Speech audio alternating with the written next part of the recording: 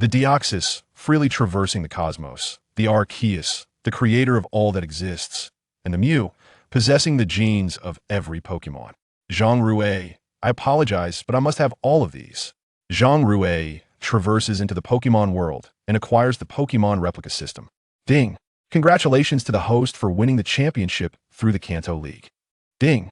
Congratulations to the host for winning the championship through the Shiny League. Zhang Rui, the leagues are truly too easy. I shall take on Team Rocket instead. Chapter 1.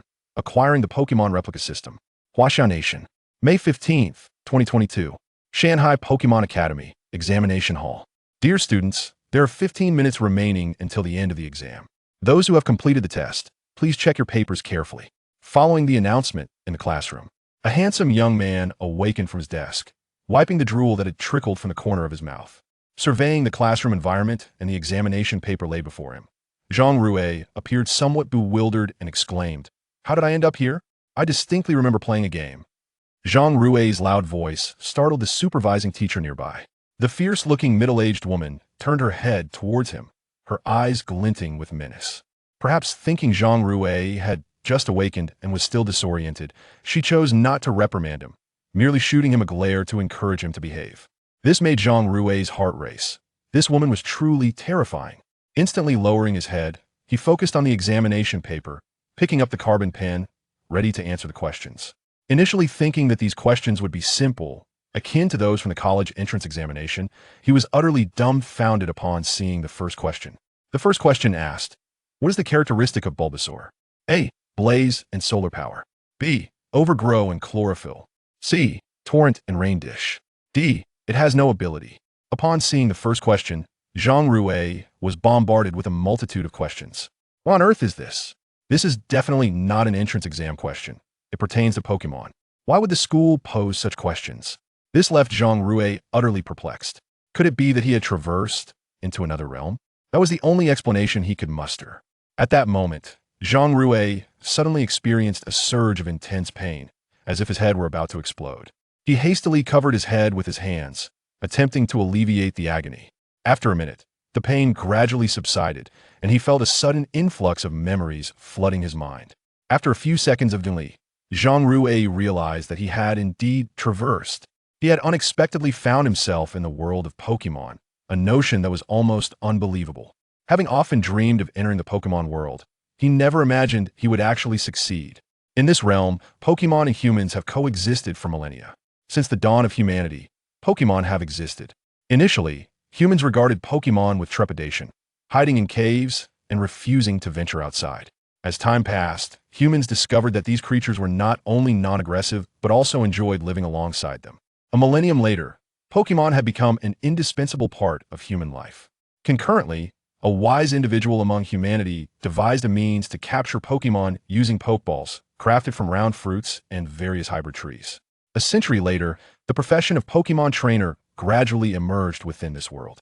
In the present 21st century, human society has evolved into various professions, including Pokemon doctors, Pokemon police, and specialized archaeologists studying ancient Pokemon, with Pokemon trainers remaining at the forefront. A great Pokemon trainer not only represents their family, but also their nation.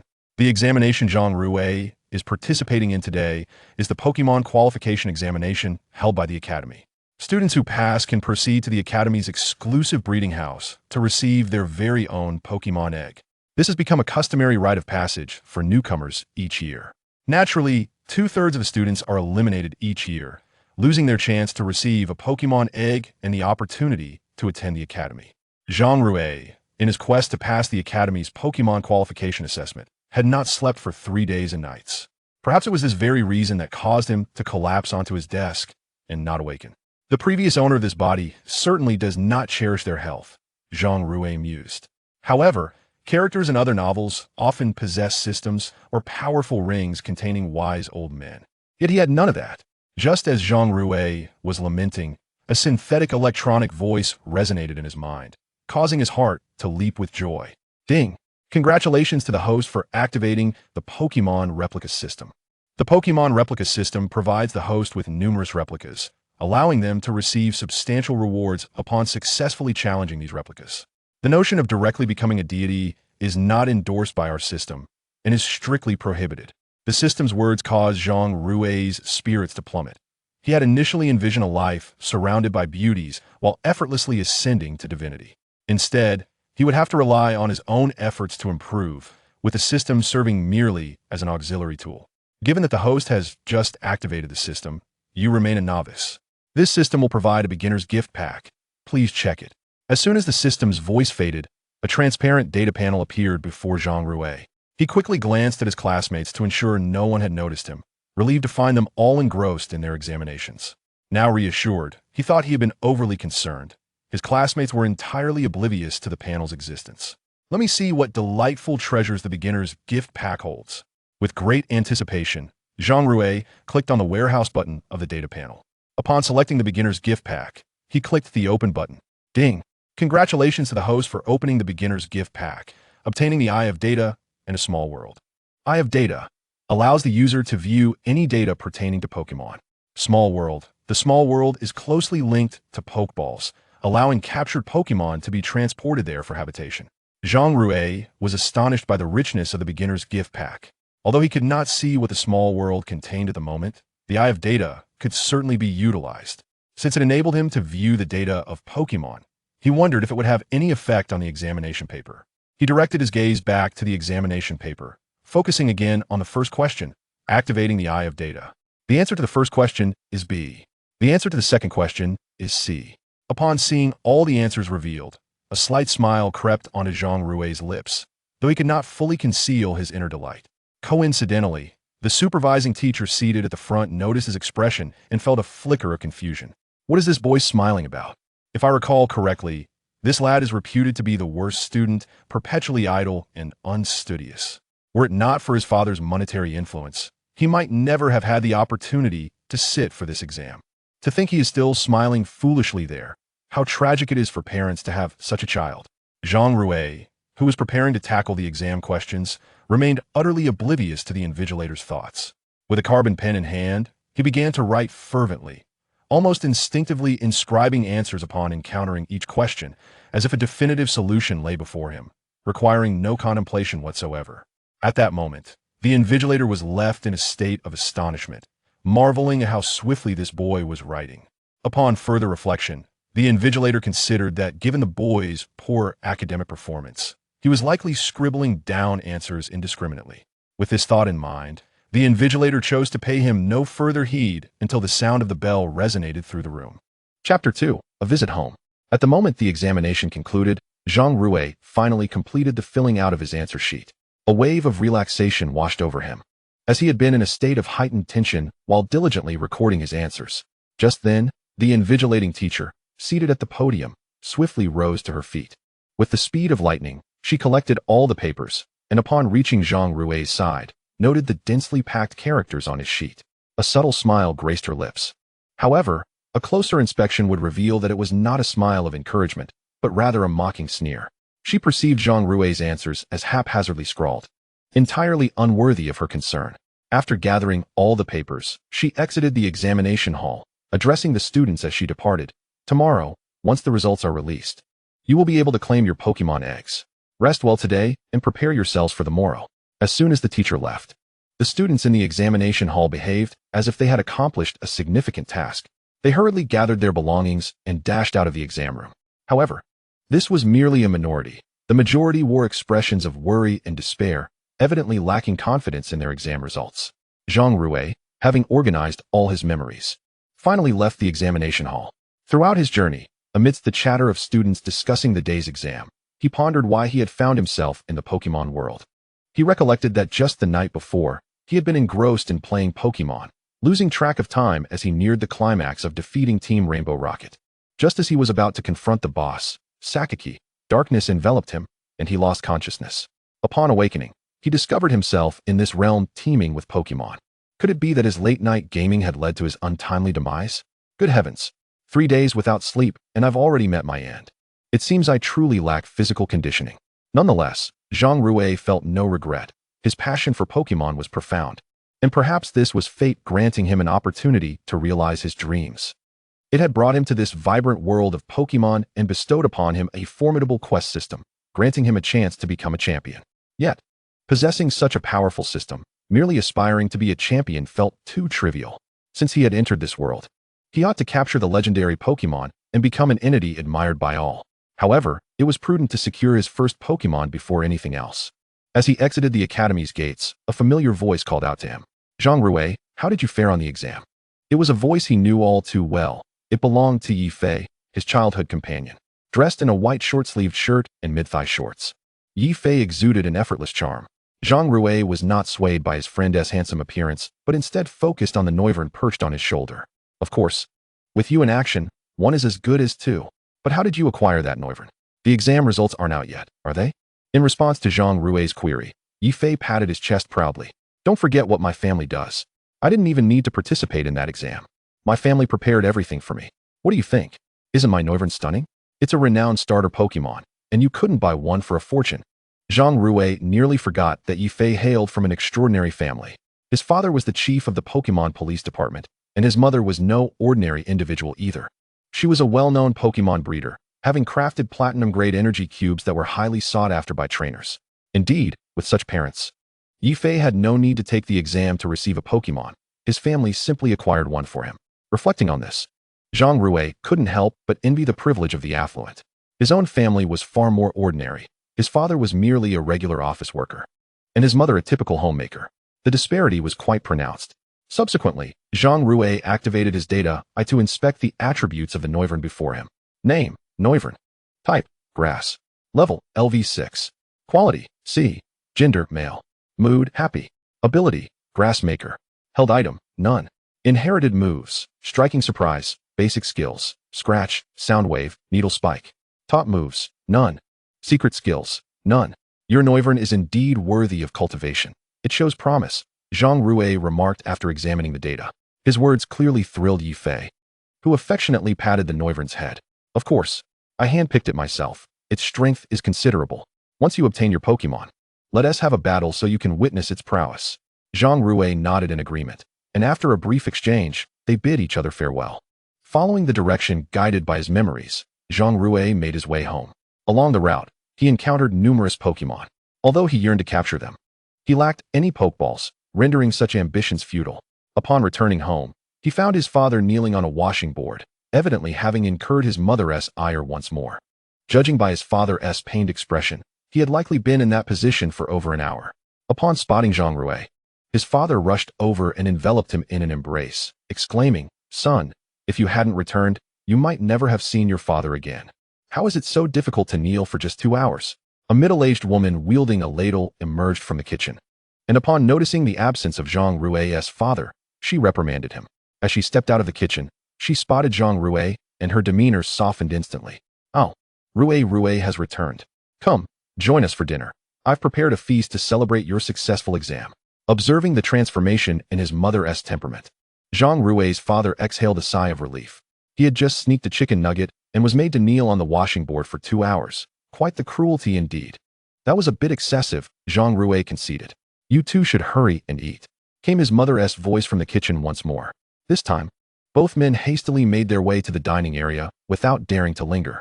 The dinner was somewhat uncomfortable for Zhang Rui, as his parents incessantly inquired about his exam performance. Despite his assurances that everything had gone splendidly, their skeptical glances spoke volumes. With no other recourse, he finished his meal and retreated to his room. Reclining on his comfortable bed, he contemplated the prospect of receiving his Pokémon egg the following day, a thought that filled him with anticipation. However, with the extraordinary ability of the data at his disposal, he felt confident that selecting a Pokémon egg would pose no challenge. Closing his eyes, he gradually drifted into slumber. Chapter 3. The top-ranked Zhang Rui. Shanghai City. The following day. At this moment, Zhang Rui remained lost in a delightful dream, with drool escaping the corners of his mouth, soaking even his cat-shaped pillow. Bang! Zhang's mother burst through the door, abruptly rousing him from his slumber. Instantly, he sat up, hastily covering himself with his silk quilt, and addressed her. "Mother, why did you enter without knocking?" Zhang Rui exclaimed, almost exposing himself. Ignoring her son's words, Zhang Ma placed her hands on her hips and retorted. "What do you mean by exposing? You are my son, and I've seen your body countless times. How could you possibly be embarrassed of me after I raised you?" She glanced at Zhang Rui, who was hastily covering himself, and added disdainfully, Enough of this nonsense. Hurry up and get out of bed. Today is the day to collect the Pokemon eggs, and your father and I can hardly wait. Remember to be quick, we'll be waiting for you outside. With that, she firmly shut the door behind her. Zhang Rui watched his mother leave and let out a sigh of relief once he was sure she was gone. There was no rush to collect the Pokemon eggs, as there were no time constraints. However, since he was already awake, the remnants of sleep fled him. And he got up, dressed, and washed up, skipping breakfast entirely as he dashed outside.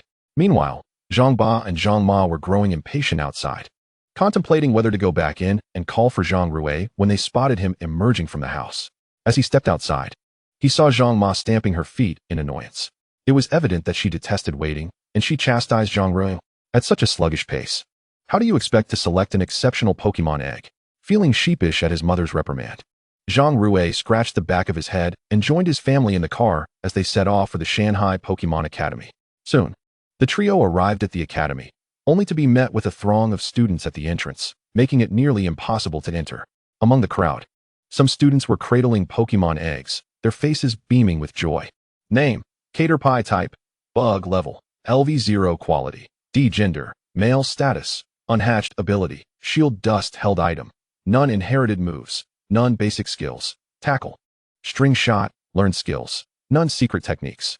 None was a Caterpie truly capable of such exuberance? Did it harbor dreams of evolving into a Rayquaza? Zhang Rui merely glanced at it, uninterested, and pushed his way into the crowd to check his results. Although he was confident that his performance would be satisfactory, he wanted to avoid any unforeseen complications. As he approached the results board, a familiar voice called out to him unexpectedly. "Is that you, Zhang Rui? I never expected to see you here. I thought you would have taken a job by now." Zhang Rui quickly turned toward the voice. Spotting a familiar face marred by acne, Godan stood not far away. Zhang Rui had vivid memories of Godan from high school, where he had relentlessly bullied him, making Zhang Rui dread attending school at times. Having expected that their paths would diverge upon entering the academy, Zhang Rui was taken aback by their unexpected encounter. "Godan, I can't believe it's you here," he replied warily, though he was no longer the timid boy he once was. Yet, the sight of Godan still stirred fear within him, a remnant of his past. Just then, Zhang Rui felt a hand on his shoulder and turned to find it was Zhang Ba. With steady eyes, his father smiled reassuringly, allowing Zhang Rui to relax somewhat.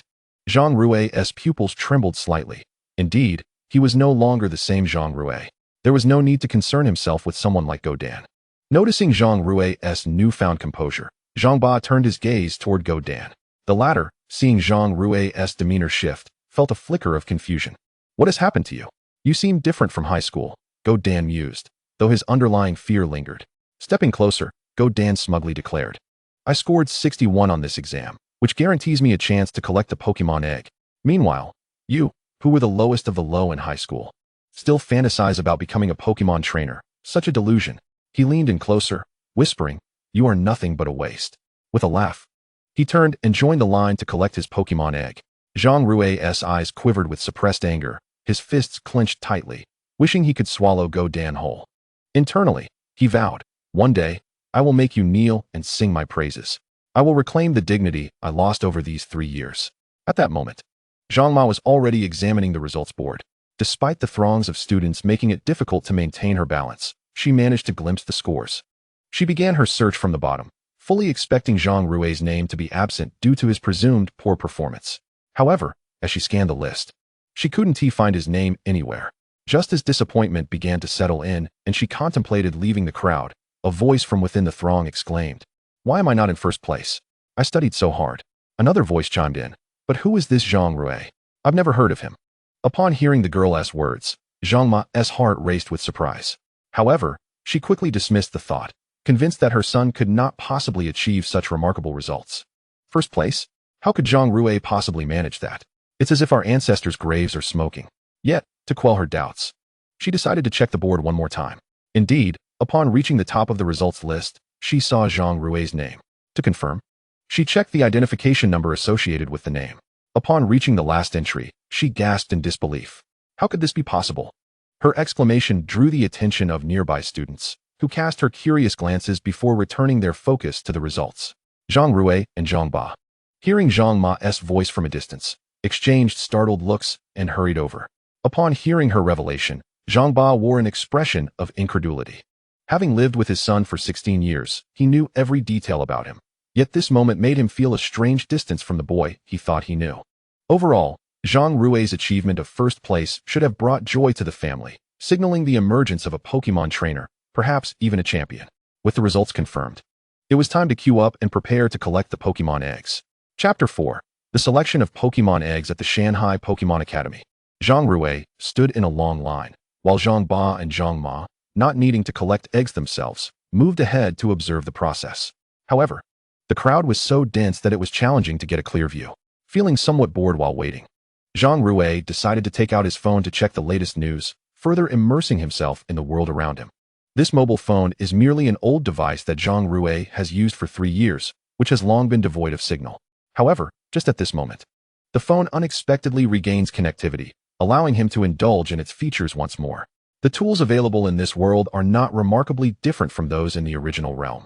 The only distinction lies in the existence of spirits. In the former world, power plants generated electricity through coal burning, whereas in this world, electricity is produced with the aid of electric-type spirits. This also evokes in Zhang Rui thoughts of the Zapdos hidden within the power plant, leaving him to wonder if he might encounter it in the future. In startling news, the champion of Huaxia, Reina, has encountered the Fire Emperor in the Phoenix Forest and nearly captured it after an intense battle.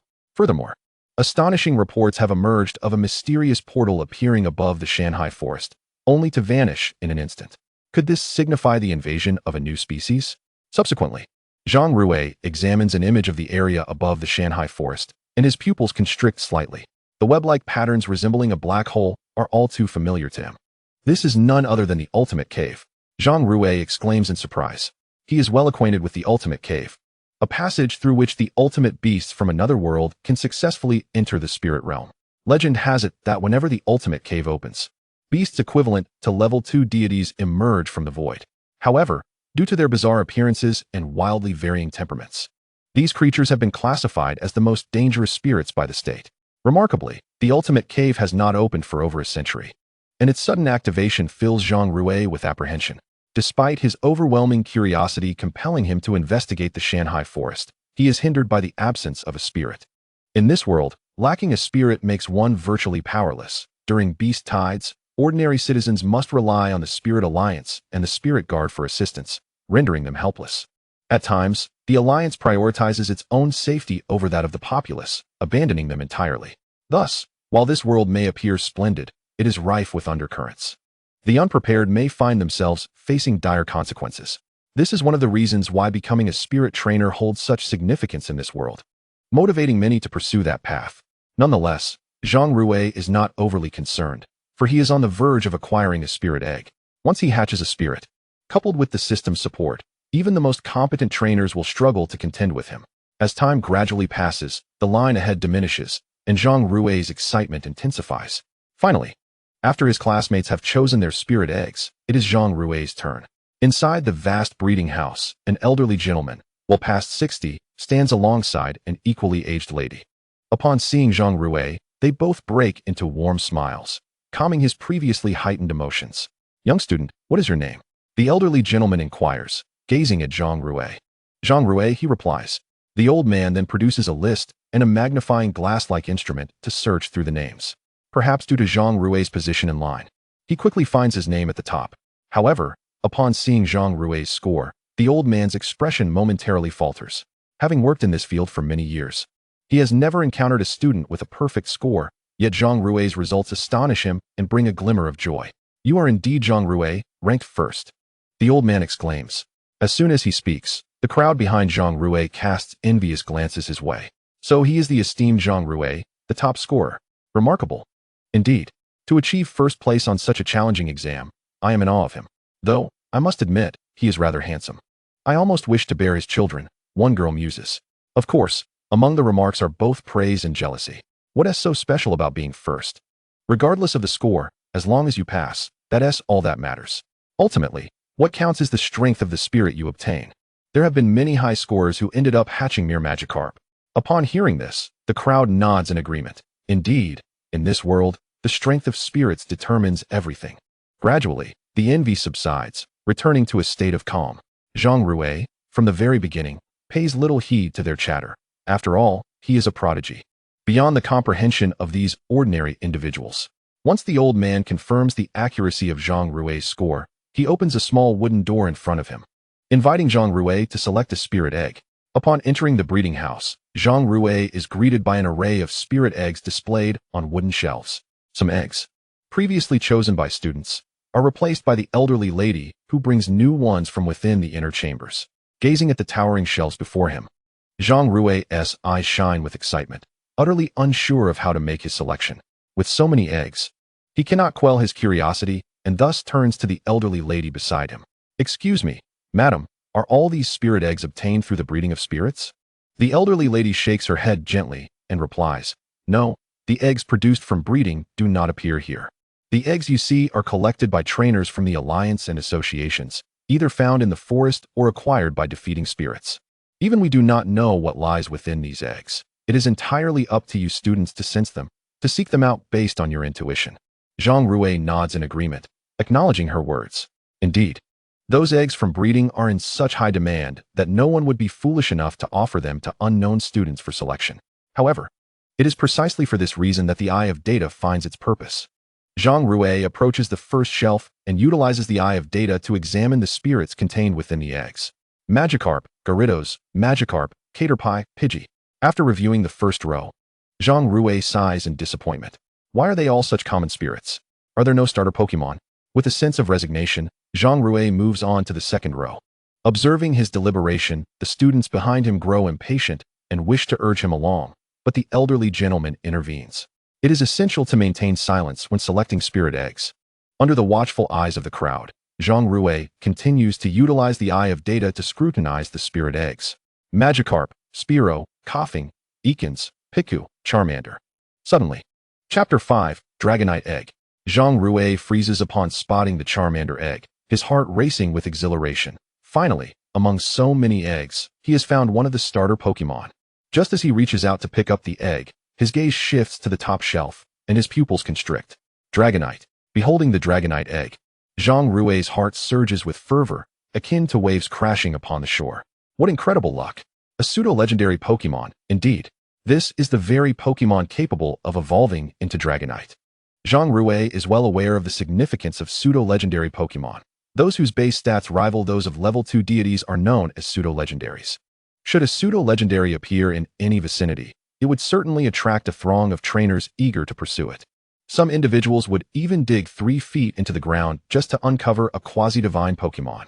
This is primarily due to the extreme rarity of such beings, which can be likened to the proverbial phoenix feather or unicorn horn.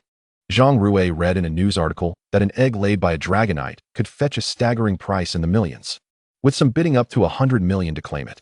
Just imagine, 100 million could buy how many starter Pokémon? This underscores the extraordinary rarity of quasi-divine Pokémon. Upon encountering the precious dragon egg, Zhang Rui promptly returned the Charmeleon egg to its place and ascended the nearby staircase to retrieve the coveted dragon egg. "Dear child, do you wish to select this egg? I would advise you to consider another choice," the elderly woman cautioned. "Do observe the surface of this egg. It is already damaged and could adversely affect the Pokémon's potential." Upon closer inspection, Zhang Rui understood why this quasi-divine egg had gone unselected. Its flaws indeed compromised the Pokémon's quality. The Pokémon's potential is of paramount importance, often correlating directly with its level. The higher the potential, the more skills it can acquire and the greater its possible level.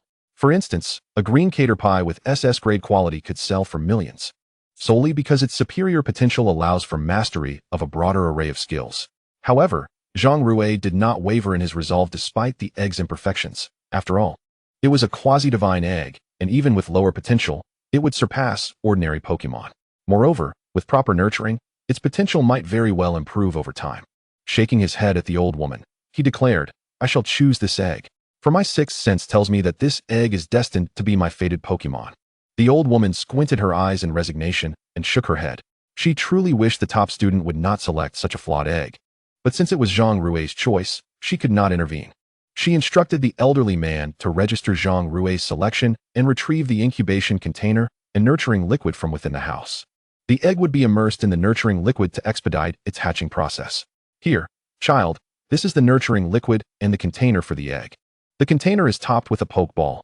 Once the Pokémon hatches, you simply need to capture it," she explained. Zhang Rui accepted the container and nodded at the old woman. He then crouched down to place the dragon egg within the container and poured in the nurturing liquid before rising to leave. Zhang's father and mother were aware that their son had opted for a flawed Pokémon egg, yet they chose to remain silent. They prioritized their child's autonomy in decision-making. However, Zhang Rui's classmates were not as discreet. Upon witnessing his choice of the flawed egg, they covered their mouths to stifle their laughter. What a top student. I see nothing but foolishness. He forsakes so many exceptional eggs just to cling to that defective one. I suspect he has become foolish from all that studying. Haha. Zhang Rui was oblivious to their chatter, having already departed with his parents. The old woman then presented new Pokémon eggs in place of the precious dragon egg for the other students to select. Zhang Rui arrived home quickly, bursting into his room with the energy of a child. Zhang's parents exchanged glances and shook their heads in resignation before resuming their respective tasks. Once inside his room, Zhang Rui gleefully placed the dragon egg on the table. He pulled out the Pokémon egg hatching manual given by the old woman and skimmed through it for a few minutes before casting it aside, finding it less informative than his own understanding. With the egg requiring time to hatch, Zhang Rui busied himself preparing for the dragon's arrival. The first priority was to acquire Pokémon food. It would be unacceptable for the newborn to perish from hunger. In this world, Pokémon consume specially formulated food crafted by Pokémon breeders, as well as energy cubes developed by these breeders.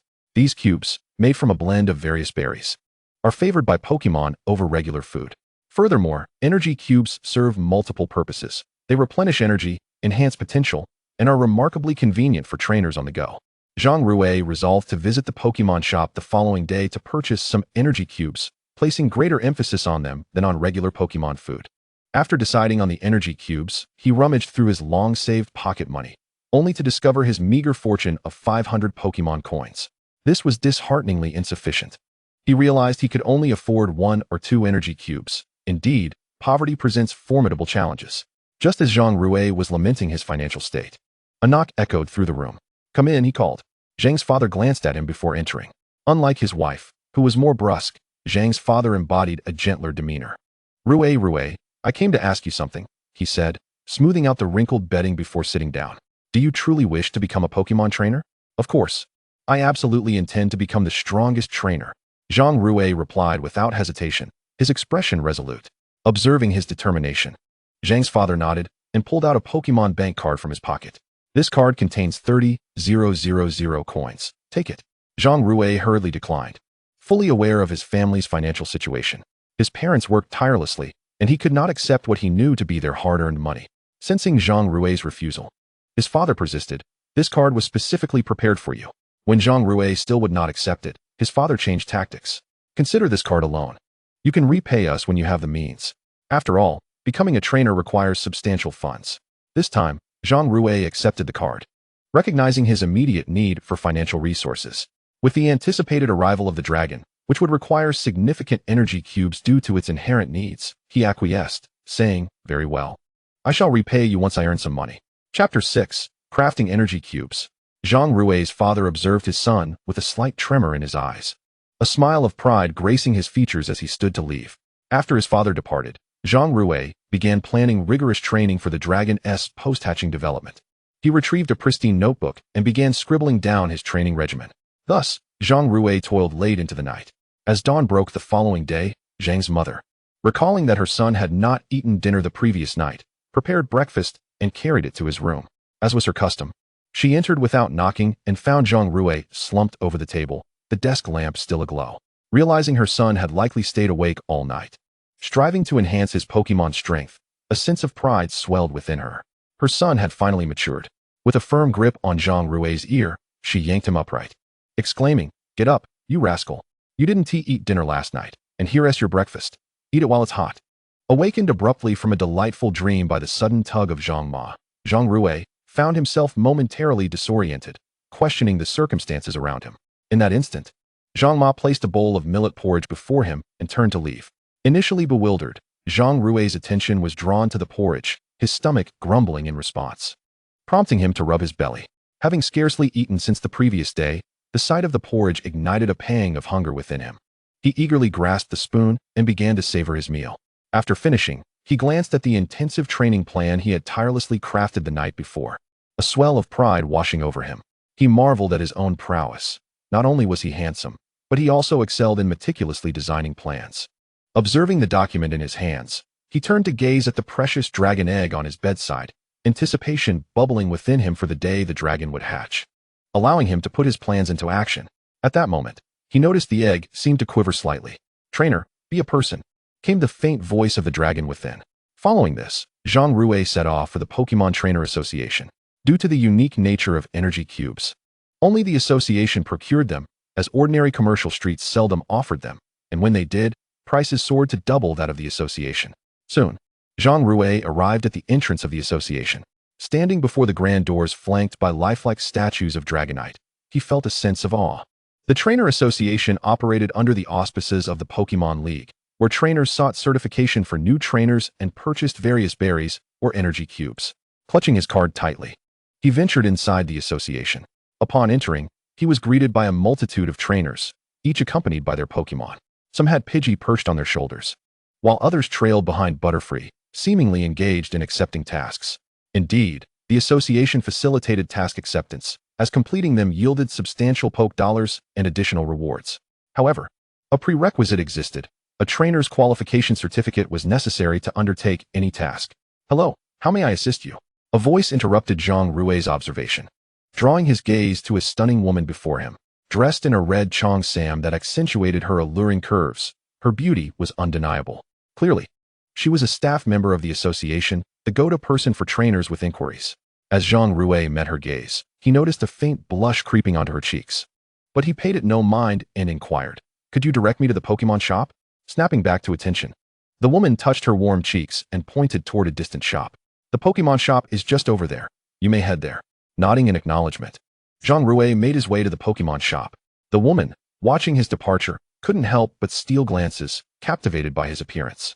Guided by her directions, he quickly arrived at the entrance of the shop and stepped inside. Upon entry, he found shelves brimming with energy cubes, each labeled with a price and its respective use. Alongside these were Pokeballs and other items necessary for Pokemon. However, Zhang Rui's primary objective was to procure energy cubes, so he browsed through the selections. He discovered varying prices and qualities, ranging from low to high, yet the highest quality available was merely gold, platinum, and diamond. He had yet to encounter anything beyond that. Perhaps due to the rarity of platinum and diamond qualities, one would need to order them from a breeder, albeit at a steep price. After selecting several energy cubes, he calculated the total to be a staggering 40,000. The price was astounding. A mere handful would scarcely suffice for his dragon. Helpless, his gaze shifted to the berry section, where prices appeared more reasonable. However, relying solely on berries would yield subpar results for his dragon. His eyes then fell upon an ordinary energy cube maker, priced reasonably at merely 10,000. It made sense. The high cost of energy cubes stemmed from their intricate production process, requiring trainers to monitor the timing and mixing closely, as even a slight misstep could alter the flavor. After much contemplation, Zhang Rui resolved to purchase the energy cube maker along with some berries, intending to create the cubes himself at home. In his previous world, he had spent an entire day at the energy cube maker in Water Quiet City, nearly exhausting all the berries he had cultivated. Naturally, he had produced various types of energy cubes. Zhang Rui was confident he could replicate that success once again. After requesting the staff to package his purchases, he returned home to commence the creation of energy cubes. Recalling his prior experiences, he carefully diced the fruits favored by his dragon into cubes and placed them into the energy cube maker in precise proportions. Pressing the start button, the machine whirred to life. Zhang Rui attentively monitored the time and mixing consistency, halting the machine when he deemed it optimal. As the machine ceased operation, an enticing aroma wafted through the air. To his astonishment, his first attempt had succeeded. He truly was a genius. Name: Physical Attack Cube. Quality: Diamond. Effect: permanently enhances a Pokemon's physical attack capabilities. To his surprise, he had crafted an energy cube that augmented physical attack power. Zhang Rui couldn't help but admire his luck. He wondered how the esteemed breeders would react if they knew he could effortlessly create such high-quality energy cubes. With a slight smile, he took a bite of the freshly made cube, the sweet flavor flooding his senses. This is the taste. I must record it. Chapter 7. The Hatching of the Dragon. Zhang Rui hurriedly retrieved his notebook, documenting the recipe from his recent endeavor. Following that, he continued to create several more energy cubes, though this time he varied the time and mixing ratios. Unfortunately, the resulting cubes did not match the quality of his initial creation. It seemed that the first success had merely been a stroke of luck. Subsequently, Zhang Rui adhered to the original timings and mixing ratios to produce the necessary energy cubes until he had utilized all the available berries.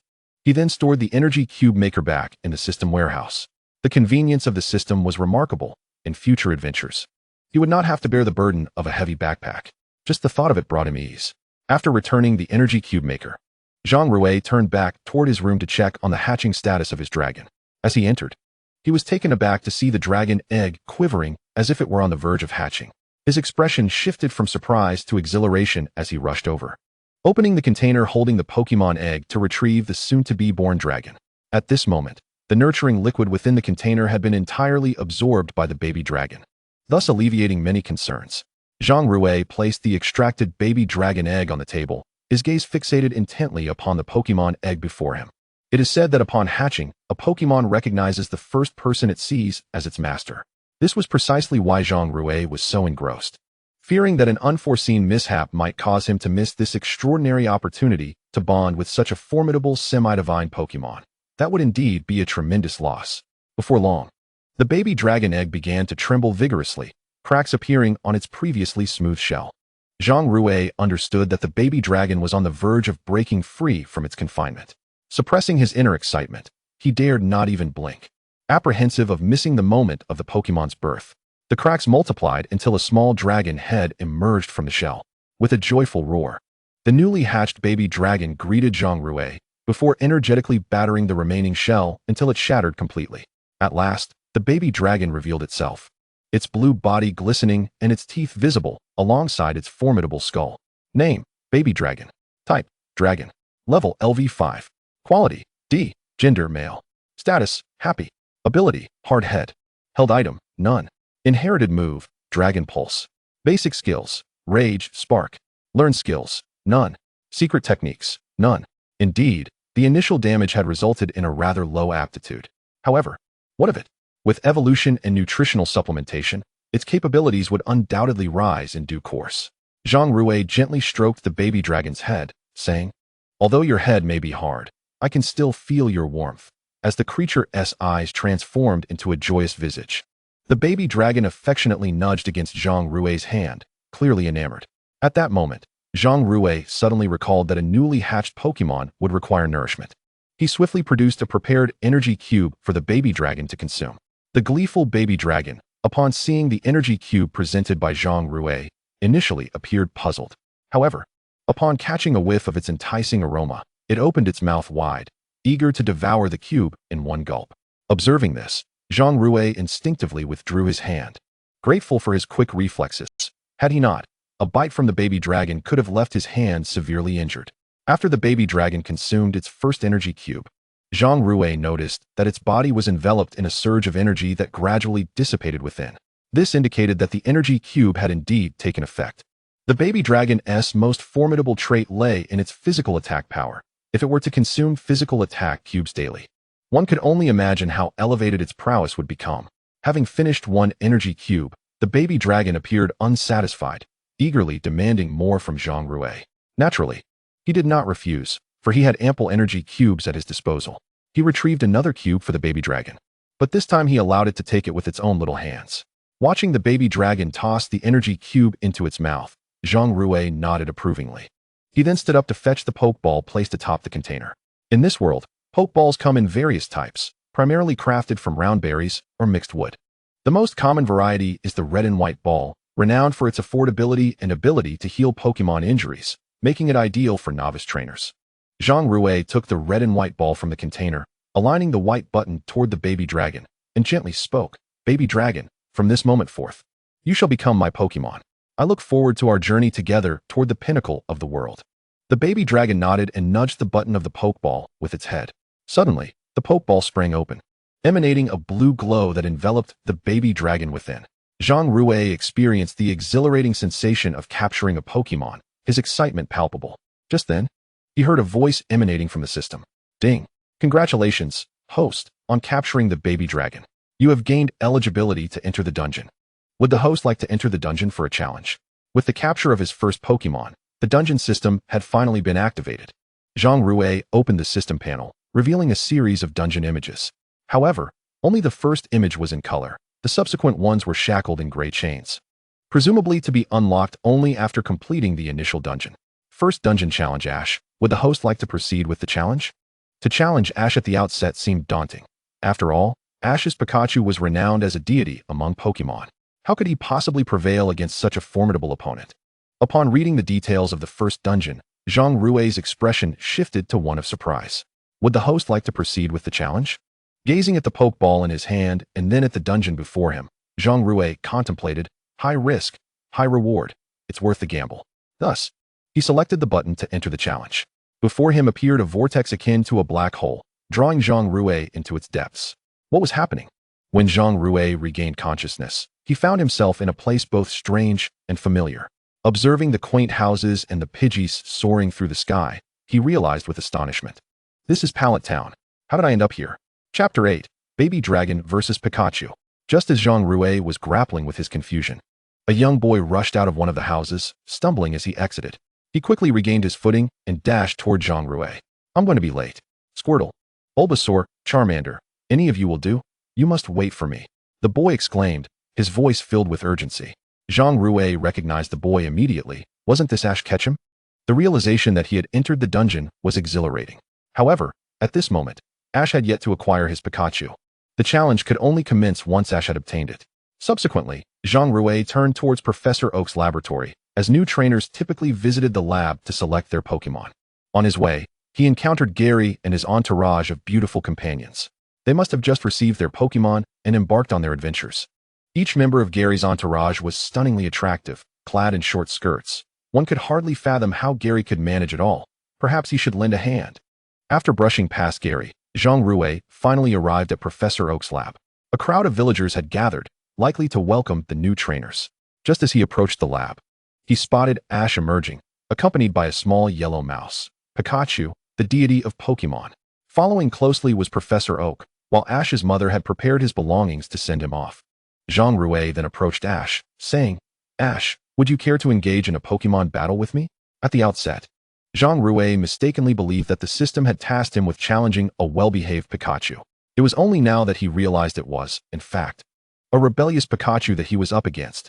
For such a disobedient creature, was that not akin to receiving free experience points? As Zhang Rui extended his challenge, the onlookers hurriedly urged Ash to refrain from engaging in a Pokémon battle. Given that Pikachu had yet to heed Ash's commands, an early confrontation could adversely affect Ash's mindset. However, Ash's bravery was undeniable. He disregarded the advice of the crowd and accepted Zhang Rui's challenge. As a trainer, one does not shy away from a challenge. This was to be my inaugural battle before embarking on my journey, and I must commence with a strong beginning. Go, Pikachu! Ash exclaimed with uncontainable excitement, pointing toward Zhang Rui in the distance. Alas, Pikachu did not respond to Ash's command and remained stubbornly by his side. Name: Pikachu. Type: Electric. Level: LV 520. Quality: Gender: Male. Status: Disobedient. Ability: Static. Held item: None inherited moves. None base skills. Thunderbolt, Thunder, Quick Attack, Agility. Taught skills. None secret techniques. None truly. Pikachu is a deity among Pokémon. Even the data, I could not discern detailed information about it. As Zhang Rui mused, he produced a Pokeball containing a Dratini and hurled it forth. In an instant, Dratini materialized before the astonished onlookers. Behold, Dratini! As the crowd expressed their confusion regarding Zhang Rui's Pokémon, Professor Oak was the first to speak up. Ash, you should concede. Dratini is a formidable Pokémon. You cannot hope to win. Upon seeing Dratini, Professor Oak turned to Ash and advised him. No way, Professor Oak. I aspire to become a Pokémon master. I will not shy away from this battle, Ash declared resolutely. Pikachu, use Thunderbolt on Dratini. However, Pikachu paid no heed to Ash's command, turning its head away instead. Oh, Pikachu, will you please listen to me just this once? Ash lamented, nearly bowing in supplication. Pikachu. Its response was clear, it was refusing. Since you will not attack first, I shall take the initiative. Dratini, unleash Dragon Pulse. Dratini opened its mouth wide, and a blue dragon-shaped phantom shot forth at astonishing speed toward Pikachu. Caught unawares, Pikachu was struck and sent crashing against the rocks behind it. Pikachu. The impact rendered Pikachu unconscious. Yet, through the data, Zhang Rui discerned that Pikachu had only sustained minor injuries and was far from losing its battle capabilities. He could not help but marvel, truly, a master of theatrics. to feign so convincingly from the outset. At that moment, Zhang Rui noticed Dratini's level had increased, rising to level 6. Evidently, the experience from Pikachu had been substantial. Meanwhile, Ash hurriedly scooped Pikachu into his arms, concern etched on his face. "Pikachu, are you alright?" To his surprise, Pikachu's eyes fluttered open almost instantaneously. Pikachu. Clearly, this battle had culminated in victory for the young challenger. Professor Oak gestured toward Zhang Rui, stating, "Congratulations to the victor."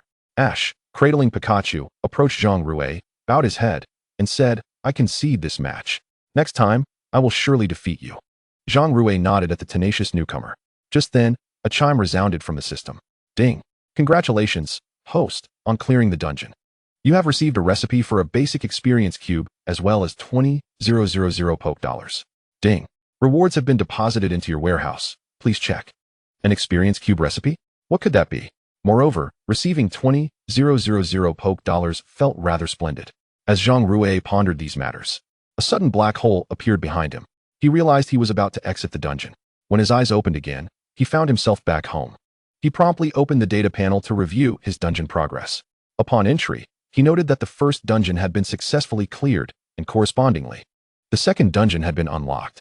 The second dungeon challenged the Samurai Boy. Zhang Rui was well aware of the Samurai Boy, for he was none other than the opponent Ash faced in the Viridian Forest. However, given the low level, he believed he could triumph.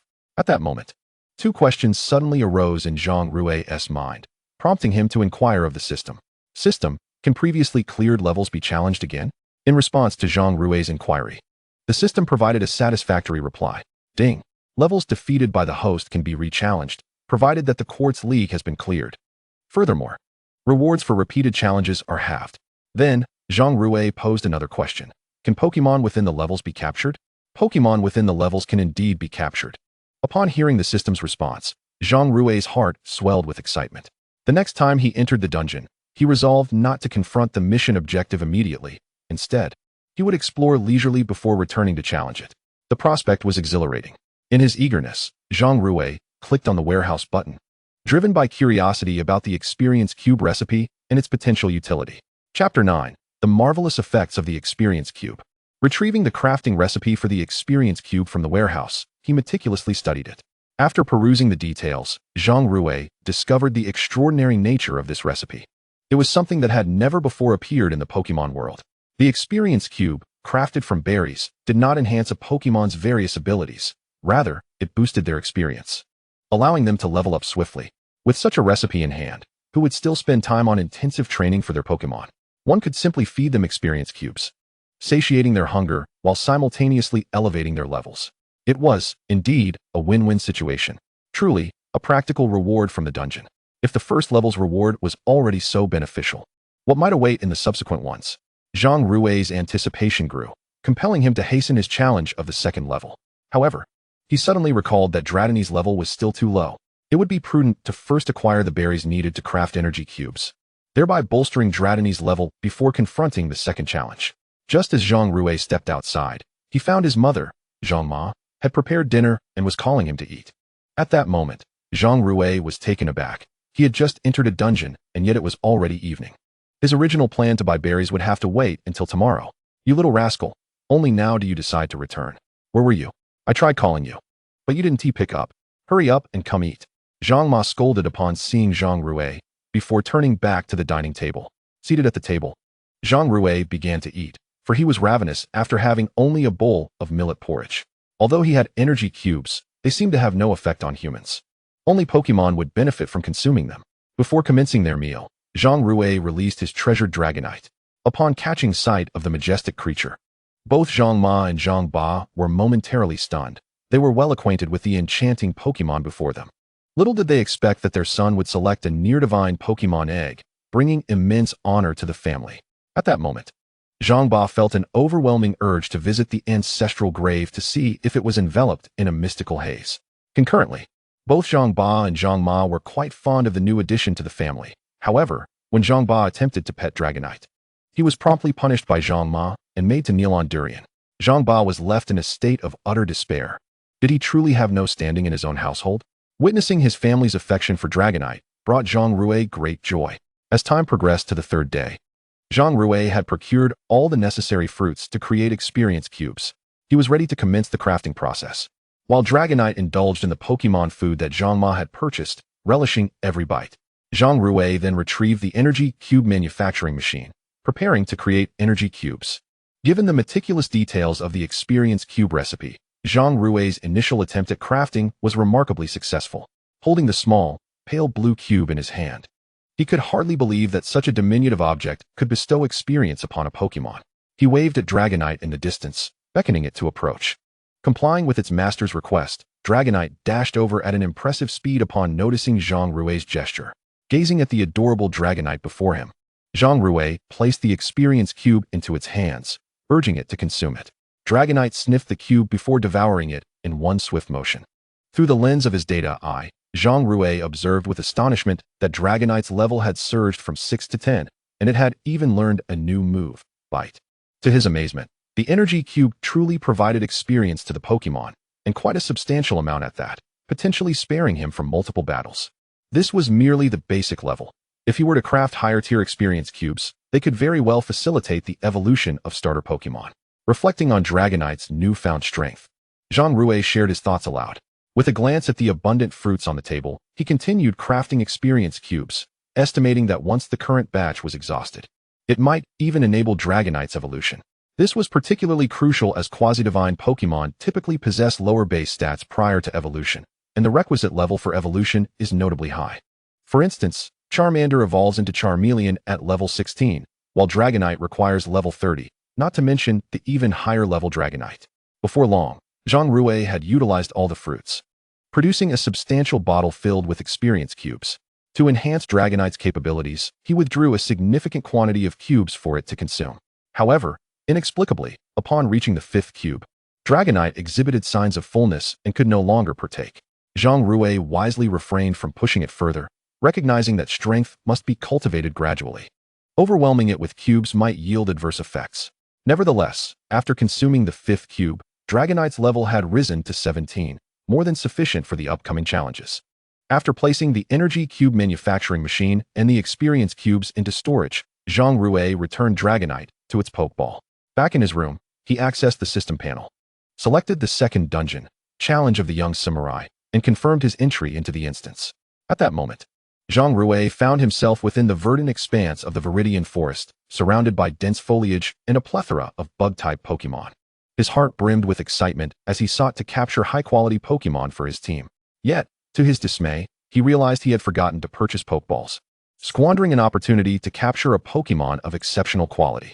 Just then, the system seemed to sense Zhang Rui's disappointment and chimed in. The host may capture Pokémon into the small world and retrieve them later when equipped with Pokeballs. Upon receiving this prompt, Zhang Rui recollected the small world gifted by the system that he had yet to utilize. He promptly accessed the system panel and clicked on the small world button. To his astonishment, the environment around him began to transform swiftly, plunging into darkness. In that moment, a white light appeared before him, prompting him to reach out and touch it. The instant he made contact, the previously dark surroundings morphed into a lush green meadow.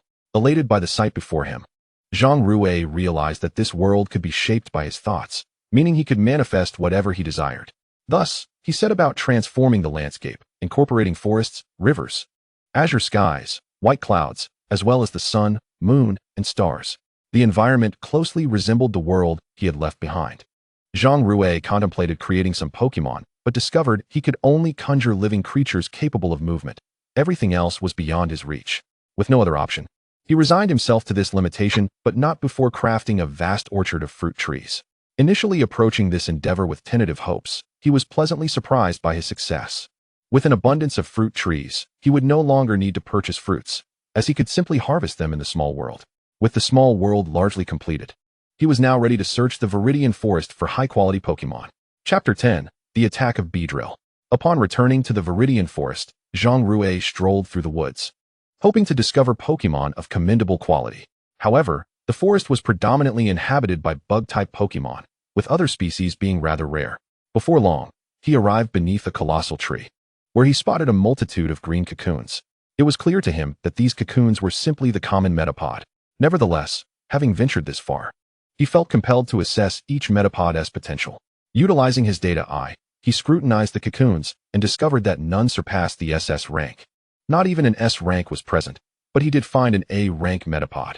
In the outside world, an A rank metapod would command a price of at least $1 million, but Zhang Rui considered that upon evolution, it would transform into butterfree, thus enhancing its quality. And so he chose to capture this A rank metapod into the small world. The remaining metapods were deemed unworthy, prompting him to continue his search for other Pokémon. Of course, aside from metapod, there were also Kakuna, not far removed from metapod. After taking a few steps, he encountered Kakuna and treated it with the same scrutiny. Zhang Rui's luck proved fortuitous as he soon discovered a Kakuna of S-rank quality. His heart surged with excitement as he rushed over to embrace the S-rank Kakuna, placing it into the small world. However, his actions inadvertently triggered a radiant glow from the surrounding Kakuna. Realizing the potential danger, Zhang Rui understood that this was the light of evolution. If one Kakuna evolved into Beedrill, it would be manageable, but if many did, it could spell trouble. After all, Beedrill is known for its aggressive nature and is a social Pokémon. Any intruder encroaching upon their territory would be met with swift and ferocious retaliation. However, Zhang Rui, of course, did not choose the path of escape. He was not a mere novice who could simply flee when faced with danger, confident that he could outpace his pursuers. After all, his two legs could hardly compete with those possessing wings. Thus, the pressing matter at hand was to promptly release his beloved dragon. The evolved iron shell larvae had notably low levels, especially as they had evolved in response to disturbance, indicating their potential was likely subpar. Zhang Rui was assured of his victory against these evolved Beedrills and could also use this opportunity to enhance his dragon's level. As all the iron shell larvae transformed into black and yellow striped Beedrills, they unleashed a barrage of fine needles towards Zhang Rui. Without hesitation, he commanded his dragon to utilize Dragon Pulse, effortlessly knocking aside the incoming needles. The furious buzzing indicated that his dragon's attack had further enraged the Beedrills, who now charged at his dragon with their stingers poised for an attack. "Dragon, use Spark," Zhang Rui calmly ordered, fully aware that these Beedrills were of such a low level that a single move would render them incapable of continuing the battle. As the Beedrills closed in, the searing flames began to coalesce in his dragon's mouth. At the very moment the Beedrills approached, a stream of tiny flames erupted forth, striking the Beedrills with devastating effect, particularly given their bug-type vulnerability. After absorbing the full brunt of his dragon's powerful assault, the Beedrills plummeted to the ground, incapacitated. Witnessing the mass of defeated Beedrills, Zhang Rui was pleased to see his dragon's level rise from 17 to 18. Naturally, he was elated by this enhancement and presented his dragon with a physical attack cube as a reward for their recent victory. Roaring with excitement, his dragon eagerly accepted the delectable cube. Once it had devoured the physical attack cube, Zhang Rui continued their exploration of the lush forest. Within the dense canopies of the evergreen forest, not only were there bug-type Pokémon, but also flying types. However, compared to the bug types, the flying types posed a greater challenge, especially since his dragon could not fly and had to rely on ranged attacks against the likes of Pidgey and Pidgeotto. Fortunately, with a sufficiently elevated level, his dragon could dispatch even the most formidable opponents with a single blow. Given the vastness of the evergreen forest, it was impossible for Zhang Rui to scour the entire expanse. A brief exploration would suffice. He planned to capture one last S-grade Rattata before challenging the samurai boy. Just as his dragon cornered the Rattata and swiftly dispatched it, he spotted Ash and the samurai boy engaged in a duel. Standing between them was a girl with orange hair. Was that Misty? It seemed the storyline of this quest adhered closely to the anime. Though he pondered whether there were rewards associated with Misty within this quest, he envisioned bringing all the beautiful characters from the quest into his own little world. Perhaps Zhang Rui's thoughts were overheard by the system, as it promptly responded, "The host's suggestion will be taken into consideration and implementation may follow." Hearing the system's reply, Zhang Rui was instantly exhilarated. The system was remarkably humane, and he found it delightful. He then turned his attention back to the unfolding battle, where the two were competing to see whose iron shell larvae could endure the longest and prove the hardest. Eventually, both combatants collapsed to the ground, their bodies stiffened. Zhang Rui couldn't help but chuckle at the sight of the two fools. This scene prompted him to consider the impending arrival of a swarm of Beedrills, which would inevitably interrupt their duel. To prevent this from occurring, he calculated the likely direction of the Beedrill's approach and swiftly led his dragon in that direction. Indeed, he soon spotted a swarm of Beedrills taking flight, though their numbers were significantly fewer than in the anime. Zhang Rui surmised that perhaps the earlier collection of iron shell larvae had caused this decrease in Beedrill numbers. Nonetheless, these Beedrills might serve as worthy opponents for his dragon, potentially boosting its strength. Zhang Rui commanded his dragon to unleash spark against the Beedrills. The dragon opened its mouth, releasing a torrent of tiny flames. Although the flames were diminutive, their quantity was overwhelming.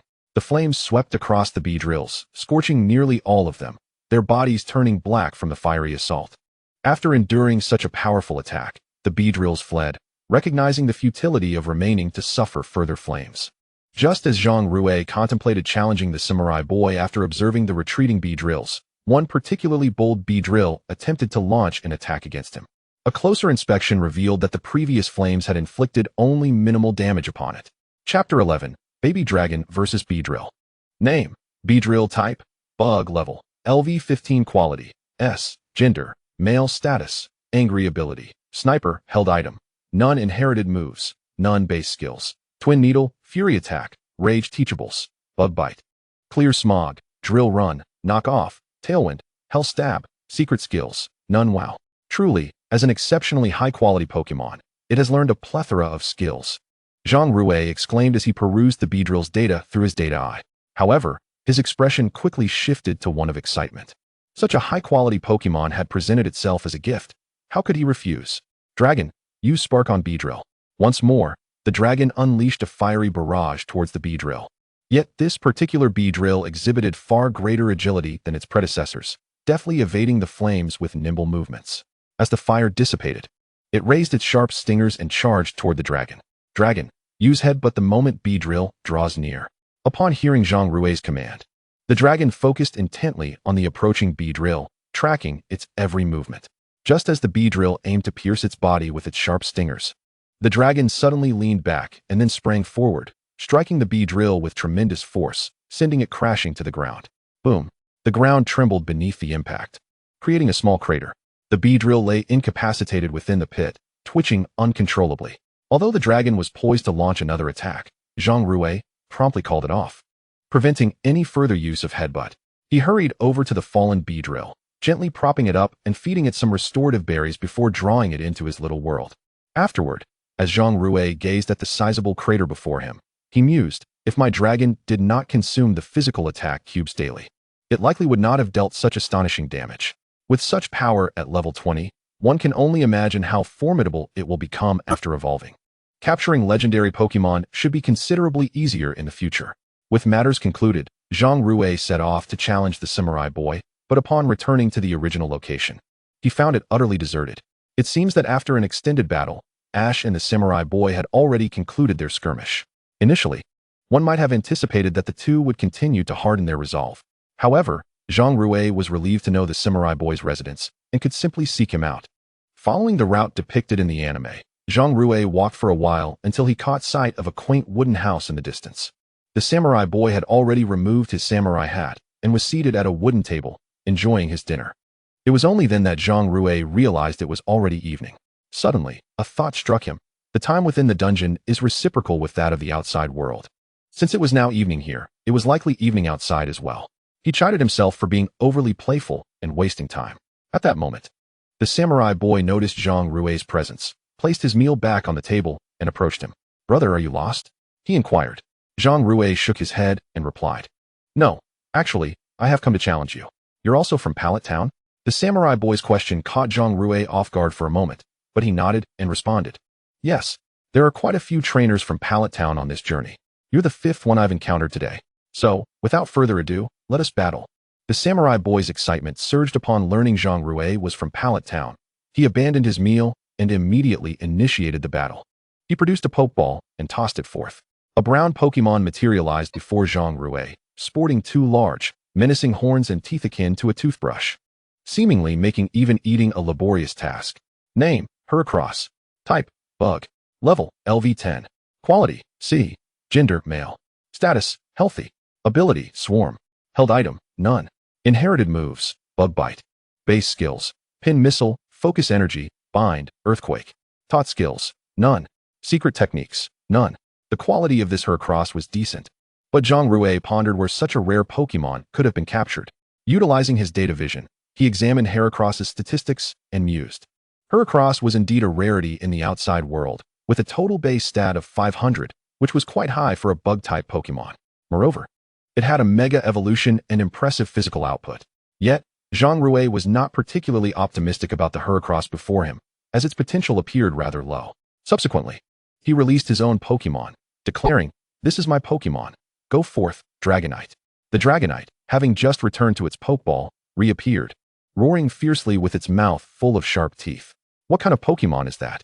It doesn't even belong to the starter trio. Are you truly a newcomer from Pallet Town? The samurai boy questioned, skepticism lacing his tone. Zhang Rui could only smile wryly. After all, his first challenge was indeed from Pallet Town, so it should count. Let us proceed. You may attack first. Zhang Rui decided to allow his opponent the first strike, concerned that Dragonite's high attack might swiftly defeat Heracross, thus shattering the samurai boy's spirit. This is your choice. Go, Heracross. Use Pin Missile. Heracross unfurled its thin wings and soared towards Dragonite, aiming to cleave it in two with its pincers. Just as the pincers were about to strike, Zhang Rui commanded, "Use Headbutt." However, the samurai boy smirked, for Zhang Rui's command had come too late. As Dragonite executed its move, Heracross's pincers had already clasped around its body, seemingly securing victory. Yet, to the samurai boy's astonishment, Dragonite tilted its head back, evading the pincers. Just as Heracross prepared to launch another attack, Dragonite suddenly thrust its head forward, sending Heracross flying through the air, landing on the ground, incapacitated. Heracross. How could it sustain such damage and be defeated in a single blow? The samurai boy was taken aback, not expecting his Heracross to be so fragile. Chapter 12. Acquisition of S-Rank Quality Enhancement Capsule. With Heracross defeated, the samurai boy had no choice but to recall it, gripping tightly the Pokeball containing his second Pokémon. Lost in contemplation. Your Heracross has lost its fighting capability. Do you wish to continue? Zhang Rui inquired, recalling that the samurai boy had a second Pokémon, which he assumed would take the field next. Given that Dragonite had effortlessly dispatched his ace, Zhang Rui surmised the next Pokémon would meet a similar fate. However, having chosen the path of a trainer, the samurai boy resolved to press on. With determination in his gaze, he responded, "Of course. I will absolutely win this battle." Observing the youthful trainer, who remained oblivious to his true strength, Zhang Rui smirked. "Then let us begin." The samurai boy hurled the Pokeball containing his second Pokémon into the air, exclaiming, "This is my final Pokémon. Go Metapod." The Metapod, encased in green armor, emerged, and Zhang Rui, seeing it was merely level 9, aimed to swiftly conclude the battle, for hunger gnawed at him. Dragon Pulse.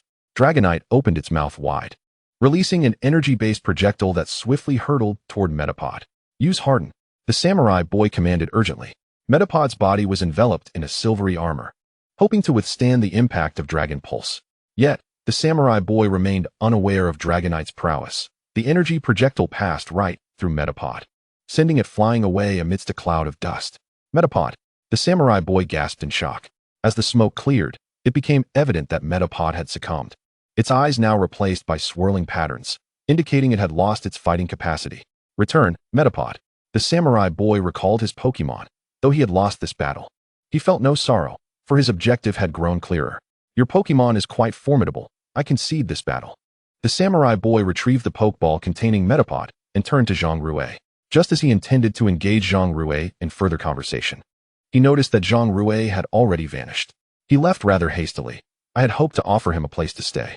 Nevertheless, he resolved to strive harder and become a stronger trainer. With that, the samurai boy retreated into his home. Meanwhile, Zhang Rui had turned to leave the moment the samurai boy recalled his Pokémon, for the hour was late, and he wished to avoid wasting any more time. Not long after his departure, he heard the system's notification chime. Ding! Congratulations, host, for completing the level challenge and obtaining an S-Rank Quality Enhancement Capsule, along with 40,000 Poke Dollars. Ding! The rewards have been sent to your storage. Please check your inventory. Wow! This reward is incredibly useful. This system is remarkably considerate.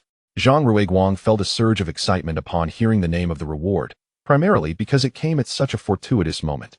If the baby dragon were to consume it, not only would it overcome its innate flaws, but it would also enhance its innate potential significantly.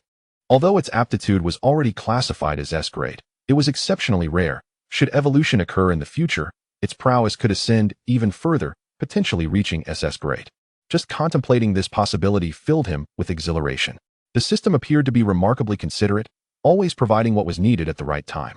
Subsequently, Zhang Rui clicked the exit button for the dungeon, as it was growing late, and he was concerned about worrying his parents.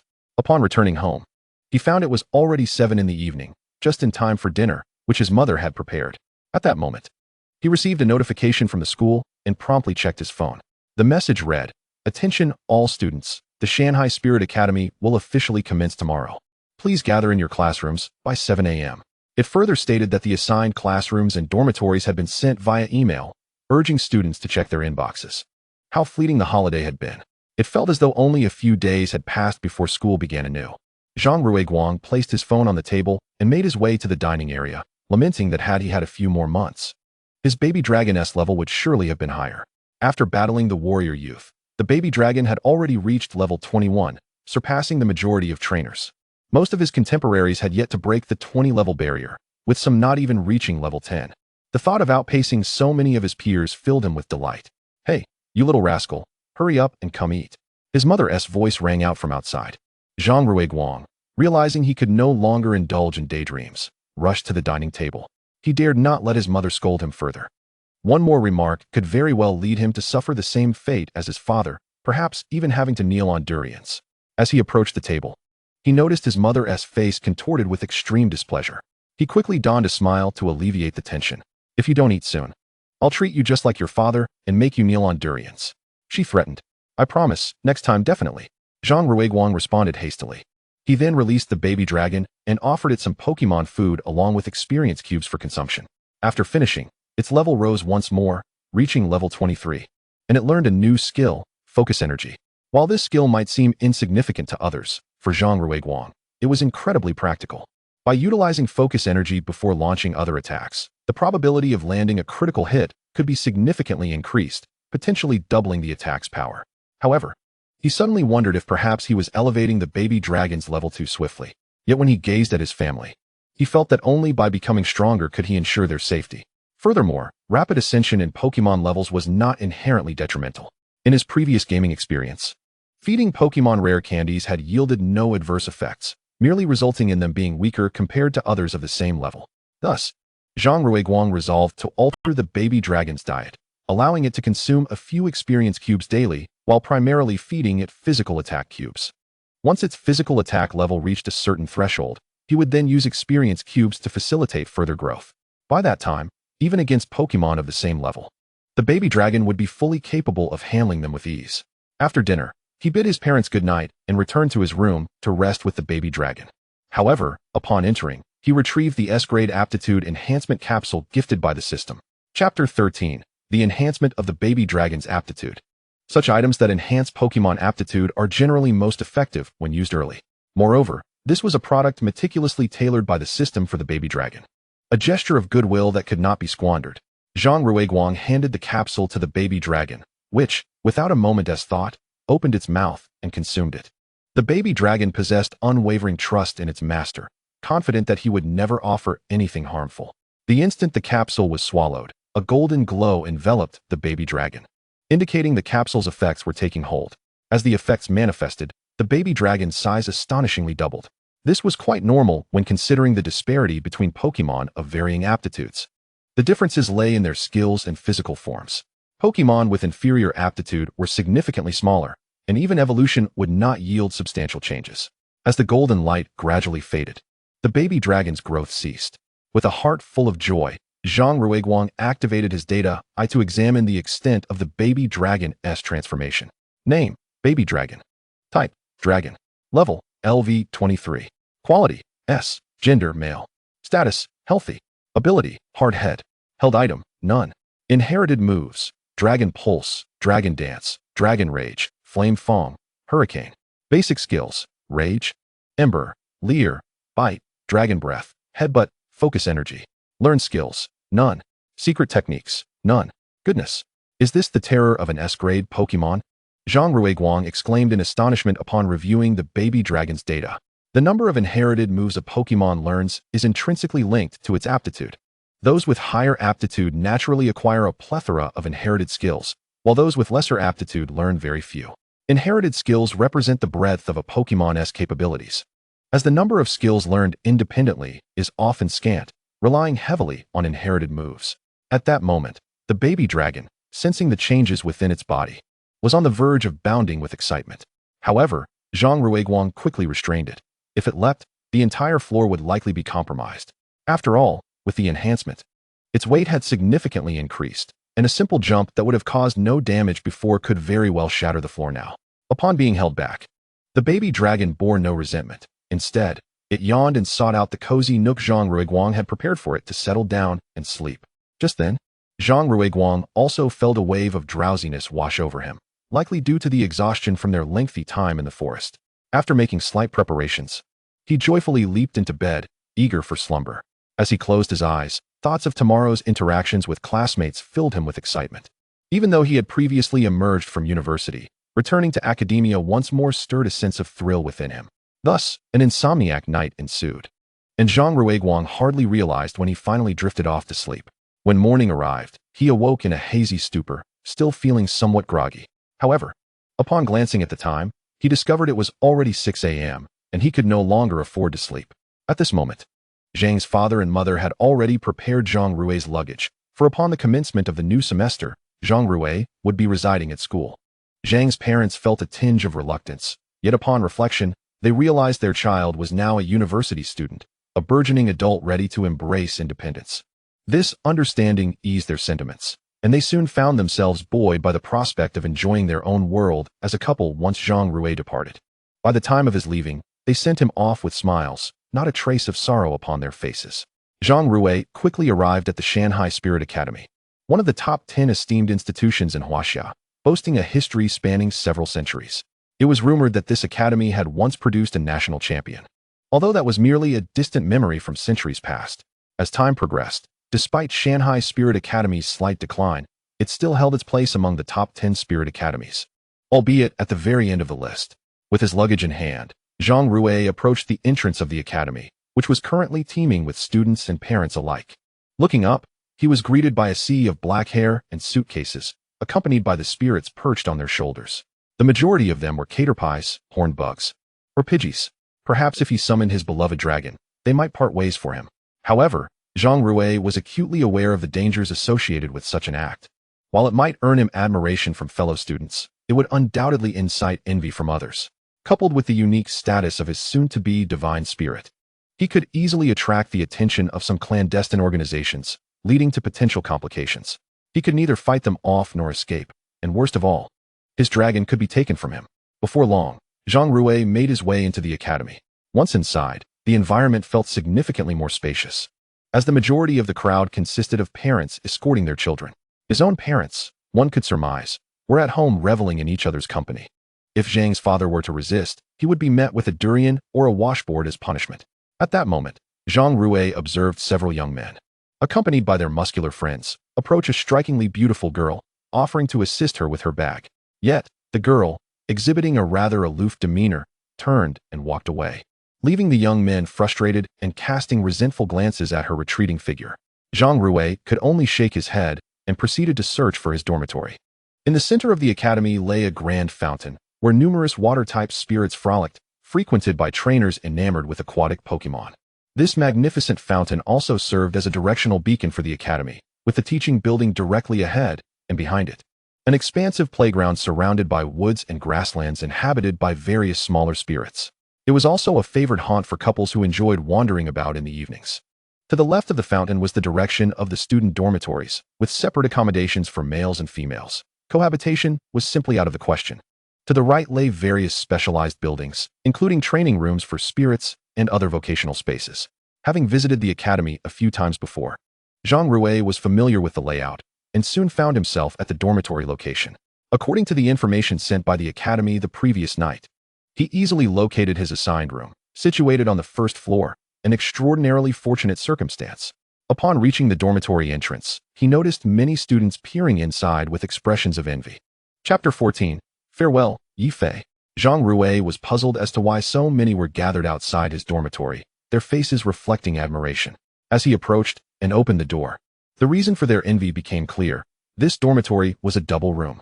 He overheard conversations indicating that only the first floor contained double rooms, while the second housed triples, and the upper floors accommodated 4 occupants each. Additionally, there was a separate building in the middle with single rooms, complete with space for spirits to roam freely. It was a mystery how he ended up in such a luxurious dormitory. As Zhang Rui stepped inside, the admiration from the onlookers intensified, with someone exclaiming in surprise. Is he the Zhang Rui who ranked first in the exams? Truly remarkable. It was evident that no one else could have secured such a prestigious room. Had I known, I would have studied harder. Perhaps I could have aspired to this dormitory myself. Realizing the source of the admiration, Zhang Rui learned that dormitory assignments were primarily based on exam rankings, and as the top scorer, he naturally received the finest accommodation. However, being a double room implied that another student would soon join him. At that moment, he overheard someone scoffing. So what if he ranked first? What is so impressive about that? Just because he is first doesn't he mean he'll stay in this room long term. After tomorrow's newcomer battle, dorm assignments will be reshuffled. Who knows where he'll end up then? It's merely a temporary experience for him. Good grades don't guarantee strength. My little fire monkey will easily defeat him, and then this room will be mine. The menacing-looking youth standing outside remarked before turning to ascend the stairs. Following the comments from that young man, the surrounding students gradually dispersed, their expressions shifting from envy to sympathy. Yet, Zhang Rui remained unfazed. It was just a newcomer battle. His dragon could easily sweep the competition. After arranging his luggage, he took a moment to explore the room. He found the amenities quite comprehensive. There was air conditioning, which was pleasant, but a kitchen seemed somewhat peculiar, especially with an old fruit-making machine. He wondered if it still functioned. Of utmost importance to Zhang Rui was the freedom of his spirit. The spacious room allowed his dragon to move freely, sparing it from confinement within its pokeball. Although he wished for his dragon to frolic in his small world, revealing it would pose a problem. Having completed his tour, Zhang Rui closed the door and headed towards the teaching building. Upon entering the classroom, he was greeted by a familiar face. There stood Yifei, engaged in conversation with a girl nearby, eliciting blushing cheeks and envious glances from her. It was none other than Yifei, who possessed the charm to captivate. Yifei spotted Zhang Rui immediately, his eyes lighting up as he eagerly pulled a chair back for Zhang Rui to sit. Rui, I can't believe we're in the same class. We're truly fated. After inviting Zhang Rui to take a seat, Yifei disregarded the girl beside him and focused solely on his friend. Now that you're here attending classes, it must mean you've obtained your spirit. Quickly show me what it is. Satisfy my curiosity. Zhang Rui hastily declined. Not right now. How about after the upcoming newcomer battle? What spirit is it that you're keeping so secret? Yifei mused, thinking, but I'll see it eventually. There's no rush. As they chatted, Zhang Rui noticed a girl sitting against the wall in the distance. Wasn't she the same girl he had encountered earlier that day upon entering the academy? Surrounded by a throng of boys, she maintained an air of indifference, as if utterly disinterested in anyone around her. At that moment, Zhang Rui noticed her gaze directed towards him, followed by a slight smile at the corners of her mouth, which sent a chill down his spine. Are you interested in that girl? Suddenly inquired Yifei.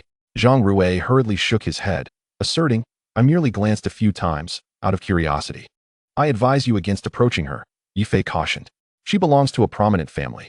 A prominent family? Zhang Rui questioned, perplexed by Yifei's words. You don't know? It's astonishing how you study, Yifei replied incredulously. Lung Wanru, the daughter of the head of the Lung family, one of the 4 great clans. Her status is exceedingly noble. I wouldn't dare to approach her. Zhang Rui furrowed his brow at Yifei's warning, as a memory flickered in his mind.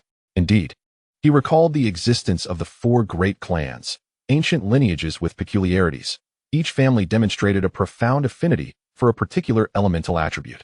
The Lung family, for instance, harbored a particular inclination towards ice-type Pokémon, cultivating a sophisticated training system for them. This specialization rendered their ice-type Pokémon significantly superior to those trained by others, and it was rumored that their ice types could even engage in combat with fire types.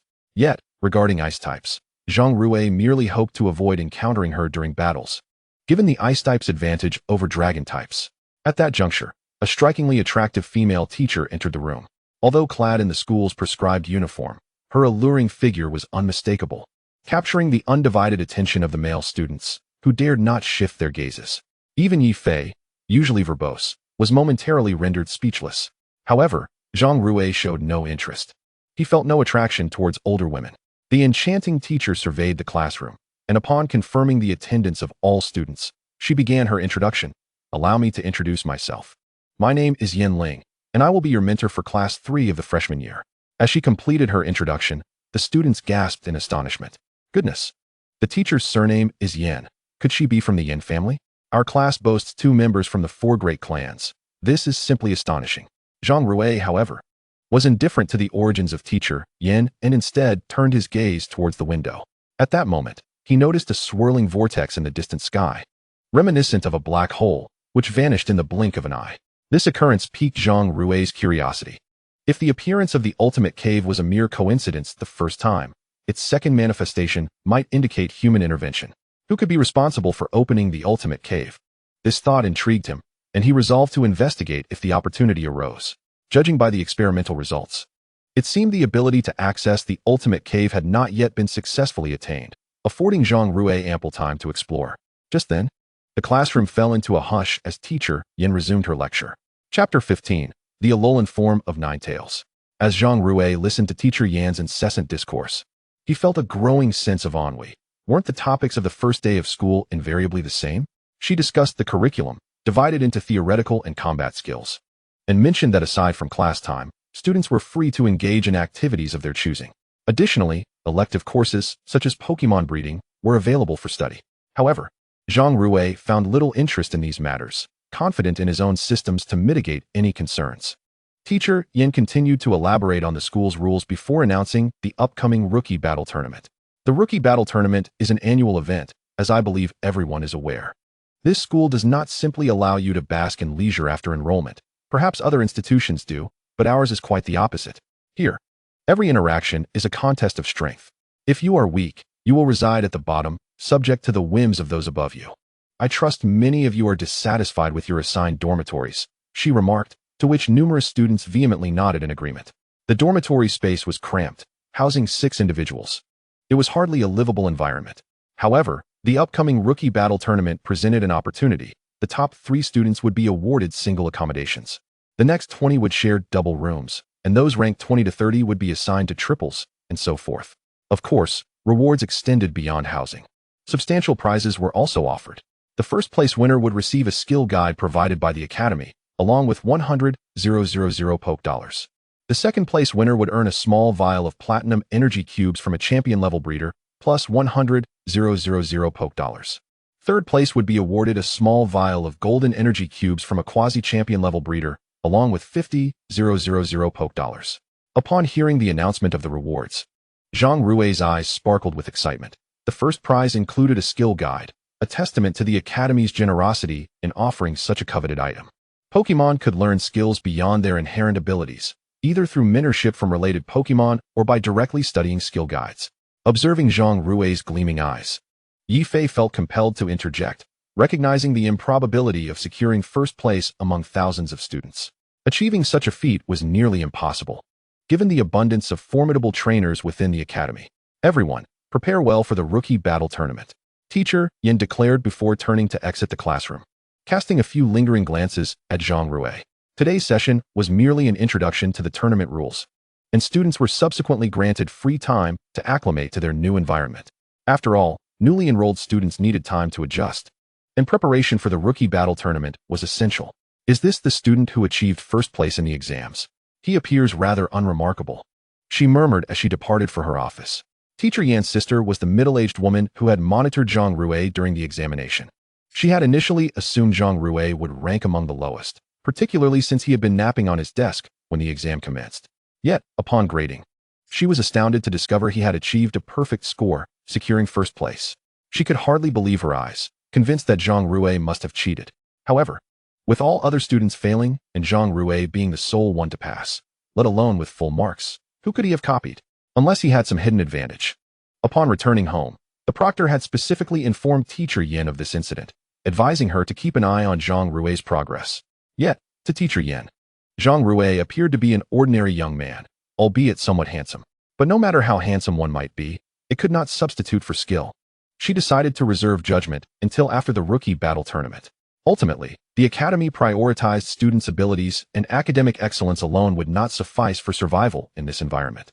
After finishing his meal at the school cafeteria, Zhang Rui returned to his dormitory, expecting to find his roommate had arrived. However, upon entering, he discovered that one of the beds remained unoccupied. This also brought a sense of joy to Zhang Rui, for it seemed that this roommate would not make an appearance after all. He had originally been concerned about how to feed his cherished dragon, but now he could rest easy. Zhang Rui closed the doors and windows, summoned his beloved dragon, and retrieved some physical attack cubes from his storage to offer it. This is an energy cube, a little something extra as compensation for the grievances you've endured in the Pokeball, he said. With a roar, the dragon opened its wide mouth, letting out a sound before eagerly devouring the physical attack cubes from Zhang Rui's hand. After the dragon had satisfied its hunger, Zhang Rui returned it to its Pokeball, deciding to pay a visit to the Trainer Association. Previously, he had only purchased berries, but this time he needed to acquire some Pokeballs, fearing he might enter a dungeon unprepared without any to use. Unlike a typical high school, the academy allowed students to leave if they had no classes. Soon enough, Zhang Rui spent 10,000 on a considerable number of Pokeballs, alleviating his worries about running out. As he was returning to his dormitory, he noticed a crowd of students gathered at a distance on the playground, piquing his curiosity and prompting him to jog over for a closer look. Upon reaching the red track surrounding the field, he finally understood the commotion. A Pokemon battle was underway. A Vulpix was engaged in combat with a Sandshrew. Upon seeing the Vulpix, Zhang Rui couldn't help but exclaim in astonishment. This Vulpix is of the Alolan form. Vulpix possesses two forms, the normal form, a fire-type Vulpix, and the Alolan form, an ice-type. However, the Alolan Vulpix is exceedingly rare in this world, regarded as a variant of the species. To see such a rare Pokemon in possession of someone was astounding. Zhang Rui then turned his attention to the trainer wielding this Vulpix. To his surprise, it was none other than Lung Wanru from one of the 4 prestigious families, unexpectedly battling another individual. The opponent was one of those who had attempted to help her carry her bag that morning, presumably hoping to foster a connection with her, but was outright rejected. This rejection had ignited a grudge, leading him to challenge Lung Wanru to a battle after class. Naturally, she accepted, as tomorrow would host a newcomer battle competition, and training beforehand was an excellent means of improvement. Moreover, a commendable trainer would never shy away from a challenge from another. Chapter 16, The Powerful Vulpix. Zhang Rui stood by to observe, keen to gauge the capabilities of his opponent and avoid any unfortunate missteps during the official competition. Lung Wanru's Vulpix was indeed unique. She truly deserved the title of my goddess. What do you mean your goddess? She is mine. You think you are worthy of my Ro-Ro? What do you mean your Ro-Ro? Look at your appearance. You are neither human nor ghost. Anyone plucked from the playground would outshine you, regardless of their banter. She remains my goddess. A plain-looking young man turned to his companion and declared, "Go, goddess. I support you always." It was evident that Miss Lung was not just any ordinary figure. The crowd surrounding her was formidable, comprising at least half of the spectators, a truly overwhelming number.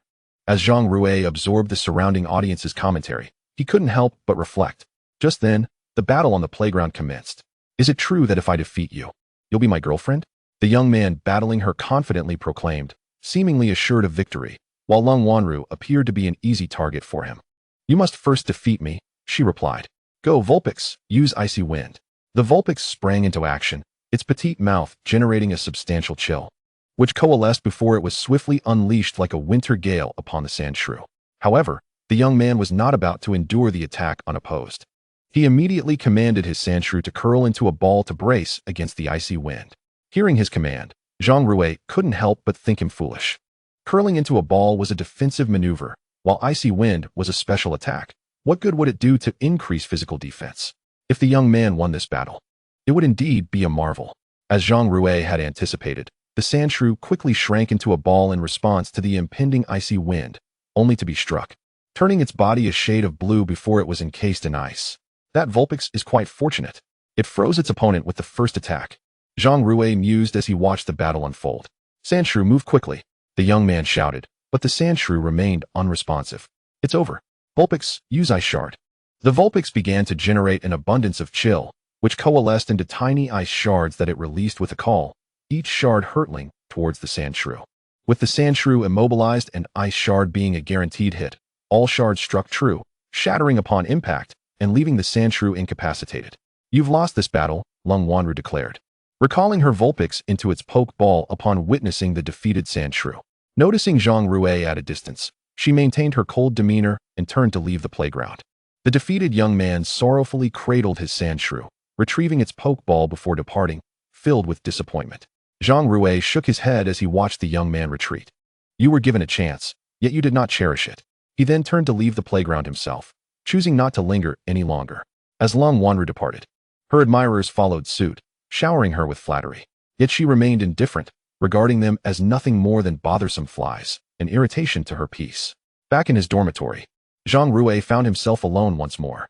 With no roommate to share the space, life was quite serene, and the amenities were sufficiently equipped. After consuming a light meal, he retrieved a considerable amount of berries from his small world and began crafting energy cubes. However, a single type of energy cube was no longer sufficient for his needs. He sought to experiment with various berry combinations in hopes of producing energy cubes beyond the diamond level. Meanwhile, his cherished dragon played nearby, its level having increased to 24 after consuming the experience cubes Zhang Rui provided. The rate of its progression was indeed rapid, and only 6 more levels remained before it could evolve. Once it transformed into a shellmet, its power would significantly rise. For each evolution of a quasi-divine Pokémon marked a monumental leap in strength. Otherwise, how could it rightfully bear the title of quasi-divine?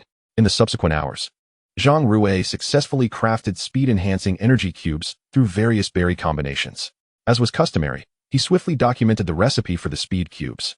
Now, he had mastered 2 energy cube recipes, both of which were of diamond quality. One could only imagine the expressions of awe from master breeders upon discovering his achievements. The reason why breeders are referred to as masters lies in their ability to develop energy cubes that can permanently enhance the capabilities of Pokémon. In contrast, those who have only managed to create minor enhancements are regarded as elite breeders. Although the distinction may appear minimal, the gulf between the two is substantial. After successfully crafting the energy cube, Zhang Rui glanced at the time and realized it was already quite late. With the newcomer battle tournament scheduled for the following day, he decided against staying up late and retired to bed, closing his eyes and drifting into slumber. Before long, the dawn of the next day arrived, and Zhang Rui boarded the school bus to the National Stadium in the heart of Shanghai City. This grand venue was where the Pokémon battles would unfold, taking place within this colossal birdcage-like structure. As soon as he disembarked, he was awestruck by the sheer scale of the building. He had never seen such an immense structure in Shanghai City. Inside the stadium, the atmosphere was vibrant with lights, and an array of fireworks erupted from the center, startling the soaring noctowl above. Soon enough, guided by Teacher Yan, Zhang Rui joined the queue to enter the stadium. The surrounding area was filled with orderly rows of seats for spectators. Many audience members had already taken their places, eagerly awaiting the commencement of the battles. Additionally, numerous reporters were adjusting their cameras and settings, evidently preparing for a live broadcast. Above the stadium, VIP boxes were occupied by prominent figures, including Principal Qian, who was already engaged in an interview with a reporter. Principal Qian, which class do you believe will excel in this year's newcomer tournament? The reporter inquired. Stroking his pale beard, Principal Qian smiled and replied, I do not favor any particular class, as I believe that all the students in these classes are exceptionally talented trainers, each capable of achieving commendable rankings in this competition. The female reporter nodded appreciatively at his response. Chapter 17. A Reunion with Godan. Dear family, I have invested a considerable sum to be here and witness the battles. Look at how much I have spent to bring you this thrilling experience. I kindly ask you to click the little heart in the bottom right corner. Thank you all for your support. A charming girl, accompanied by a Rotom, was live-streaming the event. The Rotom had seamlessly integrated with her smartphone, activating any function at her command. Just then, a row of rockets appeared on her phone screen, causing her to beam with excitement as she expressed her gratitude to the viewers for their generous donations. Thank you for the rockets, especially from Tomato. I truly appreciate it. To repay my beloved family, I will give my all in this live stream. As long as you enjoy it, that's all that matters. It was evident that this was not her first time engaging in such a broadcast. Zhang Rui, unfamiliar with the girl in the distance, was nonetheless taken aback when Yifei exclaimed, I know that girl. She's the renowned dragon-toothed sister, Nasha, who has come to live stream the Pokémon battles. I can't believe I get to see her in person. Yifei's excitement escalated, nearly prompting him to dash out of the line towards Nasha. But Zhang Rui quickly restrained him, preventing any potential indiscretion. Under Teacher Yan's guidance, they finally reached the center of the stadium. Once everyone had lined up, Principal Qian commenced a lengthy speech that soon lulled the students into drowsiness. The first match would randomly group participants based on the order displayed on the screen, with 10 contestants battling at a time. Essentially a chaotic free-for-all where only one victor would emerge to advance to the next round. The second match would select 16 individuals for a head-to-head format, where the winner would progress, while the losers would compete against one another to determine their rankings. Naturally, Pokémon could seek healing from on-site medical personnel after sustaining injuries. Upon concluding his speech, Principal Qian elaborated on the rules of the competition. After absorbing the regulations, Zhang Rui mused. To select 16 individuals from thousands, this is quite the undertaking, but as long as I keep winning, I need not concern myself with anything else. Conversely, Yi Fei was overwhelmed with anxiety at the thought of being chosen from such a vast pool of competitors, feeling it might be less painful to simply cut him down. As the final firework exploded, the tournament officially began. The massive screen in the stadium displayed the names of the first group of competitors, proceeding to shuffle and allocate them. To Zhang Rui's astonishment, his name appeared among the first group. Whether this was a stroke of luck or a cause for lamentation remained uncertain. Upon spotting Zhang Rui's name, Yi Fei placed a hand on his shoulder, exclaiming, "Ah, brother, just go for it. I will do my utmost to support you." Yi Fei's words inadvertently suggested Zhang Rui was destined to lose the first match. Zhang Rui shot him a disdainful glance before striding toward Zone D.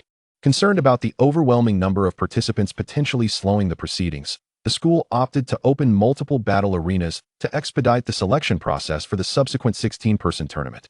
Upon arriving in Zone D, Zhang Rui encountered a familiar face, Go Dan. Upon seeing Zhang Rui, Go Dan smirked and taunted, well, if it isn't the worthless Zhang Rui. Who would have thought your luck would be so dismal as to be grouped with me? Since we are in the same group, it only means one thing. Your match is as good as over. He approached Zhang Rui, playfully patting his cheek. Zhang Rui was taken aback to encounter an adversary so soon in the tournament, but he was no longer the timid Zhang Rui of the past. This time, he would make Go Dan understand what it meant to experience the dread of being dominated. Just as they were about to head to the battle arena, Go Dan turned back and remarked, "While I am uncertain how you managed to achieve first place in the exams, it scarcely matters. I have heard you chose a flawed egg from the breeding house. Perhaps only someone like you would select such a useless specimen. That egg, with its incomplete innate qualities, likely lacks any combat prowess. Prepare to be defeated by me in one move." Ha! Go Dan laughed heartily as he entered the battle arena. While Zhang Rui clenched the pokeball containing his Dratini tightly, his eyes brimming with animosity. Inside the pokeball, Dratini had also heard Go Dan's taunts and was seething with anger. If not for Zhang Rui's grip, it would have gladly surged forth to eliminate the man before them. As Zhang Rui finally stepped into the battle arena, all competitors had gathered. Go Dan, holding his pokeball, fixed his gaze on Zhang Rui with a sly grin. The referee, observing the participants, announced, "The first match is now underway." Go Dan was the first to hurl his pokeball to the ground. And the instant it made contact, his Pokémon emerged with a thunderous roar. The creature before him was a sprite adorned in shades of purple, embellished with deep violet patches. It possessed large ears with a cerulean interior, small incisors, and crimson eyes, while atop its head rested a pair of venomous horns. Nidoran. Zhang Rui instantly recognized the sprite before him, uttering its name. Name, Nidoran. Type, Poison. Level, LV10. Quality, C. Gender, male. Condition, healthy. Ability, Poison Point. Held item, none. Inherited move, Tackle. Basic skills, Leer, Peck, Focus Energy, Double Kick. Top moves, none. Secret techniques, none. Upon reviewing the information about Nidoran, Zhang Rui felt little emotion. Its aptitude was decent, yet its low level rendered it weak. What do you think? Are you intimidated by my Nidoran? You might as well concede early. Zhang Rui paid no heed to Go Dan's mockery. Such a feeble sprite was merely a source of pride for him. He could only shake his head. The other competitors summoned their sprites, Rattata, Caterpie, Weedle, and Metapod. Upon witnessing their sprites, Zhang Rui couldn't help but shake his head. Is this it? That Nidoran is the only one worth a glance. The rest? Not even worthy of my attention. After a moment of incredulity, he hurled the Pokeball containing his Dragonite into the fray. A flash of blue light erupted, revealing Dragonite to the crowd, igniting an uproar among the spectators. Chapter 18. A 1-against-9 Annihilation. What a dim-witted sprite you have. Its head is oversized for its tiny body, clearly a worthless creature. Clearly, Go Dan was unfamiliar with Dragonite. However, given his background, having bribed examiners to pass and spent his school days either bullying others or being bullied himself, he had not truly absorbed the knowledge imparted in school. Yet, the onlookers had already recognized the sprite and gasped in trepidation. Could it be a Dragonite? This is a pseudo-divine creature. This guy possesses a pseudo-divine sprite. There's no need for this battle. Facing a pseudo-divine being, even 100 opponents would struggle to prevail. The referee, astonished, was witnessing a pseudo-divine creature for the first time, and it was alive. Meanwhile, Nash, broadcasting live, became distracted by the murmurs from Zone D regarding the pseudo-divine sprite. Abandoning her post at Zone A to rush towards Zone D, calling for Rotom. Principal Qian, who was also watching the battle, marveled at the sight of Dragonite. Despite his extensive experience, he was taken aback. Who would have thought a newcomer would showcase a pseudo-divine creature? Based on my years of experience, this Dragonite's potential must be extraordinary. Someone find out who this student is. Upon hearing Principal Qian's request, his secretary hurried away to the school archives. Meanwhile, the journalists aimed their cameras at Dragonite, preparing for a comprehensive live broadcast. The audience also turned their attention to Zhang Rui, with some even pulling out binoculars to observe the magnificent creature. As they witnessed the spectators' reactions, Go Dan began to panic. How is this possible? How could he possess a pseudo-divine sprite? Initially, Go Dan had dismissed the sprite as worthless, but upon hearing the term pseudo-divine, disbelief etched across his face. Having dealt with Zhang Rui for 3 years, he could hardly fathom how Zhang Rui could possess such a sprite. He distinctly remembered Zhang Rui acquiring a damaged egg that could hatch a pseudo-divine. Nevertheless, whether it was a pseudo-divine or not, Zhang Rui had always been his target for bullying, both in the past and present. Thus, he addressed the others. This pseudo-divine creature hatched from a damaged egg. Its potential must be low. If we band together, we can defeat it and then continue battling. While such a strategy tarnished the reputation of trainers, victory necessitated such measures. The others nodded in agreement, directing their sprites to assault Zhang Rui. Caterpie unleashed Poison Sting, Rattata charged with a scratch, Magikarp leapt with a splash, and Nidoran executed a double kick. Caterpie released tiny stingers, while Rattata darted swiftly towards Dragonite. Nidoran's legs glowed with white energy as it lunged at Dragonite. Only Magikarp continued to bound in the air. However, Zhang Rui merely smirked. These attacks posed no threat to Dragonite. Dragon Pulse, sweep them away. Dragonite unleashed a spectral dragon shape from its mouth, obliterating the incoming Poison Sting, and then struck Caterpie from afar. The Caterpie suffered a full-force attack and was sent hurtling away, followed swiftly by Rattata, which was knocked back before reaching Dragonite. The other sprites fared no better, all sent sprawling, while Magikarp, due to its constant jumping, narrowly evaded the onslaught. The rest lay incapacitated on the ground, utterly defeated. Incredible! Is this the level of combat power attainable at this stage? The crowd marveled at Dragonite while glancing at the fallen sprites, awestruck by the sheer might of a pseudo-divine being, a power far beyond their ordinary sprites. This Dragonite is formidable. It can utilize Dragon Pulse in its initial form. Nash, observing the influx of messages from her fans and the rising viewer count, recalled the school's prohibition against unauthorized personnel approaching the battle area. She had already surpassed the designated limit, but the allure of Dragonite was too enticing to resist. For the sake of those 2 rockets, she resolved, turning to Rotom, go. Rotom, capture real-time footage of that Dragonite. Spare no detail. Rotom, transformed into a smartphone, complied with Nash's command and flew towards Dragonite, circling it to capture the moment. Zhang Rui, however, paid no mind to Rotom, instead focusing on the incapacitated Nidoran. At that moment, Go Dan, witnessing his fallen Nidoran, erupted in rage, kicking Nidoran away. After all I've done for you, you allow that damaged sprite to defeat you in a single blow? You're worthless. Go Dan relentlessly berated Nidoran, trampling it underfoot. Zhang Rui could no longer tolerate such behavior. A trainer who berated their sprite after a loss was betraying the very ethics of training. He contemplated intervening, but refrained, as the referee had already stepped in, seizing Go Dan's wrist with a fearsome expression. How can you treat your sprite this way, young man? As a competent trainer, one must dare to confront one's failures rather than venting one's frustrations upon one's Pokémon. The referee contemplated urging Gooden to regain his composure, for everyone experiences moments of impulsiveness. However, it is precisely during such times that one must maintain a calm demeanor. Gooden, disregarding the referee's words, swung his arm defiantly and retorted, I will discipline my Pokémon. What right do you have to intervene? With that, he resumed kicking Nidoran, unleashing nearly all the pent-up fury within him. At that moment, Principal Qian, observing from the spectator's stand, could no longer contain his indignation. Grasping the microphone nearby, he addressed Gooden from a distance, his words laced with anger. Young man, I am hereby notifying you of your expulsion. You lack even the basic qualities of a trainer, and such an individual is unworthy of participating in our academy's competitions, let alone studying here. Upon hearing Principal Qian's declaration, Gooden finally ceased his actions. Indeed, he had been far too impulsive, yet there was no turning back now. With Principal Qian unable to tolerate his behavior any longer, what purpose remained for him here? To become a subject of ridicule? He cast a furious glance at Zhang Rui before attempting to recall Nidoran into its Pokeball. Chapter 19. Gooden, unworthy of being a trainer. Little did he know. As Gooden activated the Pokeball, just as the crimson beam was about to strike, Nidoran, enduring excruciating pain, suddenly jolted to attention and swiftly leapt away from Gooden, evading the beam of light. Frustrated by Nidoran's evasion, Gooden directed the Pokeball at his Pokemon, repeatedly unleashing beams of red light, all of which Nidoran skillfully dodged. Nidoran's evasive maneuvers incited Gooden's fury, prompting him to shout angrily at a distance, "You wretched creature!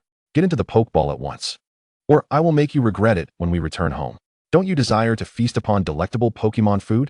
In response to Gooden's demands, Nidoran did not acquiesce. Instead, it swiftly retreated behind its ally, Dragonite.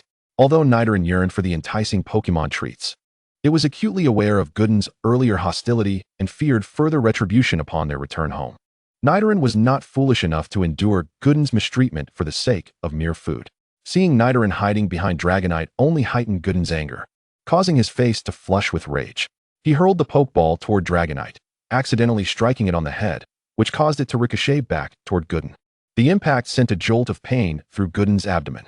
He attempted to charge toward Dragonite, but Zhang Rui swiftly intercepted him, earning a furious glare from Gooden. "What gives you the right to stop me from retrieving my Pokemon?" Gooden seethed. "And what gives me the right to stop you? Look at Nidoran. Does it wish to enter the Pokeball? As a Pokemon trainer, you cannot even empathize with your Pokemon's feelings, rendering you unfit for the role," Zhang Rui admonished, glancing at Nidoran before adding, "You have forfeited your status as a trainer. Please leave." Enraged, Gooden clenched his fists, poised to strike Zhang Rui, but he halted. He realized that the Zhang Rui before him was no longer the timid, ineffectual individual he once knew. He had transformed into an exceptional trainer. Simultaneously, Gooden cast a glance toward Principal Qian, who remained indifferent, refusing to even acknowledge him. His gaze then swept over the surrounding audience and fellow trainers, all of whom displayed expressions of disdain. Those who had previously battled alongside him now kept their distance, fearful of being caught in the crossfire of his wrath. In that instant, Gooden comprehended the gravity of his situation. His career as a trainer was irrevocably over. Had he merely recalled Nidoran without resorting to reprimands and physical aggression, he might have retained the possibility of continuing his studies at the academy and pursuing a career as a professional trainer. However, his actions had sealed his fate. His family had expended nearly all their resources to support his entrance into the Shanghai Pokemon Academy, even bribing his invigilator and resorting to kneeling to ensure his success. Yet now, all their efforts had been in vain, and upon returning home, he would have to contend with repaying their debts alongside his parents. One could say that his life, as he knew it, had come to an end. As Gooden departed, he cast one last glance at Zhang Rui and another at Nidoran in the distance, feeling a profound sense of loss as he exited the competition venue. Alas, one must inevitably pay for their mistakes. Zhang Rui sighed, turning his attention to Nidoran, which had now become a stray Pokemon with its trainer gone. Yet Zhang Rui had no intention of capturing it. He held a personal principle of never capturing Pokemon of inferior quality. At that moment, the referee, seemingly perceptive of Zhang Rui's sentiments, approached slowly, bending down to scoop up Nidoran and shower it with gentle affection. Nidoran appeared to relish this affection, basking in the comfort of the referee's embrace.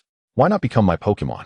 Although I am merely a referee, I can at least provide you with a good life," the referee murmured to the Nidoran in his arms. Nidoran, without a second thought, readily agreed. It was a delightful prospect to be cherished. Observing Nidoran's acquiescence, the referee produced a Pokeball and gently pressed it against Nidoran's forehead. In an instant, Nidoran was enveloped within the Pokeball without so much as a struggle. The referee's heart swelled with joy at having successfully captured a Pokemon. Such creatures typically commanded a price of at least 100,000 in the market, and he had acquired one free of charge. Upon returning home, he would surely raise a toast with his wife to celebrate this fortuitous turn of events.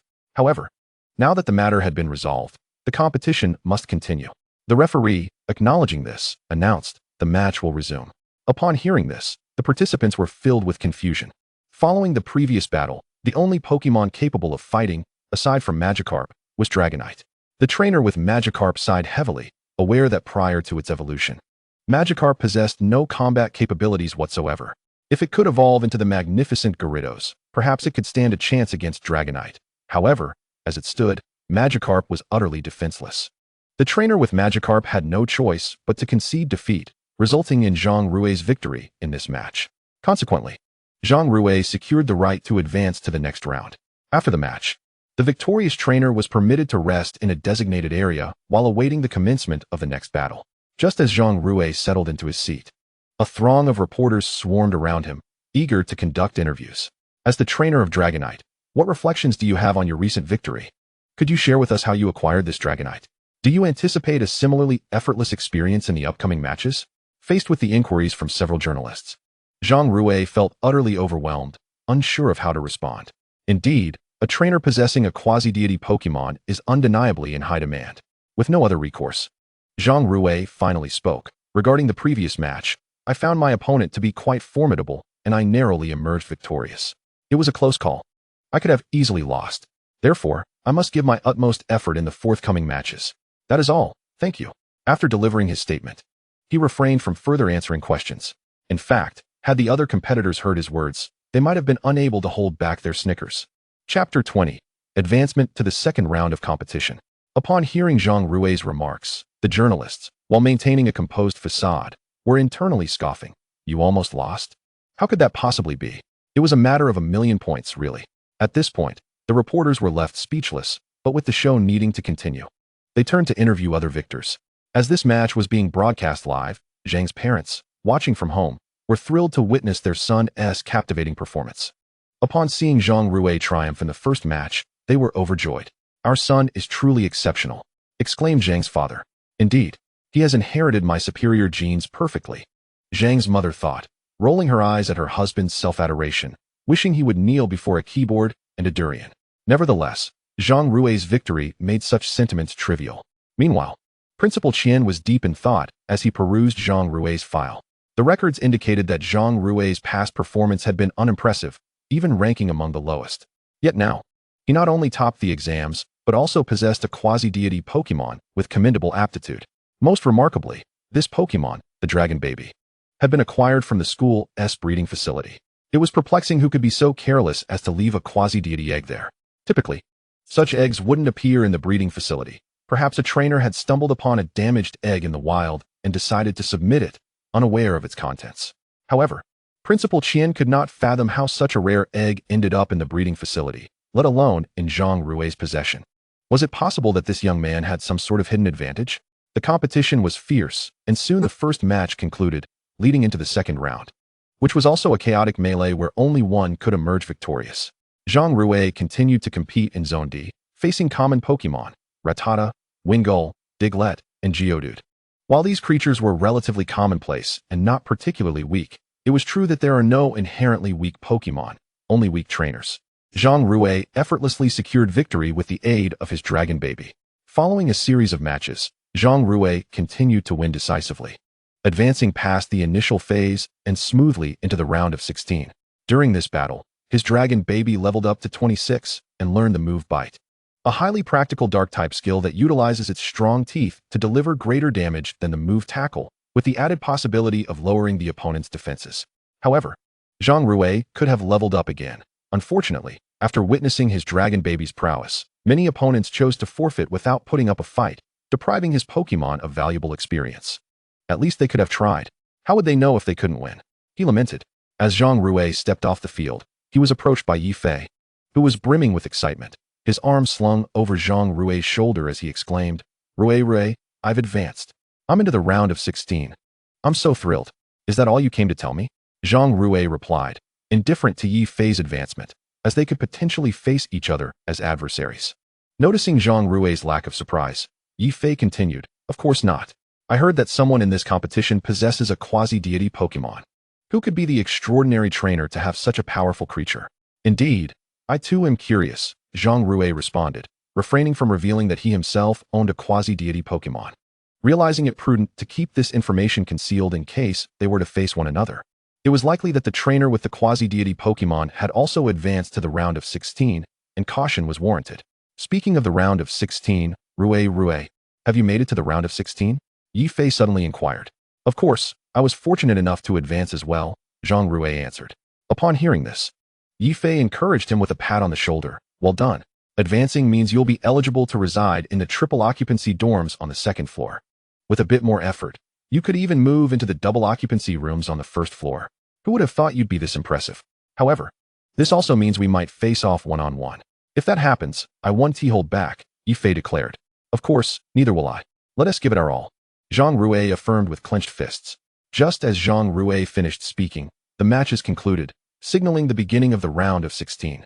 At that moment, Principal Qian stood up, microphone in hand, addressing the participants. The first round has concluded, and we have selected 16 competitors of remarkable strength.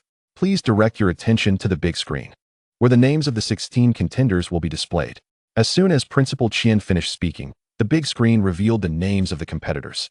Zhang Rui quickly spotted his name and, to his delight, also saw Yifei's.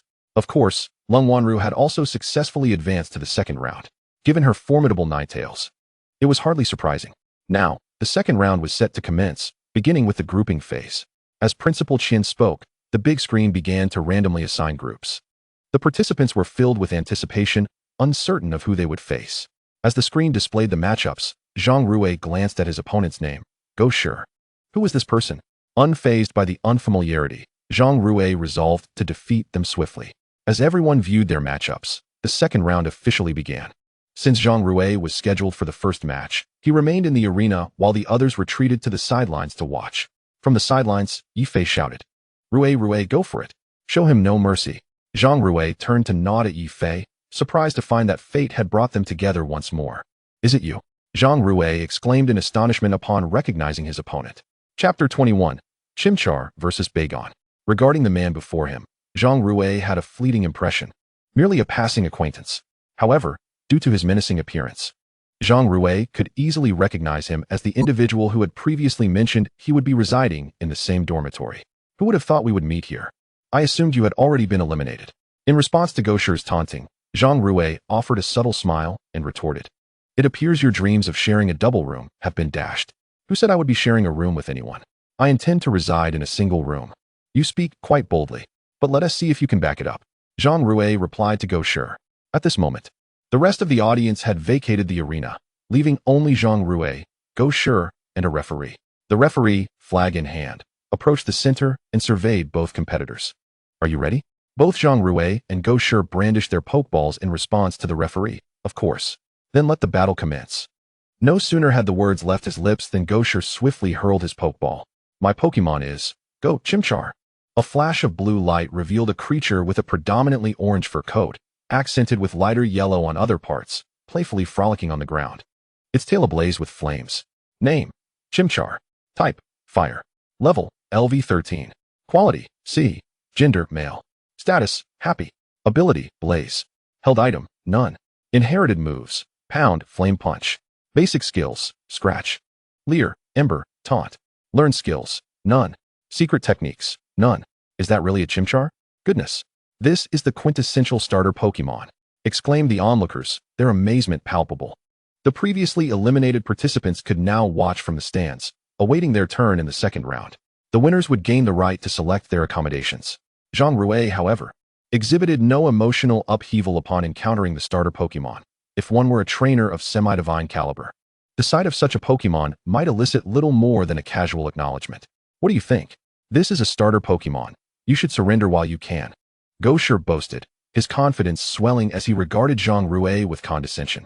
In response, Zhang Rui released his Pokeball containing Bagon. Go Shi, seeing this, chose to disregard it entirely. He had summoned a starter Pokemon, and he believed no matter what Zhang Rui unleashed, it would be futile. However, upon Bagon's emergence, Go Shi was compelled to reassess his stance, for he was now face-to-face with a semi-divine Pokemon. What the hell? How is your Pokemon a semi-divine? This is preposterous. Zhang Rui merely smiled in response, saying nothing. At that moment, Yifei, who had been seated, abruptly stood and shouted at Zhang Rui, You sly dog. Possessing such a semi-divine Pokemon and not informing me. Are we even friends? Meanwhile, Leng Wanru's expression tightened as she fixated on Bagon, seemingly consumed with concern, only to suddenly relax, leaving observers puzzled. So what if it's semi-divine? I will still defeat you. Chimchar, use Pound on that Bagon. Chimchar, previously playful, instantly became serious, racing to Bagon's side to deliver a resounding slap. The sound echoed sharply, audible to all present. The move Pound could induce a flinch in the opponent, but it needed to be executed immediately for effectiveness. With Bagon now flinching, Go Shi commanded, Chimchar, use Flame Punch.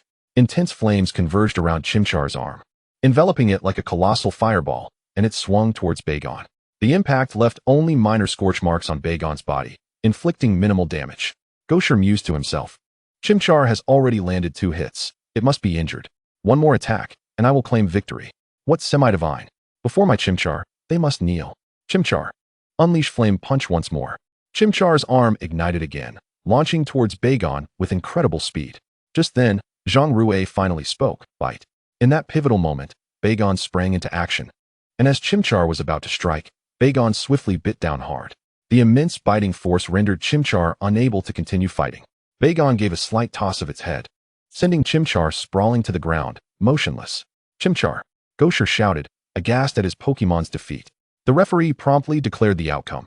This match is won by Zhang Rui, who advances to the next round. Gosher retrieved Chimchar into its Pokeball, but, unlike Godan, he did not lash out verbally or physically at Zhang Rui.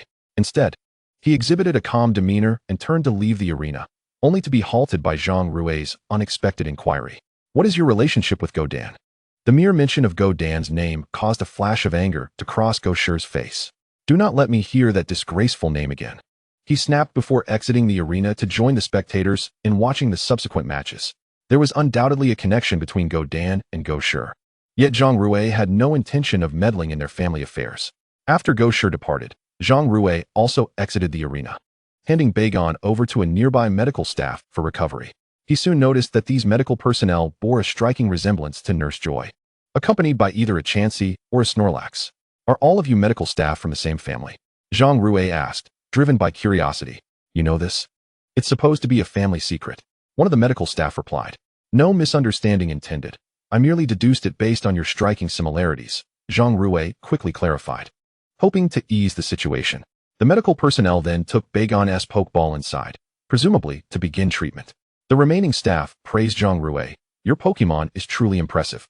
It defeated that Chimchar with a single move.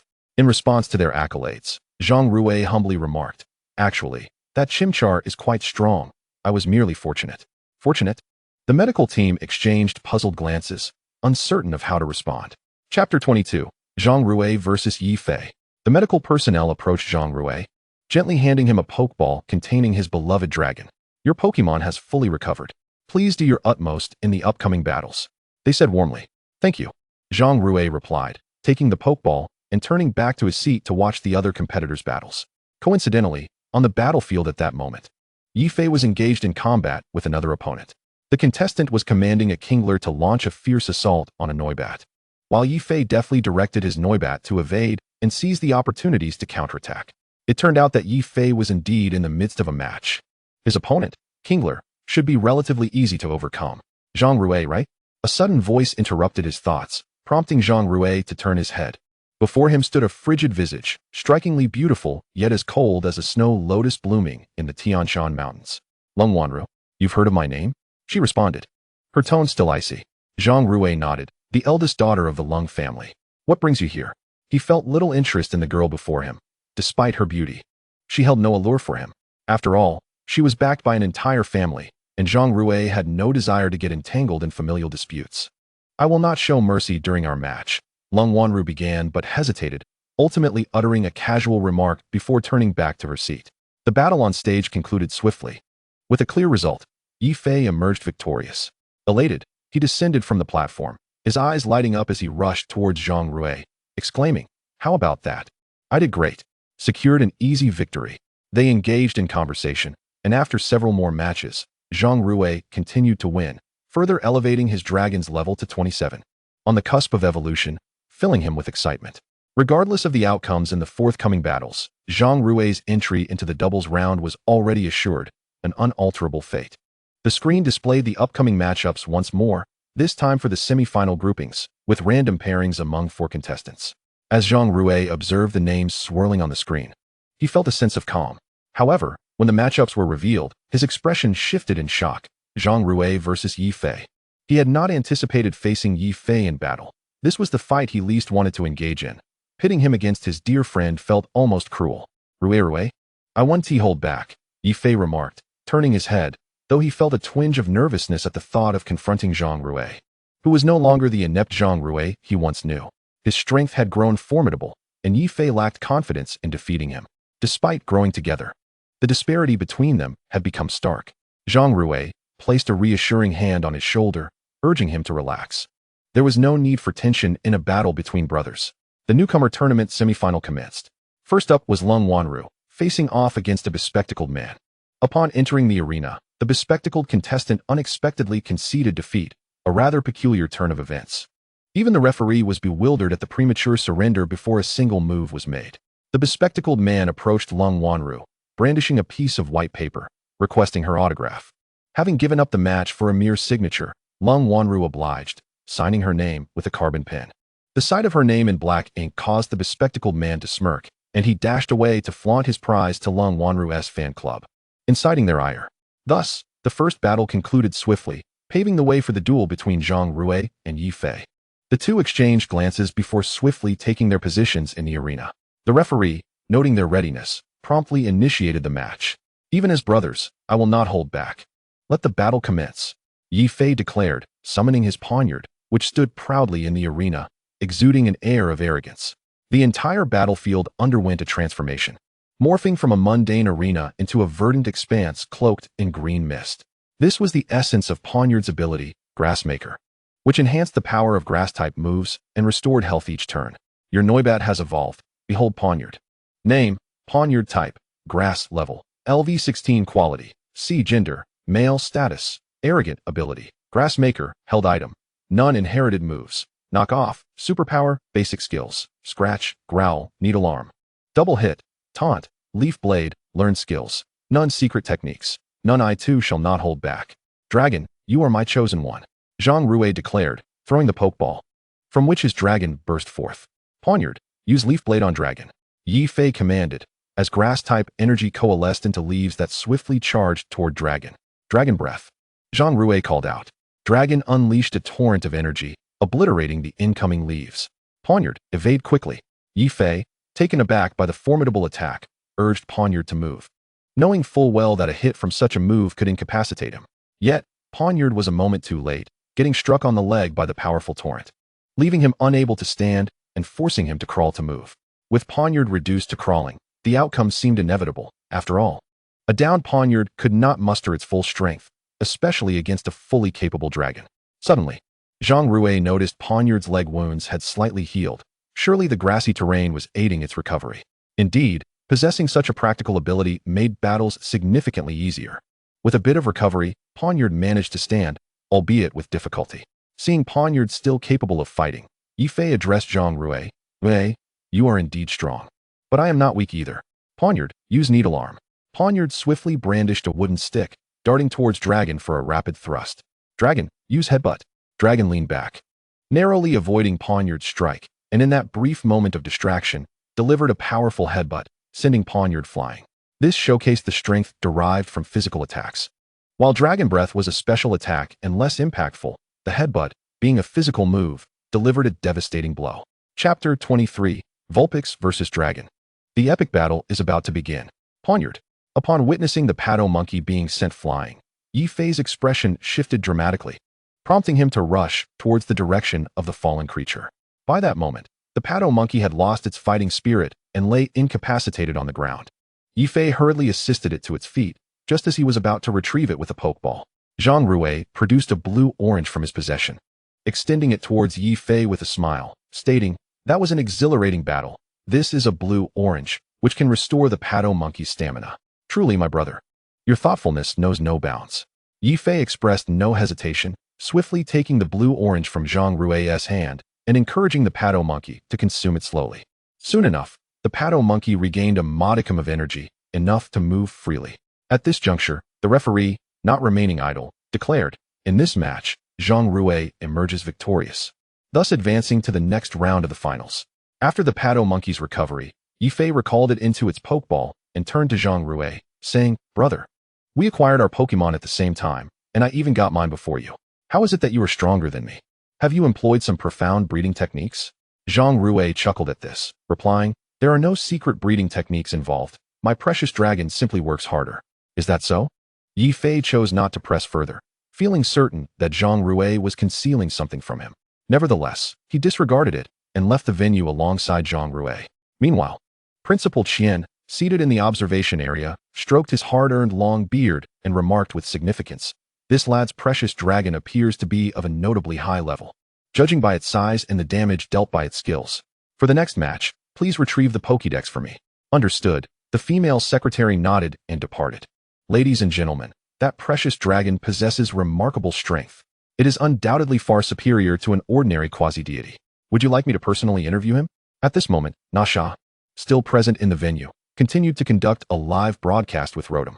After numerous matches, she had already received a plethora of gifts from her fans. With the finals approaching, she contemplated making a substantial profit. The comment section erupted with enthusiasm, as nearly everyone desired Nasha to interview Zhang Rui, hoping to glean more insights about the boy blessed with a quasi-deity. Then let's ignite the excitement. After the match concludes, I'll pursue the interview. Upon hearing Nasha's request, the live chat exploded with fervor, as it was evident that she aimed to make a significant profit before the end. Yet, many were eager to learn why Zhang Rui's precious dragon was so formidable. Although this might be his exclusive secret, the audience was still keen to explore it. After all, sending a rocket wouldn't cost many poke dollars, and acquiring some breeding methods from Zhang Rui would be well worth the investment. After a brief respite, the final match commenced with great fervor. The audience was filled with exuberance, their faces glowing with excitement as they awaited the decisive showdown. The young lady of the Lung family faces off against Zhang Rui, who boasts a quasi-deity. The outcome seems predictable. Who do you think will win? Lung Wanru, of course.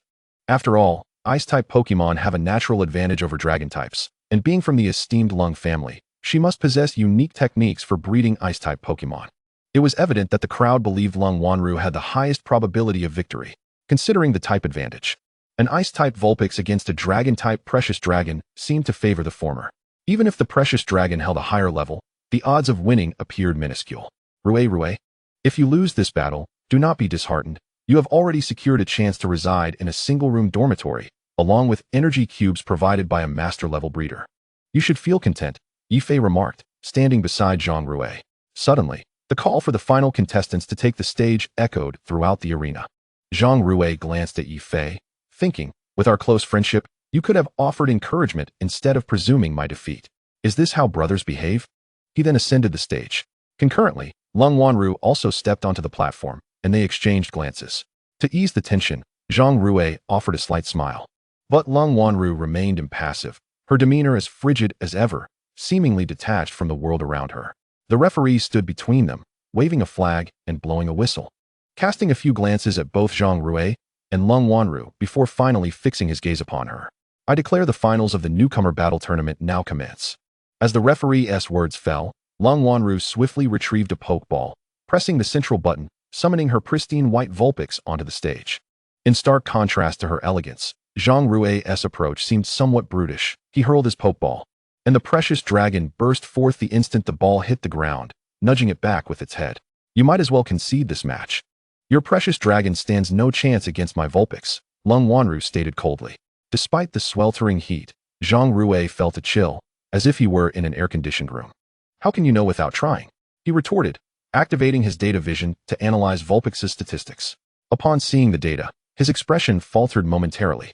Name, Vulpix type, Ice level, LV20 quality, B gender, female status, Com ability, Snow Cloak, held item, none inherited moves, Psychic, Freeze Dry, Quick Attack, Charm, base skills, Powder Snow, Tail Whip, Roar, Round, Ice Shard, Confuse Ray, Icy Wind, Revenge, Mist, Tot skills, Water Tail secret techniques, Ice Beam, Hail Goodness. Is this the advantage of a wealthy family?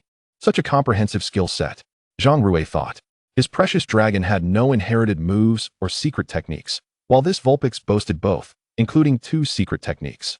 The wealth of such a prominent family was indeed beyond the reach of commoners. It was no wonder the Lung family could stand tall among the 4 great clans.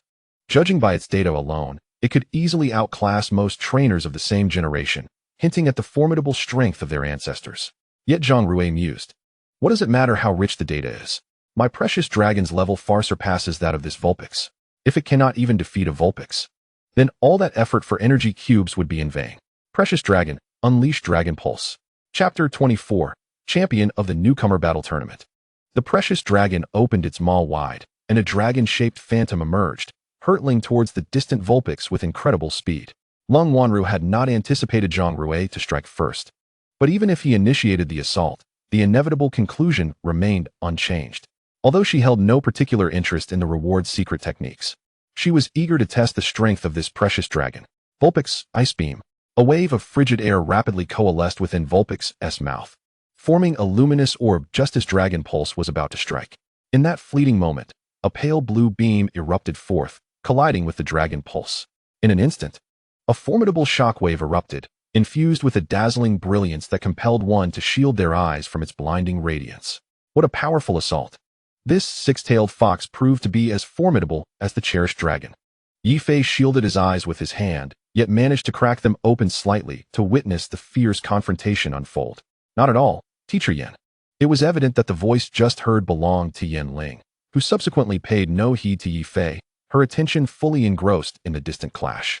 However, her spirits were soaring, for regardless of who emerged victorious between Zhang Rui and Lung Wanru, she would be the greatest beneficiary.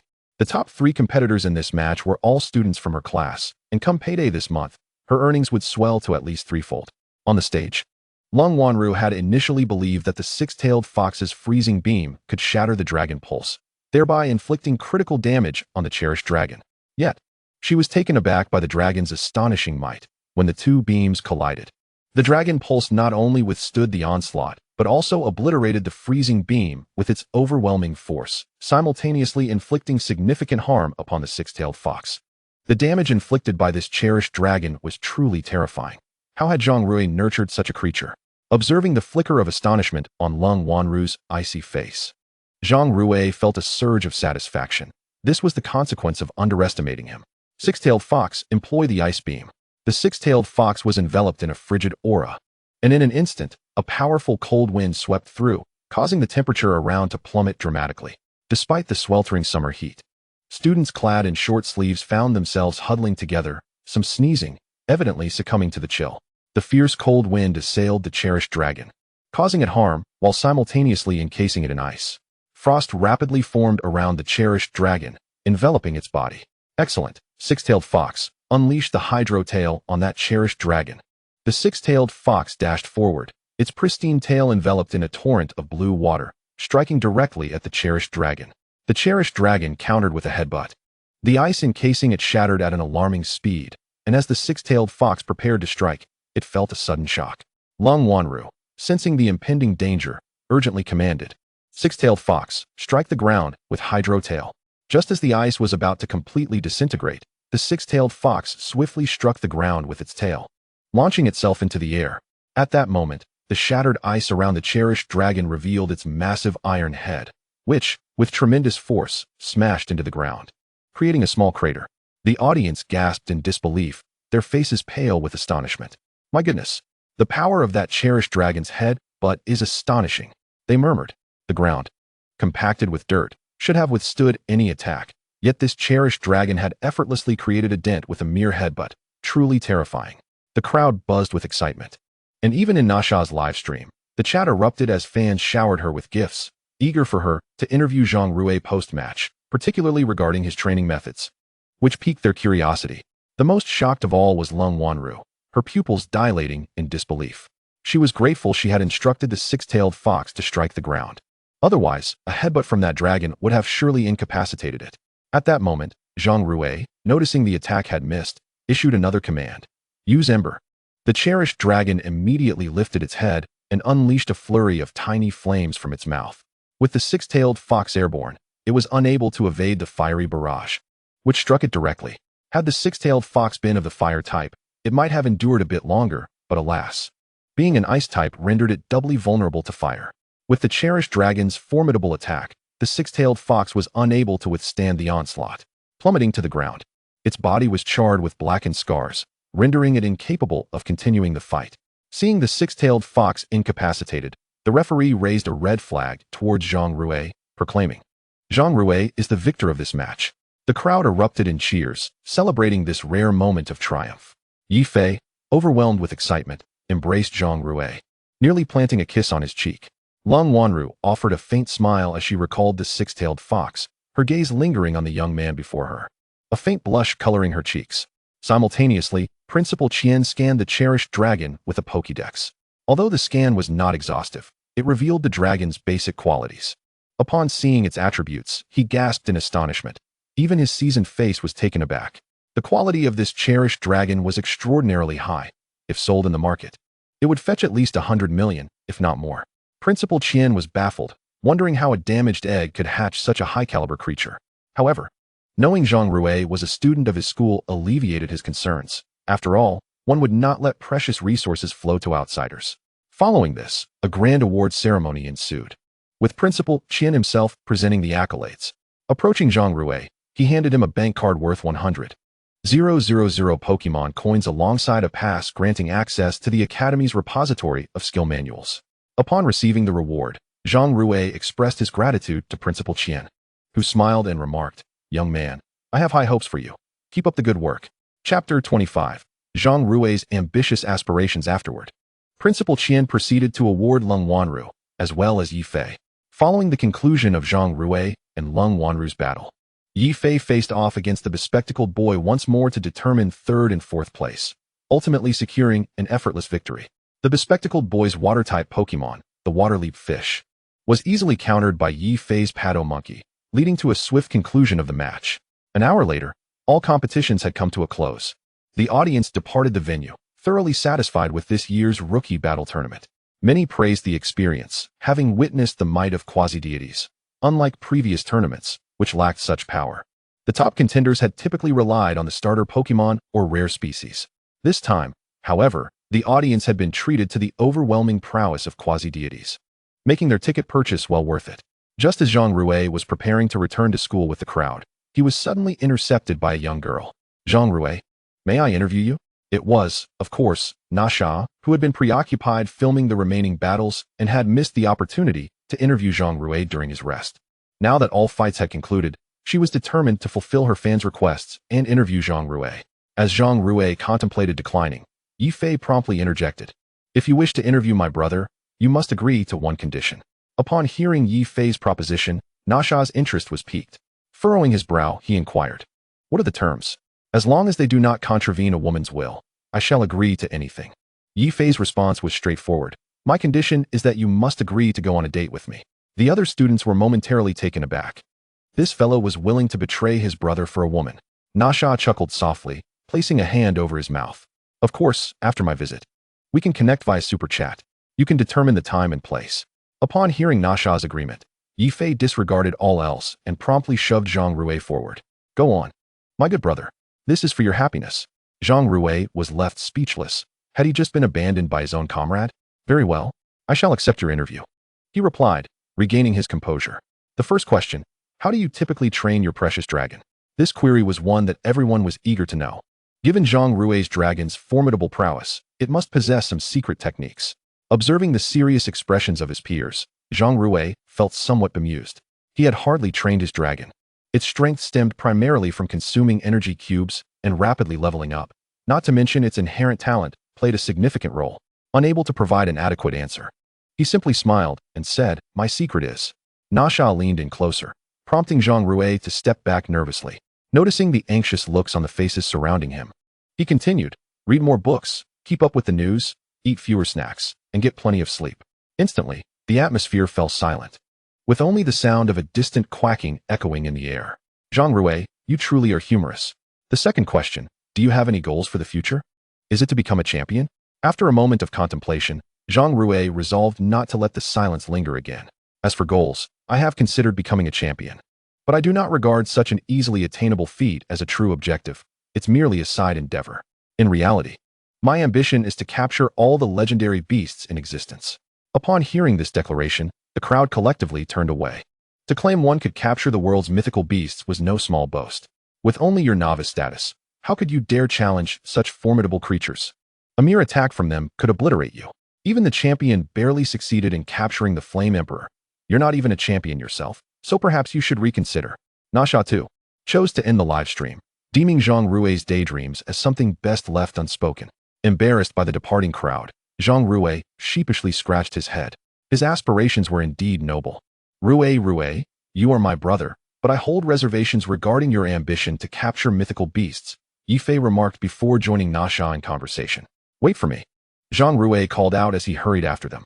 In the heart of the Shanghai forest, a man adorned with a black mask and a skull-patterned cap approached a silver-haired elder, respectfully stating, "Boss, the Ultra Ball we developed has finally succeeded."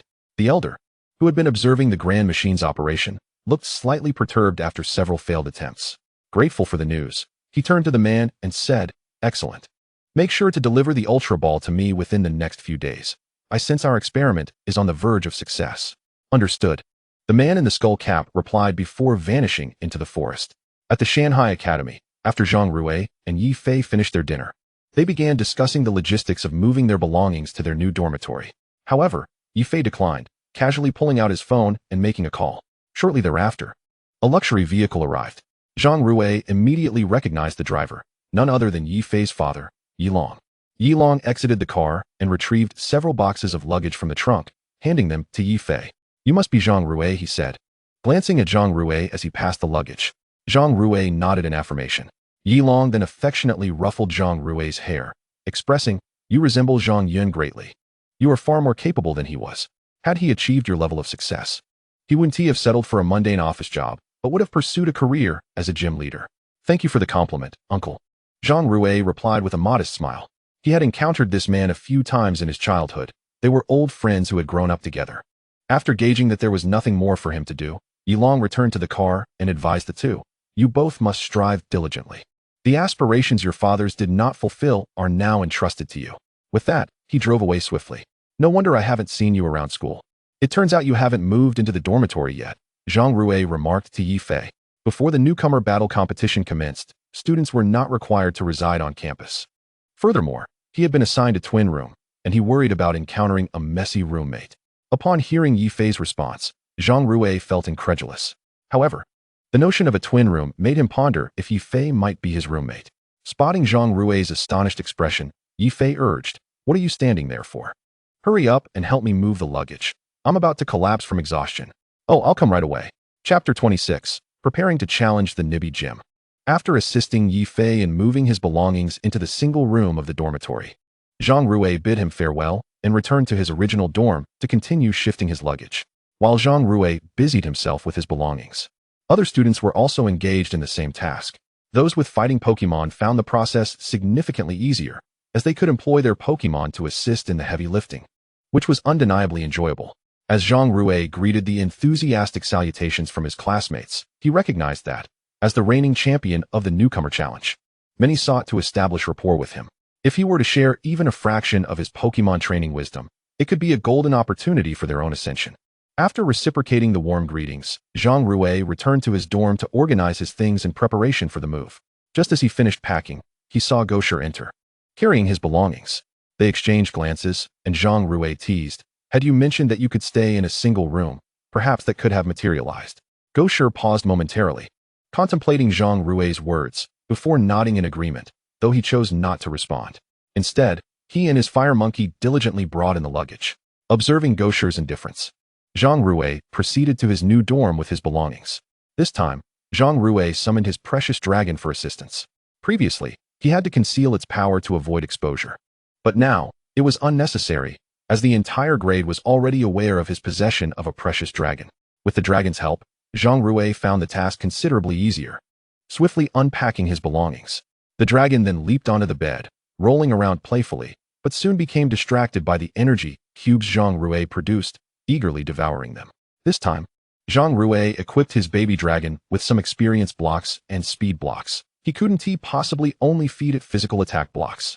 Indeed, enhancing physical attack power would render it significantly more formidable, yet without a commendable speed, it would be at a disadvantage when confronted with legendary Pokémon in the future. It would certainly endure an attack from such a being before it could retaliate. During the time that the baby dragon was feeding, Zhang Rui took the opportunity to inspect the facilities of the house. After wandering around, he discovered that this place was indeed vastly superior to the double occupancy rooms. The air conditioning units were all the latest models, and there was a kitchen alongside a Pokémon training room, not to mention an energy block production machine. The energy block production machine in the dormitory was far more advanced than the rudimentary one Zhang Rui possessed. After all, his was merely a beginner's model, while the one before him was of intermediate level. The higher the grade of an energy block production machine, the greater its success rate for mixing ingredients. A beginner machine could accommodate 3 berries, while an intermediate one could hold 4, and a higher grade machine would presumably allow for even more. This would enhance the possibilities of creating energy blocks if an additional berry type were to be included in the recipe for crafting physical blocks. The resultant effects would undoubtedly surpass those currently achievable. The energy block production machines owned by master breeders were custom-made, and it was said that they could accommodate 6 different types of berries. Truly, masters employed bespoke energy block production machines. However, as Zhang Rui pondered, master breeders required such advanced machines to produce diamond-grade energy blocks, while he had successfully crafted them using merely a beginner model. This realization suggested that he was already qualified to become a master breeder. He merely needed to pass an assessment to officially earn the title. Yet, Zhang Rui had no desire to undergo the assessment. He preferred to maintain a low profile. Should the entire school discover that he was a master breeder, would he still have time to delve into dungeons? He would likely be inundated with interruptions, even during the most mundane activities. After this, Zhang Rui explored the exclusive backyard of the single occupancy room, which boasted lush greenery and several sturdy trees, providing a splendid playground for Pokémon.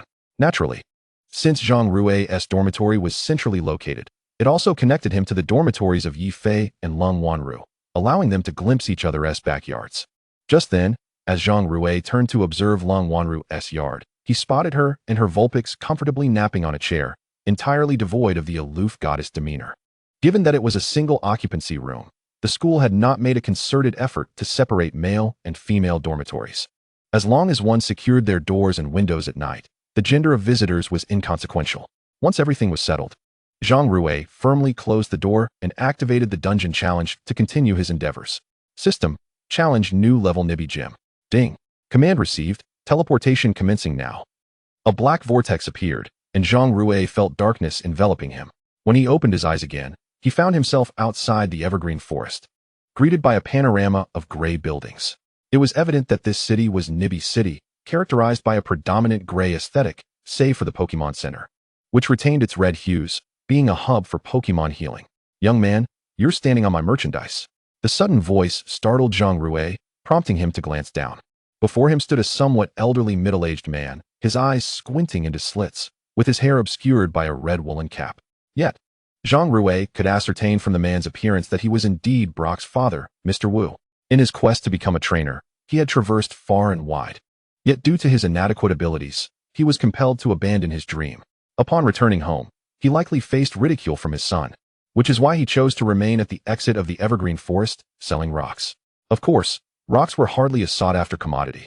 They were ubiquitous and did not warrant expenditure. You are Brock's father, aren't you? Zhang Rui asked directly, foregoing any preamble. The man took a couple of steps back, his expression one of surprise. How did you know I am his father? What is your relationship with Brock?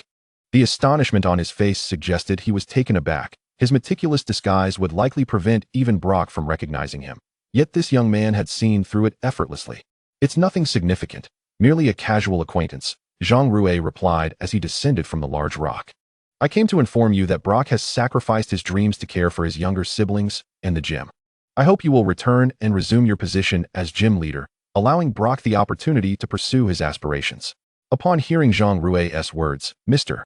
Wu lapsed into silence, seemingly deep in thought. The reason behind Zhang Rui's statement was primarily to encourage Brock to fulfill his dreams. After all, living with unfulfilled aspirations was akin to bearing a burden. Moreover, it was also to aid Ash in defeating Brock. Zhang Rui had discovered from his previous dungeon experience that the storyline closely mirrored that of the anime. If this were indeed the case, Ash had likely already met Mr. Wu and was currently challenging the gym. If Zhang Rui's assumptions were correct, Ash's attempt at the gym would have ended in failure. Swiftly vanquished by Brock's Onyx, Ash would now be undergoing special training, and the one providing that training would naturally be Mr. Wu. Since Mr. Wu had yet to take action, it fell to Zhang Rui to facilitate this, ensuring Ash could effortlessly acquire his badge, thus fulfilling Brock's wishes. Chapter 27. Through Nibi Gym, Baby Dragon evolves into Shelmet. Young man, I will carefully consider what you just said, Mr.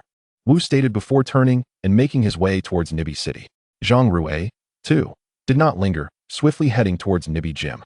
The gym was situated not far from the Pokémon Center. Upon arriving at the center's entrance, he could see the Alliance badge in the distance, marking the direction of the gym. Before long, Zhang Rui arrived at the entrance of Nibi Gym. As he stepped inside, He noticed Ash exiting with Pikachu cradled in his arms, not sparing a glance back. They brushed past each other, but Ash, preoccupied with Pikachu's severe injuries, failed to notice Zhang Rui. Pikachu had not yet fully awakened its potential. It required Mr. Wu's encouragement to ignite its powers further. When it next challenged, its electric-type skills would surely ascend to a new level. Subsequently, Zhang Rui approached the battle arena, which was entirely composed of rocks. At that moment, Brock, having just concluded a battle, was preparing to recall his Onyx when he spotted Zhang Rui entering from outside. He spoke up. "Are you here to challenge the gym as well?" "Indeed, I am here to obtain the gym badge," Zhang Rui replied. "Excellent. You seem to possess more battle experience than the previous young man," Brock remarked.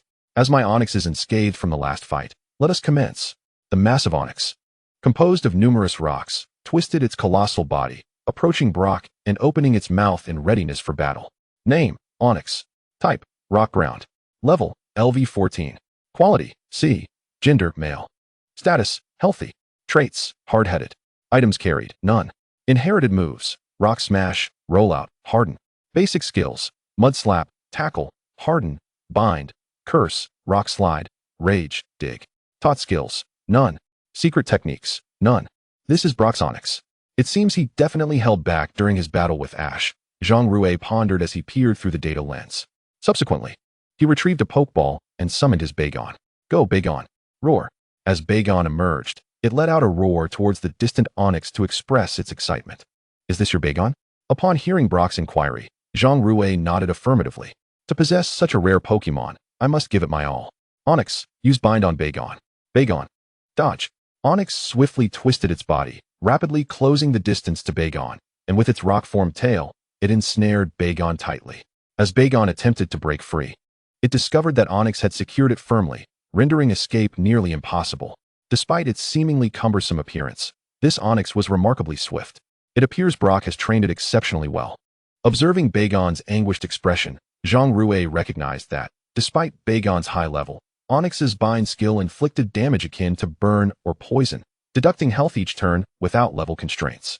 However, unlike Ash, Zhang Rui did not falter in this situation. "Bagon, use Headbutt on its tail." "Futile. My rock-solid tail is incredibly tough. Your attack cannot inflict harm." Despite Brock's assertion, the ensuing events left him astounded. Bagon arched its head back, utilizing the momentum to strike Onyx's body directly. Onyx hastily released Bagon, revealing the extent of the damage inflicted. "Onyx," Brock called, but Zhang Rui was unwilling to relinquish the opportunity. The moment Onyx freed Bagon, he issued another command, Dragon Breath. As Bagon descended, it lifted its head, aiming at Onyx's body and unleashing a bluish-purple beam, which struck Onyx squarely. Roar. In pain, Onyx howled before collapsing to the ground, rendered unable to battle. Brock quickly recalled Onyx, addressing it. "You performed admirably in this battle. Rest well." He then produced another Pokeball, declaring, "Go, Geodude." Before them appeared a gray, round stone-like creature, complete with prominent rocky eyebrows, trapezoidal eyes, and brown irises, along with a pair of muscular arms, all crafted from rock. "Geodude, use Rollout on Bagon." Without granting Zhang Rui a moment to prepare, Brock initiated the attack with Geodude. Upon Geodude's emergence, Zhang Rui noted its level was merely 13, likely a result of his rash challenge, which had forced Brock to deploy it prematurely. Ideally, Onyx should have been the final Pokemon to battle. Nevertheless, facing a mere level 13 Geodude, Zhang Rui felt at ease. Geodude curled into a ball, hurtling towards Bagon at breakneck speed. As the attack approached, Zhang Rui swiftly commanded, "Dragon Pulse." In this match, this was just the first gym, arguably the easiest to conquer, and he had no intention of wasting time here. Defeating Brock would allow him to tend to his younger siblings without delay. A dragon-shaped spectral image erupted from Bagon's mouth, striking Geodude. Though Geodude was in a rolling state, it managed to withstand the attack momentarily, but was soon sent flying by the dragon-shaped illusion. It crashed heavily to the ground, creating a small crater in the flat surface. And Geodude was rendered incapable of continuing the fight. Brock recalled Geodude, approached Zhang Rui, and handed him a square-shaped gray badge, saying, "Congratulations on your victory. Please accept this gray badge." Zhang Rui accepted the badge and thanked Brock, preparing to recall Bagon. However, he noticed Bagon emanating a blue-white light. Brock turned in astonishment, exclaiming, "This is the light of evolution. Your Bagon is about to evolve." Zhang Rui, unable to conceal his excitement, recognized that after participating in the rookie Pokémon tournament, Vagon had reached level 29, supplemented by experience cubes, providing ample experience. Having now defeated 2 gym Pokémon, it had accrued enough experience to evolve. Vagon's shell began to enlarge, enveloping its entire body. Soon, Vagon swiftly transformed into an oval-like shape, with 4 claws emerging from the shell. However, its head was encased in white armor, rendering only its eyes and mouth visible from the front. This is Shelgon. Chapter 28. Choosing the Crescent Mountain Dungeon. Name, Shelgon. Type, Dragon. Level, LV 30. Quality, S. Gender, Male. Status, Healthy. Traits, Hard-headed. Items carried, None. Inherited moves, Dragon Pulse, Dragon Dance, Dragon Rage, Fire Fong, Twister, Harden, Endure, Outrage. Basic skills, Rage, Ember, Glare, Bite. Dragon Breath, Headbutt, Focus Energy, Protect, Dragon Claw. Taught skills, None. Secret techniques, None. Wow, upon evolving, it learned so many skills, even Protect. I was planning to retrieve the Protect secret technique from the school's treasure vault, but it seems that will not be necessary. I should contemplate my next steps upon returning. After circling around Shelgon and contemplating, he mused, with such short legs, what use is learning Dragon Claw? At that moment, Shelgon appeared to comprehend Zhang Rui's thoughts, as a green spectral image enveloped its front limbs, and it began to dig into the ground. Observing Shelgon's actions, Zhang Rui nodded, realizing it was indeed useful for digging. Subsequently, he recalled Shelgon, bid farewell to Brock, and exited the dungeon. Upon returning to the dormitory, he heard the system's voice. Ding. Congratulations to the host for clearing the Nibby Gym and receiving the reward, Vagon Detector. Ding. The reward has been dispatched to the host's storage. Please check. Ding. The exploration dungeon Crescent Mountain has been unlocked. The host may challenge the Hualan Gym. Is there really this much information this time? He decided to check the rewards from the system first. Zhang Rui was momentarily taken aback by the system's notification, but quickly collected his thoughts. Opening the system panel to inspect the newly received device in the storage, he observed a locator-like device standing among the rows of squares. Clicking on it, it materialized in his hand. Vagon Detector, what is its purpose? Banquila's Detector. Activating the detector allows for the exploration of Banquila's location within a radius of 100 miles. Note, this detector is capable of locating any form of Banquila's, including its evolutionary stone. What an extraordinary device. It can actually pinpoint the location of Banquila's and even identify any of its forms. This is truly remarkable. Is this system truly so intuitive? After all, we're dealing with a near-divine entity. The core member of the Sandstorm team can acquire such an invaluable tool with such ease. In the future, whenever I enter a dungeon or venture into that forest, I can simply activate the detector to find the whereabouts of Banquila's. How exhilarating. But that's not even the main highlight. The primary advantage lies in the ability to locate Banquila's evolutionary stones. It's a comprehensive service indeed.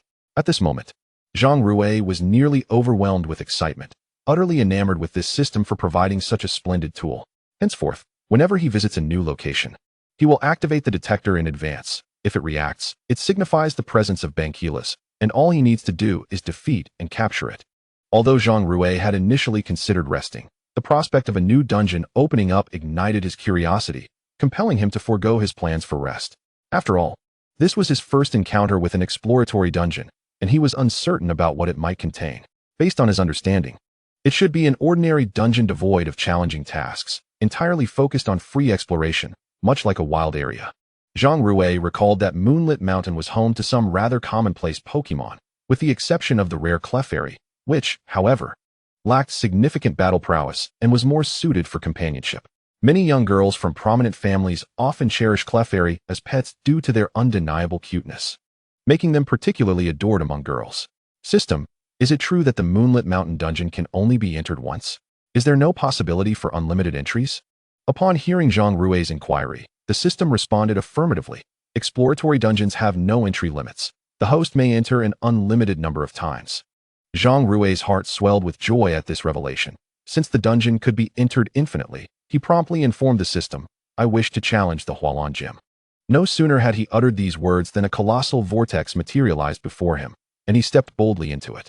When he opened his eyes again, he found himself at the entrance of the Hualan Gym. Why had the system not transported him to the entrance of Hualan City, but rather directly to the gym's doorstep? However, the system surely had its reasons. In the anime, Hualan City lacked significant plot development, thus facilitating Zhang Rui's immediate challenge to the gym. He recalled that the gym leader of Hualan City was Misty, though at that moment, she was likely accompanying Ash in battling at the Nibi gym. Consequently, it was probable that the Hualan gym was currently overseen by the Hualan sisters, who were actually 4 in number, with the 4th being Misty herself. With her absence, only the 3 sisters remained. Rumor had it that each of the Hualan sisters was a stunning beauty, and Zhang Rui mused about how marvelous it would be to bring them into his little world to assist him. The reason Zhang Rui chose not to explore Moonlit Mountain was clear. It could be explored infinitely, and he saw no need to do so at this moment. Moreover, most of the Pokémon within Moonlit Mountain were Clefairy, rendering a visit somewhat futile and merely a waste of time. It was far more prudent to continuously challenge dungeons to enhance his strength. Yet, for those who had never watched the anime, the sight of the gym before them would undoubtedly raise questions. Is this truly a gym? Zhang Rui gazed skeptically at the sign resembling a small sea lion, unable to suppress his doubts. Surely, this isn't an aquarium? However, in the anime, gyms were indeed located within aquariums, a common thematic choice. Moreover, the system must have transported him here for a reason. He decided to enter and investigate further. Pushing open the door, Zhang Rui walked through the corridor and entered the performance hall. Hooray! Upon entering the performance hall, he was greeted by a sea of spectators filling the seats. All eyes fixated on a massive water pool before him, above which loomed a grand diving board. Before Zhang Rui could fully process the scene, 3 stunning beauties clad in swimsuits emerged from the diving board, each with a distinct hair color, golden blonde, blue-violet, and, in Zhang Rui's opinion, the most alluring of all, a lovely cherry blossom pink. Each possessed an enchanting figure, with delicate curves and fair, radiant faces that were utterly captivating. They were infinitely more appealing than the cold and aloof Lung Wanru. The trio of beauties waved to the audience, then gracefully executed a jump from the diving board, performing a perfect 360-degree rotation before plunging into the water, followed by raucous applause. Emerging from the water, the sisters prepared to acknowledge the audience's enthusiasm when they suddenly caught sight of Zhang Rui standing amidst the crowd, their expressions turning serious. The eldest sister, with golden hair, gracefully traversed the water to stand before Zhang Rui and smiled. You must be the trainer here to challenge the gym, am I correct? Chapter 29, Challenge at the Hualan Gym. Zhang Rui, captivated by the beauty of the golden-haired sister, nodded in agreement, utterly spellbound. Upon seeing Zhang Rui's handsome features up close, the golden-haired sister's cheeks flushed slightly as she introduced herself. I am Sakura, the eldest of the Hualan sisters. The blue-violet-haired girl behind me is called Iam, and the cherry blossom-haired girl is Peony. This gym is managed by us, the Hualan sisters, so if you wish to obtain a badge, you must challenge all 3 of us. Are you ready? Hearing Sakura's inquiry snapped Zhang Rui out of his reverie, and he confidently replied, of course. To prevent the audience from feeling disappointed by an interruption in the performance, Sakura announced the challenge to the spectators, who expressed excitement rather than dismay. They chose to remain and watch the gym battle rather than leaving the venue, as trainers challenging the gym were a rare occurrence. The audience had grown accustomed to only witnessing the sisters' performances daily, and now they finally had the chance to witness a gym battle. In contrast to the aquatic setting outside, the arena before him appeared somewhat rudimentary, with a few floating bubbles adorning the clear water's surface and little else. It seemed the Hualan sisters had prioritized their performances, neglecting their responsibilities as gym trainers. At that moment, Zhang Rui stood at the edge of the battle arena, facing his opponent, a beautiful girl with cherry blossom-colored hair, Peony. My water-type Pokemon is quite formidable. Be prepared for a challenge, Peony declared confidently, holding a Pokeball in her hand. She then tossed it into the water, and in an instant, a magnificent orange fish emerged, adorned with black and white spots, and distinguished by prominent white spikes atop its head. Clearly, the Pokemon before him was Goldeen. Name: Goldeen. Type: Water. Level: LV20. Quality: C. Gender: Female. Status: Healthy. Ability: Swift Swim. Carried item: None. Inherited moves: Water Tail, Hydro Pump. Basic skills: Super Horn Attack, Poison Jab, Peck, Tail Whip, Splash. This Goldfish King can actually use Hydro Pump. Zhang Rui mused to himself as he beheld the data through his vision. Truly impressive for a gym trainer's Pokemon. He then retrieved a Pokeball containing his Shelmet and tossed it forth, summoning the creature into the fray. Upon its entrance, the Shelmet's weight caused the plastic foam beneath it to wobble precariously. However, it quickly adjusted its stance to gain stability on the buoyant surface. Haha. Mu Dan chuckled at the sight of the cumbersome Pokemon standing atop the foam, turning to Zhang Rui and remarking, You've sent out such a heavy Pokémon for battle. It seems victory in this first gym match is certainly mine. Go. Goldfish King, unleash Hydro Pump on the opposing Pokémon. With that command, the Goldfish King emerged from the water, its mouth gathering water elements in mere moments before a powerful jet of water erupted forth. The sheer force and size of the torrent elicited a triumphant expression from Mudan, who turned to her sister, Sakura, exclaiming, "Sister, I'm bound to win this match effortlessly. Do not let your opponent's bulkiness lead you to overconfidence. Focus on the battle," Sakura advised, suppressing a sigh at her younger sister's arrogance. Indeed, is the Goldfish King starting with Hydro Pump?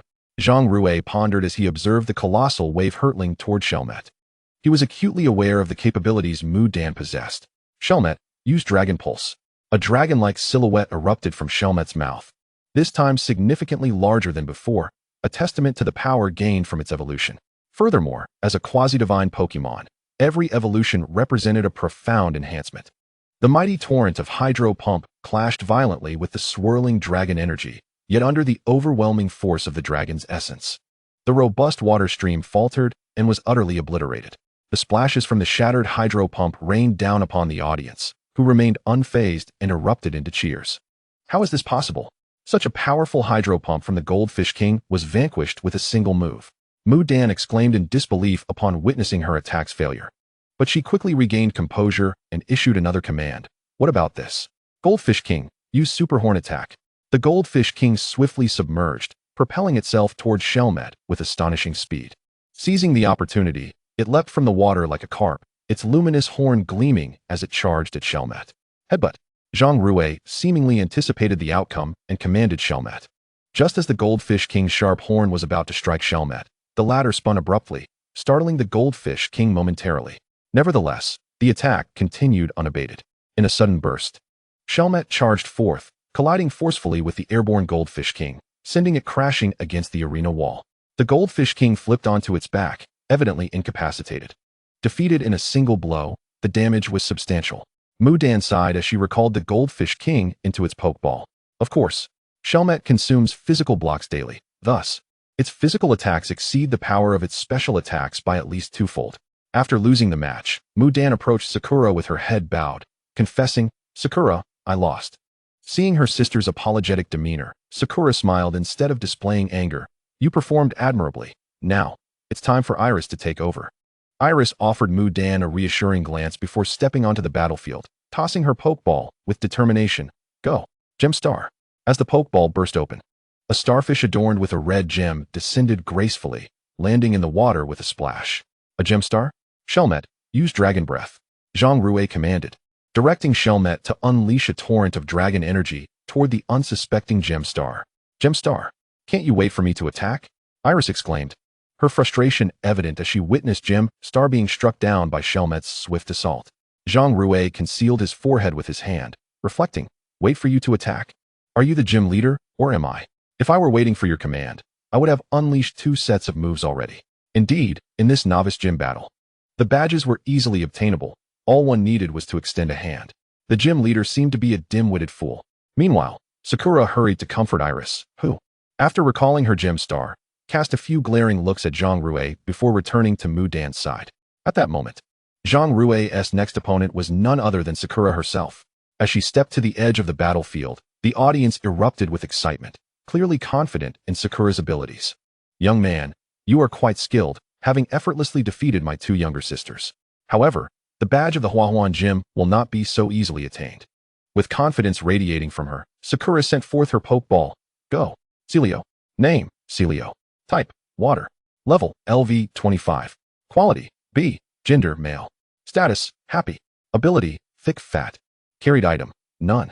Inherited moves, Lick, Water Pulse, Horn Drill.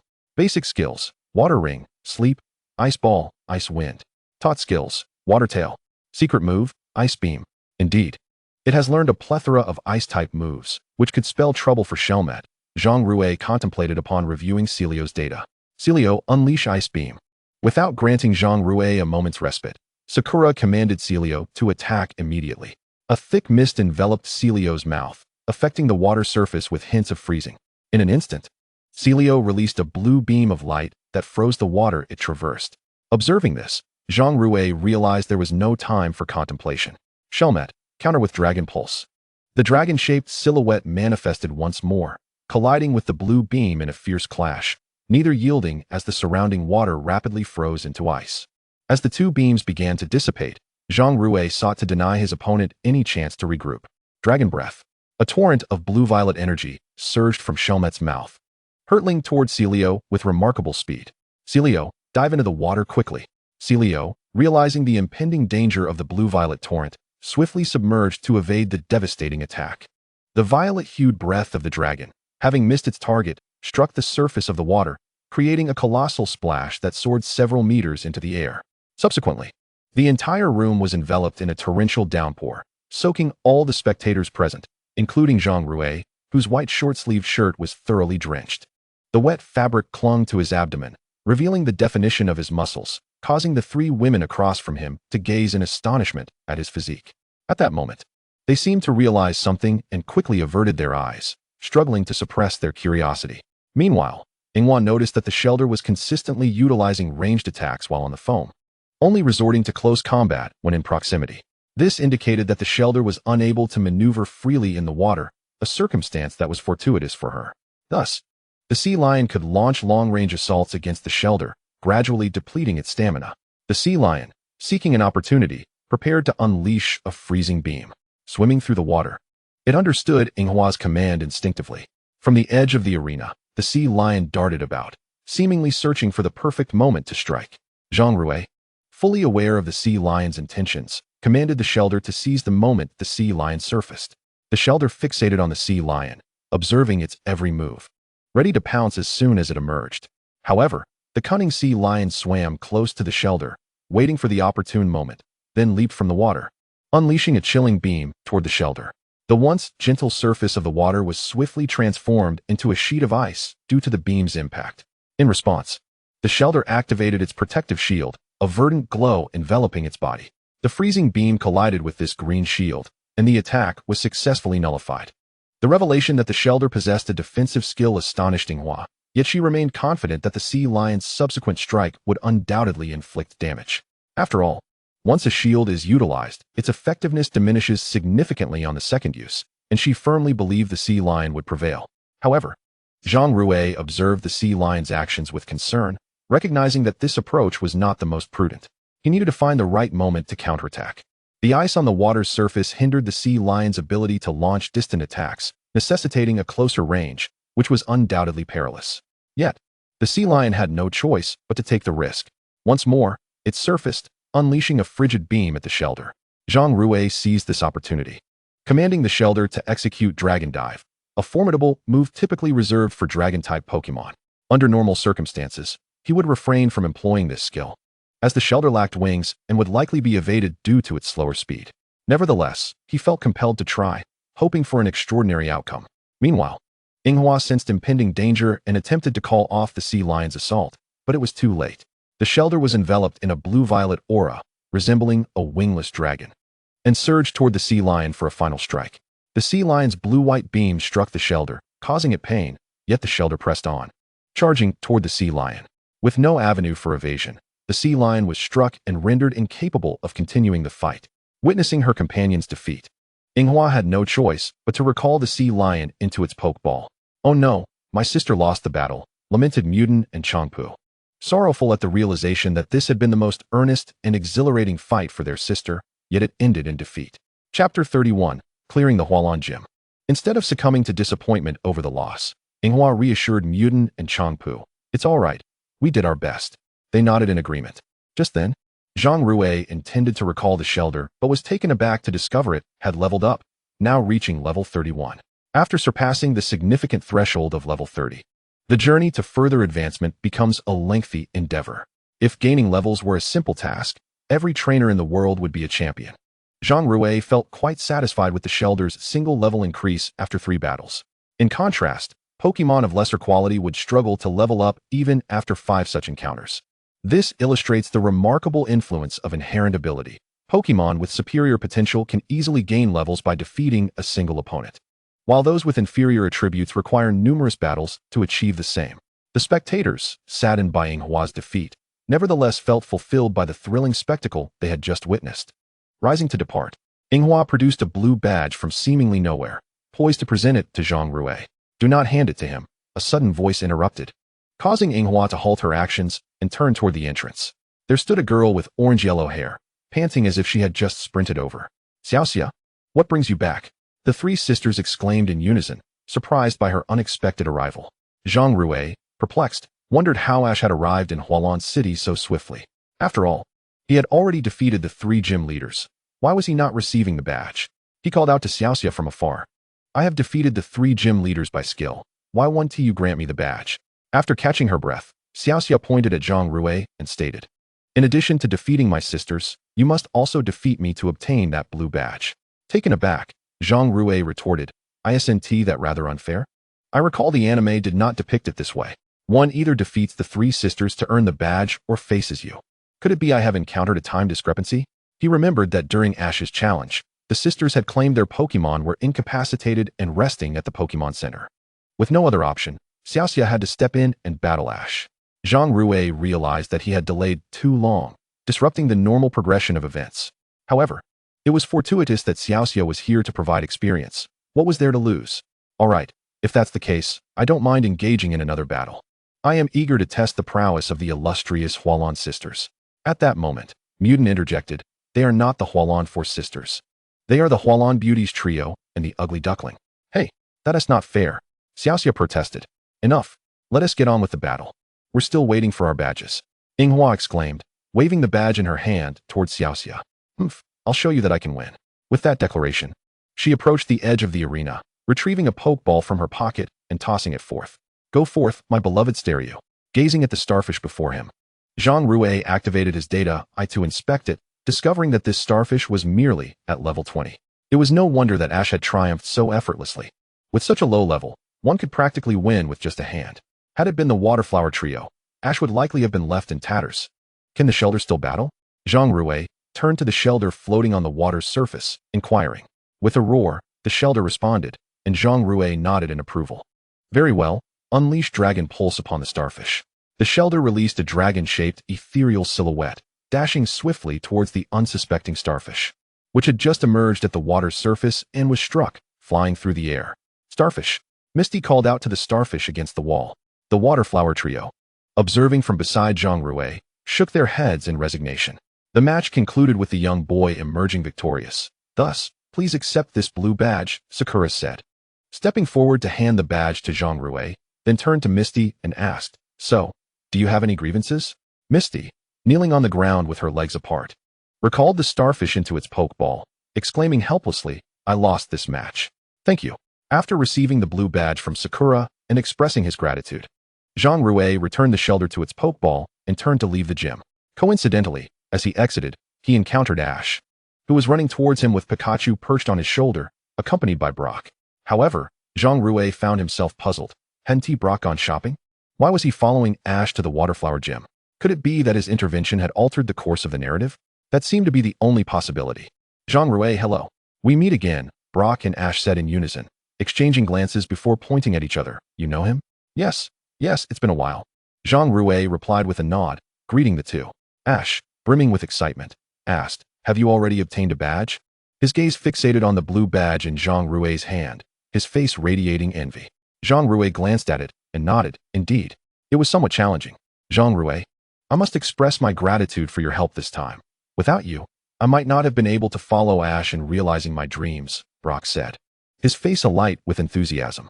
He was eager to thank Zhang Rui for his assistance, for without it, he might still be at the Nibby gym facing trainer challenges. You're welcome. I could not bear to see someone with dreams unable to achieve them. After chatting briefly with Brock, Zhang Rui bid farewell to the two and sought a secluded spot to leave the instance.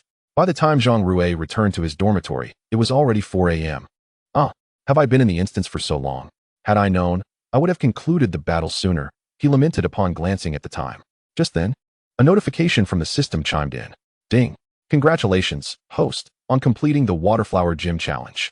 You have received a mid-level water-type Pokémon detector and a summoning ticket for the Waterflower Quartet. Ding. The instance challenging the arena boy has been unlocked. Will the host challenge it? Initially puzzled by the mid-level water-type Pokémon detector, Zhang Rui was taken aback by the subsequent rewards, nearly leaping with joy. This system is truly splendid. I adore it. Chapter 32, The Sleepy Zhang Rui. The system seemed to acknowledge Zhang Rui's praise, responding with its alluring electronic voice, resonating in his ears. Serving the host is the system's duty. More features will be provided to ensure a comfortable experience. This system is remarkably user-friendly, Zhang Rui thought, intrigued by the prospect of additional features that, although unknown, were worth anticipating. After listening to the system's words, he nodded, satisfied with the response. Next, he sought to understand the functions of these rewards. Opening his storage, he first retrieved the mid-level water-type Pokémon detector and examined its functions through the data eye. Mid-level water-type Pokémon detector. Within a radius of 100 meters, activating the detector will locate water-type Pokémon with a base stat total below 550. Note, legendary water-type Pokémon will not be included, so please do not harbor any illusions. Zhang Rui felt a flicker of joy at the sight of the water-type Pokémon detector. As long as there were water-type Pokémon nearby, it could pinpoint their locations. This would make capturing Pokémon much easier, alleviating concerns about them escaping. However, upon reading the note, he felt a twinge of discomfort yet accepted it. After all, this was merely a mid-level detector. If mid-level detectors could locate legendaries, what significance would high-level ones hold?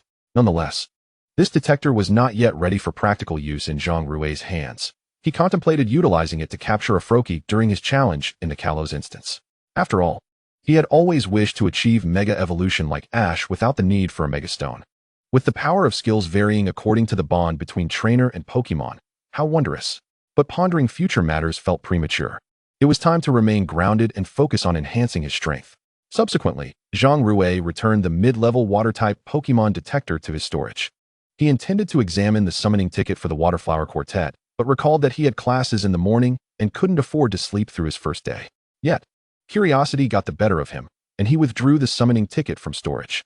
Waterflower Quartet Summoning Ticket. Permanently summon the Waterflower Quartet to provide assistance. Note, upon summoning the Waterflower Quartet, their affection will be maximized, and they will retain memory of the host, agreeing to any requests made by the host.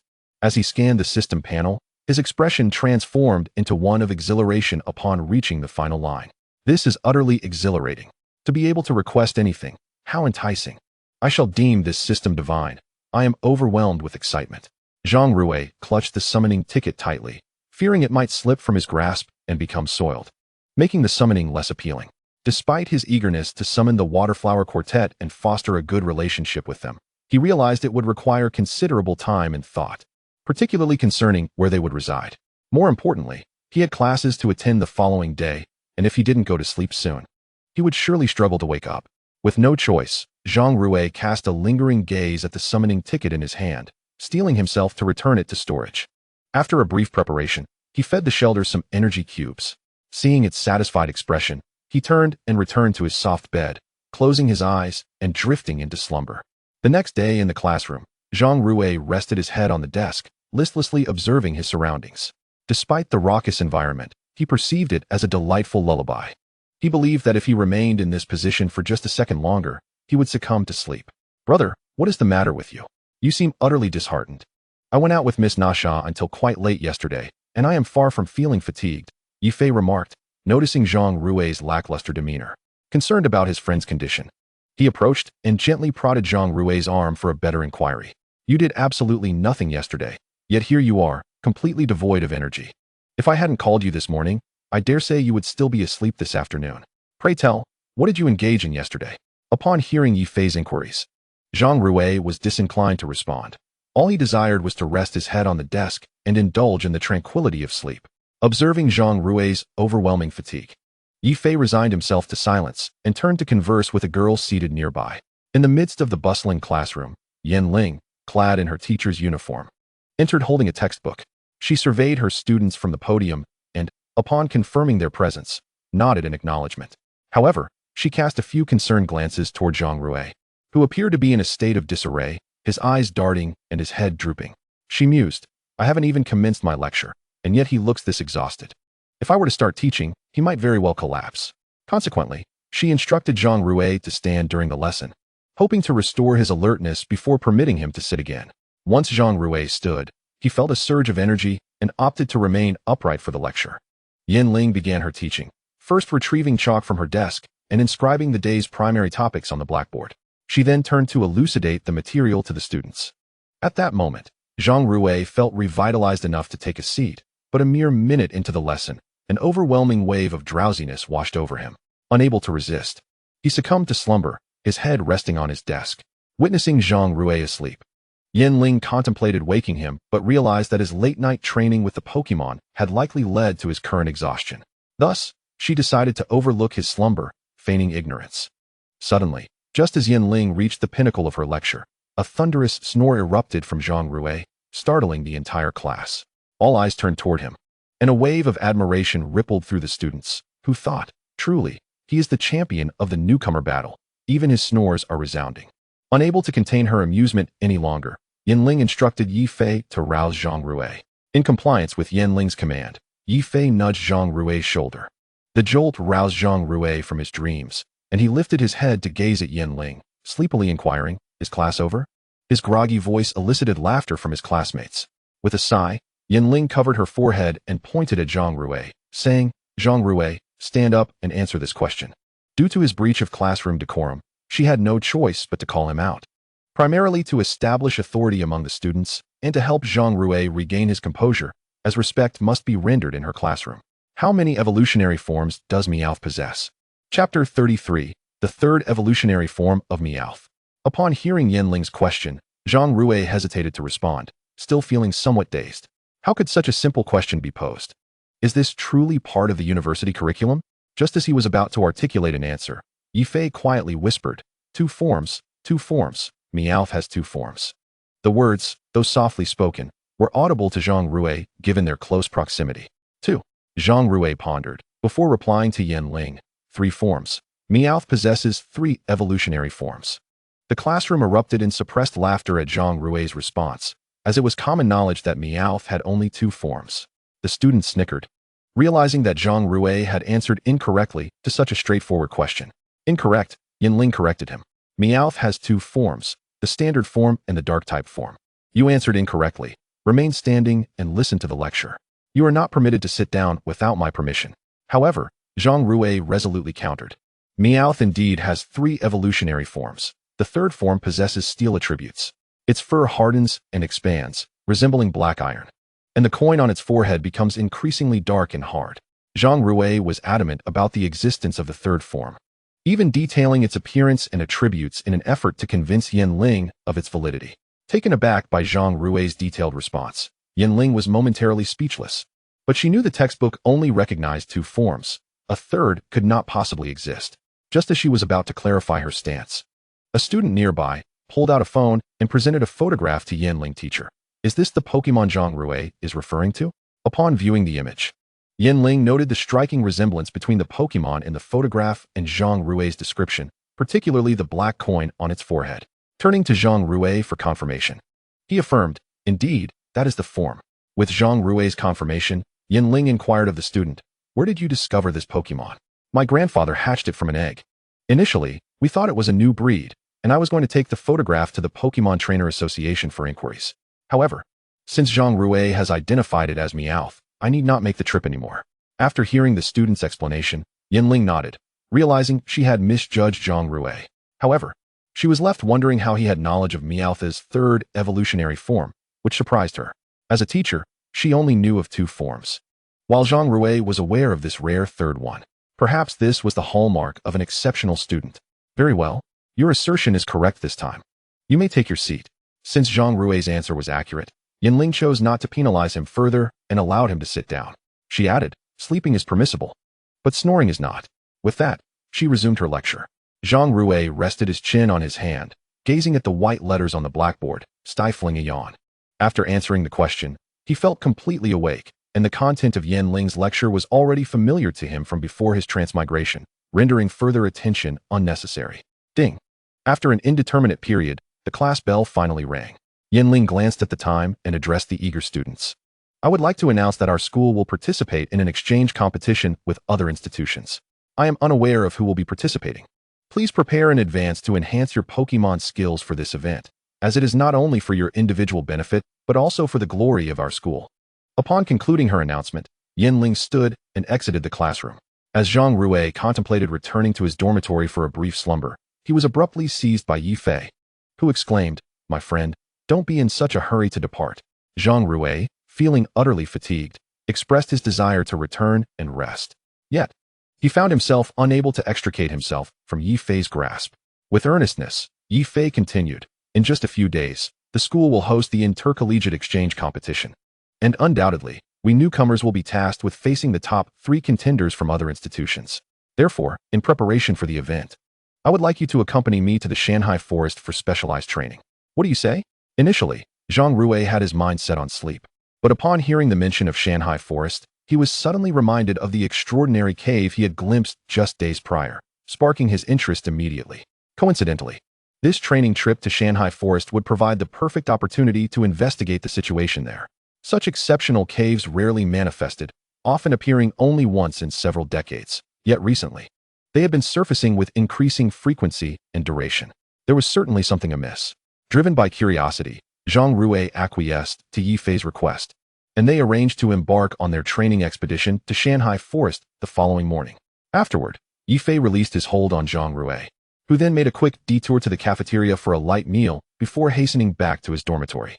There, he summoned his shelled dragon and fed it some energy cubes, resulting in another level increase. Now at level 32. While an ordinary starter Pokémon might evolve after a few more levels, the shelled dragon still required several more to reach its ultimate evolution, indicating a lengthy journey ahead filled with nurturing. As he watched the shelled dragon joyously consume the energy cubes, Zhang Rui reclined on his bed, closed his eyes, and swiftly fell asleep. When he awoke, it was already 8 p.m., long past dinner time. Indeed, one should never stay up late. Zhang Rui grumbled as he got out of bed. He retrieved some berries from the storage room and casually munched on them before accessing his small world. Since traversing the evergreen forest, he had yet to capture the Pokémon he encountered there, all of which resided in his small realm. Seizing the moment, Zhang Rui decided to organize his small world. Upon entering, he surveyed the lush jungle surrounding him, filled with trees bearing abundant fruits, and felt a profound sense of pride. Indeed, this was a world of his own creation. However, given the vastness of the realm, locating the Pokémon he had deposited would require some searching within the forest. Fortunately, he possessed the ability to manage his small world, allowing him to close his eyes and sense the locations of the Pokémon within. Before long, Zhang Rui pinpointed the whereabouts of a Beedrill and dashed toward it, discovering several Beedrills frolicking nearby. As they grew hungry, they nibbled on the fruits from the trees. To his surprise, in addition to the exceptional Beedrill he had placed in his small world, there were numerous others present. I distinctly recall only introducing a single Beedrill. Could these others be its offspring? Do bug-type Pokémon reproduce so rapidly? Chapter 34, Journey to Moonview Mountain. In that moment, Zhang Rui recalled that he had deposited several high-potential Kakuna into his small world during his previous foray into the dungeon. Given the time that had elapsed, they should have evolved into Beedrills by now. The presence of so many Beedrills was easily explained. Initially, he had assumed that the sole Beedrill would have produced offspring. However, considering it was male, the notion seemed absurd. Nevertheless, if the Kakuna had indeed evolved, it was likely that the other Metapod had completed its transformation as well. After all, these Pokémon had been introduced simultaneously, and even if they had recently metamorphosed, the passage of a few days was ample time for evolution to occur. As Zhang Rui closed his eyes to sense the entirety of his realm, he soon discovered a few Butterfree feasting upon the fruit in the trees not far from him. Even his captured Rattata was lazily nestled among the pile of fruits, indulging in a snack, evidently beginning to plump up. The purpose of Zhang Rui's foray into his small world was to capture all these Pokémon in Pokeballs, as they would be more obedient once captured, preventing them from forgetting him after a few days apart. With the Beedrills in close proximity, Zhang Rui chose to capture them first. However, to be cautious, he summoned his shelled dragon as a precaution against any potential aggression from the Beedrills. As he approached the playful Beedrills, they charged at him with their stingers raised upon sighting him. Just as they were about to strike, a dragon-shaped phantom surged forth, sending the Beedrills hurtling away, crashing against a tree and appearing to lose their combat abilities. Indeed, summoning the shelled dragon for protection was the right decision. Zhang Rui patted his chest, catching his breath. He then turned his gaze to the Beedrills on the ground. If not for your exceptional qualities, I would have expelled you from my small world long ago. With that, he retrieved several Pokeballs he had purchased and began capturing the Beedrills one by one. Following this, he sought out the remaining Pokémon within the forest. Unlike the Beedrills, The other Pokémon were not as ferocious. Upon encountering Zhang Rui, they willingly approached him and entered the Pokeballs. This was likely due to the presence of the shelled dragon, which instilled a sense of trepidation in them, prompting them to submit. Although he successfully captured all the Pokémon in Pokeballs, Zhang Rui had no intention of keeping them confined. Instead, he would release them back into the wild, allowing them to thrive within the forest. After all, it would be a tremendous waste to keep so many high-quality Pokémon in captivity. Furthermore, breeding high-quality Pokémon with those of average quality would inevitably diminish the quality of their offspring. Given that his small world was primarily populated by exceptional Pokémon, their progeny would surely inherit even greater potential, potentially rivaling that of legendary creatures. With the matters concerning the Pokémon settled, Zhang Rui searched for an ideal location within his small world. He discovered a spot in close proximity to a lake, with a desert not far off, and decided it would be the perfect site. With a flourish of his hand, the once flat terrain erupted with radiant energy, gradually rising in height until it reached several hundred meters. It then began to expand, elongating until it ultimately took the form of a grand castle. This castle boasted hundreds of rooms and a massive central hall, equipped with all the necessary amenities. As Zhang Rui gazed upon the castle he had constructed, satisfaction washed over him. Indeed, who but I could create such a magnificent edifice? With the castle complete, it was time to welcome its rightful inhabitants. Zhang Rui accessed the system panel and retrieved the summoning scroll for the Hualan Four Sisters. After activating the scroll, it transformed into a beam of white light that gradually descended to the ground, whereupon four exquisitely beautiful girls materialized before him.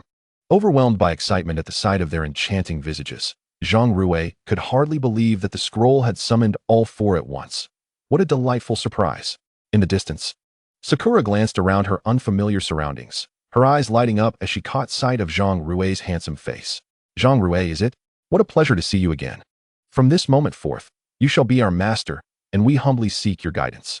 Upon hearing Sakura's words, Zhang Rui found himself perplexed. How could Sakura utter such sentiments? Regardless of his musings, he attributed it to their intimacy, for the extraordinary effect of their deepened bond was indeed remarkable. Subsequently, Qingpu, Muden, and Xiaoxia greeted Zhang Rui. As he beheld the fair and lovely women before him, a mischievous smile crept onto his face, and he addressed them. This, dear ladies, shall be your abode from now on. Your sole duty will entail observing the state of the forest's spirits each day. The rest of your time is yours to cherish.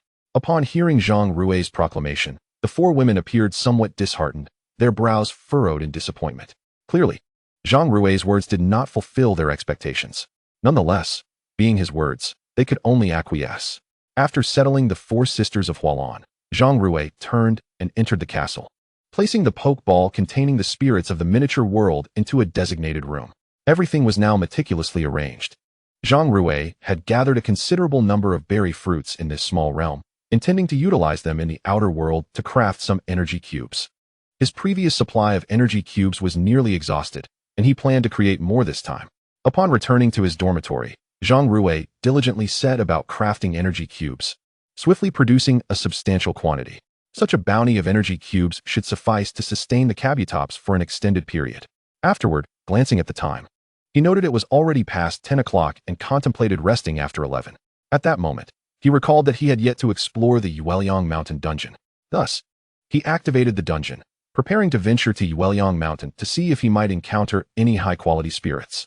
In the spacious room, a dark vortex suddenly materialized before Zhang Rui. Without a second thought, he stepped inside. When he opened his eyes again, he found himself amidst a mountain riddled with numerous caves. Indeed, he had arrived at Yueliang Mountain. Chapter 35. The Search for Banjiras. The vicinity of Yueliang Mountain was enveloped by a dense forest, where the trees swayed gently in the breeze, producing a soothing rustling sound.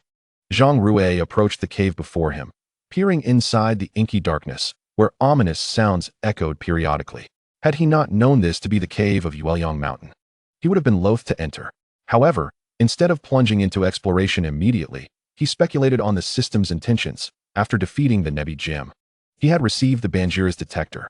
Was it perhaps an indication that Banjiras prowled these grounds? Though uncertain, he resolved to attempt using the detector. After all, when it comes to such matters, it is better to trust in the possibility than to dismiss it outright. Zhang Rui first opened his inventory and retrieved the Banjiras detector. The device resembled a disc, with a blue hard substance at its center, the purpose of which was unclear. The edge of the disc appeared to serve as the device's switch. Pressing it would presumably allow for the detection of any Banjiras in the vicinity. Without hesitation, Zhang Rui pressed the red button on the disc, and as he did, the blue substance in the center began to emit a pulsating blue light. He surmised that the machine was scanning the surrounding environment. After 3 flashes of blue light, the pulsation ceased. Zhang Rui turned to survey his surroundings, but nothing seemed amiss. Could it be that there were no Banjiras in the vicinity, not even its evolutionary form? Nevertheless, he shrugged it off and decided to seek out any high-quality spirits that might be present. As he picked up the detector from the ground and prepared to store it away, he was astonished to see the blue substance within the detector emit a dazzling glow once more. The light expanded, forming a flat map, with a blinking red dot in a specific location, moving continuously. Such advanced technology? It was hard to believe that the world of spirits possessed such capabilities. Zhang Rui pondered where the system had acquired it. This device could project a topographical map of the surrounding area spanning 100 miles. Gazing at the detector in his hand, Zhang Rui could not help but marvel at its sophistication. After a few minutes of study, he finally comprehended the displayed results. The projected terrain represented the landscape within 100 miles surrounding him, and the moving red dot undoubtedly indicated the presence of Banjiras. However, observing the dot's erratic movement, he wondered what the Banjiras was engaged in. Was it frolicking with its companions? While the specifics remained unknown, one thing was certain: Banjiras indeed inhabited Yueyang Mountain. Following this revelation, Zhang Rui mapped out a rough route based on the terrain, realizing he must traverse the cave before him, aware of the environment and the spirits dwelling within. He speculated that creatures such as Zubat or Paras likely resided there. Yet, there were no streetlights installed by Team Rocket. It was only natural, given that so much time had elapsed since a researcher likely dismantled them. However, before entering, he ought to prepare a flashlight. In the pitch-black cave, navigating without illumination would be perilous, as he could easily be ambushed without knowing who or what had attacked him. Yet, rather than retreating from the cave, Zhang Rui opted to summon his Kabutops, instructing it to gather flames in its mouth and maintain a burning state. While this task was undoubtedly strenuous for Kabutops, it served as a rigorous training exercise to enhance its mastery over fire. Upon receiving Zhang Rui's command, Kabutops began to concentrate flames within its mouth. As it was its first attempt, the flames quickly dissipated, but Kabutops persevered. After several trials, it successfully maintained the flames in its mouth for an extended period without extinguishing them. With Kabutops having achieved this feat, Zhang Rui did not linger at the cave's entrance but proceeded inside, guided by his fiery companion. As they stepped into the cave, darkness enveloped them. Yet the flames of Kabutops provided a semblance of clarity, preventing them from losing their way. After a few minutes of exploration, Zhang Rui was surprised to catch sight of a faint blue glow in the distance, prompting a surge of curiosity. The azure light reminded him of moonstones. Could it be that the luminescence before him emanated from such stones? To satisfy his curiosity, Zhang Rui urged Kabutops onward toward the blue light. After traversing a dark expanse, they emerged into a brightly illuminated pathway. Zhang Rui's suspicions were confirmed. The glowing stones were indeed moonstones, embedded within the cave walls, casting their blue radiance to illuminate the entire cavern.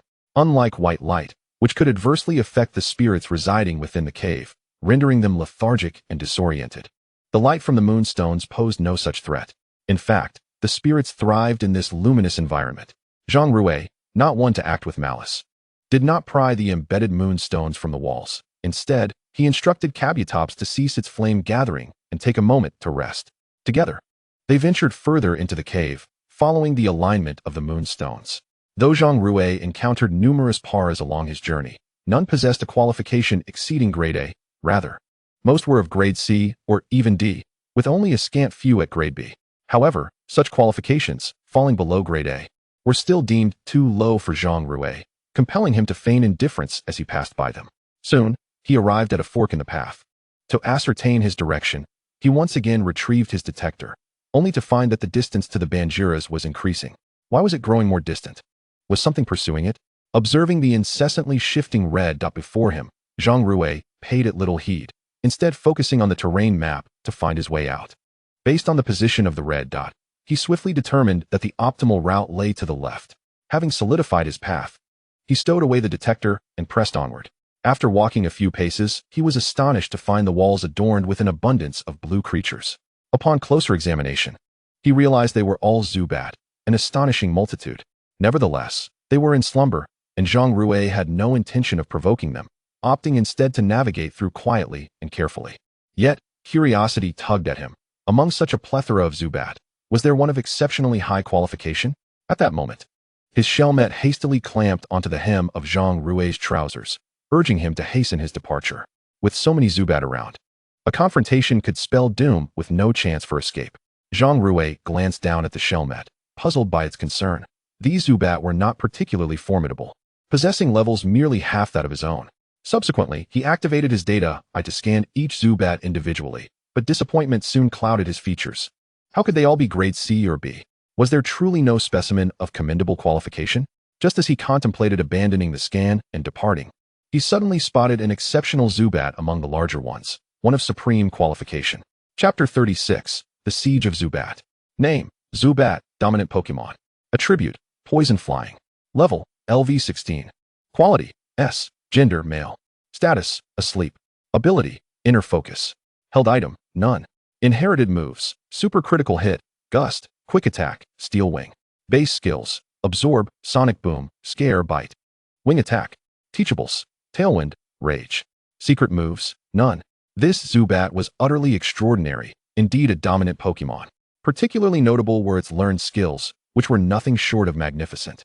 It was imperative that he capture it. Zhang Rui felt a surge of excitement after reviewing the data through his eye. He promptly opened his system storage, retrieved a Pokeball, and turned his gaze toward the dominant Zubat, cautiously approaching with the white button of the Pokeball aimed at it.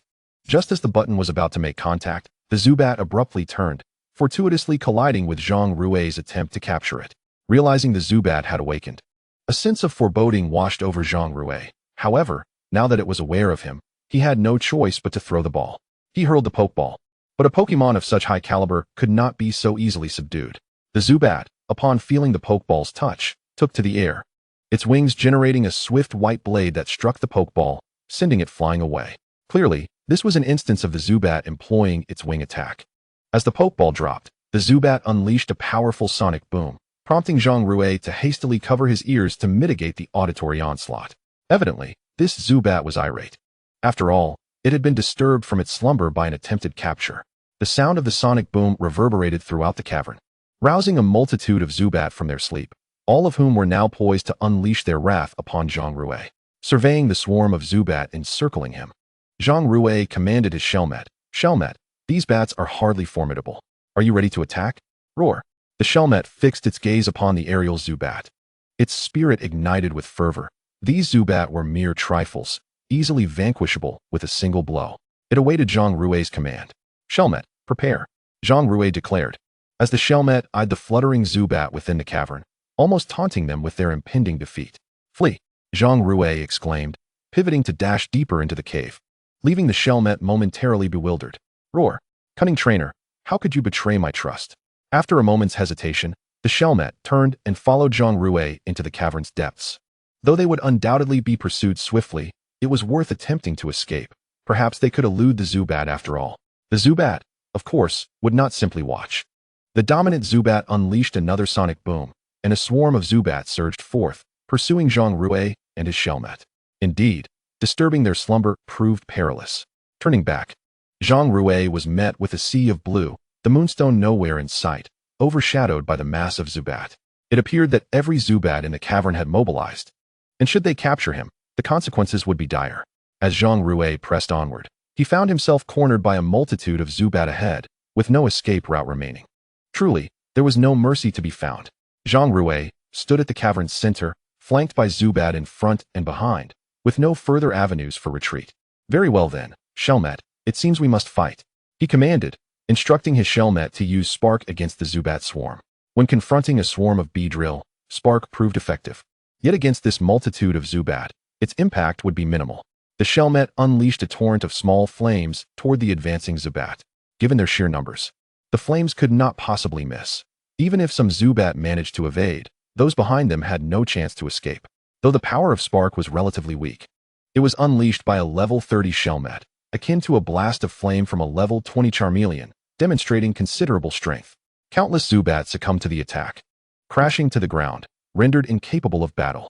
Simultaneously, the Shellmet ascended in level, reaching the milestone of level 33. despite the intensity of the Shelmet's assault. The dominant Zubat easily evaded, opening its mouth to emit a cacophonous sonic boom. Under its command, the Zubat before and behind Zhang Rui flapped their fragile wings, launching a barrage of white blades toward him. Shelmet, use Protect, Zhang Rui directed. The Shelmet dashed to the forefront, forming a green spherical barrier that absorbed the onslaught of white blades, dissipating them upon impact. Remarkably, the Shelmet remained unscathed, not a single wound to be found. Unleash Dragon Pulse, Zhang Rui commanded, as the Shelmet conjured a spectral dragon form, roaring skyward before charging at the Zubat swarm. At this moment, the dominant Pokémon, the Soundbat, sensed the immense threat posed by the skill before it. Its wings transformed into a hue reminiscent of steel as it charged towards the dragon-shaped phantom. The clash between its iron-like wings and the dragon's spectral form was fierce. However, the power of the Dragon Pulse was overwhelmingly potent, rendering the elite Soundbat utterly defenseless. And it was thus sent sprawling through the air. The swarm of Soundbats trailing behind suffered dire consequences, all struck by the dragon's manifestation, incapacitated and collapsing to the ground. Each attack from the Shelmet resulted in numerous Soundbats losing their combat capabilities, leading to an elevation in the creature's level, which ascended to level 34. The remaining Soundbats, witnessing the astonishing might of the egg-like creature's skill, frantically flapped their wings in a bid to flee from the scene, leaving only the injured dominant Pokémon behind. Zhang Rui approached the fallen Soundbat and inquired, "Do you wish to continue the fight?" The Soundbat, lying prostrate on the ground, once again flapped its wings defiantly, determined to prove its resilience, generating a gusting air blade aimed at the Shelmet. Defend. The Shelmet conjured a verdant barrier, successfully intercepting the Soundbat's assault. Dragon Breath. The Shelmet exhaled a potent stream of energy, startling the airborne Soundbat, which attempted to evade. However, it suddenly felt a sharp pain in its right wing and was directly struck by the powerful breath, plummeting to the ground and losing its combat effectiveness. Seizing the opportunity, Zhang Rui produced a Pokeball and hurled it towards the descending Soundbat. Chapter 37. Encounter with a Larvitar. The Pokeball struck the falling Soundbat with precision, enveloping it within its maw before gently settling on the ground. Zhang Rui's gaze remained fixed on the quivering Pokeball. Each tremor was laden with anticipation. Once, twice, he silently counted in his mind. And upon the third shake, it finally stilled. With a satisfying thud, the sound of the Pokeball securing its occupant echoed, confirming Zhang Rui's success in capturing it. He retrieved the Pokeball from the ground, fastening it to his belt, and turned his attention to the Soundbat that had lost its fighting spirit. Although the attributes of these Soundbats paled in comparison to that of the dominant Pokémon, there surely existed some with commendable potential among them. After meticulous searching, Zhang Rui discovered 3 Pokémon of quality A or higher, capturing them before placing them into his storage for future use alongside the Larvitar. Subsequently, he took out the Pokeball containing the Soundbat and tossed it. The dominant Soundbat emerged from the sphere, clearly devoid of the animosity it had previously harbored towards Zhang Rui, instead replacing it with a newfound camaraderie, an extraordinary effect of the Pokeball. As he gently stroked the Soundbat's head, Zhang Rui mused that locating the cave's exit using the detector was far too slow. A more practical method was required. Soundbat, utilize your ultrasonic waves to locate the cave's exit. The Soundbat emitted a plethora of sound waves, this time at a low frequency, inaudible to Zhang Rui. After a brief moment, the Soundbat seemed to have pinpointed the exit and flapped its wings, soaring into the distance, with Zhang Rui trailing closely behind. They soon approached the exit, where the trees came into sharper focus, even revealing a Pidgey engaged in battle with a Spearow in the air. Upon emerging from the cave, Zhang Rui recalled the Soundbat and resumed tracking Larvitar's whereabouts with his detector. He soon noticed that the red indicating Larvitar's position was drawing nearer, situated to his right. What is going on? Is the machine malfunctioning? Zhang Rui scrutinized the terrain map before surveying his surroundings, noting the red dot's increasingly close proximity. Suddenly, a commotion arose from the distant forest. Quickly turning his attention to the source of the noise, he witnessed a small reptilian Pokémon with rock-like, gray-green skin, topped with a blunt horn, sprinting towards him. It was a Larvitar. Clearly, the creature before Zhang Rui was not a Larvitar's final form, but rather its initial stage.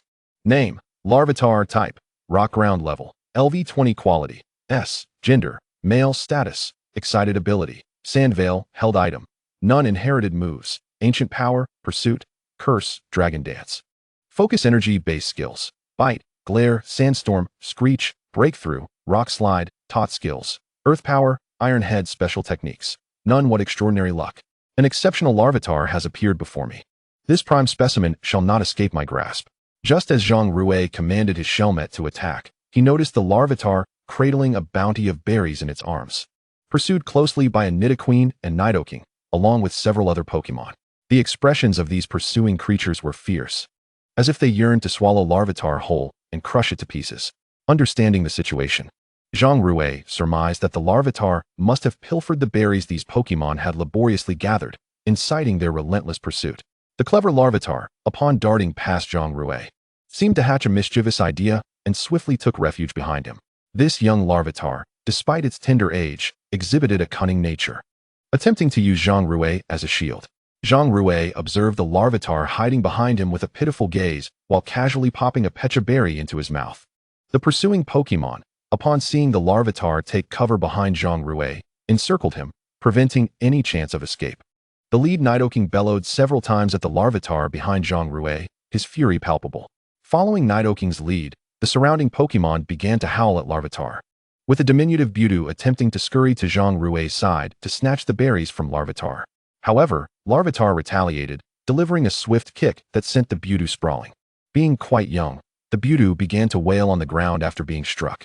At this moment, a large Venusaur could no longer tolerate the affront to its offspring, and unleashed a torrent of viscous substance at Zhang Rui's legs in retaliation.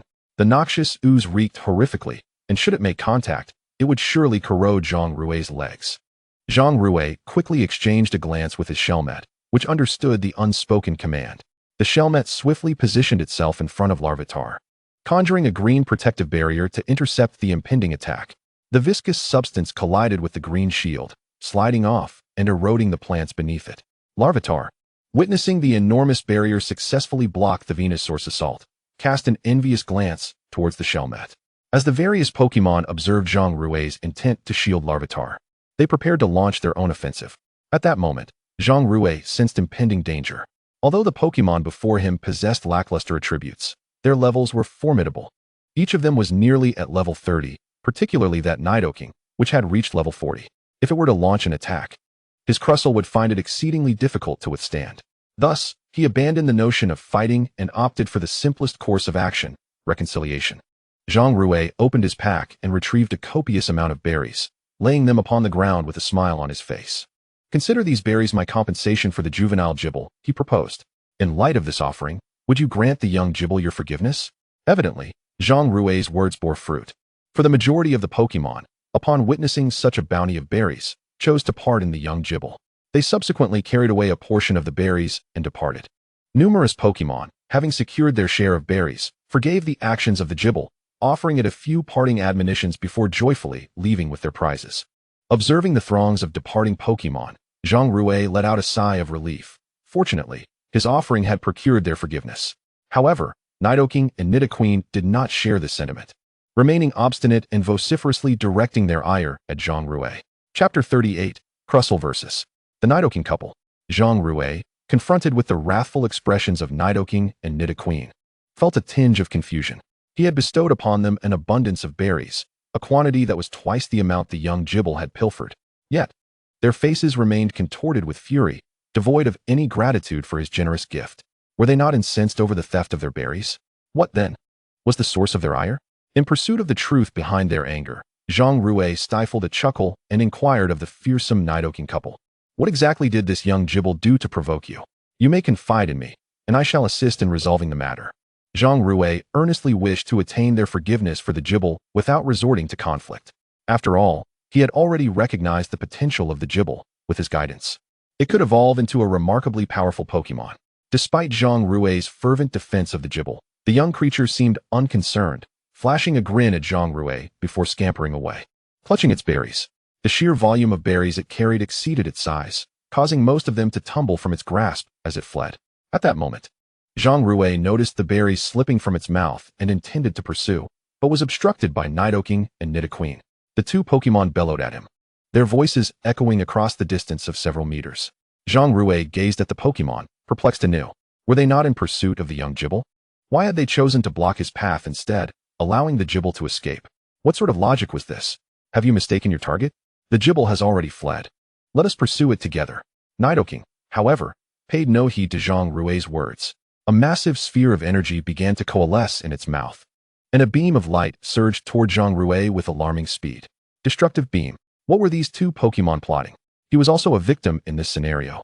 Despite the multitude of questions swirling in his mind, Zhang Rui resolved to confront the immediate threat before him. Crustle, defend. Crustle rapidly positioned itself before Zhang Rui, unfurling its vast green shield to envelop them both. The colossal shield collided violently with the energy beam, the fierce energy causing the surrounding flora to bend and sway. Ultimately, the green shield proved superior, successfully deflecting the energy beam, leaving Zhang Rui unscathed. Since Nidoking required a brief respite after unleashing such a powerful attack, Nidoqueen seized the opportunity to strike. With her arms enveloped in a radiant white light, she launched a powerful punch toward Crustle. Searing punch. Crustle, evade Nidoqueen's fist. Crustle swiftly maneuvered to the side, narrowly dodging the impending blow just as it was about to connect. Nidoqueen's fist struck the ground beneath Crustle, erupting like a buried landmine, sending debris flying in all directions. Seeing two Pokémon of levels surpassing that of Crustle surrounding him, Zhang Rui refrained from issuing further commands to Crustle. Instead, he said, "I shall no longer direct this battle. The remainder is up to you. I will merely provide encouragement." This was a spontaneous decision on Zhang Rui's part. Crustle had always relied on his commands during battles, which had stifled its capacity for independent thought. What would happen if the day came when Zhang Rui and Crustle were separated? It was imperative to cultivate Crussle's self-battling instincts now, allowing Zhang Rui to relax his oversight without the worry of verbal exhaustion from constant commands. Initially, Crustle felt a twinge of anxiety at the prospect of fighting without guidance, as it had never fought solo before. However, that trepidation quickly dissipated, for it too was eager to test its own limits. With Nidoking temporarily incapacitated from using another move, Crustle seized the opportunity, unleashing a dragon-shaped shadow that surged toward Nidoking at remarkable speed. Nidoking, unable to utilize any skills, could only attempt to block the incoming shadow with its body. To its astonishment, the shadow's power proved overwhelming, sending it crashing into a nearby tree. The impact caused vibrant green leaves to rain down, enveloping Nidoking in a cascade akin to snow. Nidoqueen, witnessing her partner being repelled, was momentarily taken aback by Crussle's formidable strength, which had pushed the level 40 Nidoking back several meters. Nevertheless, she could not afford to linger in surprise. Her fists ignited with fierce flames, she charged at Crustle with astonishing speed. Crustle, having anticipated Nidoqueen's assault, swiftly raised its green barrier to intercept her fiery punch. As the flames began to extinguish against the shield, it gradually dissipated. Yet, Crustle did not remain idle. It opened its jaws, revealing sharp teeth enveloped in searing flames. The flames danced upon its teeth, yet Crustle felt no pain as it lunged forward, attempting to bite Nidoqueen. Nidoking. Nidoqueen's cry jolted Nidoking from its leaf-laden stupor, prompting it to rise and frantically clear the foliage as it charged recklessly toward Crustle. Its purple horn glowed with a verdant light, forming a colossal spike that lunged directly at Crustle. Super Horn Attack. A formidable move within the Bug-type arsenal. Zhang Rui was momentarily stunned to witness Nidoking's mastery of such a potent technique. However, he quickly regained his composure. If Crustle, under his tutelage, could not contend with these two Pokémon, it would have been a complete waste of effort. The gaze of the Shelder was drawn to the approaching Nidoking, yet it exhibited no concern. Instead, it unfurled its mouth and summoned a verdant barrier to withstand the force of Nidoking's horn attack. The female Nidoqueen, having sustained a fiery bite from Shelder's recent assault, bore visible scorch marks, indicating her grievous injuries. It was hardly surprising, as Shelder was nourished daily through physical attacks, resulting in formidable offensive prowess. Witnessing the wounds upon Nidoqueen intensified Nidoking's fury. Its horns radiated a fierce energy as it charged with great force against the green shield erected by Shelder. The defensive skill's efficacy was evident. Regardless of the might of Nidoking's assault, as long as it did not exceed several levels of power, the shield would hold firm. Chapter 39. The Depth of Nido Couple's Affection. As the brilliance of Nidoking's horn attack began to fade, Shelder resolved to cease wasting time. It swiftly dismantled the green barrier, enveloping itself in a cloak of blue-violet energy, transforming into a form reminiscent of a dragon deity. The withdrawal of Shelder's skill caused Nidoking to lose its balance, its body tilting outward, struggling to maintain its footing. However, at that moment, Shelder's offensive was poised, and Nidoking found itself unable to withstand such a close-range strike. The impending attack from Shelder was about to land. Suddenly, Nidoqueen dashed forward, placing herself protectively in front of Nidoking, yet she underestimated Shelter's might. The impact propelled both Nidoqueen and Nidoking away with great force. This assault's power was incomparable to that of Dragon Pulse. The might of the dragon deity's dive was easily twice as potent, let alone when executed at such close proximity. The Nido couple collided with the sturdy ancient trees, not merely crashing into them, but rather breaking them outright, halting only upon striking the third colossal tree. Due to the earlier impact, Nidoqueen collapsed to the ground, rendered unable to continue fighting, while Nidoking, though severely wounded, still possessed some capacity for battle. Yet, it chose not to press on. Instead, it rushed to Nidoqueen's side, cradling her in its arms, its expression one of profound affection. Witnessing such a tragic scene, Zhang Rui refrained from urging Shelter to continue its assault, instead instructing it to bring a berry to Nidoking for Nidoqueen to consume. Shelter, dutifully following the command, ceased its offensive. In that moment, as Nidoking gazed at the incapacitated Nidoqueen, regret washed over it for provoking that trainer. Just then, it noticed Shelter approaching from a distance, and a fierce expression returned to Nidoking's face as it positioned itself protectively in front of Nidoqueen, gathering an immense amount of energy in its mouth, seemingly preparing for a desperate confrontation with Shelter.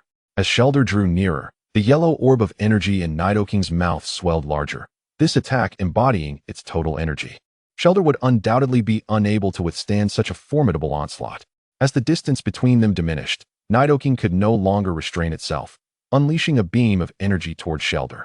Facing the impending yellow energy, Shelter calmly erected a green barrier, effortlessly deflecting Nidoking's destructive beam. Following the execution of its attack, Nidoking required considerable time to recuperate. And when it realized that its final strike had failed, despair engulfed its heart.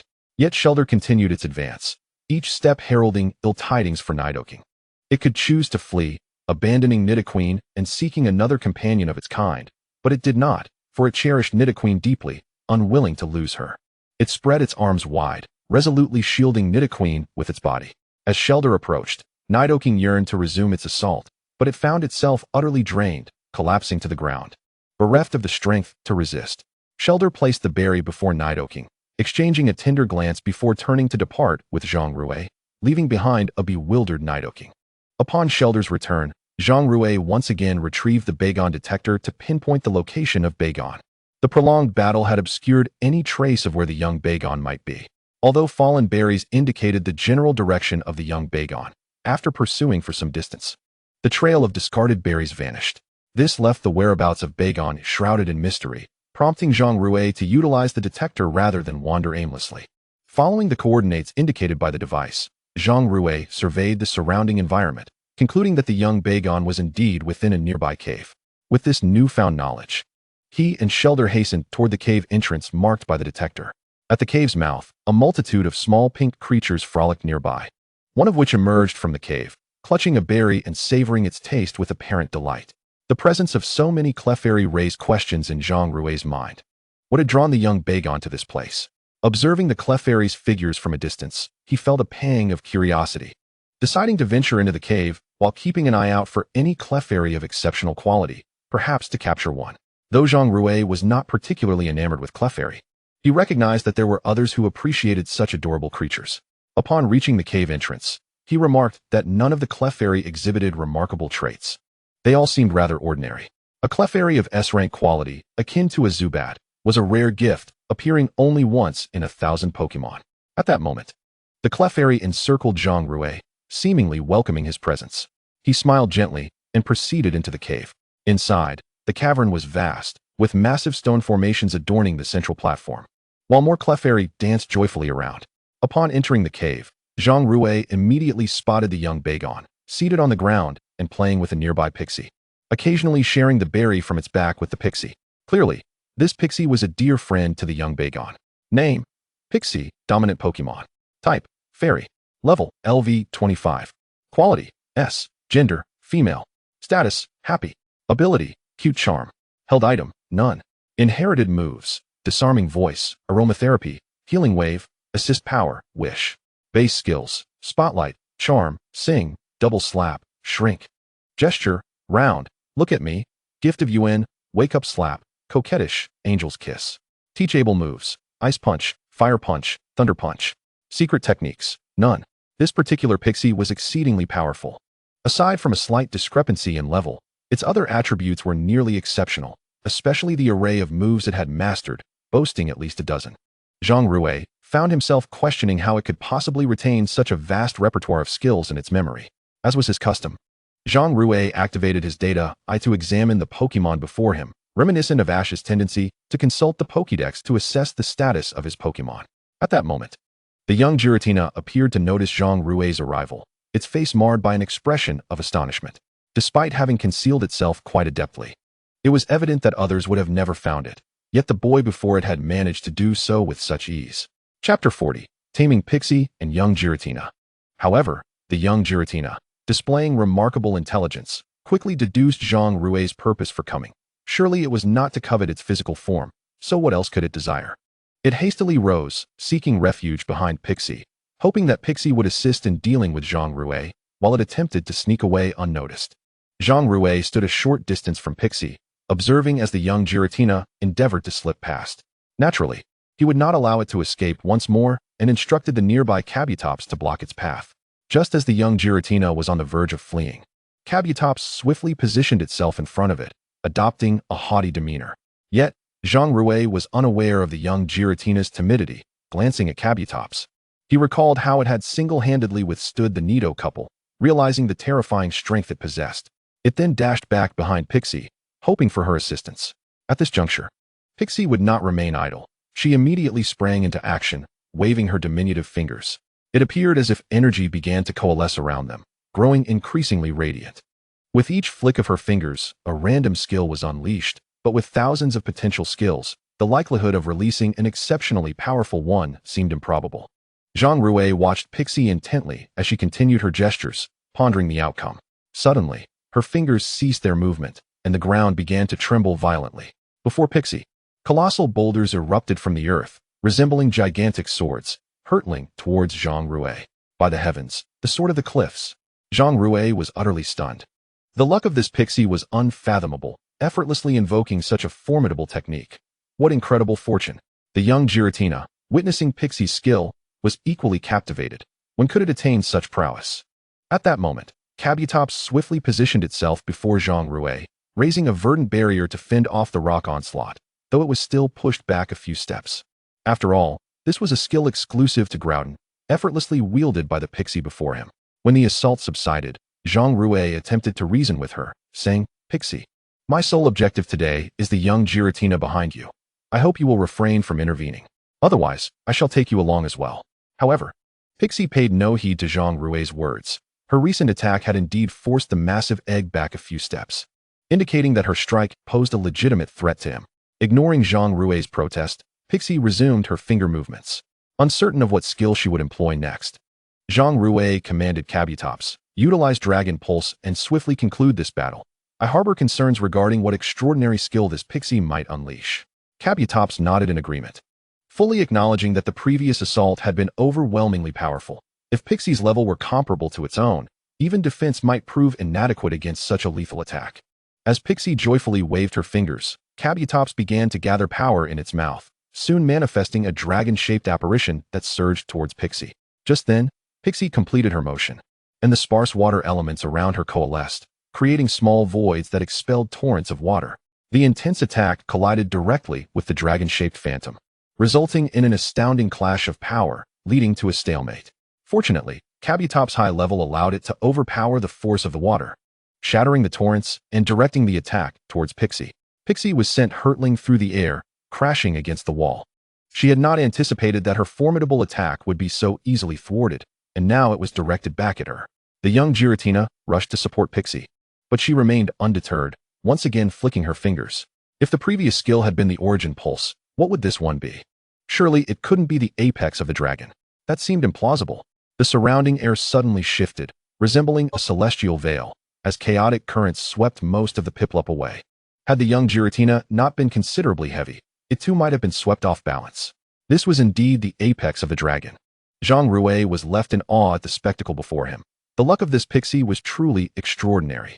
The three ancient legendary beasts had not only manifested their exclusive skills, but had executed them flawlessly. A phantom resembling Rayquaza appeared before Pixie. glancing at her before transforming into a beam of light and charging towards Kabutops. Kabutops employed Dragon God Dive. Kabutops was enveloped by the dragon-shaped apparition and raced towards the Rayquaza Phantom, resulting in a fierce collision. The ensuing gusts of wind sent all nearby Piplup flying, even causing the young Giratina to sway slightly. While Pixie could wield the apex of the dragon, the disparity in levels could not be overlooked. The energy generated by the Rayquaza Phantom gradually dissipated as it clashed with Kabutops, whose strength continued to escalate. The tide of battle had turned. Zhang Rui swiftly retrieved a Pokeball from his bag, ready to capture Pixie the moment she succumbed to exhaustion. Though this method of capture seemed somewhat unorthodox for a trainer, it would be a grave loss not to seize such a powerful Pokemon. The instant the Rayquaza Phantom fully dissipated, Pixie attempted to flee, but it was too late, along with the young Giratina. She was forcefully hurled against the rocky wall by Kabutops. As the two Pokemon fell from the wall, Zhang Rui produced another Pokeball and hurled it towards them. By fortunate chance, the Pokeball struck their intended targets, successfully capturing them. Zhang Rui was rather impressed with his throwing accuracy, managing to hit the descending Pokemon with ease. Following the battle, Kabutops' level rose once more, finally reaching level 35, and it learned a new skill, Mind Hammer. By concentrating energy on its forehead, it could unleash a powerful attack upon its foe, sometimes inducing fear. This could be considered an evolved form of its Headbutt skill. With this new ability, it would no longer require Headbutt, as this skill surpassed it in potency. Zhang Rui approached Kabutops, affectionately patting its head before retrieving the Pokeballs containing the young Giratina and Pixie, securing them safely at his side. System, exit the dungeon. Ding. Command received from the host. Exiting now. A swirling black vortex reappeared, and just as Zhang Rui prepared to depart, a familiar silhouette emerged from the cave entrance. Chapter 41. The young Giratina is quite timid. Clearly, the familiar figure was the Nido couple. Upon closer inspection, Nidoqueen bore several injuries, most of which had healed, leaving only minor wounds.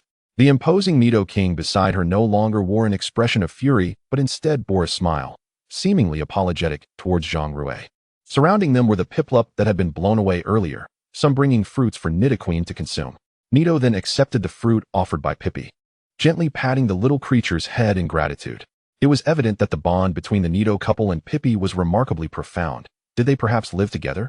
Just as he was preparing to depart, Zhang Rui suddenly had an epiphany regarding why the Nido couple would take action against him, and why the young Giratina had fled into the cave. Everything began to make sense.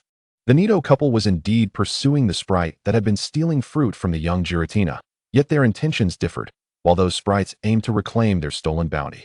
The Nido couple sought to educate the young Giratina, hoping it would learn to gather fruit using its own abilities. Zhang Rui's presence, however, was perceived by the Nido couple as a potential threat, prompting them to wish to teach him a lesson and dissuade him from further interference. Unexpectedly, they were effortlessly defeated by a Shelmet, while the young Giratina scampered into the cave to share the fruit with its companion, Pixie. Zhang Rui, however, pursued them, leaving the timid young Giratina to seek Pixie's assistance for protection while it made its escape. In the end, to its dismay, the young Giratina found itself unable to flee and inadvertently brought Pixie into captivity as well. Subsequently, Zhang Rui withdrew from his conjectures, acknowledging that they were merely speculations, and that as long as he could capture the young Giratina, it sufficed. After waving goodbye to the Nido couple, he stepped into the swirling vortex and swiftly returned to his dormitory. Upon returning from the instance, Zhang Rui glanced at the time and was astounded to discover that it was already past 3 in the morning, approaching 4 o'clock. He had not anticipated spending such an extended period in the instance. He had assumed only an hour had elapsed, expecting to return to his dormitory for a restful night. However, to his astonishment, over 4 hours had passed. He resolved to keep better track of time on his next venture into the instance. Otherwise, he feared he might face another harrowing experience. Afterward, Zhang Rui released Shelmet, Zubat, and others, allowing them to roam freely and familiarize themselves with one another. He then set about preparing their meals. Shelmet continued to receive physical attack blocks and experience blocks, while Zubat primarily consumed speed blocks supplemented with some experience blocks. As for Pixie, after contemplating its stats, which appeared to be quite balanced without any particularly outstanding attributes, save for slightly elevated HP and special attack, he realized he had not yet configured any blocks to enhance its special attack or HP. Thus, he could only provide it with some basic energy blocks to satisfy its hunger. Fortunately, Pixie seemed to enjoy the energy blocks and did not exhibit much aversion to them. However, The same could not be said for the young Giratina. As Zhang Rui presented it with a serving configured similarly to Shelmet's, the young creature was so frightened that it hid behind Pixie, exhibiting a palpable trepidation towards Zhang Rui. Placing the small bowl of energy blocks on the ground, he observed the young Giratina peeking from behind Pixie and frowned, pondering how it could be so timid while still daring to pilfer fruit from other sprites. If caught, one could only imagine the dire consequences that might ensue. With no other recourse, Zhang Rui knelt before the timid young Giratina and inquired, "Do you wish to become stronger, like Shelmet?" The young Giratina extended its naive little head, gazing longingly at Shelmet, recalling the scene where Shelmet had triumphed over 2 opponents, and nodded vigorously. At that moment, Zhang Rui gently stroked its head, causing the young creature to tense up momentarily. "Excellent," he said. "I will personally train you so that you may possess strength akin to Shelmet's. But first, you must eat your food. Fear not. It is delectable and tailored to your palate, crafted by my own hand." Upon hearing Zhang Rui's words, the once tense young Giratina quickly relaxed, its wide eyes fixed on Zhang Rui as it nodded in agreement. It then scampered over to the bowl and began to devour the contents eagerly. After all of them finished their energy blocks, Zhang Rui reviewed their stats and noted significant improvements. Due to Shelmet's high level, however, these lower-tier experience blocks no longer facilitated rapid leveling. The other 3, however, were different. Zubat had leveled up to 17, while the young Giratina had also advanced to level 21, which was quite impressive. Pixie, on the other hand, did not exhibit any increases. But that was to be expected since Zhang Rui had not provided it with experience blocks, only basic energy blocks to stave off hunger. It was not favoritism on Zhang Rui's part. Rather, he simply lacked suitable energy blocks for Pixie and intended to wait until he could configure special attack blocks before administering them. After this, Zhang Rui lay down on his bed, drifting into a drowsy slumber. The following day, he would embark on a training expedition to the Shanghai forest with Yifei, which would serve as an excellent opportunity for the young Giratina to bolster its courage. Otherwise, its excessive timidity would render it incapable of engaging in battles even at the slightest provocation. Was this truly a pseudo-deity? Possessing pseudo-deity stats, yet masquerading under the guise of an ordinary sprite? As the first rays of dawn illuminated the room, the slumbering sprites awoke, rubbing their eyes. Noticing that Zhang Rui had yet to stir, they ventured out into the courtyard to play.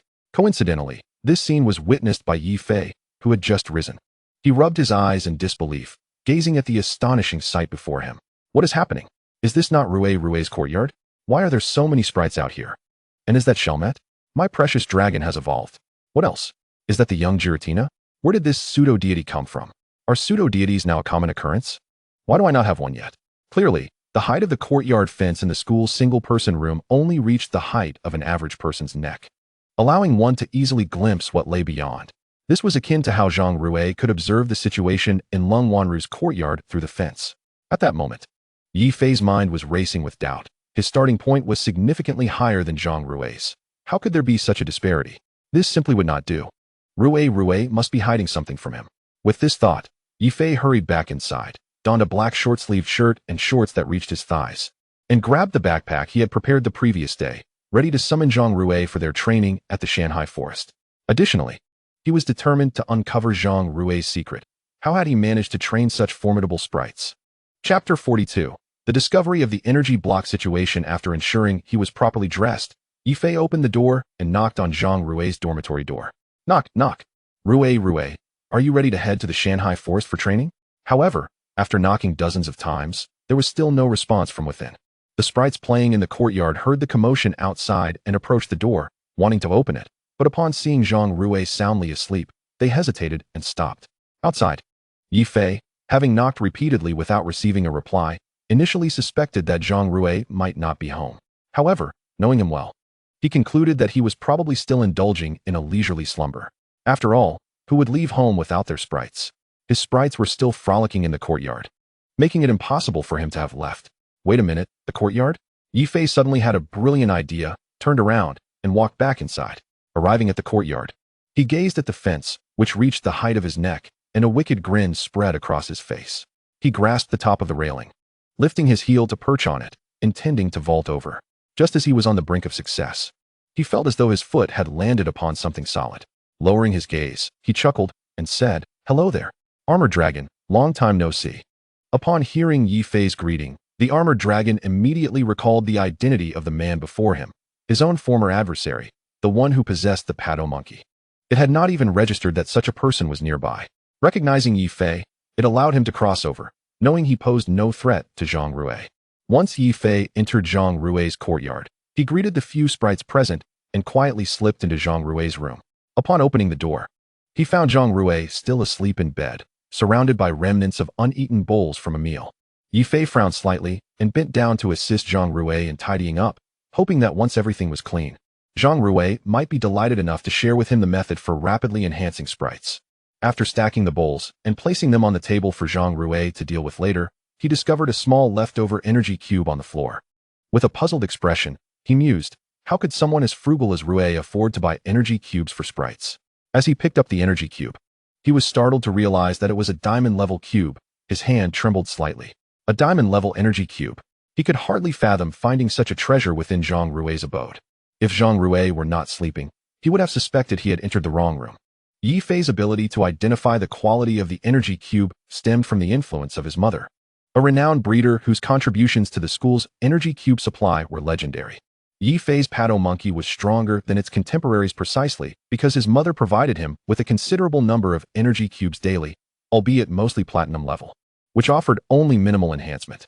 Nevertheless, these were treasures not available for purchase outside, as the school often used platinum-level cubes as competition prizes.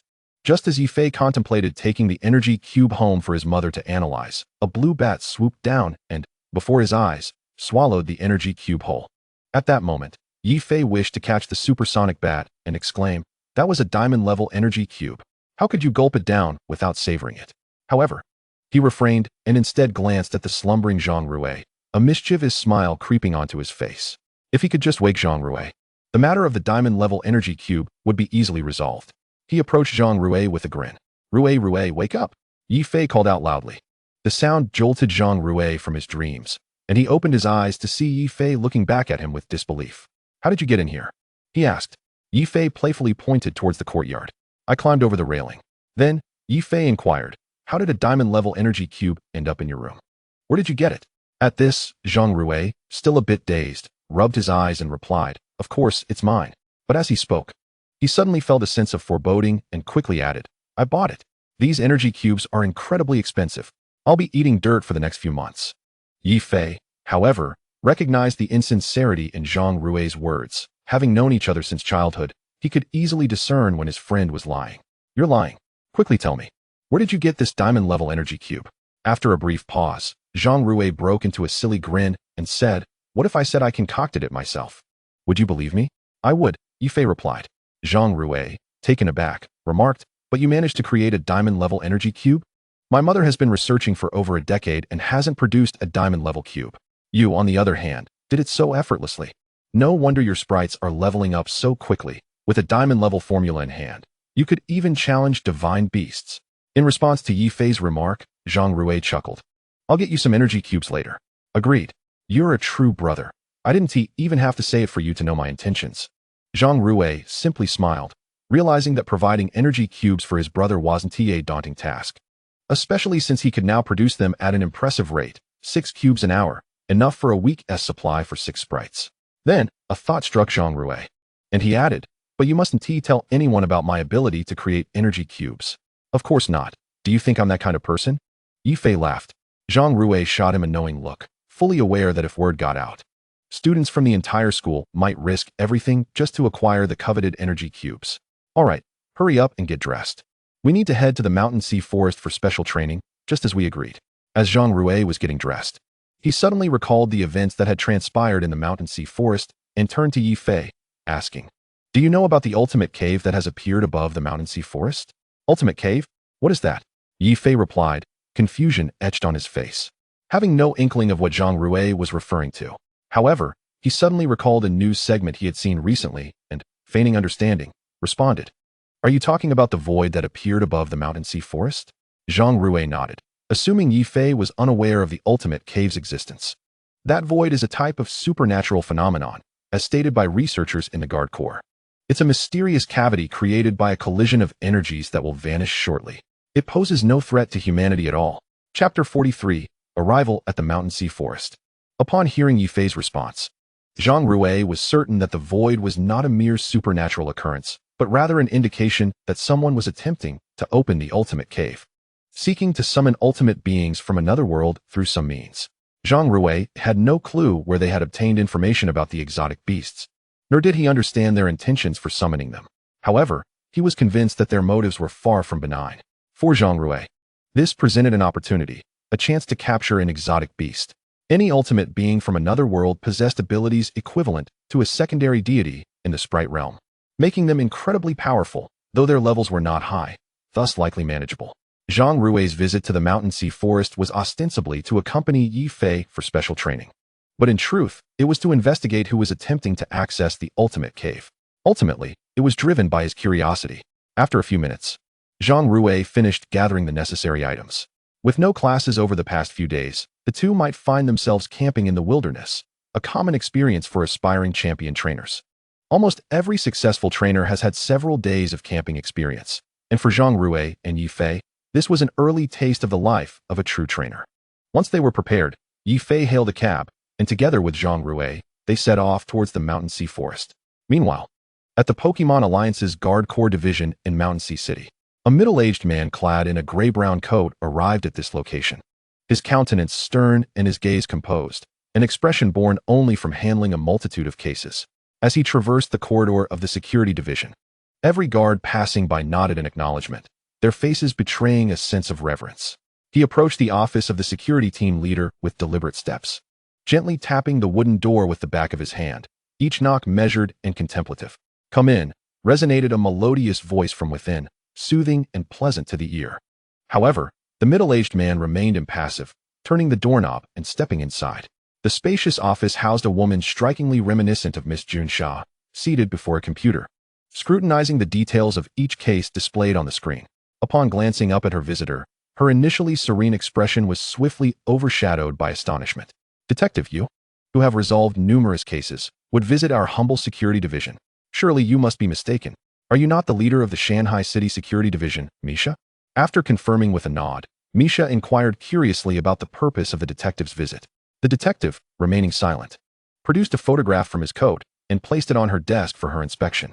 The image depicted a mysterious void above the Shanghai forest, its contours discernible only from a distance. Misha picked up the photograph, glancing at it briefly before placing it back on the desk. "Are you inquiring if there have been any developments regarding this mysterious void?" The detective nodded affirmatively. "Indeed, I wish to know the findings of your investigation." Upon hearing this, Misha found herself in a quandary, as they had not dispatched anyone to investigate the matter. After all, researchers had declared it merely a commonplace supernatural phenomenon.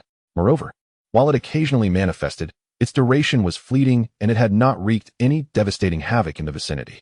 Nevertheless, sensing the detective's earnestness, she candidly replied, "I have not sent anyone to investigate. It is merely an ordinary supernatural occurrence, entirely unworthy of concern." Unworthy of concern? The detective's hands abruptly struck the table, confronting Misha. "It is merely an ordinary supernatural phenomenon, and thus not deserving of attention?" Clearly, Misha did not regard the phenomenon with much seriousness, and a flicker of indignation colored her previously tranquil visage as she retorted against the detective. Surprised by her rebuttal, the detective chose not to express anger but instead turned and approached the door, stating, "I will take responsibility for this supernatural occurrence. Please assist me in filing a request." With that, he closed the door behind him as he departed. In that moment, Misha released her pent-up frustration, initially reluctant to assist. She reconsidered given his stature and proceeded to operate her computer, continuing to scrutinize the remaining cases. She noted the report of a red Gyarados appearing at the tranquil lake in the Shanghai forest, with a request for the security team to investigate. A red Gyarados? I have encountered yellow Gyarados before. Such a creature is improbable unless substantiated by photographic evidence. Merely a written account does not warrant mobilizing our security team. Do we possess such leisure? With that, she picked up her phone and dialed a number, saying, "Hello, darling, shall we dine out soon? I've heard there's a newly opened scallion duck restaurant in Shanghai City renowned for its exquisite duck dishes. Shall we go?" As for the cases, there are only a handful of trivial matters. I can review them after a meal without issue. All right, it's settled then. The Shanghai Forest, one of the nearby woodlands to Shanghai City, is home to a diverse array of Pokémon, with its fresh air and picturesque environment serving as an ideal training ground for trainers. Should trainers encounter suitable Pokémon during their training, they may attempt to capture them, making for an excellent opportunity. This is the Shanghai Forest. Will we get lost? Exclaimed Yi Fei and Zhang Rui as they disembarked from their vehicle. Instantly captivated by the lush expanse of trees, uncertain if they would find their way out. Zhang Rui, however, showed no concern. Instead, he patted Yi Fei on the shoulder, asserting, "Let us hurry into the forest to seek out Pokémon and enhance our strength. That is our paramount objective." Evidently, Zhang Rui was unfazed by the prospect of getting lost, having roamed through forests during previous adventures. In such an environment, wandering astray was virtually impossible. As they entered the forest, Yi Fei summoned his Patrat, preparing for any eventuality with a strategy in mind. Meanwhile, Zhang Rui opted to summon his Bagon instead of his Shelgon, not due to a lack of higher-level Pokémon in the forest, but rather to provide his Bagon with specialized training, aiming to help it overcome its timid nature. Upon being summoned, Bagon encountered the forest and shed its previous timidity, exuding confidence as if it had arrived in its domain. "Your Bagon's courage has suddenly grown. When I first met it, it hid behind your Shelgon. How is it so bold now?" Yi Fei commented, observing Zhang Rui. Zhang Rui, bewildered, acknowledged, "This Bagon is quite peculiar." Chapter 44, Pixie's First Battle. Yet, Bagon's newfound bravery in the forest was a positive sign for Zhang Rui, for when they encountered Pokémon, he would not have to fret over Bagon's fear holding them back. Bagon did not linger by Zhang Rui's side for long, confidently striding deeper into the forest. Yi Fei watched Bagon venture away before glancing at Zhang Rui, noting his nonchalant demeanor, and then followed Bagon into the depths of the woods. In this forest, ordinary Pokémon were abundant. Not far away, a Pidgey was perched on a branch, fixated on a caterpie below, which was merrily munching on berries, blissfully unaware of the lurking danger. Suddenly, Pidgey flapped its wings and, with remarkable speed, snatched the caterpie, soaring off into the distance.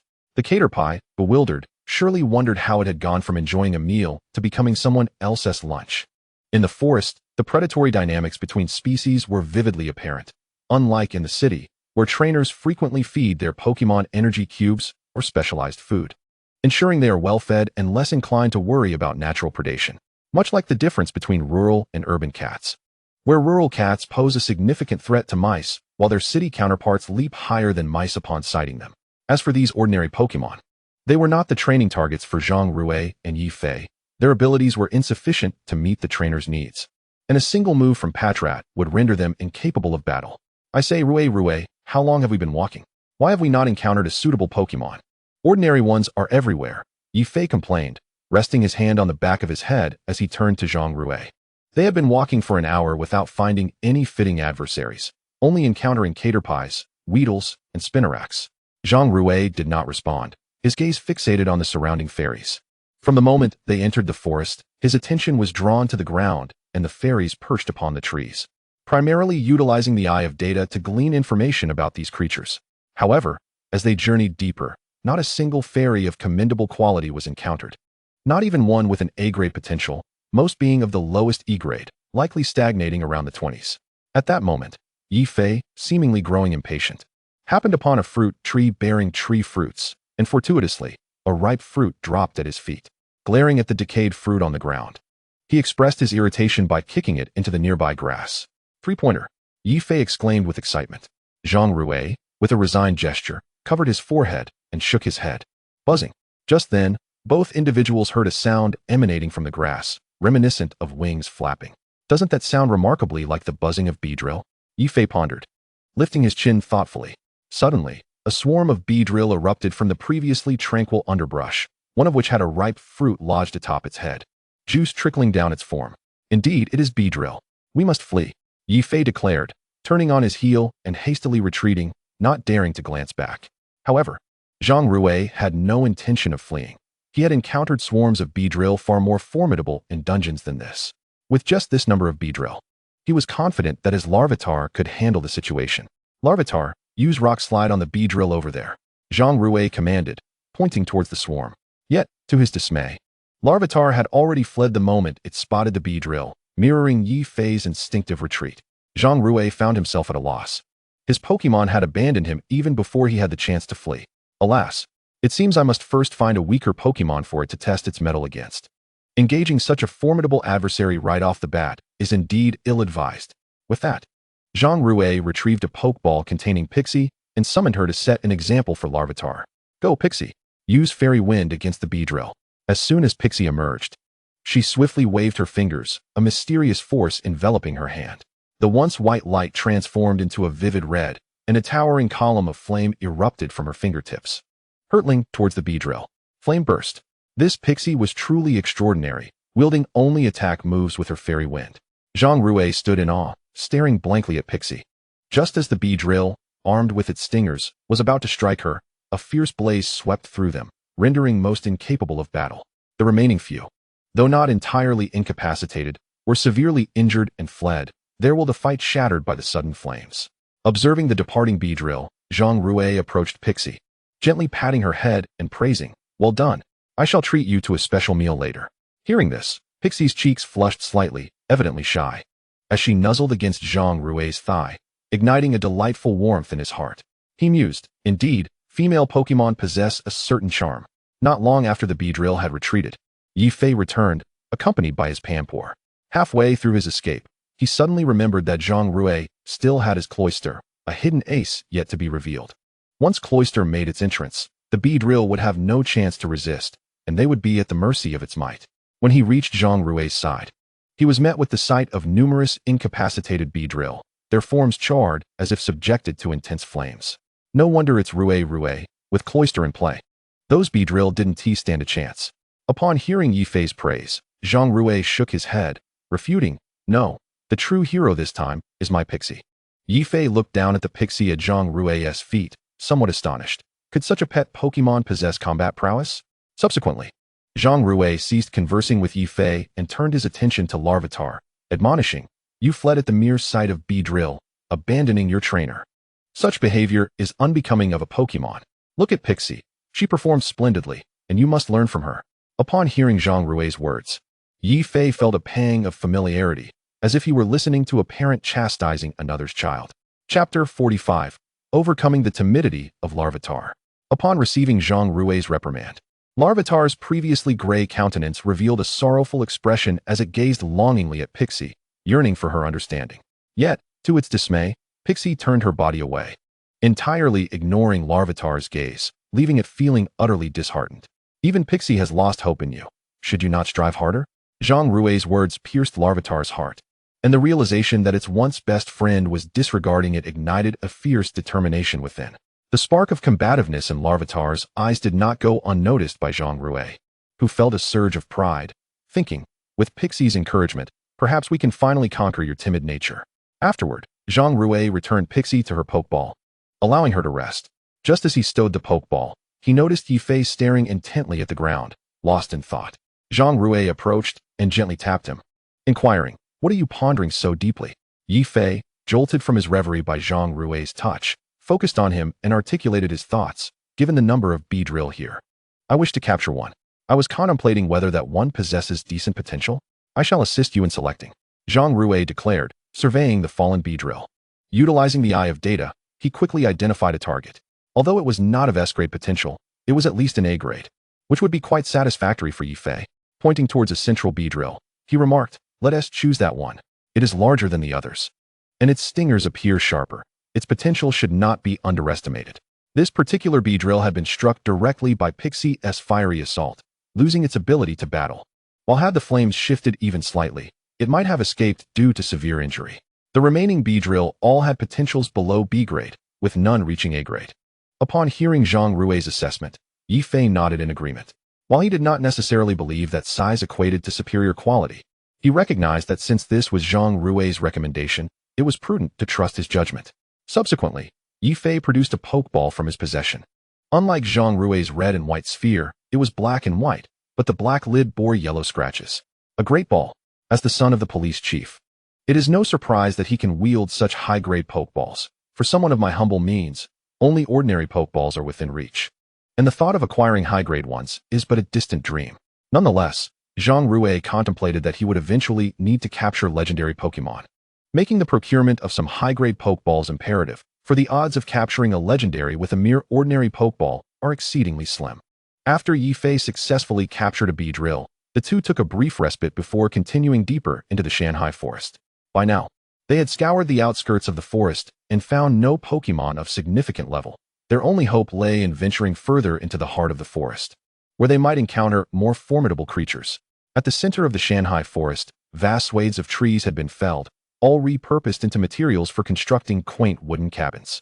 Before one such cabin stood a colossal apparatus, buzzing with activity, surrounded by figures draped in skeletal masks and various colored scarves, obscuring their faces from view. A venerable man with flowing white hair sat leisurely in a chair, savoring a bowl of hot tea. Suddenly, a man adorned with a skull cap rushed over, exclaiming, "Boss, our detector has identified movement deep within the Shanghai forest, and it appears someone is making their way toward the center." Upon hearing this, the white-haired gentleman set his tea down on a small wooden table and addressed the man before him. "Our experiment has reached a critical juncture. We cannot allow any interruptions. Take someone with you and disperse those intruders. If they refuse to comply, you know what to do." "Yes," replied the skull-capped man respectfully, before hastily selecting a companion to accompany him toward Zhang Rui and Yi Fei, a detector in hand. Nearby, along the banks of a river, an Arbok was engaged in a fierce battle with a Larvitar. The Arbok attempted to constrict the Larvitar with its sinuous body, but the Larvitar deftly evaded, seizing opportunities to unleash its attacks. As the Arbok shifted its position, it found itself ensnared against the trees, unable to maneuver. At that moment, Zhang Rui's eyes gleamed with determination as he commanded, "Larvitar, unleash your ancient power." The Larvitar's eyes sparkled as the surrounding soil rapidly rose, coalescing into rocks that encircled its form. With newfound resolve, the Larvitar extended its short arms and sent the rocks hurtling toward the Arbok. The Arbok, attempting to evade by twisting its body, soon realized it was trapped against the trees, helpless as the rocks rained down upon it. With the barrage of rocks increasing, the Arbok cried out in agony until the final stone fell, silencing its pained cries. "Victory!" Zhang Rui exclaimed, his face alight with excitement as he rushed to the Larvitar's side, affectionately stroking its head. "I knew you could do it." The Larvitar basked in the praise, swelling with pride. "After several battles, your Larvitar has finally overcome its timid nature. That was no small feat." Yi Fei, standing behind Zhang Rui, sighed in resignation, propping his forehead with his hand. As the day waned, Zhang Rui had indeed engaged in considerable training, whereas Yi Fei had yet to battle since entering the forest. His sole achievement was capturing a bee drill of commendable quality. Without such a fine Pokémon, he might have regretted his venture into the forest, merely to observe Zhang Rui's training. Indeed, Larvitar has finally triumphed. Overcoming its timid nature should begin with training the most ordinary of Pokémon, Zhang Rui remarked, continuing to caress Larvitar's head.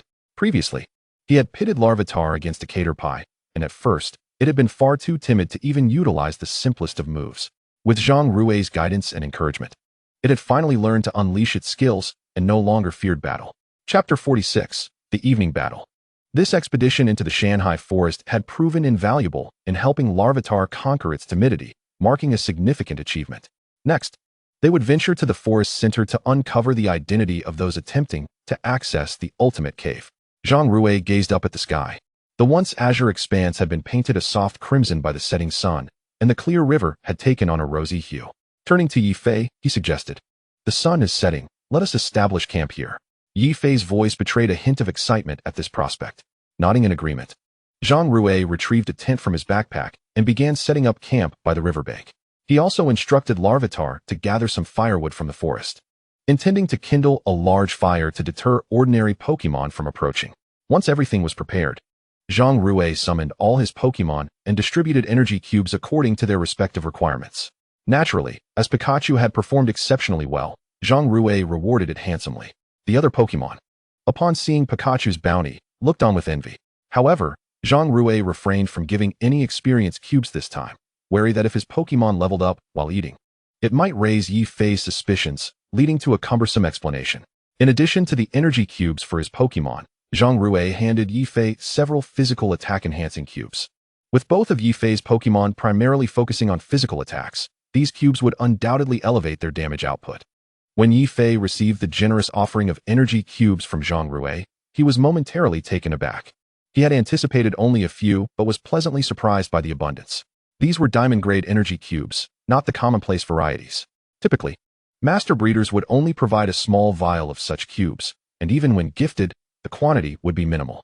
Trainers fortunate enough to possess diamond-grade energy cubes seldom concern themselves with quantity. Even a single cube is a precious asset, offering permanent enhancements to their Pokémon. Yi Fei, grateful for Zhang Rui's generosity, accepted the cubes without hesitation, their long-standing friendship rendering such gifts trivial compared to their bond.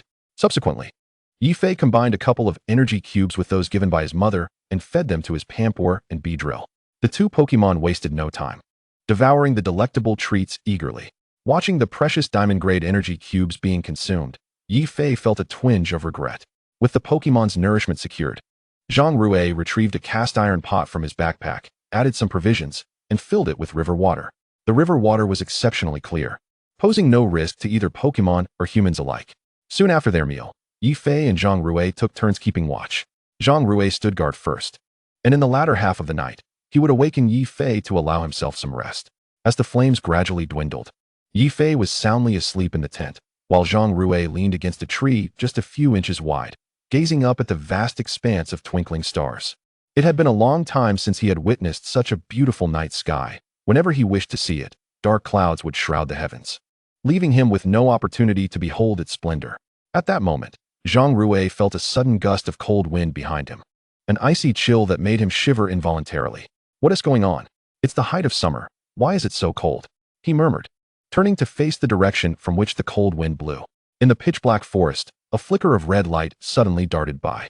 The crimson glow flickered before Zhang Rui, gradually edging closer to the nearby trees, and then from behind them emerged two distinct red glimmers. As they approached Zhang Rui, the icy sensation intensified, as if a ghostly presence lurked behind him.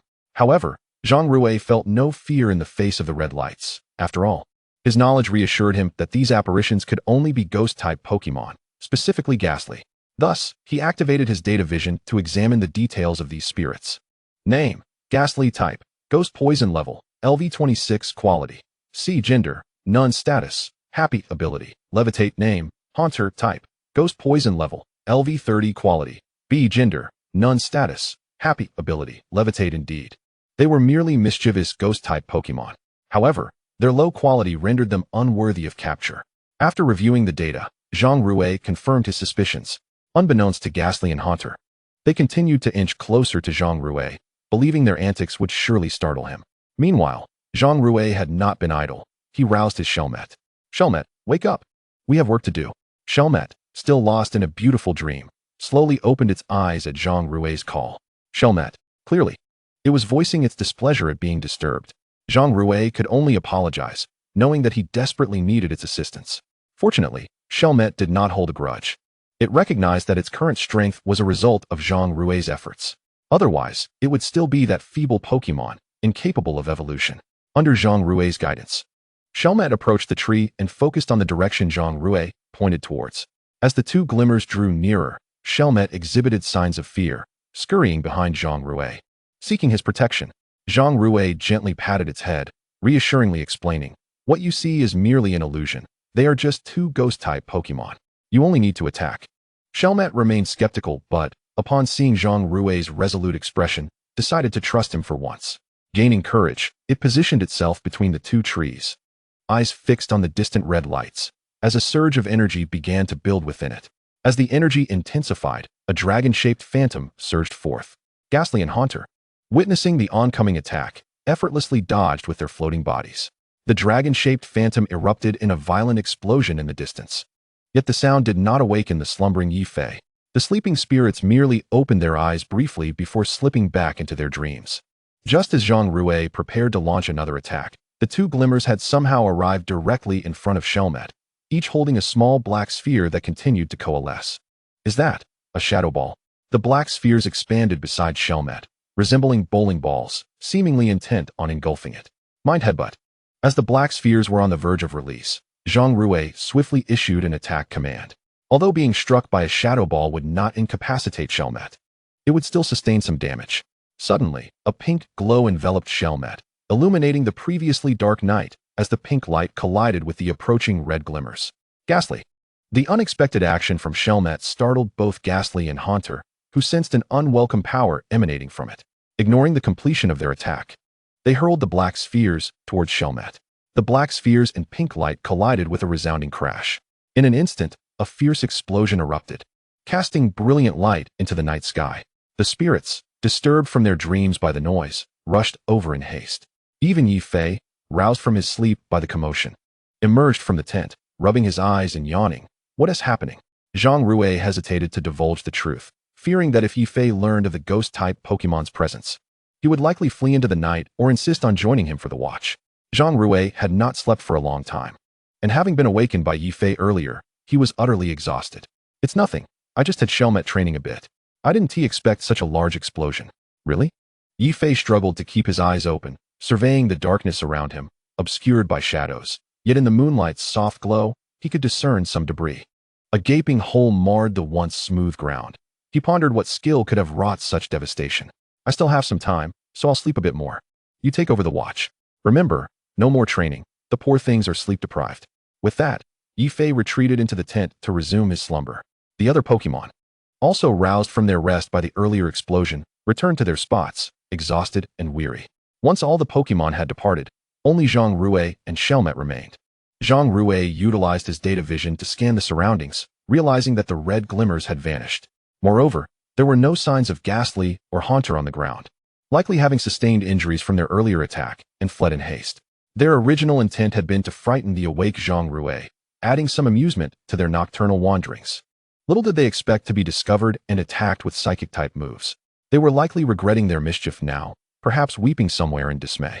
However, thanks to this encounter, Shelmet's level had risen once again, now reaching level 36. Had it been one of the usual starter Pokemon, it might have already achieved its final form. Yet, in the realm of pseudo-legends, there remained many levels to traverse. Nonetheless, Zhang Rui eagerly anticipated Shelmet's evolution, envisioning the day it would sprout red wings, enabling him to soar through the skies atop his newly evolved Pokemon.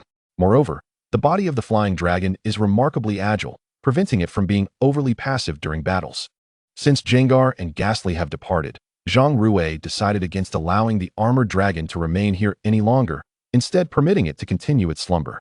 After bidding Zhang Rui good night, the armored dragon returned to its original position and fell asleep.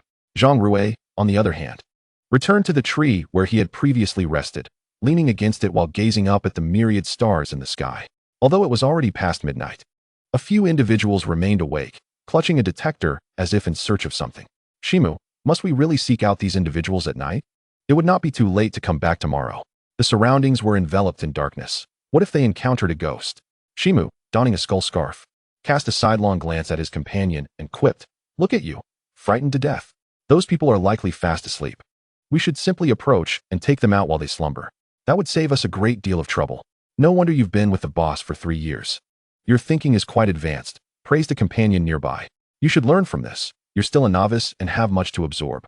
After saying this, he proceeded forward with his companion, holding the detector and cautiously inching closer to the red dot's position. Just then, the man with the skull scarf abruptly grasped his blue and white striped short sleeve, exclaiming in terror, "Shimu, it seems there is something ahead. What could it possibly be?" "It's the dead of night. All the spirits are asleep," Shimu replied skeptically. However, upon looking into the distance, his expression turned to one of astonishment. 2 crimson lights moved restlessly within the pitch-black forest, occasionally emitting eerie laughter. "Shimu, what on earth is that? It's terrifying." His companion clutched Shimu's sleeve, trembling. Shimu gently patted the back of his hand with his free palm, attempting to offer reassurance. "It's all right. It's merely 2 red lights. It must be someone walking with a lamp. I will call out and see if they respond." After walking a short distance, Shimu noticed that his companion had not followed. Glancing back to say, "Come on, let us go together." "You can go. I'm feeling a bit scared. What if those 2 lights are the spirits of the deceased? Will we become possessed? With that little courage of yours, you still wish to join the Skull Team?" Shimu mocked, though seeing his companion's frightened demeanor made him shiver as well. Nevertheless, he steeled himself and called out to the distant red lights, "Who goes there? State your name." Shimu's voice rang loud, yet the slumbering spirits paid him no heed, continuing their peaceful rest. Despite Shimu's boisterous call, the red lights showed no reaction. Instead, they swirled momentarily before vanishing entirely. "Shimu, the 2 red lights have disappeared," his companion exclaimed, pointing at the spot where the lights had been. "They were likely frightened off by my voice. It must have been some spirits playing around at night. We should hasten our departure. This place feels quite eerie." With the red lights gone, Shimu breathed a sigh of relief and urged his companion to follow him in the direction indicated by the detector. Just as they neared Zhang Rui's location, suddenly, red lights darted out from behind the trees on either side. The two were startled, quickly turning to flee. However, after just a few steps, they felt an icy breath wash over them, and their cheeks tingled as if something were licking them, leaving them in a state of delightful numbness. Chapter 48. Encounter with the Skull Team members. Shimu slowly turned his head to the left and beheld a ball-like creature, entirely cloaked in darkness, surrounded by flickering purple flames, with large eyes and a mouth. Clearly, this spherical Pokémon was Ghastly. Upon discovering it had been seen by Shimu, Ghastly extended its long red tongue for another lick, accompanied by a chilling laugh that pierced the heart. Simultaneously, Shimu's companion encountered a similar fate, confronted by a Ghastly enveloped in purple. In that moment, both felt as though they had plunged into a freezing abyss, their faces paling.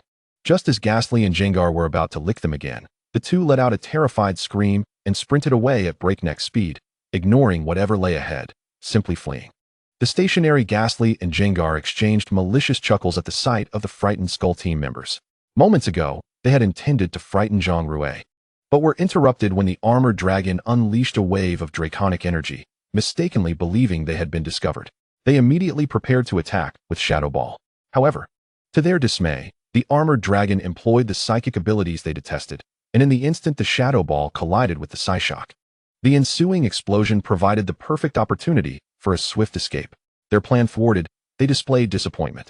Just as they lamented their failure to scare anyone, they spotted the approaching Skull Team members, who, upon their first glimpse of the duo, displayed expressions of trepidation. Confident that this plan would surely succeed, they readied themselves to frighten them once more. This time, their scheme proved undeniably effective, as the two Skull Team members fled in terror. Yet, they did not bask in the success of their plan. Instead, they turned their gaze back toward Zhang Rui, contemplating employing the same tactics against him. Unbeknownst to them, Zhang Rui had already awakened Yi Fei and returned to the tent to sleep.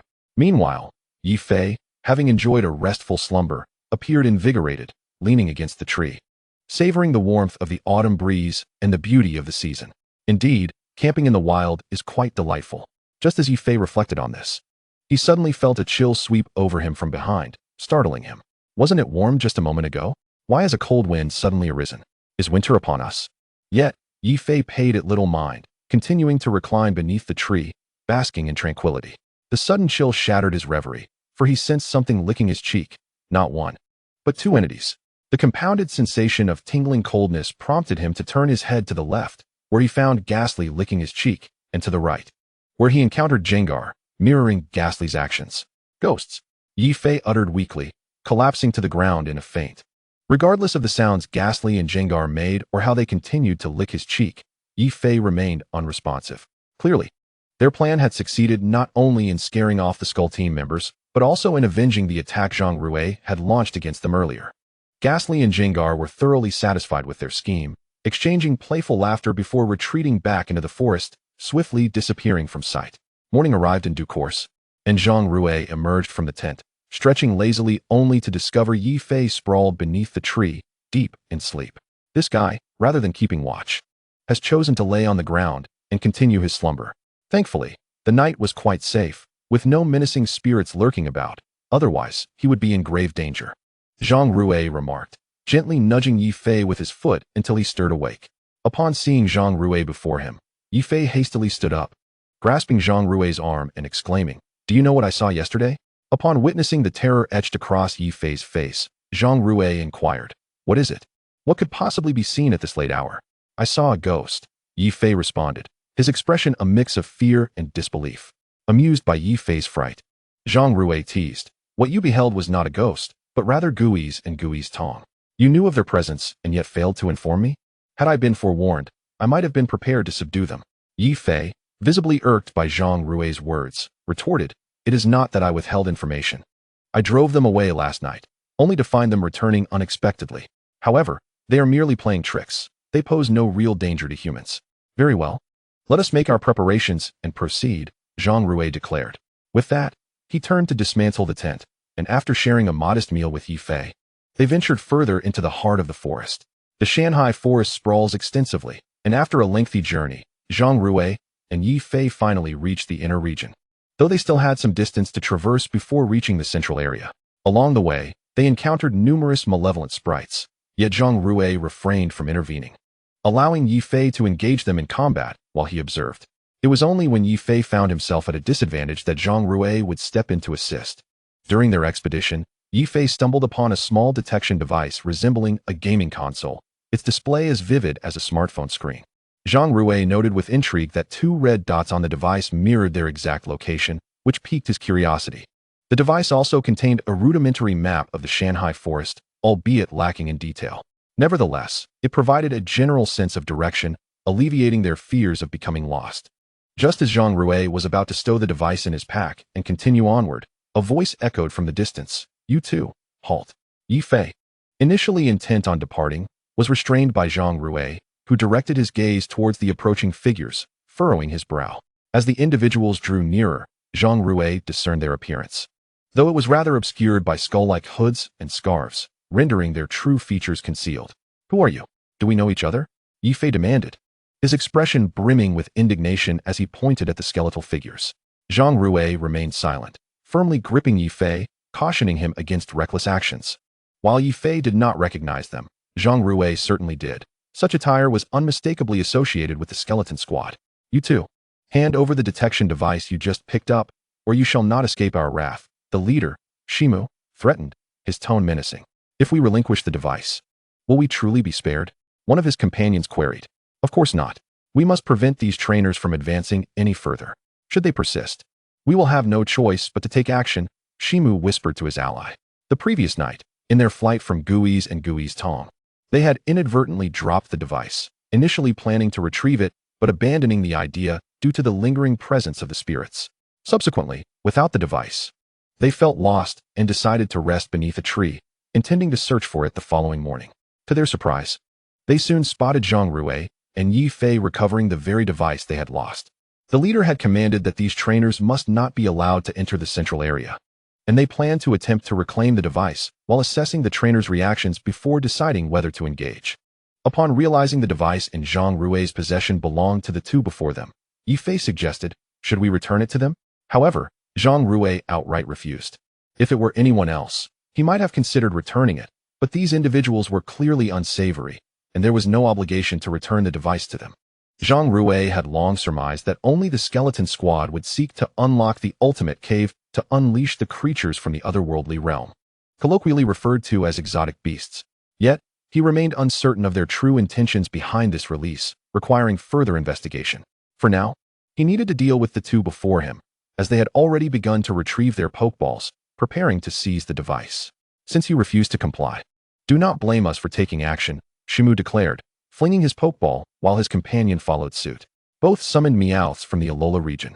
Name, Meowth, Alola region. Type, Dark, Level, LV20 Quality, C Gender, Male Status, Healthy Ability, Technician Held Item, None Inherited Moves, Snatch, Fury Swipes, Last Resort, Base Skills, Scratch, Growl, Bite, Fake Out, Scratch, Screech, TM Moves, Trash Launch, Secret Techniques. None, however, Shimu's Meowth possessed significantly superior qualities compared to his companions, whose Meowth was of mere C quality and had a limited repertoire of skills, with both creatures being Meowths. It seemed the majority of the skeleton squad's Pokemon were indeed of this type. As Zhang Rui contemplated the Meowths before him, he was abruptly interrupted. As the 2 skeleton squad members commanded their Pokemon, "Meowth, use Fake Out. Meowth, you do the same." Zhang Rui's expression shifted to one of shock as he witnessed the Meowth lunging toward him. At that moment, a Possimian emerged, wielding a stick, and launched a series of thrusting attacks at the Meowth. The Meowth, poised to attack Zhang Rui, was repelled by the assault of the stick. "Thank goodness you had your Pokemon at the ready. Otherwise, we would be in dire straits today." Zhang Rui expressed his gratitude to Yi Fei, who stood beside him. "Quickly, summon your Pokemon. One Possimian cannot withstand the onslaught of 2. Zhang Rui nodded, retrieving a Pokeball containing a Larvitar and tossing it forward. "Larvitar, use Rock Slide." The newly summoned Larvitar was enveloped in a radiant glow, and to the astonishment of all, dark clouds gathered above the sea-level Meowth. The clouds expanded, and a deluge of rocks cascaded down, pummeling the Meowth relentlessly. "This is impossible. This trainer's Pokemon is a pseudo-legendary," Shimu exclaimed, taken aback as he witnessed his Meowth being bombarded by rocks. "Meowth, use Trash Launch." The boulders that had fallen upon the sea-level Meowth were swiftly propelled back, leveraging the debris to propel itself upward, unleashing a torrent of purple energy toward Larvitar. Larvitar, evade. As the violet substance was poised to strike the young Gyarados, the creature exhibited no fear. Just as the first tendril of purple energy was about to make contact, it executed a swift roll to evade the impending attack, subsequently using its momentum to dodge the remaining onslaught. Thus, not a single one of Meowth's assaults found its mark. Harnessing its primal energy, the young Gyarados stabilized its form and summoned a multitude of rocks, directing them toward the soon-to-land C-Class Meowth. Given that Meowth needed to have its feet on the ground to evade, this resulted in a guaranteed hit. The first rock soared through the air, and despite Meowth's frantic attempts to escape, it was struck directly, sending it hurtling away. Yet, the barrage did not cease. The remaining rocks continued to rain down upon Meowth, which was already pinned against a tree by the initial strike. The collision between the earlier and subsequent rocks generated a tremendous force, shattering the tree behind Meowth. The assault persisted unrelentingly, and by the time the last of the rocks fell, Meowth lay incapacitated amidst the rubble. It was abundantly clear that the battle had been decisively won by the young Gyarados, which also experienced a level increase to 22. At this moment, Yifei's battle concluded effortlessly in victory. What kind of creature is that Paddle Monkey? Its attacking power is astonishing. My Meowth was rendered incapable of fighting after just a single hit from a stick, complained Shimu as he retrieved his incapacitated Meowth. He also returned his Pokemon to its Pokeball and glared at the two individuals before him, stating, "You will pay for this." With that, he attempted to leave with his companion, only to be obstructed by the young Gyarados. "Do you truly believe I would let you go?" Shimu swiftly turned around, glaring fiercely at Zhang Rui. "What do you intend to do? Tell me what you are doing here, and I might allow you to leave. Otherwise, you will pay with your lives." Zhang Rui, his expression menacing, did not wish for the pair to return and inform others, as that would ruin his plans. "We will never tell you, not even in death." Faced with the specter of death, Shimu chose to sacrifice himself for the success of the Skull Team's leader's plans. "Then perish," commanded the young Gyarados as it lunged for Shimu's neck, ready to sink its teeth in. Wait. Chapter 50. Yifei captures the cool leopard. Yifei swiftly extended his hand to grasp Zhang Rui, his expression tense. "They merely attacked us. While their actions were reprehensible, they did not succeed, did they? I believe it is unnecessary to resort to lethal measures." Yifei found Zhang Rui's behavior perplexing. Despite being strangers, Zhang Rui was contemplating taking their lives. A stark contrast to his previous demeanor, which left Yifei bewildered. Upon hearing Yifei's words, Zhang Rui managed to suppress his inner cruelty.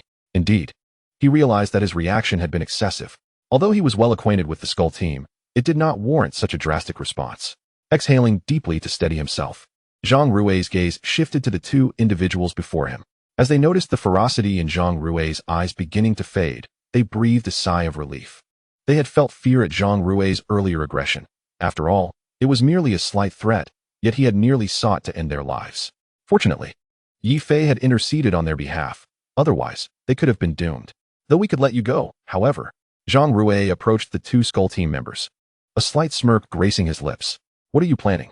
"Stay back," they protested, fear evident in their voices. With the young Gyarados standing guard, the Skull Team members dared not act rashly and were securely bound to a tree by Zhang Rui's rope, rendered immobile. "Now they can't return to report," Zhang Rui remarked, clapping his hands. He then turned to Yifei. "Let us move." He hoisted his backpack and picked up the detector, heading deeper into the forest. Yifei glanced back at the restrained Skull Team members and then at Zhang Rui. Although he was still the same Zhang Rui, there was an air of mystery and strangeness about him. Yet, he quickly followed. Regardless of how Zhang Rui had changed, he remained his brother. Following the detector's guidance, the two soon arrived at the inner region of the Mountain Sea Forest. In the outer area of the Mountain Sea Forest, traces of logging were evident, and the Pokemon there were relatively weak. However, upon entering the inner region, the scenery transformed dramatically. The trees were robust, cloaked in emerald moss, boasting centuries of growth. The underbrush and grasses towered several centimeters above Zhang Rui, and the Pokemon within were notably fierce and high level. While the outer area housed Pokemon ranging from levels 10 to 30, the inner region could contain creatures of levels 30 to 60, with some exceedingly rare specimens exceeding level 70 or 80. Despite the guidance of the detector, encounters with aggressive Pokemon were unavoidable. These feral creatures converged upon any sight of prey with relentless ferocity. It was here that Zhang Rui encountered the first Pokemon of the inner region, a cool leopard, distinguished by its purple skin, yellow fur, and small spots. The cool leopard sprang from the underbrush, confronting Zhang Rui with a menacing expression, drool dripping from its mouth, clearly exhibiting its wild instincts. Having never encountered such a Pokémon before, Yifei instinctively took refuge behind Zhang Rui, while Zhang Rui remained composed. Realizing the opportunity before him, he summoned his Shelmet, opting not to call forth the young Gyarados, as its entry against a level 35 cool leopard would be akin to presenting it as a meal. As Shelmet emerged, the cool leopard leapt at it, its forelegs brandishing razor-sharp claws that gleamed dangerously. Pursuit. Zhang Rui commanded. Flame Fong, seize its claws. Just as the cool leopard's claws were about to mar Shelmet's pristine shell, the latter gathered an immense amount of fire within its mouth. In the crucial moment before the claws made contact, Shelmet deftly retreated a few paces. Seizing the opportunity while the cool leopard was momentarily stunned, Shelmet lunged forward, enveloping its fangs in flames to grasp the creature's foreleg. The intense heat ignited a fierce burning sensation in the cool leopard's limb, prompting it to retaliate with its other paw, raking at Shelmet's shell. In pain, Shelmet instinctively hurled the cool leopard away. Although it seemed the cool leopard would crash heavily to the ground, it adeptly leaped from tree to tree, using their support to maintain a steady stance just a short distance from Shelmet. Clearly, this cool leopard possessed considerable battle experience, even when injured. It utilized its agility to mitigate damage. At that moment, Zhang Rui turned to Yifei and inquired, "What do you think? Are you interested in this cool leopard?" Yifei's heart raced at Zhang Rui's question. Could it be that Zhang Rui intended to bestow such a formidable Pokémon upon him for capture? Naturally, Yifei nodded in agreement. An opportunity to acquire such a powerful creature was not to be missed. With Yifei's consent, Zhang Rui commanded Shelmet to continue its assault. Dragon Pulse. He mused that the cool leopard's potential was near A-class, an exceptional quality in the outside world. Since they had encountered a Pokémon of such commendable quality, he deemed it fitting for Yifei to capture it, especially considering that Yifei's Pato Monkey was only at level 26, still shy of breaking the threshold of level 30. Having successfully captured the cool leopard, Yifei could summon it for specialized training at any moment, assured of its protection against the typical threats posed by other Pokémon. Suddenly, the armored dragon unleashed a dragon-shaped phantom, its jaws gaping wide as it lunged toward the cool leopard with remarkable speed. Although the cool leopard could have easily evaded the attack, it unexpectedly felt a sharp pain in its forelimb, hindering its ability to dodge swiftly. The dragon-shaped phantom struck the cool leopard, sending it hurtling into the distant grass. Zhang Rui and Yifei hurried over, discovering the cool leopard incapacitated on the ground. Zhang Rui exchanged a knowing glance with Yifei, who nodded in agreement. Retrieving a high-grade Pokeball and tossing it forth to capture the cool leopard, with its fighting capabilities diminished. Resisting the confines of the Pokeball proved an arduous task for the cool leopard. Upon its capture, Yifei summoned the cool leopard, and indeed, its demeanor appeared much more docile, resembling a gentle kitten, albeit hindered by its injuries. Yifei produced some healing potions from his backpack, tending to the cool leopard while expressing his grievances to Zhang Rui. "I must say, Rui, your strike was rather excessive. Just look at the state of my leopard's leg." Zhang Rui scrutinized the cool leopard's forelimb, confirming that it bore severe third-degree burns. Fortunately, with timely medical attention, the cool leopard's forelimb would avoid permanent damage. "You should store the cool leopard in its Pokeball for a while, allowing it to recuperate," Zhang Rui advised. However, Yifei had already intended to do so, recognizing that the cool leopard would gradually heal within the confines of the Pokeball. Chapter 51. The Legend of Tranquil Lake. Just hours after Yifei captured the cool leopard, the two friends arrived at the lakeside for a brief respite. They had traversed a considerable distance, leaving Yifei exhausted and unable to continue, while Zhang Rui, glancing at his detector, noted they were nearing the central region and suggested a short break before resuming their journey. Along the way, after battling alongside the cool leopard, they encountered numerous formidable Pokémon, all of which Zhang Rui adeptly handled while Yifei merely observed, aware that his own Pokémon would be swiftly dispatched in combat, lacking the prowess of the armored dragon. A near-divine entity, he envied deeply. He dreamed of the day he too might possess a near-divine Pokémon, envisioning the admiration he would receive from girls wherever he went, truly a charm for wooing. Zhang Rui, meanwhile, fed his armored dragon to restore its energy. Following their previous battle, the armored dragon had rapidly ascended to level 40. Although it had yet to learn any new skills, its strength had significantly increased. The armored dragon savored the energy cubes offered by Zhang Rui before venturing to the lake to drink, relishing the moment. Suddenly, the armored dragon noticed something on the lake's surface, barking at Zhang Rui, who was still eating. Upon hearing the armored dragon's call, Zhang Rui paused momentarily before rushing over. Upon reaching the lakeside, he beheld a blue Pokémon gliding over the water, smiling at him. Recognizing the distinctive red gem adorning its body, Zhang Rui quickly identified the creature, Arceus. The loud exclamation startled Yi Fei, who had been enjoying his instant noodles, prompting him to rush over, his excitement palpable. Rui, what did you just say? Did you mention Arceus? That's a legendary Pokémon. You actually saw it. Yi Fei's expression was one of astonishment as he turned to gaze at the lake, only to find it devoid of any trace of the creature. Not even a ripple, though he did notice a few Spinarak frolicking on the surface. Yi Fei's arrival frightened the Arceus back into the depths of the lake, leaving him with a face of envy as he glared at Zhang Rui. He could hardly fathom that Zhang Rui, who had seemingly spent his high school years idling away, had encountered such a mystical legendary Pokémon, deepening his confusion about his friend's true nature. Noticing Yi Fei's envious expression, Zhang Rui pointed toward the distant lake and inquired, "Given your expression, you must know something about this lake, right?" Yi Fei nodded, responding, "I learned about this lake from my father. In the Shanghai forest, there lies a lake called Tranquil Lake, which is said to have once been home to a legendary Pokémon, Arceus. Initially, many trainers flocked to Tranquil Lake, hoping to witness Arceus's appearance or to dive into its waters in search of it. However, deep within the lake, no sign of Arceus was found. Instead, they discovered an ancient ruin. This ruin was enveloped in a mysterious energy shield, and despite many trainers' desires to explore its depths, they were thwarted by the protective barrier. Even researchers attempted to breach the shield using advanced technology, yet it remained intact, showing no signs of damage. Consequently, many trainers left empty-handed, and Tranquil Lake gradually faded from human memory. Nowadays, many have forgotten Arceus's existence within Tranquil Lake, but it is indeed remarkable that you, who have encountered a Pokémon that no one else has seen, have had such fortune. I am truly envious. Even a fleeting glimpse would suffice for me."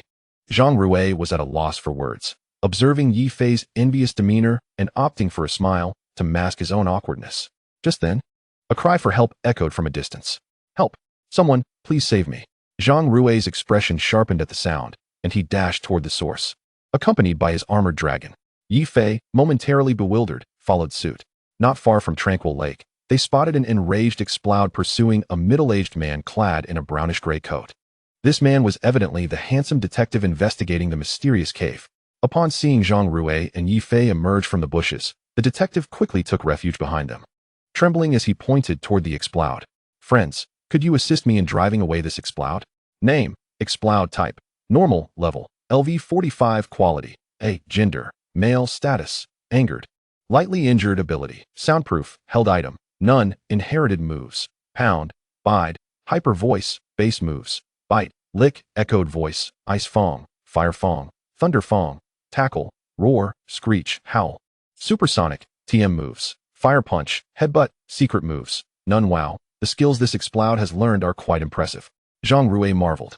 Although it hadn't team mastered the Farmer S3 punches, it had certainly acquired all three fangs, and at level 45, it was a veritable treasure trove of experience. Excited by the attributes of the Exploud, Zhang Rui envisioned capturing it. Armored Dragon, Dragon Pulse. The armored dragon swiftly appeared before Zhang Rui, unleashing a winged dragon-shaped phantom that charged toward the Exploud with great speed. At this moment, the Pokeball in Zhang Rui's hand was poised for action, ready to capture the explosive creature the instant it succumbed to defeat. However, this explosive creature was evidently formidable, as it faced the impending strike of the dragon-shaped illusion. It remained unfazed, producing a series of sound waves from the whistle atop its head. These waves intensified with distance, causing the grass around to lean towards Zhang Rui's side, succumbing to the auditory onslaught. Explosive wave. Zhang Rui and his companions instinctively covered their ears, but alas, it proved futile. The sound surged directly into their brains, overwhelming their senses. Summoning every ounce of strength, Zhang Rui shouted to his armored dragon, "Stand firm." Though the armored dragon could not clearly discern Zhang Rui's command, it had fought alongside him in numerous battles and instinctively understood his intent. It promptly erected a verdant shield, successfully deflecting the sonic assault. While the sound waves dissipated, Zhang Rui still felt echoes reverberating within his ears, a sensation that would linger for quite some time. However, just as the green shield faded, the explosive creature charged forward, its head crowned with a pink energy aura, hurtling towards the armored dragon. Psycho Headbutt. Chapter 52. Explosive Creature vs. Armored Dragon, a Clash of Titans. We too shall employ the Psycho Headbutt. A bright pink glow swiftly enveloped the armored dragon's head as it accelerated towards the explosive creature. The collision of their heads sent forth a powerful surge of psychic energy, compelling Zhang Rui and his companions to shield themselves against the overwhelming force. At that moment, neither the armored dragon nor the explosive creature yielded, yet Zhang Rui discerned that the explosive creature was on the verge of succumbing. It was an inevitable outcome. For the armored dragon consumed physical energy cubes daily, and even a level 45 opponent would find it arduous to withstand such physical damage. With a resounding crash, the explosive creature's hefty form was sent flying by the armored dragon's headbutt. This armored dragon was truly extraordinary. The potency of its skills was astonishing. Observing the troublesome explosive creature being flung away, the handsome onlooker expressed his astonishment. Earlier, he had seen Yi Fei and Zhang Rui resting by Tranquil Lake, and upon first laying eyes on them, he was perplexed as to why they had not fallen victim to the skeleton team's ambush. The skeleton team had established a device at the heart of the area to detect trainers approaching the mountain sea forest. Once detected, they would employ every means to drive these trainers away or defeat them outright, even resorting to lethal measures. Yet upon seeing Yi Fei and Zhang Rui, the handsome onlooker harbored no ulterior motives. His sole thought was to devise a way to expedite their departure and prevent them from being discovered by the skeleton team. Unlike him, they did not possess a signal jammer to disrupt the detection equipment, which would allow them to remain undetected. As the handsome onlooker contemplated how to drive the two away, he spotted the explosive creature beneath a tree, blissfully munching on fruit. The creature, engrossed in its midday feast, paid no heed to his presence. The explosive creature emitted a startled sound, urging him to leave, yet he remained undeterred. This explosive creature was precisely the Pokémon he sought. By harnessing its power, he could ensure Zhang Rui and Yi Fei's safe exit from the mountain sea forest, alleviating his concerns for their safety. Thus, he resolved to provoke the explosive creature into pursuing him. His gaze fell upon a stone on the ground. Though he knew this method was unorthodox, he was compelled to take risks for Zhang Rui and Yi Fei's safety. Under the watchful gaze of the explosive creature, he gracefully picked up the stone and hurled it with all his might before fleeing without daring to look back. As anticipated, upon being struck, the explosive creature unleashed a torrent of sound waves from its flute, its fury palpable. Ignoring the fallen fruit, it accelerated in pursuit of the handsome onlooker, who was now desperately fleeing for his life. Fortunately, his plan succeeded, drawing Zhang Rui and Yi Fei into the fray. Unbeknownst to him, he had underestimated Zhang Rui's prowess. He never anticipated the armored dragon would be so remarkably powerful. With a single move, it had sent the ferocious explosive creature soaring. Though it was said that precision Pokémon possessed immeasurable strength, this was beyond comparison. Witnessing Zhang Rui's capabilities, the handsome onlooker contemplated leveraging Zhang Rui's aid to investigate the skeleton team, but he quickly dismissed the notion. This was a matter for law enforcement, and involving ordinary trainers could lead to peril. He would be hard-pressed to explain any harm that befell them to their families. The handsome onlooker still sought to guide Zhang Rui away from this place, intending to continue his investigation into the skeleton team, striving to uncover evidence of their attempts to exploit the powers of otherworldly beasts to seize control of the world. The explosive creature, having been forcefully hurled by the armored dragon's headbutt, was taken aback. Despite its shock, it was no stranger to battle, and this was merely the beginning. Suspended in midair, the explosive creature began to gather strength, and just as it was about to descend, a deafening explosion reverberated once more, its intensity surpassing the previous onslaught. Zhang Rui and his companions desperately shielded their ears, feeling as though their brains might explode from the agony, wishing to roll on the ground in discomfort. Witnessing Zhang Rui's suffering, the armored dragon felt a pang of sympathy and ultimately chose to defy its master's command. The dragon-shaped illusion materialized from its maw, surging towards the explosive creature at breakneck speed.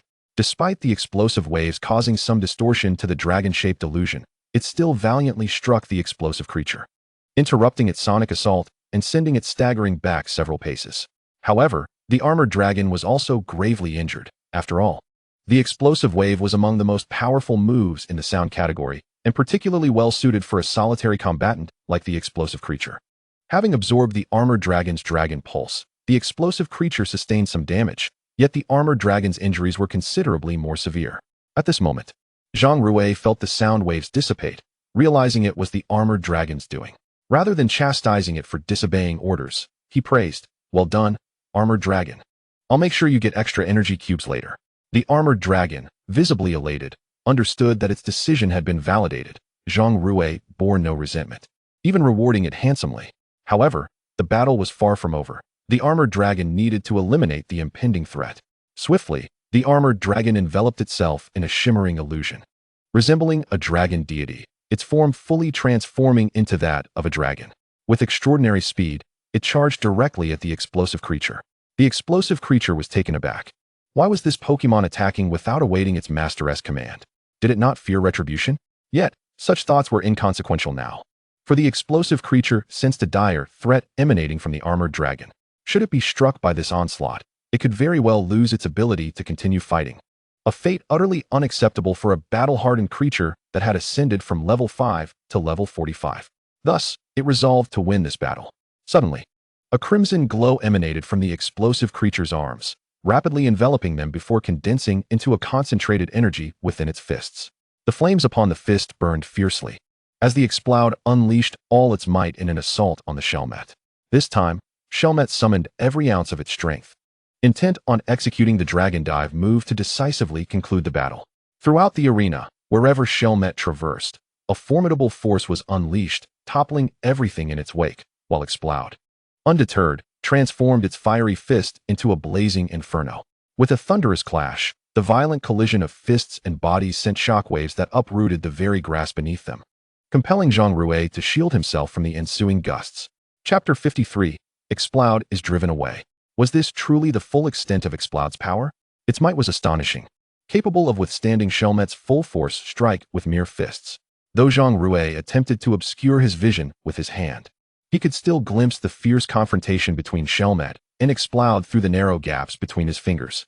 As time ticked by, Shelmet remained steadfast against Explode's onslaught, while Explode began to show signs of fatigue. Perhaps it was the overwhelming strength of Shelmet that rendered it increasingly difficult for Explode to maintain its fiery assault. In that moment, one could observe Explode retreating, its visage twisted with strain, the flames enveloping its fists gradually extinguishing. It was evident that it was nearing its breaking point. Conversely, Shelmet stood resolute, its draconic aura intensifying as it pressed forward, clearly gaining the upper hand. Just then, the flames in Explode's grasp flickered out, beads of sweat cascading down its form, a clear indication that it could no longer withstand Shelmet's relentless pressure. Shelmet now, deliver the final blow. At Zhang Rui's urging, Shelmet's eyes gleamed with determination, unleashing an astonishing surge of power. Its draconic aura became more vivid, and its previously dim red eyes now shone with an almost lifelike intensity, reminiscent of a dragon god awakening. In this decisive moment, Explode could no longer resist Shelmet's assault. Feeling its body slip out of control as Shelmet seized the opportunity to charge forward, launching Explode once more into the air. Zhang Rui, seizing the moment, hurled a pokeball into the air, capturing Explode within its confines. As the pokeball descended, Zhang Rui believed that Explode was now within his grasp. Yet, in an instant, with a resounding explosion, the once intact red and white sphere shattered, and Explode erupted forth, its fury palpable, though it was seething with anger. Upon sighting Zhang Rui and the middle-aged man who had provoked its wrath, it realized that it was devoid of strength. Remaining here meant only facing Shelmet's inevitable victory. Without hesitation, Explode utilized the whistle atop its head, unleashing a deafening sound wave. As Zhang Rui covered his ears, Explode took the opportunity to retreat into the tall grass. Vanishing from sight, the sound wave was fleeting, dissipating within seconds, and when Zhang Rui resumed his search for Explode, he found only the gently swaying grass. Stirred by the autumn breeze, it managed to escape. I had hoped to capture it, Zhang Rui sighed upon realizing the absence of Explode.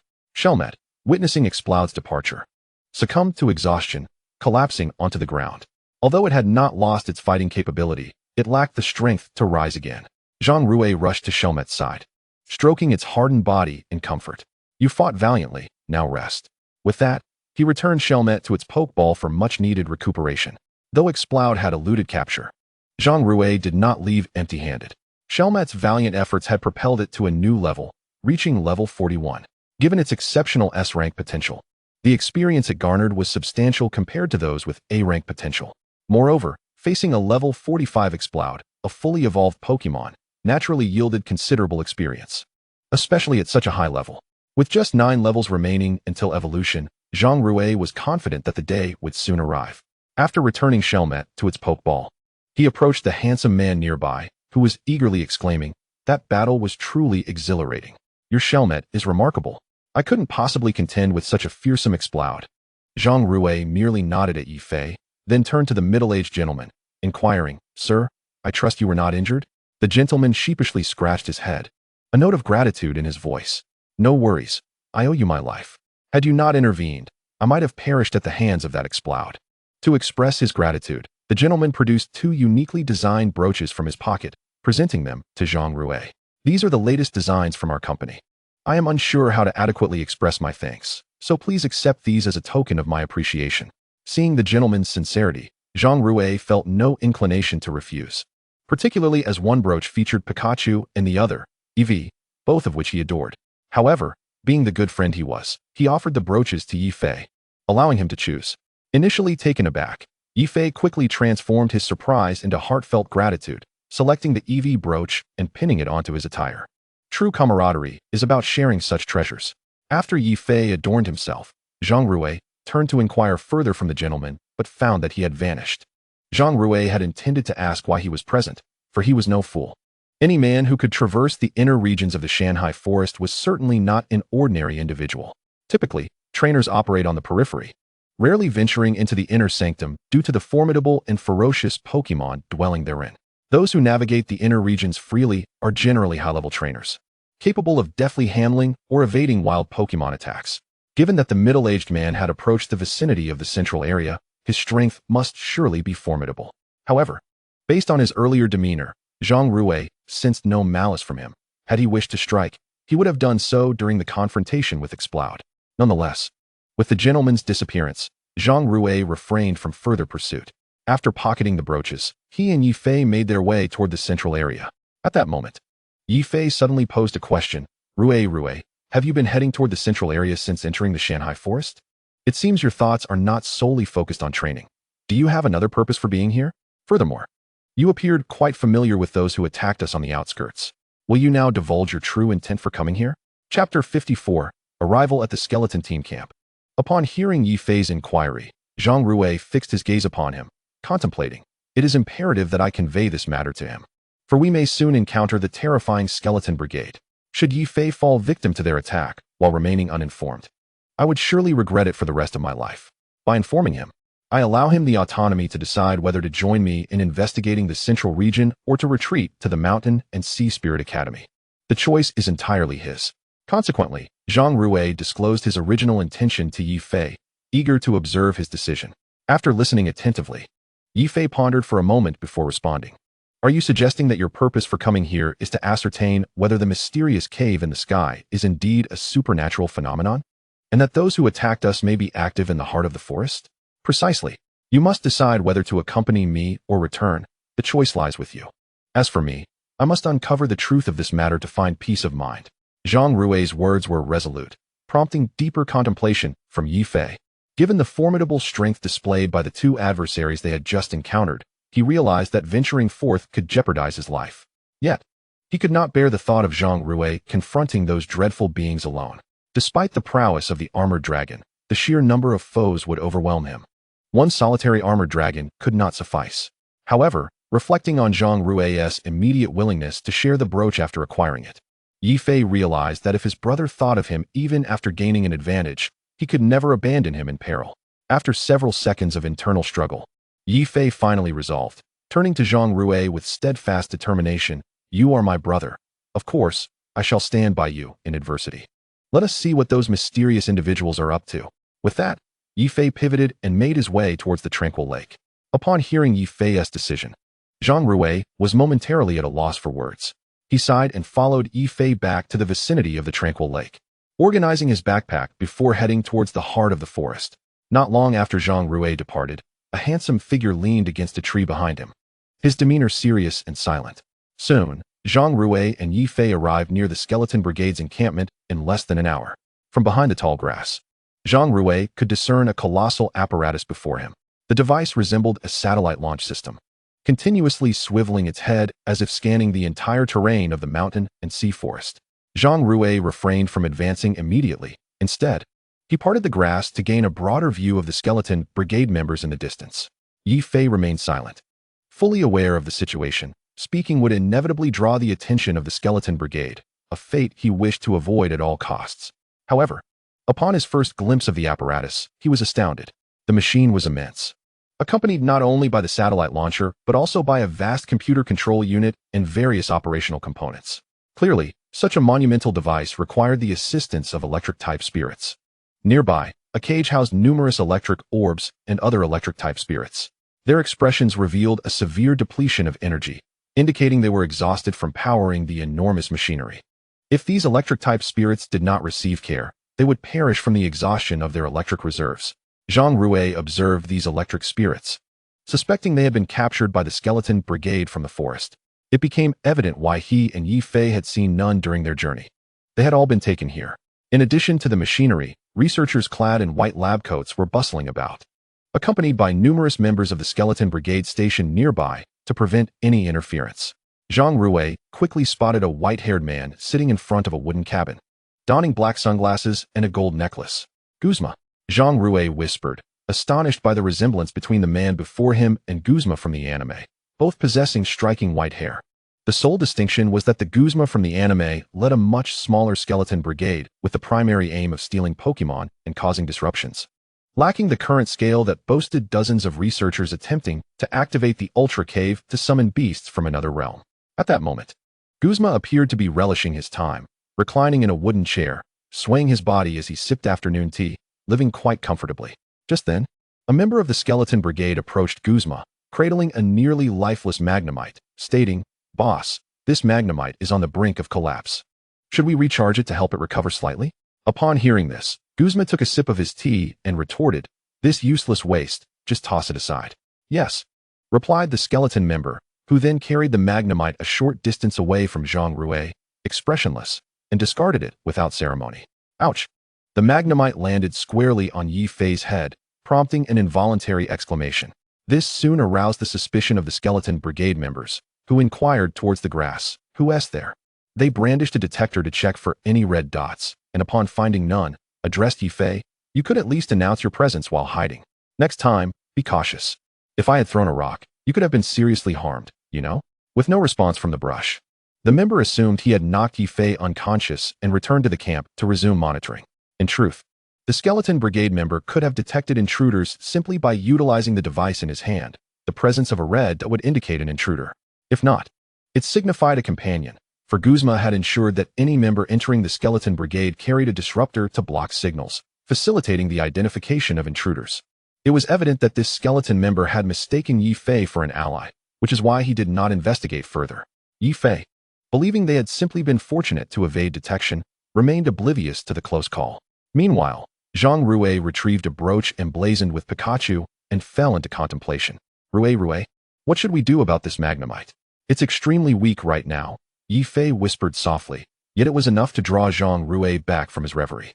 Chapter 55, The Pursuit of Catmaster. Zhang Rui scrutinized the frail Magnemite before him, utilizing his data vision to assess its condition. Name: Magnemite. Type: electric steel. Level: LV25. Quality: A. Gender: none. Status: weak, lacking electricity. Ability: magnet pull. Held item: none. This Magnemite is weak due to its lack of electricity, and we currently have no electric-type spirits available to heal it. We can only wait until we return to the Pokémon Center for treatment. If we leave it here, it will soon perish from exhaustion. Yi Fei, upon hearing Zhang Rui's words, could not bear to see the little magneton perish. After obtaining Zhang Rui's consent, he took out a Pokeball and captured the little creature. Subsequently, the two continued to observe their surroundings, and Yi Fei had come to the realization that these individuals were certainly up to no good. He retrieved his mobile phone, intending to photograph the evidence of their wrongdoing, so that the Pokemon security team could bring them to justice. Zhang Rui wholeheartedly agreed with Yi Fei's plan. Yi Fei produced his newly purchased phone, the Yali Pro 13, the latest model that boasted a plethora of features beyond just the Pokédex function. He aimed the camera at the distant Team Skull members, contemplating, "This time, with evidence in hand, let's see how you evade the law." A loud click resonated as the camera shutter activated. In that instant, Zhang Rui felt an overwhelming urge to kick Yi Fei away. How could he not check if the camera sound was turned off before taking a picture? It was as if he wanted Team Skull to discover their presence. Realizing his blunder, Yifei panicked. How could he forget that this phone was brand new? And he had yet to use the camera? It was imperative to adjust the settings before capturing images, and now they were in a precarious situation. Guzma, seated nearby, caught the sound of the camera shutter and exchanged glances with his Team Skull members. They all began to advance toward Zhang Rui and Yifei, pokeballs in hand, their eyes glinting with malice. Recognizing the imminent danger, Zhang Rui and Yifei immediately decided to flee. Team Skull members summoned their Pokémon, most of which were evolved forms of Meowth, known as Persian, while a few were still Meowth. They swiftly pursued the two.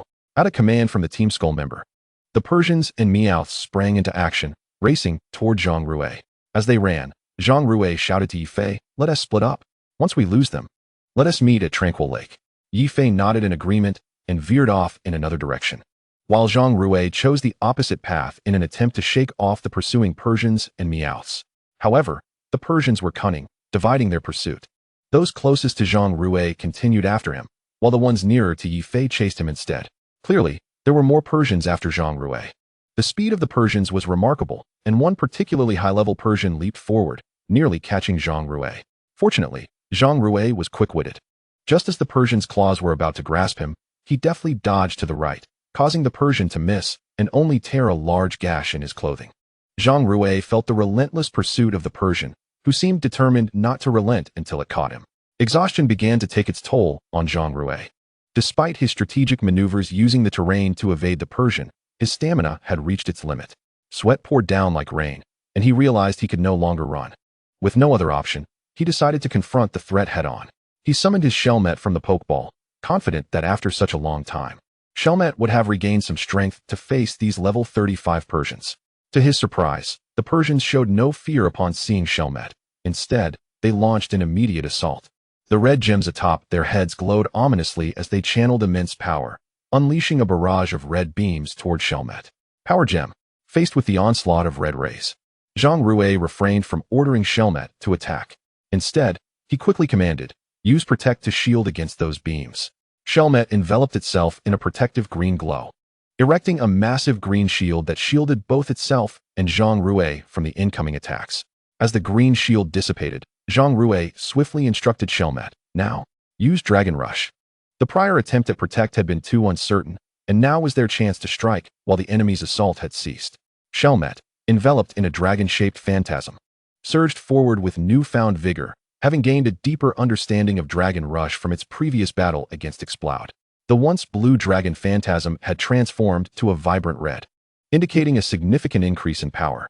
With an explosive burst of energy, Shelmet charged toward the closest Persian, prompting the others to scatter in avoidance. Those slower to react could only brace themselves for the impact of Shelmet's body. The Persians struck by the collision were unable to withstand the force, sent crashing into nearby trees, rendered incapable of continuing the fight. Though Shelmet had diminished the threat posed by some Persians, many remained. Its level had increased to 42, bolstering its already impressive presence. Despite the lingering fear among the Persians, they remained obedient to their trainer's commands, indicating that they would not relent until their task was completed. Seeing that their previous attack had proven ineffective, the remaining Persians resolved to engage in battle. They leaped from the trees, bouncing back and forth before targeting Shelmet on the ground. Their sharp claws glinted ominously, seemingly intent on tearing through Shelmet's white shell. Critical hit. Use Headbutt. Zhang Rui desired to command Shelmet to use Zen Headbutt, knowing it would be more powerful. However, given that these Persians were Dark-type Pokemon, Psychic-type moves would have limited effect. Thus, he instructed Shelmet to use Headbutt instead. While its power was somewhat diminished, it would suffice against these Persians. As the Persians closed in, Shelmet focused on one target, accelerating towards it. The attacking Persian, startled by Shelmet's sudden movement, was sent flying by the impact. The remaining Persians, unfazed by their companion's fate, lunged at Shelmet, their claws raking relentlessly at its shell. Hearing Shelmet's anguished cries, Zhang Rui felt a pang of concern. Despite Shelmet's considerable defenses, it was struggling against the onslaught of multiple Persians. Just then, an idea struck Zhang Rui, a potential solution. Shelmet used Dragon Claw while spinning. Shelmet, initially perplexed, doubted its ability to perform such a maneuver given its heavy body and short claws. Yet, upon seeing Zhang Rui's determined expression, it seemed to understand. Shelmet inverted its body, pressing its back against the ground while exposing its vulnerable underside. Meowth. The feline leaders and their companions were taken aback by the peculiar behavior of the armored dragon. Originally, the white armor adorning the creature was designed to withstand external assaults, yet it had now turned over, as if inviting doom.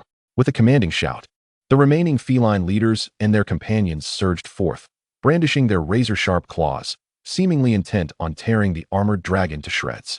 Alas, the armored dragon would not allow them to succeed. Its limbs became enveloped in a verdant energy, resembling the claws of a dragon, impossibly sharp. Just as the feline leader was about to make contact, the armored dragon spun rapidly, akin to a top, sending the advancing feline leaders and their companions sprawling through the air. At that moment, Zhang Rui stood to the side, witnessing the airborne feline leaders and their companions. Some were forcefully slammed against trees by the shockwave, rendered incapable of further combat, while others collided with their comrades, also losing their fighting ability. Of course, a few feline leaders and companions remained on the battlefield, yet they dared not attack the armored dragon again, primarily due to the fright instilled by its recent assault. Following the encounter, their numbers had drastically dwindled, leaving only one feline leader and 9 companions, while the rest had succumbed to incapacitation. Seeing the grim situation unfold, the last feline leader promptly led the remaining companions in retreat, no longer daring to contest the armored dragon, as its claws were not to be trifled with. Once the feline leaders and their companions withdrew, Zhang Rui swiftly approached the armored dragon, pushing it with all his might to revert it to its original state. Upon transformation, he was met with the sight of numerous wounds upon the creature's back, a pang of sorrow piercing his heart. Gently caressing the armored dragon's resilient form, he murmured, "This battle has caused you great suffering. Look at all these scratches upon your body." The armored dragon seemed to sense Zhang Rui's emotions, nuzzling against him as if to convey that it was unharmed and he need not worry. Zhang Rui continued to stroke its body, reassuringly stating, "Fortunately, it is only through trials of life and death that your will shall grow stronger. After this ordeal, your strength will undoubtedly ascend to new heights. Furthermore, your achievements are commendable. You have ascended to level 44, a remarkable leap of 2 levels, and you have acquired a new skill, Phantom Face." Zhang Rui furrowed his brow, pondering why the armored dragon had learned Phantom Face after such a significant level increase. It was peculiar. For such a skill, one that diminishes enhancements, is typically learned by Pokémon in their early stages, yet the armored dragon had only now mastered it. Nevertheless, he concluded that acquiring an additional skill was far superior to lacking one. After the armored dragon acknowledged Zhang Rui, he returned it to its Pokeball for it to recuperate, sensing that a major conflict loomed on the horizon when he would next summon it. Subsequently, he placed the Pokeball back into his pocket and sprinted towards the direction of Serenity Lake. Despite having resolved his immediate concerns, Zhang Rui was deeply worried for Yi Fei's safety. After all, Yi Fei lacked Zhang Rui's formidable prowess, relying solely on a level 35 cool leopard, making it exceedingly difficult to stand out amidst the throng of feline leaders. Yet, Zhang Rui had faith that Yi Fei would manage to break free, which was why he refrained from intervening. Although Yi Fei often lagged behind in their endeavors, his luck sometimes proved remarkably fortuitous. Zhang Rui recalled a childhood escapade with Yi Fei, where they inadvertently wandered near the outskirts of Jinhai Forest, close to Shanghai City. There, Zhang Rui encountered a ferocious monkey monster, distinct with its reddish eyes, radiating an aura of wildness. At that tender age, he had offered the creature some nuts he had on hand, but when he extended his offering, the monkey monster suddenly lunged at him in a frenzy. Caught off guard, Zhang Rui dropped the nuts in fright, paralyzed in place. Fortunately, Yi Fei, who was playing nearby with a caterpie, sensed Zhang Rui was in peril and rushed over, exerting all his strength to pull him to safety. This timely intervention caused the monkey monster's attack to miss its mark, but it only enraged the creature further, redirecting its fury towards Zhang Rui. Just as the monkey's fist was about to land on Yi Fei, the distant caterpie, seemingly under attack by a Pidgey, found itself in a dire situation. With the ground around them barren and the nearest trees a considerable distance away, evading the Pidgey was nearly impossible for a caterpie. Faced with imminent danger, the caterpie could only spew silk, hoping to ensnare the Pidgey and create a chance for survival. By a stroke of luck, the white silk struck the monkey monster, hindering its movements significantly as it struggled to tear the silk away before it could resume its assault. This distraction afforded Zhang Rui and Yi Fei a fleeting opportunity to escape, and they quickly rose to their feet, sprinting away in hopes of finding help from an adult. Alas, their small frames made for sluggish speed, and before long, the monkey monster had successfully ripped the silk from its body. With fury in its eyes, it raised its arm high and began its pursuit of the fleeing duo. Meanwhile, the caterpie, exhausted from its efforts, required a brief respite. In that moment, a Pidgey, seizing the opportunity, swooped down with lightning speed towards the defenseless caterpie. This time, the caterpie lacked the strength to evade the Pidgey's onslaught, and it could only brace itself for capture as the creature's claws tightened around its body. With a final surge of determination, the caterpie aimed to unleash one last thread of silk at the Pidgey. Initially devoid of hope, the white silk drifted toward the ground, but suddenly, a gust of wind swept through, lifting the strands aloft. The silk expertly wrapped around the Pidgey's eyes, obscuring its vision and causing it to flail in the air. Unable to maintain its balance and oblivious to the obstacles ahead, it crashed directly into the monkey monster. This unexpected collision ignited a fierce struggle between the two creatures, momentarily diverting their attention from Zhang Rui and Yi Fei, thereby granting the boys a chance to escape. From that day forth, Zhang Rui and Yi Fei forged an unbreakable bond, never to encounter discord. Yet, Zhang Rui remained perplexed by the monkey monster's unusual red eyes. Were not all other monkey monsters characterized by black pupils? This enigma lingered in Zhang Rui's mind. But he came to believe that Yi Fei was indeed a fortuitous individual, destined to navigate through adversity unscathed.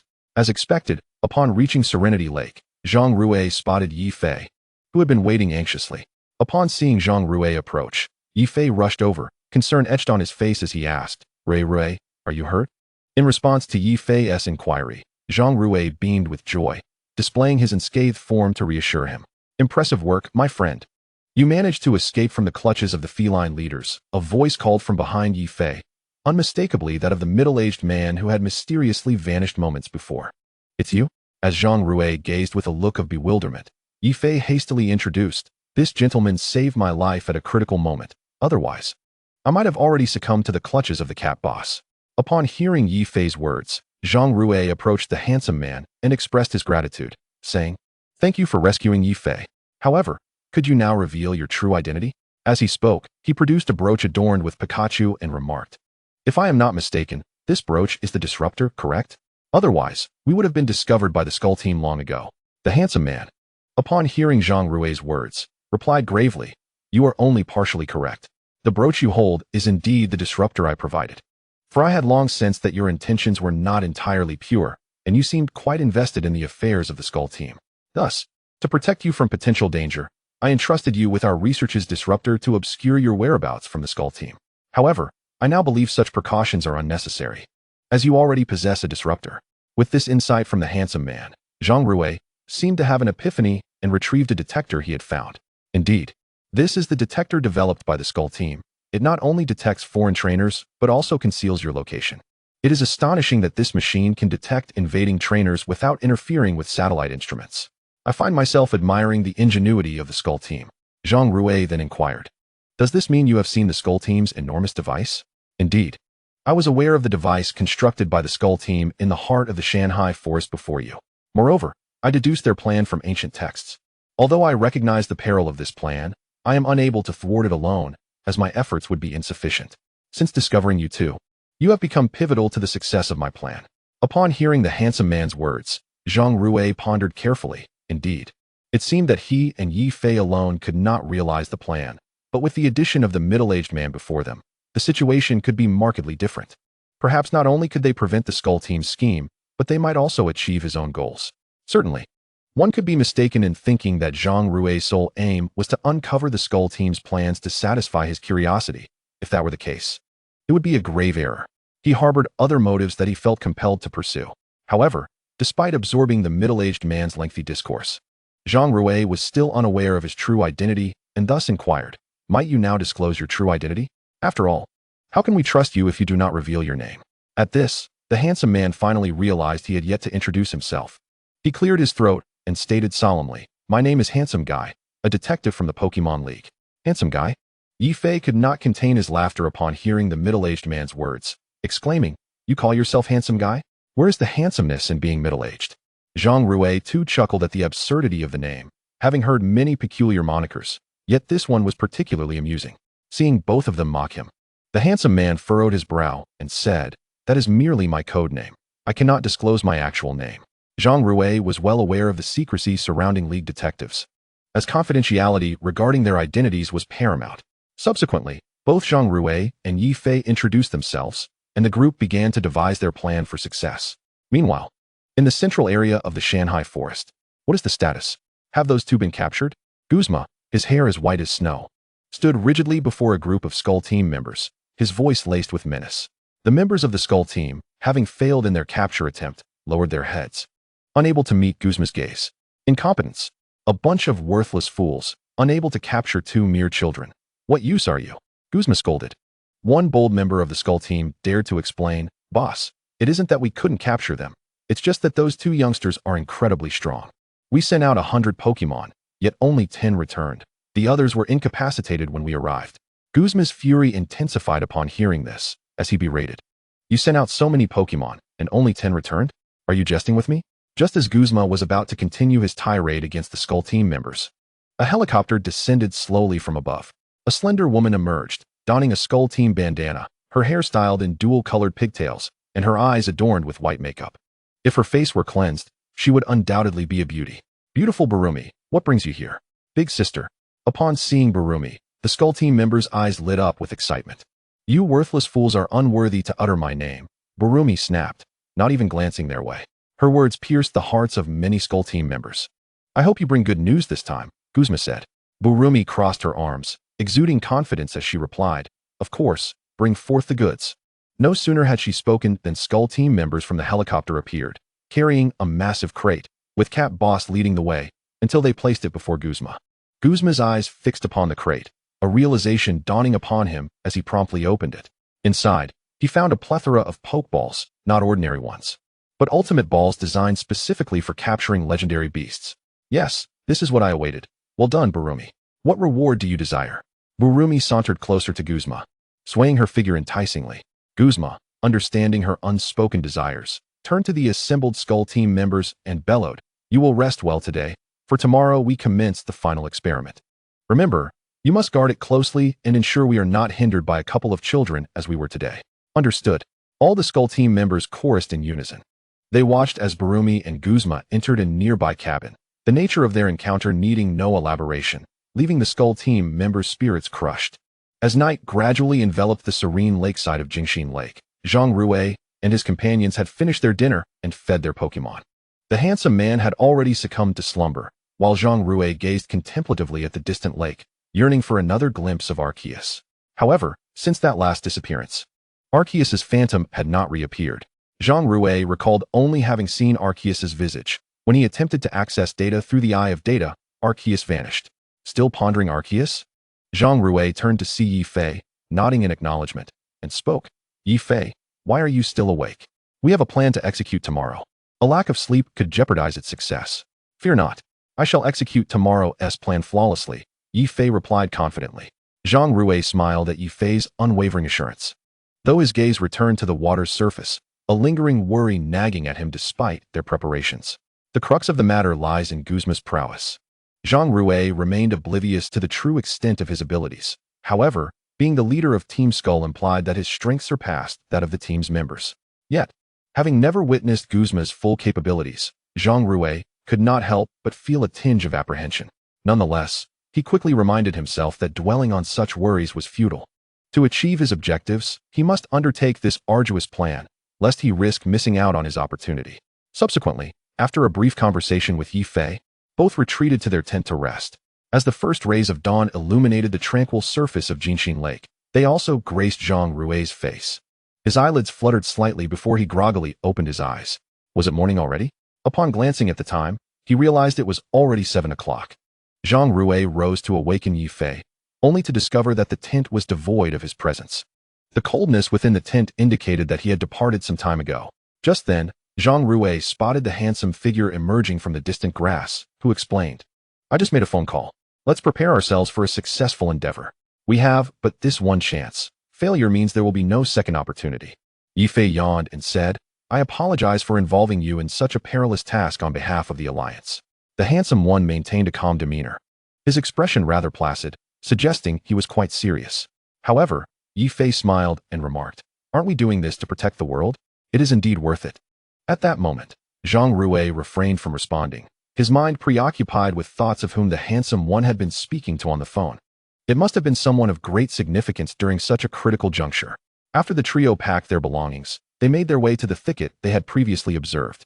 This time, however, Team Skull had evidently heightened their vigilance, with numerous members stationed not far from the center. Zhang Rui, risking exposure, cautiously approached the edge of the mountain sea forest. Through the foliage, he noted that the inner area of the mountain sea forest had clearly fortified its defenses, with many Team Skull members forming a perimeter and summoning their Pokémon to patrol. With the presence of Meowth and its leader, patrolling had become significantly easier, particularly due to their keen sense of smell, capable of detecting any unfamiliar scents. It appeared they had intensified their precautions. Were they finally preparing to execute their final plan? As Zhang Rui observed his surroundings, deep in contemplation, Guzma emerged from the wooden cabin. A multitude of Team Skull members reported to him, "Boss, everything is ready. We are poised to commence the experiment." Guzma nodded and approached the apparatus, instructing the researchers, "Let us begin." "I can hardly contain my anticipation." The researcher said nothing further, advancing to the machine and pressing the red button. In that instant, the electric-type Pokémon, which had been slumbering in a cage, was awakened by a surge of energy, which visibly siphoned a considerable amount of electricity from it to power the machine. As the electrical flow intensified, the apparatus emitted a beam of yellow light, striking the skies above the mountain sea forest. The current's transmission escalated dramatically, and the electric-type Pokémon endured the agony of having its energy extracted. At this juncture, Yifei could no longer bear to watch and was immediately restrained by the handsome one, who shook his head, signaling him to act judiciously and bide his time. Yifei clenched his fists, enduring the pain, as he observed the massive flow of electricity being directed into the machine's output, the yellow beam visibly expanding. Meanwhile, in the heavens, it seemed something had shattered, and these fragments coalesced in the air, first forming a black hole, transitioning from darkness to a pale blue hue, radiating a soft azure glow. The ultra wormhole had been completed. Chapter 59, the execution of the plan begins. The once azure sky was suddenly pierced by a colossal ultra wormhole, which spun in the air, exuding immense energy. Simultaneously, the residents of Mountain Sea City gazed up at the phenomenon, yet most merely cast a few glances, their faces devoid of astonishment.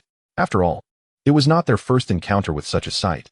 They knew it would vanish within minutes, so they paid it little heed.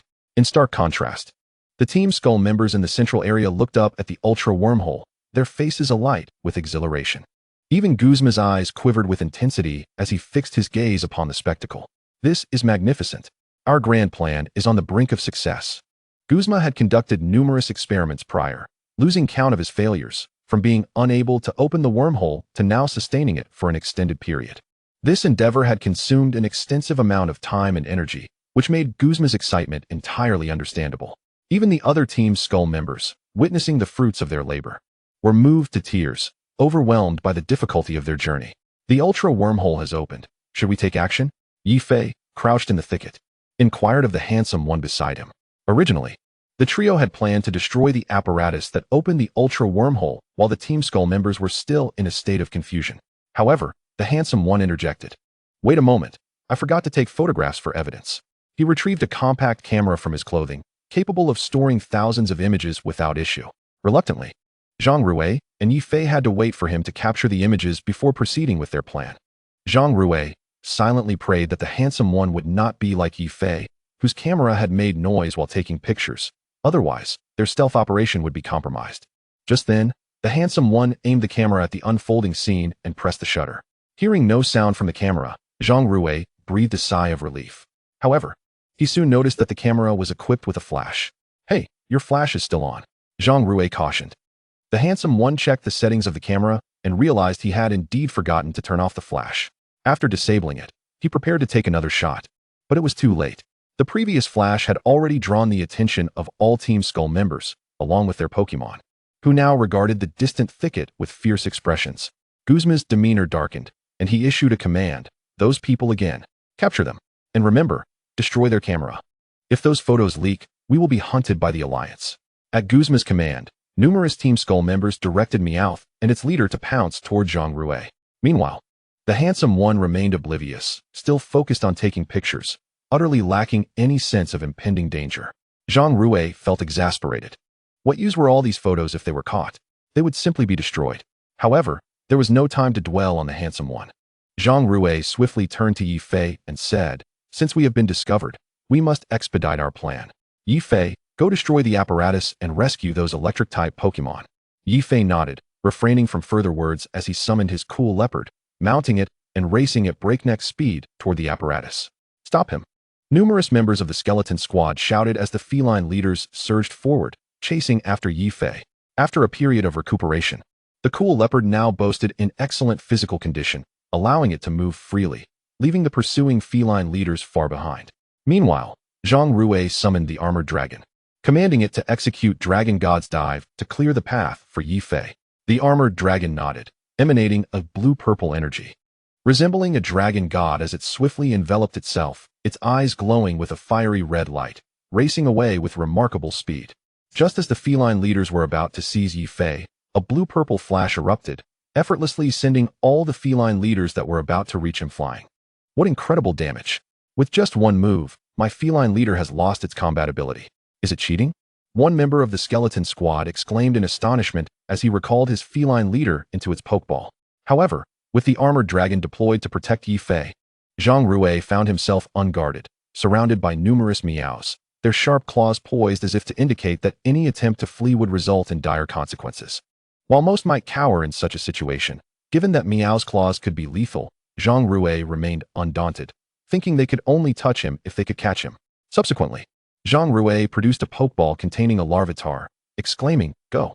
Larvitar, unleash Sandstorm and sweep these Meows away." As Larvitar emerged, a whirlwind of sand suddenly surrounded its body, enveloping a significant portion of the central area, ensnaring all the Meows within. As the Meows became disoriented amidst the storm, the sand began to swirl violently, striking them repeatedly. Although the damage was minimal, it inflicted continuous harm. Despite being enveloped in sand, the Meows could still discern Larvitar's position and darted towards it at high speed, extending their sharp claws to strike. Alas, they were met with only Larvitar's illusion, while the real Larvitar appeared beside them, surrounded by a plethora of floating rocks. Before the Meows could react, they were struck by the descending boulders, rendering them incapable of battle. This was the effect of Larvitar's sand veil. Once the sandstorm was activated, it could conceal itself, making it exceedingly difficult for enemies to land a precise hit. Simultaneously, Larvitar's aura surged dramatically. Zhang Rui could sense its abilities rising across the board. If it unleashed another skill, its power would be immeasurable. The effect of ancient power has worked. There's a chance it will enhance its overall attributes. How fortunate! Zhang Rui exclaimed, exhilarated by Larvitar's transformation. With this enhancement, Larvitar could handle any adversary, provided their levels weren't excessively high. Damn it, the sand is everywhere. We can't locate it, grumbled a blue-haired member of the skeleton squad. Due to the sandstorm's effects, most of their Meows had succumbed to Larvitar's onslaught. Larvitar, emboldened by the battle, rapidly ascended to level 24, showcasing a terrifying rate of growth. However, as the swirling sands began to dissipate, Larvitar found itself encircled by a multitude of Meows, struggling to escape. Larvitar gazed at the clawed Meows surrounding it, beads of perspiration seemingly forming on its once resilient brown skin. Zhang Rui quickly noted this. Although Larvitar had sustained little damage during the earlier skirmishes, its repeated use of skills had begun to deplete its stamina. "Larvitar, can you still fight?" Upon hearing Larvitar's resolute affirmation, Zhang Rui nodded and commanded, "Utilize Earth Power." Larvitar harnessed the surrounding earth elements, causing the ground to tremble violently, making it difficult for the Meows to maintain their footing. Suddenly, the flat terrain ruptured, fissures spreading outward, sending shockwaves that struck the Meows, propelling them away. Earth Power is an omnidirectional attack. Unless one is airborne, there is no evading its wrath. Witnessing the Meows lose their combat capabilities, Larvitar's level surged again to 26. Its power further enhanced. Meanwhile, under the protection of the armored dragon, Yi Fei had arrived at the massive instrument, gazing at its enormity with a sense of bewilderment. How on earth am I supposed to destroy such a colossal device? Just then, a feline leader lunged at Yi Fei. As its sharp claws neared him, a dragon-shaped specter suddenly emerged from the distance, sending the feline leader crashing into the distant apparatus. The powerful impact left the instrument unscathed, prompting Yi Fei to exclaim, "What is this instrument made of? It's indestructible. It's constructed from alloys. Breaking it is utterly impossible." came the voice of a researcher standing before the apparatus, their gaze fixed on the ultimate cave above, brimming with excitement. After years of research, we have awaited this day, the researcher declared eagerly. At that moment, Guzma remained oblivious to the ongoing battle, his eyes still fixated on the ultimate cave, a slight smile gracing his lips as he remarked, calculating the time. It should be nearly time. The handsome figure had completed taking hundreds of photographs, enough to implicate the members of the skeleton squad. With a smug expression, he approached Guzma, stating, "You must be the leader of the skeleton squad. I've captured the entire process of you summoning the ultimate cave. If you close it now, the Pokémon League might go easy on you. Otherwise what? Do you possess the prowess to accuse me? With that broken camera of yours?" Guzma retorted with a mocking laugh, dismissive of the naive detective. "I have all the evidence in my possession. Await your wanted notice from the League. Is that so?" Guzma replied, locking eyes with the detective, a mysterious smile playing on his lips. At that moment, a blade surged forth from the ultimate cave, hurtling towards the handsome figure at breakneck speed. Reacting swiftly, he raised his camera defensively. Bang! The camera crumbled under the immense force, leaving him in shock. "My camera!" He hurriedly gathered the shattered pieces from the ground, astonishment etched across his face. "How will you accuse me now? Your evidence has been destroyed. Now it's our turn to perform," Guzma declared, casting a glance at the kneeling detective, a smirk forming on his lips, before calling out to the ultimate cave, Paper Sword. Zhang Rui, who was directing Larvitar in its battle against the Meows, froze as he beheld the ultimate cave before him. Regarding the Paper Sword, Zhang Rui possessed a certain degree of understanding. This creature, dwelling in a fantastical realm, was an anomaly imbued with both grass and steel attributes. This meant that, apart from fire-type moves, all other elemental attacks inflicted minimal damage upon it. Furthermore, Zhang Rui distinctly recalled that the physical attack power of the Paper Sword was extraordinarily formidable, capable of dispatching defensively weak opponents in a single blow. At this moment, Zhang Rui was compelled to shield Yi Fei from the harm posed by Meowth and the cat boss, leaving him unable to intervene and thwart Guzma's utilization of the Paper Sword. He called out to the handsome figure in the distance. "Are you not a detective of the Pokémon League? Will you merely stand by and witness the success of Team Skull's nefarious plans?" Evidently, the handsome man heard Zhang Rui's voice. His purpose was twofold, to gather evidence of Team Skull's wrongdoing and to thwart their scheme. With this thought, he rose, producing a Pokeball from his possession and hurling it forth. "Go, Toxicroak!" As a blue light flickered, a Pokemon resembling a Greninja materialized before him, possessing a crimson poison sac that pulsated rhythmically with its breath. Name: Toxicroak. Type: Poison Fighting Level. LV 51 Quality. A. Gender: Male. Status: Healthy. Ability: Poison Touch. Held item: Poison Gem. Inherited moves: Feint Attack, Cross Chop, Drain Punch. Bullet Punch. Base moves: Mud Bomb, Poison Jab, Trick, Sludge Wave, Ambush, Mud Bomb, Critical Hit, Taunt. Top moves: Ice Punch, Low Kick, Thunder Punch. Secret moves: Protect. Shadow Ball. Taking advantage of the distraction caused by the young Jingmoo battling Meowth, Zhang Rui turned his gaze towards the handsome man and, upon seeing Toxicroak, immediately activated his data eye for analysis.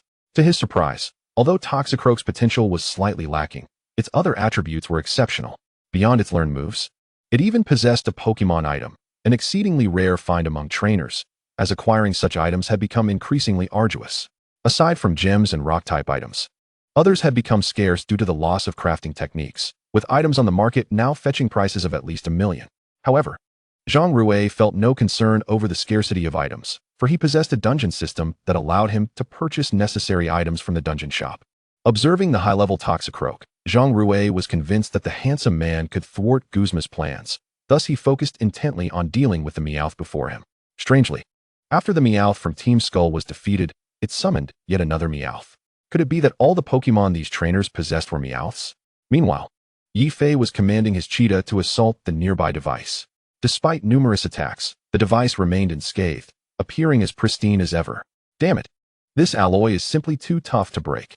Chapter 61, Battle with the Paper Sword. Yet, recalling that Zhang Rui had placed all his hopes on him, Yi Fei steeled himself and instructed his cheetah, strike at a single point. Attempt to create a breach. The cheetah's claws radiated with a white glow as it leaped, aiming a direct strike at the device. However, the device remained impervious, showing no signs of damage. At that moment, the Paper Sword peeked out, glancing around before effortlessly emerging from the Ultra Cave. Its body resembled that of origami, light and delicate, seemingly capable of drifting away with the gentlest breeze. Nevertheless, its steel attribute provided it with added weight, allowing it to withstand the autumn winds. Excellent. My plan is finally set to commence, Guzma declared, retrieving a Pokeball and throwing it into the distance. Go, Golisopod. Guzma's Golisopod was unlike any other. It boasted both fire and ghost attributes, specifically chosen to counter the Paper Sword. With its fire-type attacks, it could inflict quadruple damage upon the Paper Sword. Golisopod, use Flame Wheel. The creature grasped its fiery baton and leapt into the air, spinning vigorously to create a wheel of flames in hues of red and green, hurtling towards the Paper Sword at remarkable speed. Not on my watch. Toxicroak, intercept Golisopod's attack.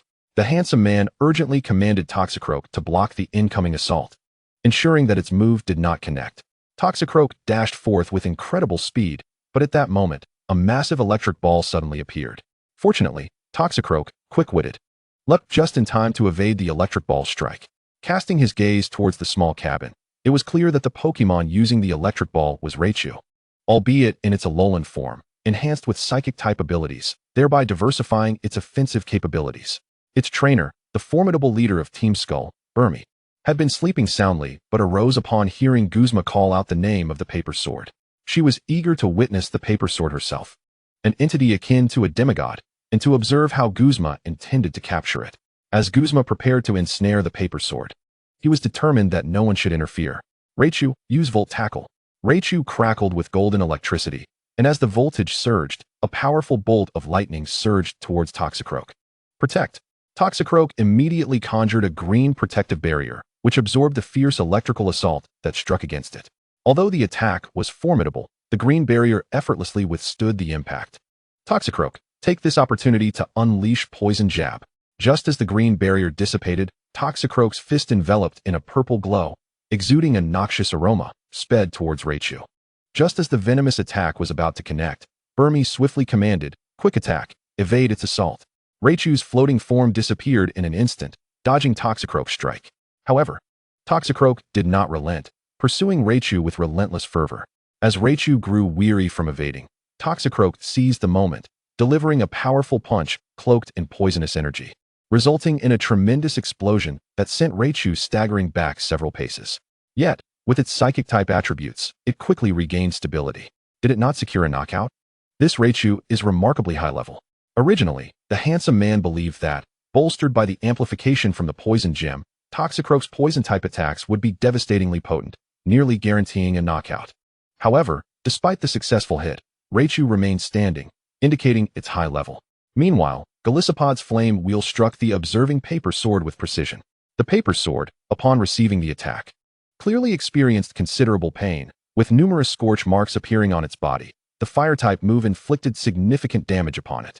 Realizing that Golisopod was indeed its adversary, the Paper Sword immediately retaliated. The eyes of the Paper Sword radiated a soft pink glow, its paper arms enveloped by an overwhelming surge of energy. With a gentle flick, its arm moved with astonishing speed, the sound of space being torn asunder resonating in the air. A blade, at least several meters long, materialized from its arm and hurtled towards Galagala with incredible force. The Mental Blade. Galagala immediately raised its small stick to defend, but this was a strike equivalent to that of a level 2 deity. Galagala was utterly incapable of withstanding it and was sent flying by the sheer might of the energy. Had it not been for Guzma's timely intervention to retrieve Galagala, the creature would have been lost to the void created by the recent attack. Truly, the Paper Sword was a formidable adversary, able to contend with a level 2 deity, and I yearned to capture it. With that thought, Guzma produced another Pokeball from his possession and hurled it forth. Go. Scyther, use Bullet Punch. The Crimson Scyther burst onto the scene, appearing before the Paper Sword with remarkable speed, its once red pincers transformed into a metallic hue. The Paper Sword had no time to evade and was struck by the Bullet Punch, plummeting from the sky. However, as a level 2 deity, it was impossible for the Paper Sword to be vanquished by a single move. While descending, it concentrated its psychic energy once more and unleashed another colossal blade. A pink blade reemerged, racing towards Scyther with even greater ferocity than before. This is the essence of extraordinary creatures. Defeating an enemy enhances their power. The Paper Sword's strength was already formidable, and with an additional boost to its attack, the ensuing might was unimaginable. Scyther stood no chance of blocking it. Yet Guzma had no intention of having Scyther absorb the attack. He commanded, Move at high speed, evade this strike. Scyther deftly maneuvered through the air. Its movements swift and agile, skillfully dodging each blade released by the paper sword. Clearly, with each successful evasion, the paper sword grew increasingly agitated. A common flaw among many wild Pokémon. Without a trainer's guidance, a wild Pokémon would become frustrated if its attacks consistently missed, leading it to lose composure and reveal vulnerabilities to its opponent. It was evident that the paper sword was now riddled with openings, and a mere strike from Scyther could inflict severe damage. Scyther, seize the moment and unleash a series of slashes. Chapter 62. The paper sword is captured. After evading a mental blade, Scyther capitalized on its speed advantage and swiftly approached the paper sword. The paper sword, startled by Scyther's sudden proximity, quickly adapted its attack. A powerful force enveloped its form as it slashed towards Scyther, although Scyther attempted to block with its hardened pincers. Something peculiar occurred. The attack pierced through Scyther's defenses and struck with blinding speed, sending it crashing to the ground. Holy Sword! Guzma watched as Scyther plummeted, creating a vast crater upon impact, lying within it, rendered incapable of battle. Return, Scyther! Guzma gritted his teeth upon witnessing Scyther's defeat and recalled it. Undoubtedly, the extraordinary creature boasting the strength of a level 2 deity possessed remarkable power. Guzma gazed at the airborne paper sword, a smile tugging at the corners of his mouth. The stronger the paper sword became, the more exhilarated he felt. This validated his initial goal. If the extraordinary creature had been easily defeated by Galagala, he would have lost interest in capturing it. At that moment, Guzma retrieved yet another Pokeball from his pocket, confidence radiating from his demeanor. This time, he was certain he would effortlessly defeat the paper sword and claim it as his own. He hurled the Pokeball into the air, the red and white sphere exploding upon reaching its zenith. Go! Excadrill Metal Claw! The Excadrill, encased in a sturdy exoskeleton, emerged in the air, its sharp claws gleaming silver as it descended upon the paper sword, delivering a swift swipe. The paper sword's expression shifted to one of shock as it hastily attempted to block with its slender arm, yet it was futile against Excadrill's assault. The silver claws tore through the air and struck the paper sword squarely in the chest.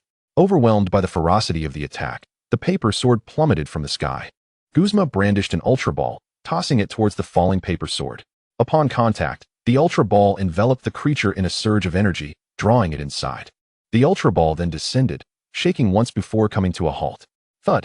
The sound of the paper sword being captured elicited varied reactions from onlookers. Yi Fei, who had been desperately attempting to sabotage the equipment, was taken aback by the revelation. He had witnessed the paper sword's prowess firsthand. With the strength of a level 2 deity, it had withstood the might of 2 powerful Pokémon only to be subdued by Excadrill. This was a testament to the paper sword's unimaginable strength. However, Yi Fei quickly regained composure and commanded Cool Leopard to attack the nearby machinery. If the equipment remained intact, countless creatures like the paper sword would emerge from the Ultra Cave. With one paper sword already possessing such formidable power, should more appear and Guzma successfully capture them, the consequences would be dire. The Pokémon League would have to deliberate extensively on how to confront them. Meanwhile, the Shelmet protecting Yi Fei had nearly defeated all of the Meowth, casting a glance at Guzma capturing the paper sword, but continued to focus on the task assigned by Zhang Rui. Though weary and heavily injured, its level had been rapidly ascending, now reaching level 46. And with a few remaining Meowth, it was determined to achieve yet another increase in power. However, the most profound reaction came from Zhang Rui, who was watching Guzma pick up the Ultra Ball with a heavy heart. His ambition was to capture legendary Pokémon from around the world. Yet witnessing the paper sword fall into Guzma's possession left him feeling powerless and frustrated. Kid, you can no longer thwart the plans of Team Skull. Our leader has captured the paper sword, and we are now stronger than ever. If he so wishes, he can easily eliminate you all. The Team Skull member engaged in battle with Zhang Rui was exhilarated, realizing that Guzma's capture of the paper sword brought him one step closer to achieving their future goals. I will absolutely stop your Team Skull plans. Larvitar, use Earth Power. Clearly incensed by the Team Skull member's words, Zhang Rui swiftly commanded Larvitar. Knowing that while he might have lost the chance to capture the paper sword, he must destroy the machinery before them. If Team Skull summoned more extraordinary creatures from the Ultra Cave, their plans would become even more formidable. At present, Zhang Rui's strength was still too limited. In the future, should he wish to capture extraordinary creatures, he would need to utilize alternative methods to access the Ultra Cave. After all, there were numerous ways to unlock it, far from relying on machinery like Team Skull. As the juvenile Giratina's feet struck the ground, the surface was once again rent with numerous fissures, and waves of energy surged forth, swiftly assaulting the remaining Meowth. A sense of alarm gripped the remaining Meowth, and they were instantly sent flying by the force of the energy, incapacitated in battle. How infuriating! How can this juvenile Giratina possess such formidable power? Each of us has 5 Meowth, yet we cannot even land a single hit. Even a legendary Pokémon does not exhibit such grotesque strength. The skeletal team promptly retrieved all the Meowth that had lost their fighting capability. Unsurprisingly, they had all succumbed to the might of the juvenile Giratina. Zhang Rui harbored no intentions of letting them off easily, and issued another command to the juvenile Giratina: use Rock Slide.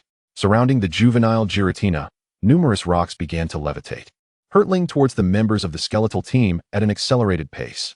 The cascading rocks from above struck terror into the hearts of these skeletal members, who, bereft of any Pokémon, found themselves in the presence of a trainer unwilling to relent. They hastily fled towards the distant forest, fearing for their lives from the impending doom of the massive rocks. Observing the rapidly retreating skeletal members, Zhang Rui refrained from ordering the juvenile Giratina to pursue and instead rushed to assist the armored dragon, who was engaged in a fierce battle with the elder Meowth. Meanwhile, the handsome trainer, commanding the poison frog and Raichu, noticed Guzma successfully capture the paper sword and, disregarding Raichu, instructed the poison frog, "Go, retrieve the Ultra Ball from Guzma." After dodging Raichu's electric attack, the poison frog sprinted towards Guzma, who had also noticed its approach, a smirk creeping upon his lips. Armored Warrior, Shellblade. Chapter 63, The Second Paper Sword. The armored warrior swiftly reached Guzma, conjuring a blade of water that surged towards the advancing poison frog, poised to intercept it just as it was about to make contact with Guzma. The poison frog, displaying remarkable agility, evaded the attack with precision. The armored warrior stood resolutely before Guzma, signaling to the poison frog that to snatch the Ultra Ball, it must first contend with it. The poison frog regarded the armored warrior before it, its air sacs constricting in trepidation. It was acutely aware that the armored warrior far surpassed its own capabilities. At that moment, a bolt of lightning struck from behind, accurately hitting the poison frog and enveloping it in a cloud of black smoke as it knelt on the ground. Clearly, the previous attack had inflicted considerable damage. Poison frog.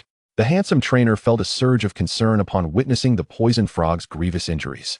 How does it feel? Detective? Guzma has successfully captured the paper sword, rendering your plan a complete failure. Do you still wish to struggle? This taunting voice belonged to Birumalai, who now stood beside Guzma, mocking the handsome trainer from afar. Fists clenched, the handsome trainer realized that his plan had been utterly thwarted. He had failed to close the Ultra Cave before the emergence of the Ultra Pokémon. With Guzma's successful capture of the Ultra Pokémon, his scheme lay in ruins. Just then, the Ultra Cave in the sky underwent another transformation, unleashing a blade even more potent than before, hurtling swiftly towards Guzma. Swoosh! This new blade surpassed the previous attack from the paper sword. Observing the impending danger, the armored warrior quickly interposed itself before Guzma. Its hardened claws clashed against the swift blade, the tremendous impact sending the armored warrior skidding back several meters. Fortunately, due to its elevated level, the armored warrior sustained only minor injuries from the encounter. One captured, and another arrives. Beautiful. Once I capture this paper sword, I shall bestow it upon you, Guzma remarked, a slight smile gracing his lips as he noted yet another blade emerging from the Ultra Cave. Birumalai, overhearing this, felt immense joy swell within her. Acquiring a second-tier divine Pokémon without cost was indeed a cause for celebration. Thank you for your generous gift, boss. Disregarding her gratitude, Guzma directed the armored warrior once more. Armored warrior, Metal Claw. The armored warrior leaped into action, just as another paper sword emerged from the Ultra Cave, charging towards it. Unlike the previous paper sword, this one was quick to retaliate as the armored warrior approached. With its hands crossed in a cruciform shape, the paper sword surged forward, colliding violently with the metal claw mid-air, resulting in a fierce explosion. Yet the armored warrior, still reeling from the earlier attack, was sent flying. The paper sword also sustained considerable damage, a gash appearing on its body. Had it not been for its steel-type attributes, it might have lost its ability to battle. This paper sword was even stronger than the last. Fascinating. Armored warrior, water cutter. The armored warrior soared once more, gathering a torrent of water in its claws, ready to strike the paper sword. Suddenly, the poison frog reappeared before it, using its venom-coated fist to land a powerful blow on the armored warrior's body, sending it crashing to the ground once more. Damn it! Guzma's gaze turned to the handsome trainer, his expression twisted with rage. Meanwhile, the paper sword, fueled by fury, began to channel pink energy in its arm and aimed to strike at the poison frog, even though it recognized the latter was there to assist. Haha. This is the consequence of your interference with the Ultra Pokémon. Now your poison frog will soon lose its ability to battle, and I shall see who can thwart my plans, Guzma proclaimed with triumph. The handsome trainer remained silent, fists clenched tightly, his gaze fixed upon the paper sword. It was now impossible to instruct the poison frog to evade the impending attack. Should the poison frog succumb to defeat, there would be no one left to hinder Guzma's capture of the Ultra Pokémon. As the paper sword prepared to strike down upon the poison frog, a searing flame surged forth, accurately striking the paper sword and providing the poison frog with a chance to escape. Is that flamethrower? Guzma stammered, momentarily stunned. He then turned his attention towards the direction from which the flamethrower had come, none other than Zhang Rui. At this moment, Zhang Rui commanded the armored dragon to launch an offensive against the airborne paper sword, while Yifei continued instructing the cool leopard to strike the apparatus. However, this time the cool leopard's target was not the resilient apparatus, but rather the cage that ensnared the electric-type Pokémon. The materials of the cage and the apparatus were fundamentally different. While the apparatus was made of alloy and thus difficult to destroy, the cage was constructed from iron, rendering it an easy target for the cool leopard. With a decisive strike, the cool leopard brought its claws down upon the iron cage, visibly cracking the sturdy iron bars. Seeing the potential for success, Yifei urged the cool leopard to continue its assault. He surmised that targeting the cage was indeed Zhang Rui's strategy, as both had recognized that it would be challenging to dismantle the apparatus. Instead, it would be wiser to collapse the cage, liberating the electric-type Pokémon within. Without the supply of electricity, the apparatus would surely cease to function, causing the Ultra Cave in the sky to vanish swiftly. Bang! Bang! As the final strike of the cool leopard descended, the formidable cage was at last breached, leaving a substantial opening. Yifei hastily urged the electric-type Pokémon within to make their escape. It is safe now, you may emerge, he called repeatedly.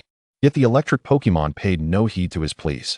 Even though their power had been nearly entirely drained, they remained unwilling to leave this place. It seemed they had lost faith in humanity, given the grievous treatment they had endured. Were I in their position, I too would find it impossible to trust humans after being subjected to such relentless extraction of energy. Upon hearing Zhang Rui's words, a heaviness settled in Yifei's heart. Was there truly no way to persuade the electric Pokémon to come out? If he were to forcibly extract them, the frightened creatures would unleash a devastating electric assault upon him. Yifei was no superhuman. He could not withstand such overwhelming power. Yet, he could not simply abandon them. As long as they remained trapped within the cage, their energy would continue to be siphoned away, and the ultimate cave above would not close. Chapter 64. Rescuing the electric Pokémon. The cool leopard observed Yifei, who appeared despondent, and slowly approached him, gently licking his cheek in an attempt to console him. Thank you, cool leopard. I am fine. I will surely rescue these Pokémon, Yifei replied, stroking the cool leopard's soft and silky fur, mumbling. If only a Pokémon could come forward to assist me in persuading them. It was at this moment that Yifei recalled having captured a small Magnemite the previous day. Although its energy had not fully recovered, it had regained some vitality and might be able to sway the electric Pokémon. After all, it belonged to their ranks. Surely it would have the influence needed. With this thought in mind, Yifei quickly retrieved the Pokeball containing the small Magnemite and summoned it forth. Upon its emergence, the small Magnemite, though still somewhat weakened, exhibited a lively demeanor, circling Yifei in gratitude for being captured. Yifei gently touched the small Magnemite's hard, yet warm body, asking, "Could you help me persuade the Pokémon in the cage to come out? They were once your companions in hardship. I believe they will heed your call." The small Magnemite readily agreed, for Yifei's intentions were pure, aimed solely at rescuing the electric Pokémon without any malice. As the small Magnemite approached the edge of the cage, it was met with a familiar, overwhelming pull, attempting to drain its remaining energy. Fortunately, the cool leopard sprang into action, rescuing the small Magnemite just in time. Had it been a moment later, the Magnemite would have been entirely depleted of its power. Cradling the small Magnemite, Yifei returned it to its Pokeball, saying, "You may return now. I shall devise another plan." However, just as he aimed the Pokeball at the small Magnemite, it suddenly broke free from his grasp and slowly floated to the cage's entrance, calling out to the electric Pokémon within. Magnemite. Hearing the call, the electric Pokémon responded, "Electrode." It seemed they were expressing their distrust of humans due to the harm inflicted upon them. Seeing that persuasion was ineffective, The small Magnemite attempted to charge into the cage in a fervent effort to defend its kin, but was quickly stopped by the cool leopard. Though they may be disobedient, you cannot recklessly put yourself in danger. We shall find another way, it urged. Despite Yi Fei's reassurances, he knew there were no other viable options, merely words meant to shield the small Magnemite from peril. Nevertheless, the small Magnemite persevered, calling out from outside the cage. Through its relentless efforts, a majority of the electric Pokémon began to trust it once more. After all, they understood that remaining in the cage would lead to their energy being swiftly depleted and ultimately to their demise. Even if the electric Pokémon agreed to leave, their bodies, drained of energy, were immobile. Yet for Yi Fei, this was a minor obstacle. He merely needed the cool leopard to find a way to rescue them from the cage. His intention in using the small Magnemite to gain their trust was to prevent the cool leopard from being overwhelmed by the numerous electric Pokémon within, for they numbered in the hundreds, and the magnitude of their collective power would be formidable against the cool leopard. The cool leopard created a significant opening in the iron bars of the cage, entering to drag the electric Pokémon to safety. The reason the cool leopard was not affected by the cage's draining mechanism was that it lacked any electric-type attributes, thus evading such concerns. As one electric Pokémon after another emerged from the cage, the ultimate cave above began to shrink. Meanwhile, Guzma, engaged in battle with the paper sword, noticed the cave diminishing and immediately commanded his Skull team members to thwart Yi Fei's actions. Yet, upon glancing around, he found no Skull members remaining. They had all fled in fear, leaving only a few researchers behind. Enraged at the absence of his team, Guzma glared at Zhang Rui from a distance, filled with animosity. "Beautiful, you handle him," he ordered. At that moment, Burmali was entangled in combat with the poison frog, striving to prevent it from rejoining Guzma in battle. "What about the detective?" she asked urgently. Guzma smirked slightly, directing his command at the armored warrior, Hellspike. The armored warrior, understanding Guzma's intent, immediately distanced itself from the paper sword, transforming into a spiked spherical form and rolling forward. Instead of attacking the paper sword, it bypassed Raichu and directly struck the poison frog, sending it crashing into a tree. Having endured multiple battles, the poison frog could not withstand such a fierce assault and was rendered incapable of fighting. The handsome figure had no choice, with the poison frog incapacitated. He could swiftly retrieve it. "Damn it," he cursed, reflecting on the folly of bringing only one poison frog to investigate the mountain sea forest. Perhaps it was his arrogance, believing a level 51 poison frog could easily handle the task. Little did he anticipate the opponent's formidable strength, likely nearing the realm of a quasi-elite. With Guzma himself shrouded in enigma, possibly possessing champion-level prowess. Now, the only way to resolve this dilemma might require the intervention of a champion. Upon witnessing the poison frog's defeat, Burmali quickly grasped Guzma's intentions. "Raichu, unleash Thunderbolt on that cool leopard over there." The levitating Raichu was enveloped in electricity as a thunderous bolt surged towards the cool leopard, which was currently rescuing the electric Pokémon and unable to evade the impending attack. Just as the thunderbolt was about to strike the cool leopard, the rescued electric Pokémon exchanged glances and, in unison, leaped forward to absorb the impact of the thunderbolt, shielding their savior. Fortunately, the thunderbolt attack allowed the electrically depleted bodies of the Pokémon to recuperate. However, the sheer might of Raichu's assault was overwhelming. Dozens of electric-type Pokémon could not withstand it, and they immediately succumbed, their eyes rolling back as they lost their ability to fight. Yet, this also bought some precious time for the cool leopard. Seeing that Raichu's attack had been thwarted, Burmy gritted her teeth and issued a new command. "Use Thunderbolt once more. Those Pokémon have already lost their fighting capability. Let us see what it can use to defend itself." Flamethrower. Chapter 65, Shelmet vs. Raichu. As the fierce lightning surged once more, Zhang Rui, who initially intended to join the battle against the paper sword, had to redirect his focus, commanding Shelmet to unleash Flamethrower to buy time for the cool leopard to rescue the electric-type Pokémon. The reason Shelmet had learned Flamethrower was due to its level increase. It had now reached level 48, just 2 levels shy of evolution. A towering pillar of searing flames erupted from Shelmet's mouth, colliding violently with the oncoming lightning aimed at the cool leopard. Yet, Raichu's electric strike proved superior, and Shelmet's fiery breath began to wane, beads of sweat forming on its body, indicating it was struggling to maintain its effort. "Go, Shelmet. You must buy time for the cool leopard." Upon hearing Yi Fei's encouragement, the previously exhausted Shelmet regained a fierce glint in its eyes, its spirit revitalized, while the flames in its mouth intensified, now radiating with a force that eclipsed the lightning. However, Raichu was equally tenacious, augmenting its electric output, resulting in a titanic clash of energies. Boom! The explosive collision of searing flames and crackling electricity sent clouds of smoke billowing into the air, obscuring vision and stirring up a storm of dust and debris that made it difficult for the onlookers to keep their eyes open. The smaller electric-type Pokémon, rendered unable to fight, were even swept up by the ferocious winds. Fortunately, Yifei hurriedly embraced them, preventing them from being carried away.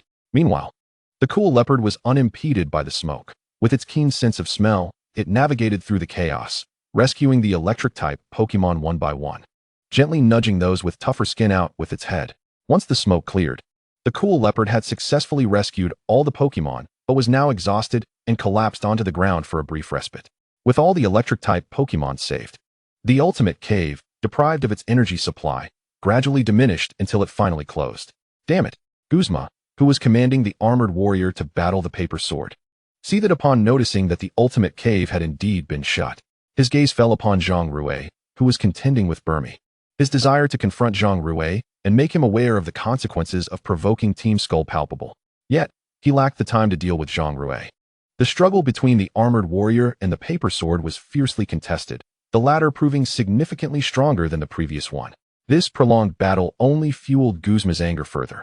At that moment, the handsome man felt a surge of joy upon witnessing Yifei rescue all the electric-type Pokémon, affirming that he had made the right choice in bringing the two to assist him. However, he soon glanced at his watch, appearing quite concerned about the time. "You little brat, I'll make you understand the consequences of provoking our Team Skull." Raichu used Psychic. Burmy, equally furious at the closure of the ultimate cave, commanded Raichu. Seemingly intent on not letting Zhang Rui and Yifei escape unscathed, Raichu emanated a pink glow, its hands slowly extending as a powerful wave of energy surged forth, hurtling towards Shelmet. Guard. Shelmet generated a green protective shield around itself, successfully deflecting the pink energy. Although the impact did not harm Shelmet, it caused it to stagger back a few steps. The might of Raichu was terrifying. Without the protective skill, Shelmet might have been vanquished in an instant. Zhang Rui, noticing Shelmet's retreat, was taken aback. During the battle with Raichu, Zhang Rui had utilized his data to analyze Raichu's statistics, discovering that it was at an astounding level 60. Though its potential was slightly inferior, its level alone was formidable enough to qualify it as a gym leader. Shelmet, at level 48, could hardly leverage its racial advantages against such a powerful foe. Without that protective skill, your Shelmet would have already lost its fighting capability. Burmy taunted Zhang Rui. "Is that so?" Zhang Rui smirked, seemingly brimming with confidence. Shelmet used Dragon Dance to contend with a Pokémon of Raichu's caliber. He had to unleash his full power. Any misstep could lead to disaster. This was Zhang Rui's first time employing the amplification skill Dragon Dance, a staple for every Dragon-type Pokémon, enhancing both attack and speed. While the increase in speed was not particularly significant for Shelmet, whose natural speed was already lacking, it was still a beneficial boost. Your Shelmet can perform Dragon Dance too? It seems you've trained it well. Yet, this will be your final opportunity to breathe. Burmy declared, ordering Raichu to unleash Thunderbolt once more. Despite Shelmet's bulk, it danced with an innate grace, appearing light and effortless, unaffected by its weight. During Shelmet's performance, Raichu gathered its electric energy, enveloping itself in a brilliant display, preparing to unleash a powerful strike. As the fierce lightning threatened to pierce through the air towards Shelmet. Dodge it. Use Dragon Rush. Perhaps due to the effects of Dragon Dance, Shelmet's speed unexpectedly increased, and just as the formidable lightning was about to strike, it maneuvered swiftly, evading the impending damage. Enveloped in a blue-purple dragon silhouette, it resembled a celestial dragon descending, the illusion far grander than before, a testament to the power of Dragon Dance. At that moment, Shelmet surged forward with astonishing speed towards Raichu, its attack power greatly augmented by Dragon Dance and the daily consumption of attack-enhancing items. If it landed a hit, it could undoubtedly take Raichu down in one blow. Raichu used Thunderball. Burmy quickly commanded. Raichu's yellow tail crackled with electricity as a massive yellow thunderball formed. With Shelmet closing in, Raichu swiftly flicked its tail, launching the electrified sphere towards its foe. Chapter 66. Shelmet Evolves. The sudden appearance of the thunderball caught Shelmet off guard, and it was struck directly by the electrified orb. Despite enduring severe injuries, the Shelmet did not waver. Instead, it gathered even more energy and charged swiftly towards Raichu. Raichu quick dodge. Although Burmy had uttered these words, it was already too late. The Shelmet had reached Raichu, colliding with the mouse adorned with its golden mane. Raichu was utterly unable to withstand the force of the Dragon Dance-enhanced Dragon Rush, and was sent flying, crashing into a tree trunk mere centimeters behind. Raichu! Burmy cried from a distance. At that moment, Raichu had already lost its fighting capability and had no strength left to respond to Burmy's call. Fantastic, Rui. You managed to defeat such a formidable Raichu. Impressive. Yifei hurriedly approached Zhang Rui, praising him. The electric-type Pokémon surrounding them began to dance in a mysterious rhythm, seemingly celebrating Zhang Rui's victory. After acknowledging their admiration, Zhang Rui rushed towards the Shelmet. Following the battle with Raichu, the Shelmet's level had risen once more, now reaching level 49. With just one more level, it could evolve. However, this advancement came at a steep price, as it bore severe injuries. Although the level increase provided some restoration of stamina, the damage it had sustained was far more significant. Upon reaching its side, Zhang Rui gently patted it and produced some energy cubes for it to consume, hoping to restore some of its vitality. At that moment, Zhang Rui regretted not purchasing better healing items earlier, which would have allowed for immediate treatment following the Pokémon's injuries. Just then, a bottle of spray was tossed before Zhang Rui, its container a striking pink. Picking it up, Zhang Rui exclaimed, "This is a top-tier healing spray." He quickly glanced around to identify the person who had thrown it, and deduced it was the handsome stranger from a distance. Having witnessed the Shelmet's impressive power, the stranger thought perhaps Zhang Rui possessed the strength to thwart Guzma, and decided to test that theory. The Pokémon surrounding Yifei were no match for Guzma's, and his own Pokémon had been incapacitated by the Shelmet's sudden assault. Zhang Rui's Pokémon was the only viable option left. Even if it could not defeat Guzma, it could at least buy him some time. Zhang Rui cast a grateful glance at the handsome stranger and proceeded to apply the healing spray to the Shelmet. In no time, the wounds on the Shelmet's body had healed, leaving only minor scrapes. Truly, the efficacy of that healing spray was remarkable. Once back in Shanghai City, I must procure some for future emergencies. The Shelmet, now rejuvenated, responded to Zhang Rui before being enveloped in a radiant white light, its body rapidly expanding. Witnessing this transformation, Zhang Rui's heart soared with joy, realizing the energy cubes had taken effect. While feeding the Shelmet earlier, he had mixed in some experience cubes. It was already at level 49, and with just a few more experience cubes, it could swiftly reach level 50. Meanwhile, Guzma continued to command his Golisopod to unleash an assault on the airborne paper sword. After several rounds of combat, the paper sword was in a dire state, heavily injured. In contrast, Golisopod showed no significant wounds, merely sustaining trivial injuries. This was largely due to Guzma's strategic training of Golisopod, emphasizing the use of its armor to minimize damage from attacks, rendering the paper sword's strikes less effective than they appeared. This is the final blow, Golisopod. Use liquidation. Golisopod leaped into the air, matching the height of the paper sword, conjuring a torrent of water that swirled around it. The water in its grasp transformed into a formidable blade, slicing directly towards the paper sword. The paper sword instinctively raised its arm to defend, hoping to mitigate the impact of Golisopod's assault.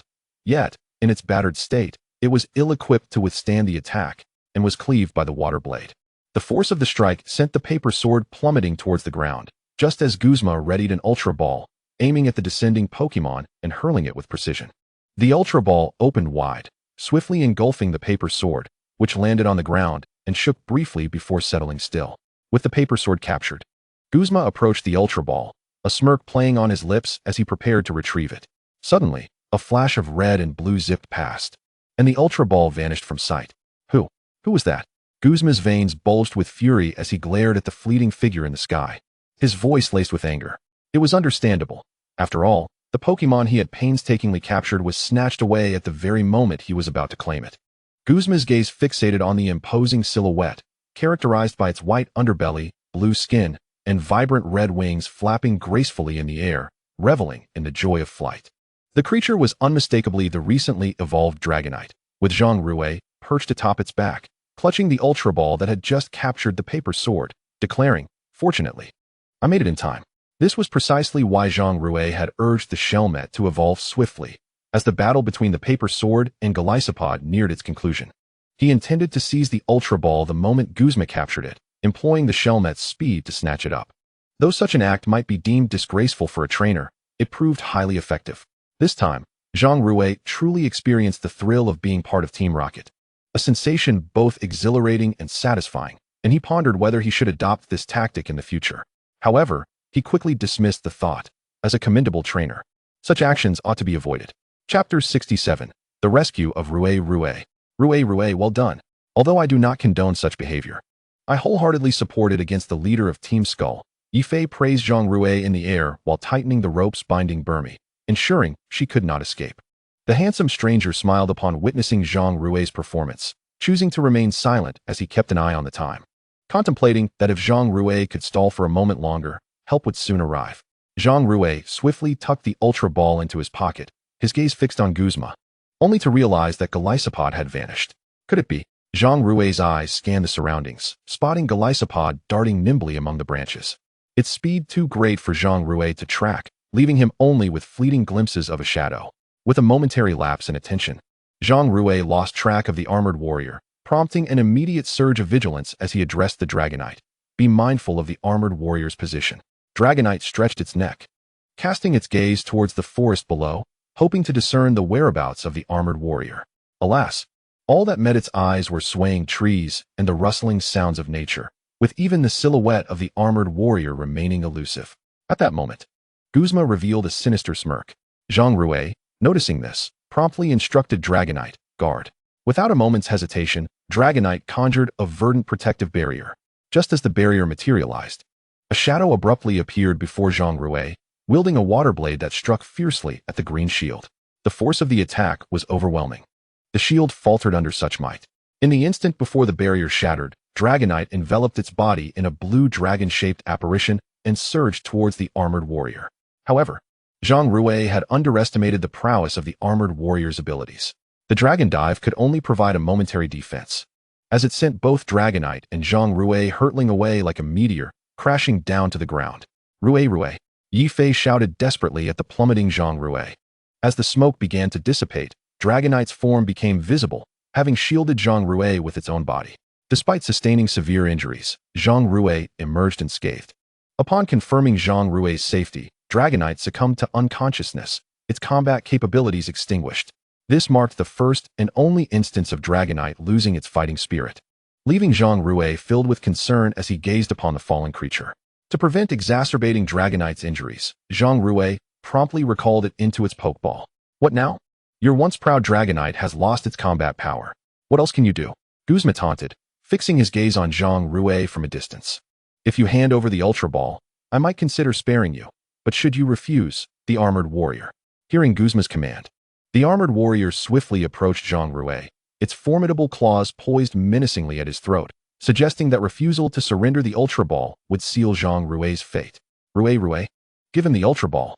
Let's ensure our safety first, Yifei shouted urgently from afar, unwilling to see Zhang Rui risk his life over the Ultra Ball. Meanwhile, the handsome man on the edge of the central area anxiously glanced at his watch, feeling the weight of impending doom. Faced with death, Zhang Rui reluctantly retrieved the Pokeball containing the paper sword. Just as he was about to present it to the armored warrior, a swift figure appeared from the distance, catching the armored warrior off guard and delivering a devastating blow that sent it crashing through the forest, toppling numerous trees before finally coming to a halt. What is this?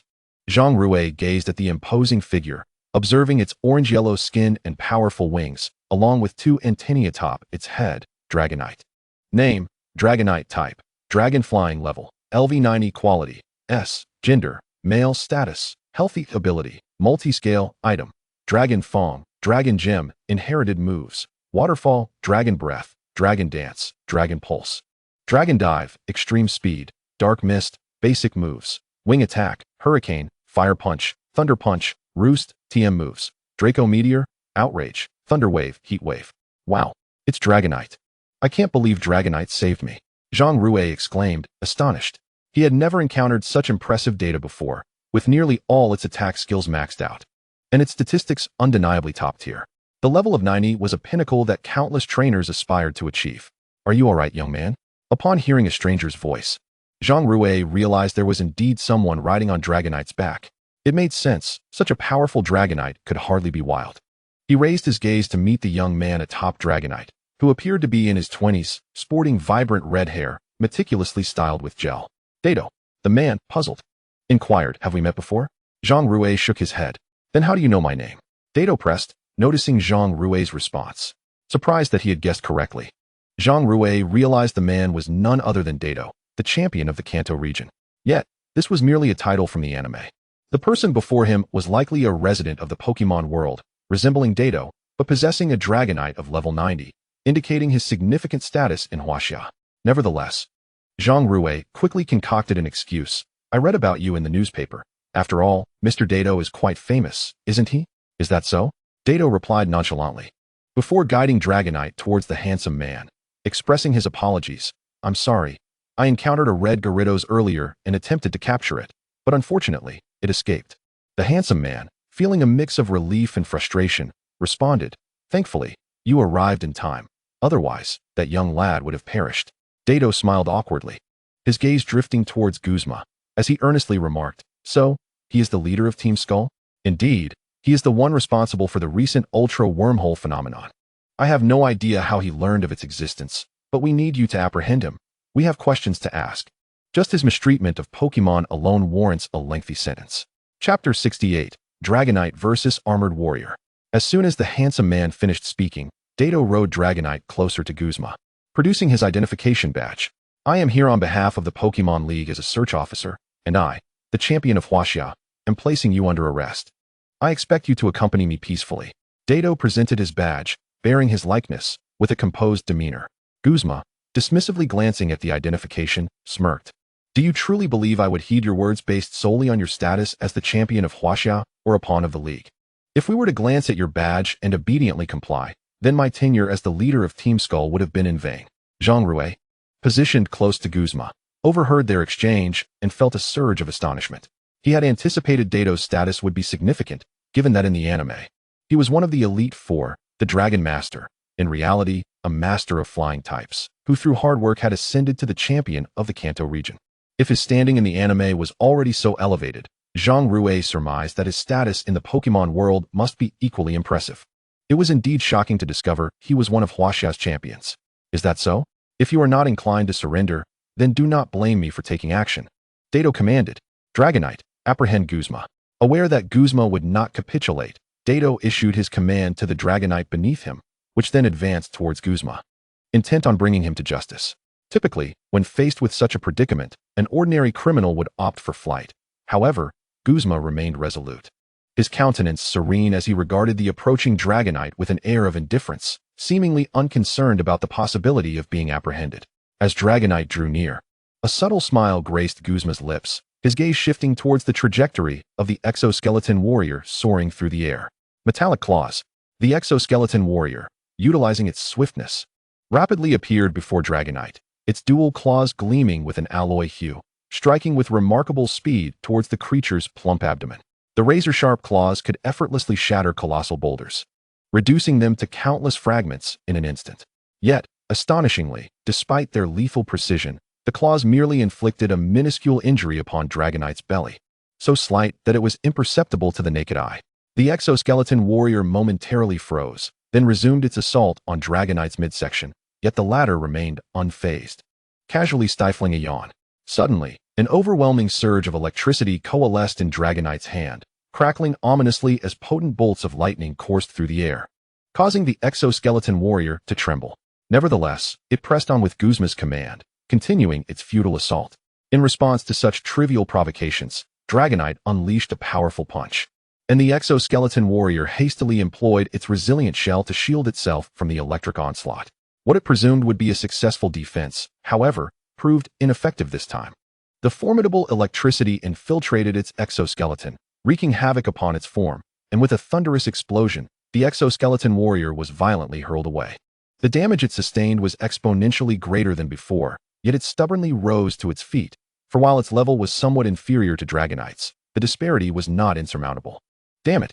At that moment, Guzma's veins bulged with fury, his expression a mask of rage as he glared at the approaching champion, clenching his teeth in frustration. It was understandable. His meticulously crafted plan had been obliterated by two mere children. He had intended to swiftly reclaim the paper sword from Zhang Rui and depart. Yet here he was, inadvertently drawing in Champion Datu, while his subordinates had all fled. Guzma, a member of Team Skull, had never faced such utter failure. Damn it! You have forced my hand. Exoskeleton warrior, prepare. Guzma barked at the incapacitated exoskeleton warrior. Though battered and bruised, it struggled to rise once more for one final stand. Datu observed Guzma's familiar gestures with growing awareness, his gaze fixating on the Z-ring adorning Guzma's wrist, his shock evident as he exclaimed, "This is Dragonite, Dragon God. Dive in for the strike." Datu commanded, a hint of trepidation in his voice. Dragonite soared into the sky, while Datu leaped from its back, his eyes fixed on the rapidly ascending Dragonite. In the span of a mere second, it ascended to the heavens, enveloped in blue-purple flames of energy. Its form transformed, shedding its previous bulkiness to embody a spectral dragon god. Dark clouds gathered ominously above as this ethereal entity charged towards the grounded exoskeleton warrior, bearing its fangs in a fierce assault. At that moment, Guzma's cryptic maneuver reached fruition, as a surge of azure energy emanated from the Z-ring, gradually infusing the exoskeleton warrior. Its aura swelled dramatically, torrents of water swirling around it as it manipulated the currents to forge a colossal vortex, aimed directly at the airborne Dragonite. Super Water Vortex. The titanic whirlpool collided violently with the incorporeal dragon god, unleashing a cascade of energy that sent debris flying in all directions. Lighter objects on the ground were swept away towards the nearby forest, while heavier items remained anchored, with the electric-type Pokémon clinging tightly to Datu's leg. Apprehensive of being swept away, a dashing youth stood at the forest's edge, desperately grasping a sturdy tree trunk, mesmerized by the fierce confrontation above. Beside him, Zhang Rui crouched behind a weighty object, his eyes reflecting envy as he beheld the spectacle. Is this what it means to battle as a champion? The clash of titanic forces persisted, yet neither side yielded. It was then that Zhang Rui noticed the exoskeleton warrior's water energy waning, and he began to deduce the inevitable outcome of this encounter. Although Z moves augmented the potency of techniques, the inherent level disparity was insurmountable, especially considering that the Dragonite before him was no ordinary specimen, possessing the enhancement of 2 items. Meanwhile, the exoskeleton warrior was limited to a single water gem to amplify its aquatic prowess, rendering it outmatched. Before long, the water enveloping the exoskeleton warrior began to dwindle rapidly, while the formidable Dragonite, still shrouded in blue-purple energy, charged towards it with unrelenting ferocity. Boom! In an explosive collision with the exoskeleton warrior, the ground erupted violently, the once flat terrain caving in dramatically, revealing a massive crater at its center where the exoskeleton warrior lay incapacitated. Dragonite swiftly emerged from the pit, landing beside Datu, its large eyes trained on Guzma in the distance. At that moment, Guzma hastily recalled the fallen exoskeleton warrior into its pokeball, stowing it away while fixing a fierce glare upon the red-haired challenger advancing toward him. Despite the seething rage within, Guzma recognized the futility of his situation. He had been bested, even his strongest Pokémon defeated. Summoning further creatures would only yield the same dismal fate. Truly, this was the might of a champion. Guzma scoffed, curling his lip disdainfully at Datu, who was drawing ever closer. As Guzma began to retreat towards the forest's edge, he did not succumb to despair. Rather, he awaited something. Zhang Rui, from a distance, spotted something soaring through the sky. Swish, swish, swish. Hearing the sound, Guzma's arrogance seemed to resurface as he produced a remote control, a smirk playing on his lips. Now, perhaps you should worry about your own safety. With that, he swiftly pressed the button on the remote. Just then, a helicopter appeared in the distance, its crew quickly deploying a rope that landed beside Guzma. Seizing the rope, he ascended as the helicopter whisked him away from the mountain sea forest. Dragonite, pursue swiftly. Do not let Guzma escape, Datu urged, and Dragonite flapped its powerful wings, soaring towards Guzma with astonishing speed, reaching an impressive velocity of 2,500 kilometers per hour, making it the swiftest of Pokémon. In the blink of an eye, it caught up to Guzma, who was climbing the rope. At that moment, Guzma caught sight of the approaching Dragonite, a flicker of concern igniting within him. If Dragonite were to seize him, all his efforts would be rendered meaningless. He had numerous plans yet to unfold and could not afford to be captured here. Just then, a fierce beam of freezing light struck Dragonite's wing, encasing it in a massive block of ice. The weight of the ice impeded Dragonite's speed, granting Guzma the opportunity to ascend into the helicopter's interior. One of the members addressed Guzma, saying, "Lord Guzma, are you all right?" "I am fine. But they are about to have some trouble," Guzma replied, his gaze fixed on the distant mountains and the sea of forest. His words laced with malice, yet tinged with a sense of relief. The members in the helicopter exchanged puzzled glances, but refrained from further inquiries. They withdrew their pokeballs, recalling the Mawile before departing in the helicopter. At that moment, Dragonite, hindered by the frost on its wings, found its flying speed drastically diminished. With no other option, it returned along the same path to Datu's side, its expression full of sorrow, seemingly seeking Datu's forgiveness. Datu sighed as he watched the helicopter recede into the distance, gently stroking Dragonite's body, offering solace. "It's all right. You've done your best." He then turned his gaze towards the Burmy beside Yi Fei and remarked, "It's not all in vain. We at least captured one." Burmy, seated on the ground, had relinquished all hope upon witnessing Guzma's departure. Initially, she had harbored thoughts of being rescued when Guzma retrieved the paper sword from Zhang Rui, but the sudden emergence of a champion from Huaxia had utterly extinguished her hopes. Datu approached Burmy, looking down at her, and stated, "As a member of Team Skull, you are now under arrest." Datu expected Burmy to express sorrow upon hearing of her arrest, but instead, she burst into laughter. "Haha, even when your life is at stake, you still think about capturing someone?" Burmy's words caused Datu to furrow his brow in confusion. "What do you mean by that?" Clearly, Datu found Burmy's laughter incomprehensible. Was she mad, or merely feigning insanity? "You are about to die and yet remain oblivious. Allow me to remind you. The remote control the boss just pressed is no ordinary device. It is a self-destruct mechanism. Prepare to meet your end." Upon hearing Burmy's frenzied declaration, Datu's skepticism grew. But the countdown appearing on the instrument's display screen revealed that she was indeed not deceiving him. Zhang Rui, noticing the countdown as well, urgently called out to Datu, "Brother Datu, we need to evacuate immediately. If this enormous device explodes, the entire central area of the Sea of Forest will be flattened." His words reached the researchers, who, visibly panicked, began to sprint towards the distant woods, hoping to evade the impending explosion.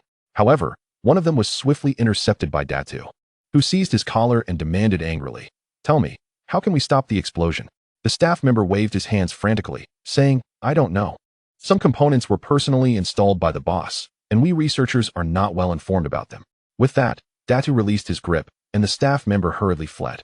Datu then turned his last hope towards Burmy, who seemed to comprehend his unspoken thoughts and responded helplessly, "Don't ask me. I don't know how to stop it either." After the boss installed the self-destruct device, he didn't set up any means to deactivate it. Datu's frustration grew upon hearing her words. If such a colossal device were to explode, it would undoubtedly endanger the entire central area, if not the inner region as well. While they might manage to escape, countless wild Pokémon in the forest would be oblivious to the impending disaster. They had to devise a way to evacuate the Pokémon near the central area. Just then, a series of red numbers appeared on the large screen. 1000959.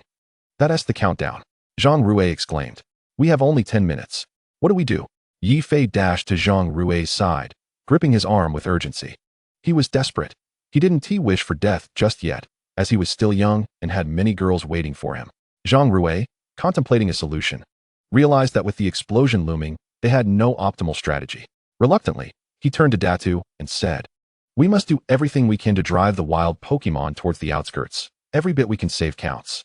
Datu, lacking alternatives, decided to comply with Zhang Rui's suggestion. He summoned all the Pokémon he had, including a fossilized pterodactyl and another powerful Gyarados, which bore a round stone around its neck, an evolution stone Zhang Rui recognized well. Upon seeing the evolution stone, Zhang Rui immediately examined Gyarados' data panel, confirming his suspicions. This Gyarados was indeed Datu's main force, boasting a level 5 higher than Dragonite, indicating Datu had trained it extensively. However, Zhang Rui's immediate concern lay not with Gyarados' prowess, but rather with the urgent need to evacuate the wild Pokémon. Most of his Pokémon were at low levels, and the only one capable of driving the others away was Dragonite, which had unfortunately lost its fighting ability. It would take time to recover, and using other Pokémon was risky as the wild Pokémon in the inner area were notoriously aggressive. Only strong Pokémon could exert pressure on them, and the others simply lacked the necessary levels. Aside from Dragonite, Zhang Rui found himself devoid of any usable Pokémon. At that moment, Datu seemed to grasp Zhang Rui's thoughts. He produced a glowing green herb and said, "Take this, it's Revival Herb, which can restore a Pokémon that has lost its fighting ability to full strength." Zhang Rui's eyes sparkled upon seeing the Revival Herb, a rare item he had encountered in the gaming world. This herb could completely revive a Pokémon that had lost its ability to battle, restoring it to its peak condition. He had heard that one such herb could cost at least 100,000. He was taken aback by Datu's generosity. After expressing his gratitude, Zhang Rui quickly took the revival herb from Datu, summoned Dragonite from its Pokeball, and watched as its massive form emerged, crashing onto the grass. Although Dragonite was still severely injured, showing no signs of recovery, Zhang Rui promptly fed it the revival herb. The moment the herb was swallowed, Dragonite's body began to heal rapidly. Within seconds, all its injuries had vanished, and it regained its fighting spirit. Looking at Zhang Rui, Dragonite licked its face a few times, to which Zhang Rui chuckled. "All right, enough of that. We have important matters to attend to." Upon hearing these words, Dragonite instantly adopted a serious demeanor. Nodding in agreement, Zhang Rui mounted Dragonite's back and began searching the forest for wild Pokémon, instructing it to inform them of their perilous situation. Meanwhile, Datu approached Burmy again, slicing through the ropes binding her and stating, "A life-threatening crisis is upon us. We require your assistance." Burumi elegantly swayed her wrist, relishing the sensation of freedom, and then fixed her gaze upon Datu without a moment's thought, exclaiming, "Very well. After all, Guzma has already abandoned me, and I am utterly disillusioned with the Skull team. However, once this matter concludes, you must not apprehend me." Upon hearing Burumi's request, Datu did not refuse. Time was of the essence, and having an additional ally was most advantageous. He decided to let Burumi assist in driving away the wild Pokémon, and once the situation was resolved, he would inquire about her previous actions. With Datu's consent, Burumi retrieved a yellow crystal from her belongings and placed it upon Raichu's Pokeball. The yellow crystal melted into the Pokeball at a visible pace, and as it dissipated, Burumi promptly summoned Raichu. Observing Burumi's attitude, Datu nodded and commenced the rescue operation. The handsome figure also summoned his Toxicroak and set forth into action. Once everyone had departed, only Yifei remained with his cool leopard and a few electric-type Pokemon. Feeling neglected, Yifei's heart sank. Though his strength was modest, surely they would not forsake him. He decided it best to leave this place for now. Just as Yifei contemplated his exit, he noticed the electric-type Pokemon pointing towards a certain direction in the Shanghai forest. Even his cool leopard gazed into the distance. Could there be something of significance in that direction? "Hurry, take me there," he urged. In unison, the electric-type Pokemon dove into the underbrush, while Yifei mounted his cool leopard, following the electric types deeper into the forest. What could possibly lie within this verdant expanse that compelled so many Pokemon to converge? The countdown stood at 7 minutes. Zhang Rui navigated through the forest, searching the endless thickets for wild Pokemon residing within. Soon, he spotted a cool leopard drinking at the edge of a stream, yet he opted against attacking, choosing instead to persuade it. Charizard descended gracefully, landing before the cool leopard, which immediately displayed a fierce demeanor, its forelimbs adorned with black claws, leaping to strike at Charizard. Dragon Pulse. Charizard unleashed a dragon-shaped energy wave, and before the cool leopard could make contact, it was violently repelled against a tree trunk. While it did not lose its fighting capability, it bore numerous wounds.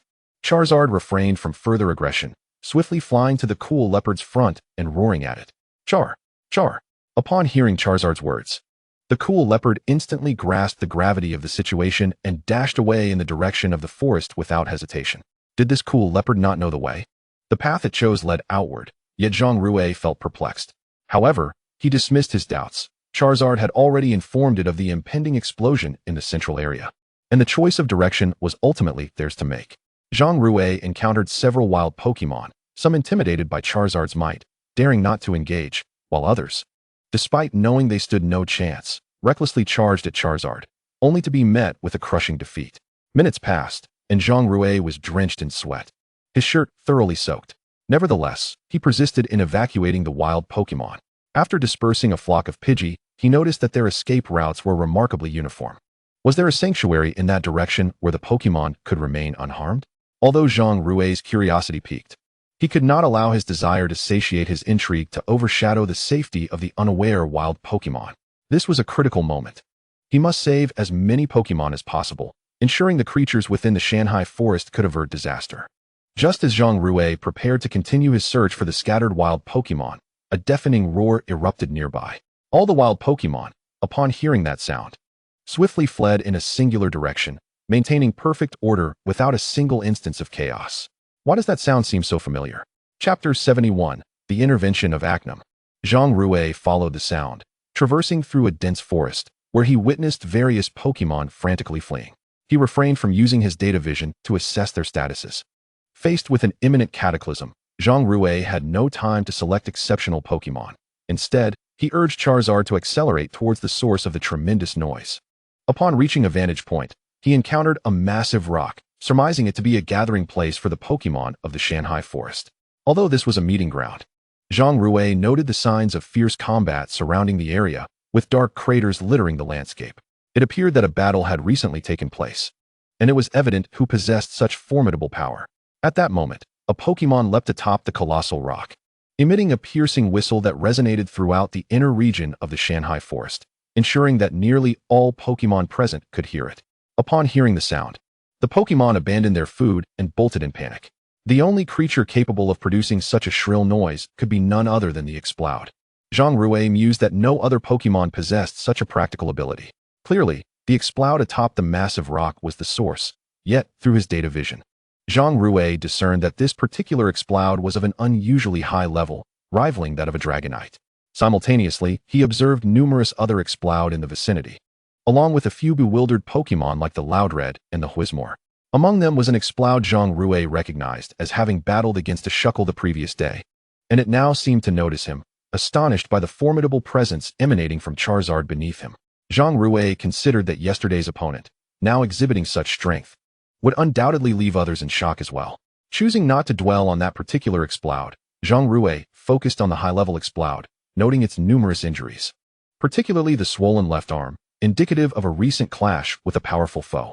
The only one capable of engaging it in battle could only be Datu, with either Charizard or Gyarados as potential adversaries. It was likely that after battling Datu, the Exploud had promptly relayed the news to the other Pokémon of Shanghai Forest, urging them to flee. As the Exploud completed its final announcement, it cast a glance at Zhang Rui in the sky and led its kin in the same direction. Zhang Rui speculated that the Audino before him was undoubtedly the sovereign of the entire forest. The purpose of Du and its battle was straightforward: to vanquish the forest's ruler. For such an endeavor would yield a proclamation far more effective than his solitary efforts. This was largely due to the exalted status that the forest sovereign held among all the sprites. Each of its utterances was akin to a decree, with no sprite daring to openly defy it. Since Audino had already assisted Zhang Rui in delivering the proclamation, he no longer needed to engage with the other sprites, but hastened to keep pace with the Audino clan, eager to discover where they sought refuge from the impending catastrophe. After traversing a dense thicket, Zhang Rui beheld the tranquil Heart Lake in the distance. Unlike the vast emptiness he and Yi Fei had encountered previously, it was now brimming with wild sprites. A multitude of these sprites crowded together. Given the limited expanse of the lake and the sheer number of sprites, at least tens of thousands, if they did not cluster, most would succumb to the explosive aftermath. Among the sprites, Zhang Rui also recognized familiar faces, those he had previously defeated, as well as Yi Fei, Du, and the handsome young man, all of whom gathered around him upon his arrival. These sprites had chosen Heart Lake as their sanctuary. Was there some hidden secret within its depths? Du approached Zhang Rui, inquiring about the situation. Although Zhang Rui was unaware of any means by which Heart Lake could aid the sprites in escaping their current plight, the sheer number of sprites seeking refuge led him to believe there must be a connection to Arceus. Did these sprites truly trust that Arceus would ensure their safety? Yet, Zhang Rui harbored doubts, primarily because Arceus was currently sealed at the lake's bottom, incapable of wielding its powers to withstand the aftermath of the impending explosion. Just as Zhang Rui contemplated persuading the sprites to flee towards the outskirts of the Shanghai Forest, he realized that time was no longer on their side. 9 minutes had already elapsed since his arrival at Heart Lake. Urging the sprites to sprint towards the forest perimeter would be futile within that minute. Reluctantly, Zhang Rui abandoned the notion and chose to place his faith in the sprites, hoping that Arceus would intervene to shield them from the impending disaster. As time ticked away, nearly every sprite from the Shanghai Forest had gathered at Heart Lake. The moment the last Bulu arrived, a tremendous roar resonated through the air, and a colossal mushroom cloud erupted. The previously azure sky was shrouded in ominous clouds, and the shockwave from the explosion surged towards the forest's interior. Any tree that came into contact with the yellowish-white shockwave disintegrated instantly, an astonishingly terrifying capacity for destruction. Even from a distance, Zhang Rui swallowed hard. Feeling as though he was prepared to face death, he sensed himself as mere dust, easily swept away by the wind. As the shockwave drew nearer to Heart Lake, Zhang Rui and the others shut their eyes, bracing for the inevitable. Suddenly, Heart Lake erupted with a radiant white light, emanating from its center and stretching to the lake's edges. Upon reaching the perimeter, the light dimmed slightly, and in an instant, The ethereal visage of Arceus appeared at the lake's center, its red jewel radiating a crimson glow that cascaded towards the shore. The moment it reached the edge, a powerful white beam shot skyward, piercing through the clouds and creating a vast chasm in the sky. With Arceus' assistance, this white beam extended outward, enveloping all the sprites and continuing towards the center. When the two formidable forces collided, it was evident that the beam possessed greater strength, rapidly pushing back the omnipresent shockwave. Gaining momentum, the beam's power intensified once more, forming a protective barrier that continuously compressed the explosive shockwave until it was confined to the center. The compressed shockwave, unable to withstand the beam's might, surged upward, striking the area that had previously opened the ultimate cave. A second explosion reverberated, this time ascending into the heavens, directly injecting energy into the location of the ultimate cave.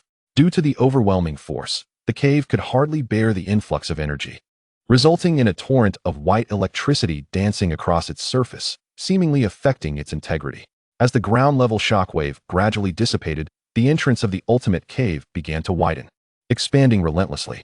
Witnessing this, Zhang Rui felt an ominous premonition. If the ultimate cave continued to enlarge unchecked, it could unleash a flood of otherworldly beasts into the realm of sprites.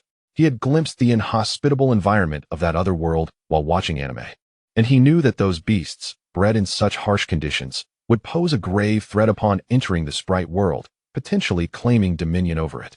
At that moment, Zhang Rui noticed a thin energy membrane forming across the surface of the ultimate cave. Behind this membrane, countless otherworldly beasts struggled to breach it. Although the membrane appeared fragile, akin to a sheet of paper, it effectively repelled the onslaught of the beasts, granting Zhang Rui a measure of relief. If they were to invade the sprite world en masse, chaos would surely ensue.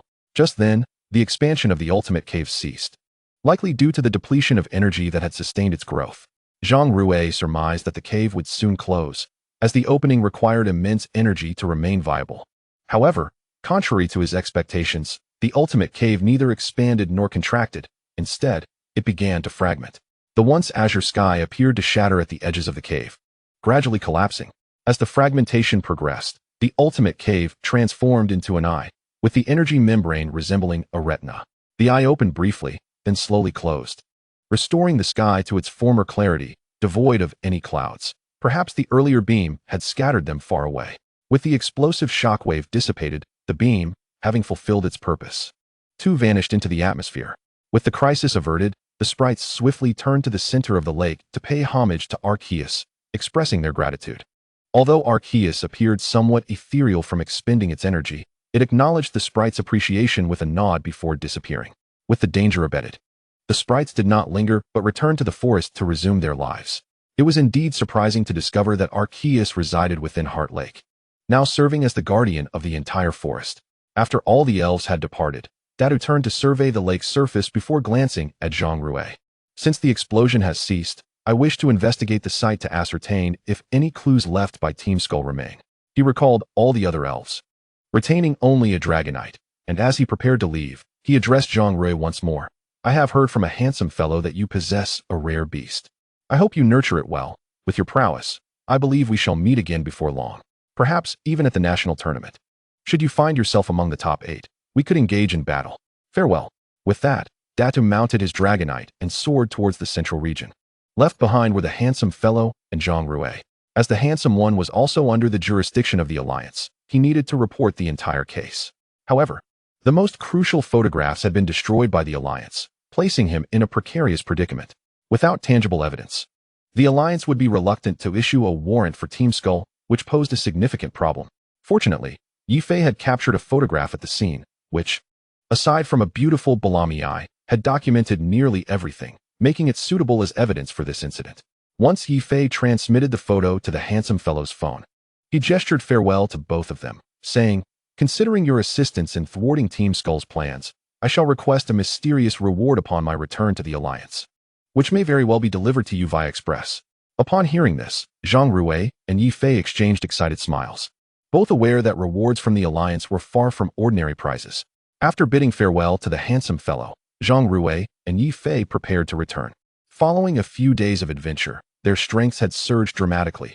Yifei had acquired 3 exceptionally qualified elves, particularly the level 35 Cool Leopard, which was notably outstanding at the Shanghai Elf Academy.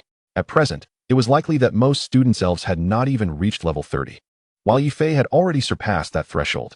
Clearly, Yifei had attained the caliber of a second-year student. Typically, students with level 30 elves were in their second year, while third-year students generally reached level 40, after which graduation was imminent. This indicated that, should Zhang Rui desire, he could graduate at any time. However, he had no intention of leaving so soon. After all, he felt his strength was still insufficient, even though his Dragonite had surpassed the 50-level threshold. Zhang Rui considered his power too weak, recalling how he had been defeated in a single blow by Guzma's armored warrior. This underscored the need for further enhancement of his abilities. Zhang Rui had to prepare himself for the formidable legendary beasts that awaited him. And those who sought to capture such beasts, namely Team Rocket, Team Plasma, and Team Flare, were surely equipped with Pokémon capable of rivaling champions. Hence, Zhang Rui must strive diligently, utilizing the dungeon system to fortify his strength. Subsequently, Zhang Rui invited Yifei to ride atop his Dragonite as they set off toward the Shanghai Elf Academy. With the aid of a flying-type Pokémon, the journey was significantly shortened, eliminating the need to traverse the central region on foot as they had upon arrival. Now, they could simply soar directly to the forest's heart. However, Zhang Rui opted against that route, as the area had been reduced to rubble by the recent explosion. A visit would serve no purpose. It was far more prudent to return to the dormitory and rest before the Academy's exchange competition the following day. Upon returning to the dormitory, Zhang Rui began feeding his Pokémon as he soared over the Academy on his Dragonite. The students engaged in play or training remained blissfully unaware of the majestic creature's presence. One student, fatigued, reclined on a chair, and upon glancing skyward, instantly spotted the colossal figure above. Noticing the crimson wings on its back, he pointed excitedly and exclaimed, "Everyone, look, that's a Dragonite." His words served as a catalyst, prompting all the students to gaze upward. The once vibrant crimson sunset was momentarily obscured by the gigantic silhouette, allowing every student to witness the Dragonite's magnificence. Gasps of awe erupted. "Is that a Dragonite? It's my first time seeing one. It's enormous. I wonder whose Pokémon that is. Surely only a teacher could possess such a powerful creature. Damn it. The person with that Pokémon must be a rich heir. If only it were a wealthy heiress. I'd love to cling to her." "What wealthy heiress? I'd much prefer a rich heir. Then I could marry him." Amused by the students' astonishment, Yifei nudged Zhang Rui and jested. "What do you think they'd say if they knew the owner of that Dragonite was you?" "I don't know, but I have a feeling it wouldn't bode well," Zhang Rui replied. Despite now possessing such a formidable quasi-legendary Pokémon, he was determined to keep it under wraps. Should Principal Chen learn of it, he would undoubtedly expedite Zhang Rui's graduation. Just imagine, having attended the academy for merely a few days and then being thrust into graduation would be nothing short of astonishing. However, Zhang Rui was not eager to graduate prematurely. He had yet to reap the benefits of the academy's rewards. The prizes from each competition were exceedingly generous, and with Zhang Rui's current capabilities, securing a commendable position would be well within his grasp. Thus, the rewards from the academy were essentially complimentary gifts. Once he graduated, those free offerings would vanish. Amidst the gazes of numerous students, Zhang Rui descended into the courtyard of his dormitory, choosing to land there. If he had chosen to land outside, it was likely that the entire student body would be aware of his Dragonite, and if word reached Principal Qian, he would likely approach Zhang Rui about graduation. Landing in the dormitory courtyard allowed for greater concealment of his identity. Moreover, since he was landing in Yifei's area, any suspicion would likely fall upon Yifei first. Upon reaching the courtyard, Zhang Rui promptly recalled his Dragonite into its Pokeball. Given its massive size, allowing it to roam freely in the courtyard would be rather cumbersome. It was best to let it rest properly. Subsequently, Zhang Rui bid farewell to Yifei and turned to return to his dormitory. Exhausted, he collapsed onto his bed, rolled over, and gazed at the ceiling, lost in contemplation. The Team Skull of this world was indeed unlike that depicted in the anime. In the anime, they merely resembled the trio from Team Rocket, engaging in petty theft of Pokémon or acts of sabotage. The notion of summoning an ultimate cave to capture rare beasts was utterly unexpected. Who would have thought Team Skull would engage in such activities? Furthermore, the helicopter that had caught Zhang Rui's attention during Guzma's departure, emblazoned with the R symbol, strongly suggested that the individual who had flown Guzma to safety was undoubtedly from Team Rocket. Zhang Rui had anticipated the existence of Team Rocket in this world, but he had not expected them to ally with Team Skull. This was certainly a grave concern. However, if Team Rocket existed, It stood to reason that other factions were likely at play, perhaps concocting some nefarious scheme targeting the legendary beasts that resided in the Pokémon world. The mere thought of legendary beasts sent a shiver down Zhang Rui's spine. Should these factions acquire them ahead of time, the entire Pokémon world would be doomed. The power of each divine beast is truly astonishing. Even the lowest-ranked second-tier deities among them vastly surpass the strength of semi-deities. It is akin to the battle between Guzma and the Paper Sword, had Guzma not relied on the overwhelming level advantage provided by his armored warrior, which exceeds 30. The Paper Sword would have undoubtedly vanquished all of Guzma's Pokémon long ago. And this is merely a low-tier aberration. If we consider the second-tier deities of the Pokémon world, their might is unimaginable. It is no wonder that none have been able to tame the divine beasts. This reasoning is sound. When contemplating the first-tier deities that lie above the second tier, one realizes that they possess the power to bring entire nations to the brink of annihilation. And what of the Creator God? One can only surmise that they could effortlessly obliterate the world. After all, this world was fashioned by the Creator God, and thus, its destruction would be equally within their grasp.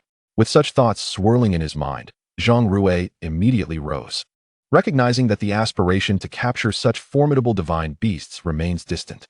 For now, he must focus on enhancing his own strength to ensure he is not left defenseless when he next encounters Guzma. Checking the time, he noted it was late. His Pokémon had gone an entire day without food, and he himself had been too busy to dine, though the day's endeavors proved fruitful. Having seized a Paper Sword with the strength of a second-tier deity, a marvelous beginning, indeed. Subsequently, after preparing the Pokémon cubes, Zhang Rui summoned all his Pokémon. Although he opted to call forth the Dragonite outside, its current size was too immense for indoors, where it would surely cause the room to collapse under its weight. The courtyard provided ample space for its form. Zhang Rui was also eager to observe the changes that had accompanied Dragonite's recent evolution. Each evolutionary stage signifies a potential enhancement in its abilities. An increase in aptitude suggests the possibility of acquiring a greater repertoire of skills inherited from its lineage, implying that any skills possessed by its ancestors could also be learned by Dragonite. Upon reaching the courtyard, Zhang Rui released Dragonite and produced a larger bowl, into which he placed experience cubes and speed cubes. In its previous form as a Shelder, the amount of experience and energy cubes consumed was relatively moderate. However, following its evolution, the quantity now matched that of 3 days' worth of sustenance for a Shelder. Nevertheless, Zhang Rui found joy in this, as it indicated the rapid enhancement of Dragonite's capabilities. As soon as Dragonite was summoned and spotted the bowl brimming with energy cubes, it eagerly began to feast. Meanwhile, Zhang Rui took this opportunity to scrutinize Dragonite's data, aiming to gain a deeper understanding of its abilities for future battles, ensuring he could fully harness its potential. Chapter 74. The Evolution of Young Giratina. Name: Dragonite. Type: Dragon Flying. Level: LV52. Quality: SS. Gender: male. Status: healthy. Ability: overconfidence. Held item: none. Inherited moves: Dragon Pulse, Dragon Dance, Dragon Rage, Flame Fong, Twister, Round, Endure, Outrage, Round, Endure, Water Cannon. Base moves: Rage, Ember, Leer, Bite, Dragon Breath, Headbutt, Focus Energy, Protect, Dragon Claw, Mind Headbutt. Night Slash, Flamethrower. Tutored moves: none. Secret moves: none. Indeed, it had learned numerous new skills. However, what was this water cannon all about? Was there perhaps a water-type Pokémon in its ancestry? Hearing Zhang Rui's perplexity, Dragonite let out a roar before resuming its gluttonous consumption of the energy cubes. Furthermore, Dragonite's aptitude had risen to SS level, although significant enhancements might not occur again, given that this was likely its final form. Nonetheless, an SS-level Pokémon is a rarity, and it can be asserted that within all of China, those possessing an SS-level Pokémon are exceedingly few. Pokémon of SS-level aptitude exhibit remarkable growth rates. One could almost say that by defeating several Pokémon of equivalent strength, they could potentially ascend a level, marking a swift progression compared to their peers.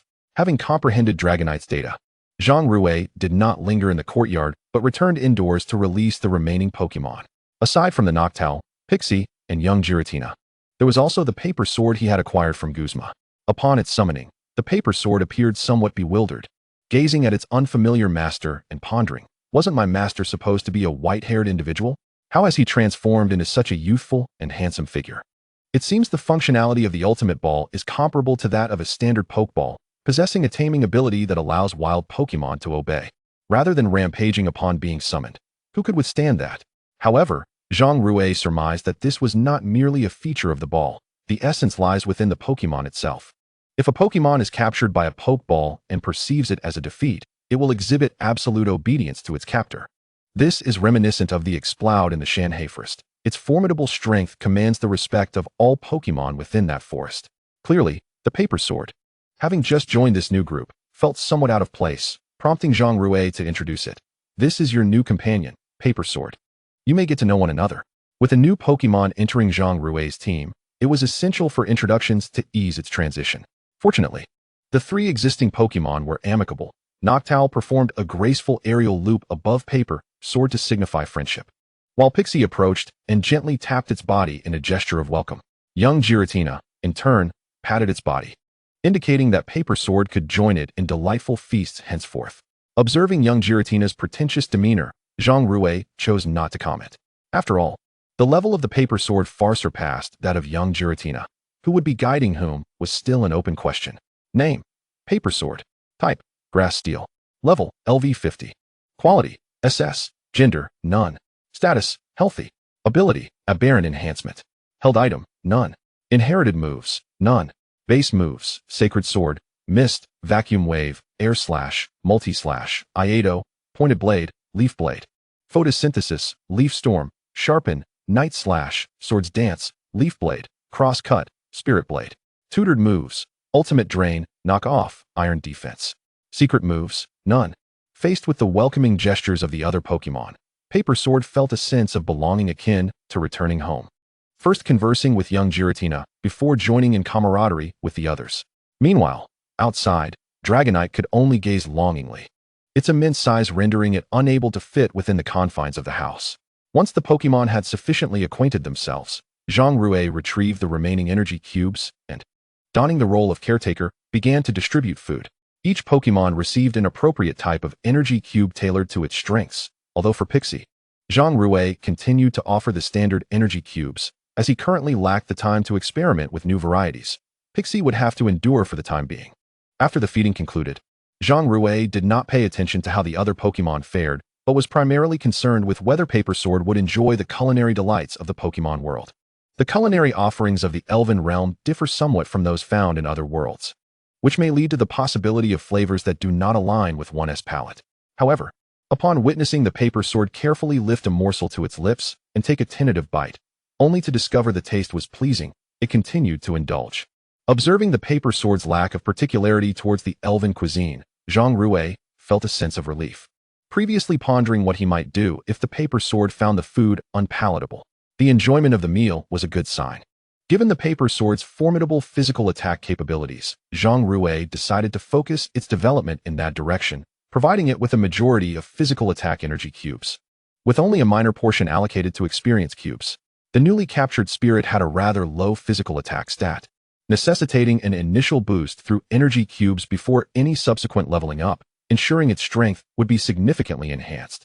The Paper Sword, now a level 2 deity, naturally possessed the advantages of a divine beast, and with the infusion of physical attack cubes, its future offensive prowess was indeed promising. As the spirits feasted, Zhang Rui approached the cabinet and retrieved a bucket of instant noodles, heating it up to savor his dinner. Having refrained from tackling dungeons for several days, he contemplated resuming his adventures post-meal to acquire further system rewards. The dungeons were notably user-friendly, providing resources that Zhang Rui found almost universally beneficial. Much like the Bangila's detector, which he required to combat divine beasts, the system had granted him one, thus affording him the opportunity to engage with quasi-divine entities. It can be said that the system displayed significant empathy, understanding Zhang Rui's thoughts and needs. Before long, several spirits had completed their evening repast. Except for Pixie and the Paper Sword, whose levels had not increased, both Larvitar and Zubat had once again attained new heights. As Larvitar's level ascended, its body began to radiate a white glow, gradually growing taller and larger, silver spikes sprouting from its back, while its formerly gentle gaze took on a more menacing aspect. The evolution to Shaquila's had occurred at an astonishing pace. Chapter 75, The Basement. Name: Shaquila's. Type: Rock Ground. Level: LV 30. Quality: SS. Gender: male. Status: excited. Ability: Shed Skin. Held item: none. Inherited moves: Origin Pulse, Malevolent Pursuit, Curse, Dragon Dance, Charge, Iron Defense, Iron Tail. Base moves: Bite, Glare, Sandstorm, Roar, Breakthrough, Rock Slide, Phantom Face, Rampage. Teachables: Earth Power, Iron Head. Secret moves: None. Following Larvitar's evolution, Zhang Rui perused its newfound skills, disregarding the recently acquired move, Rampage. While this move was indeed powerful, it led to confusion after several uses, rendering it impractical in most scenarios, especially for a rock ground-type spirit. His primary focus remained on its potential. Having escalated from an S quality to SS, it now surpassed the quality of Dragonite, suggesting that should it evolve again, it might leap to an SS level. An SS quality. This was tantamount to a second-level deity's potential, an awe-inspiring prospect, especially considering the forthcoming Mega Evolution. After Mega Evolution, both its quality and base stats would see a substantial enhancement. One could only imagine the prowess of a quasi-divine being with SS quality. As long as it did not contend with water or grass-type divine beasts, it would be an exceptionally formidable entity. The prospect of battling with Groudon sparked excitement within Zhang Rui, as he contemplated the possibility of such a confrontation. With the spirits now satiated, Zhang Rui recalled them into their Pokeballs and summoned the system interface. System, I wish to continue challenging the dungeon. Ding. Understood, host. The next dungeon challenge is Arena Boy. Would you like to proceed? I choose to challenge. Zhang Rui replied without hesitation. Okay, now teleporting the host. The familiar black vortex reappeared, and Zhang Rui stepped into it just as before. Meanwhile, in the central region of the Shanghai forest, the landscape had drastically transformed. The area had been leveled, and the quaint wooden cabin had vanished entirely. The surrounding forest had also suffered extensive damage, likely requiring centuries to restore to its former glory. The red-haired man surveying the area was none other than the champion trainer, Dato, accompanied by a middle-aged man who was evidently handsome. As Dato traversed the ravaged earth, littered only with remnants of exploded instruments, he had hoped to unearth clues, but found nothing of value. As a champion, he felt compelled to return with at least some findings, lest he be ridiculed by others. Pondering this, he kicked at the soil beneath him. Thud! Dato seemed to strike something hard, quickly clutching his toe in pain, exclaiming, "What was that? So hard?" The handsome man, hearing the commotion, hurried over. Bending down to inspect the spot where Dato had kicked, discovering a door handle. Seemingly uncovering a treasure, he excitedly addressed Dato. "This is a door handle. Which means there is a basement here." A basement? Upon hearing this, Dato's pain subsided, and he approached the entrance, stating, "The presence of a basement indicates there must be important information inside." Dragonite. Standing beside Dato, Dragonite nodded, grasped the door handle, and gently pulled, causing the door to swing open. A cloud of dust billowed into their faces, prompting both to shake their heads. Dato instructed Dragonite, "You stay here and keep watch. We will go down to investigate." Dato descended the stairs slowly, followed closely by the handsome man, leaving Dragonite to vigilantly survey the surrounding forest. As night fell, the moon hung brightly in the sky.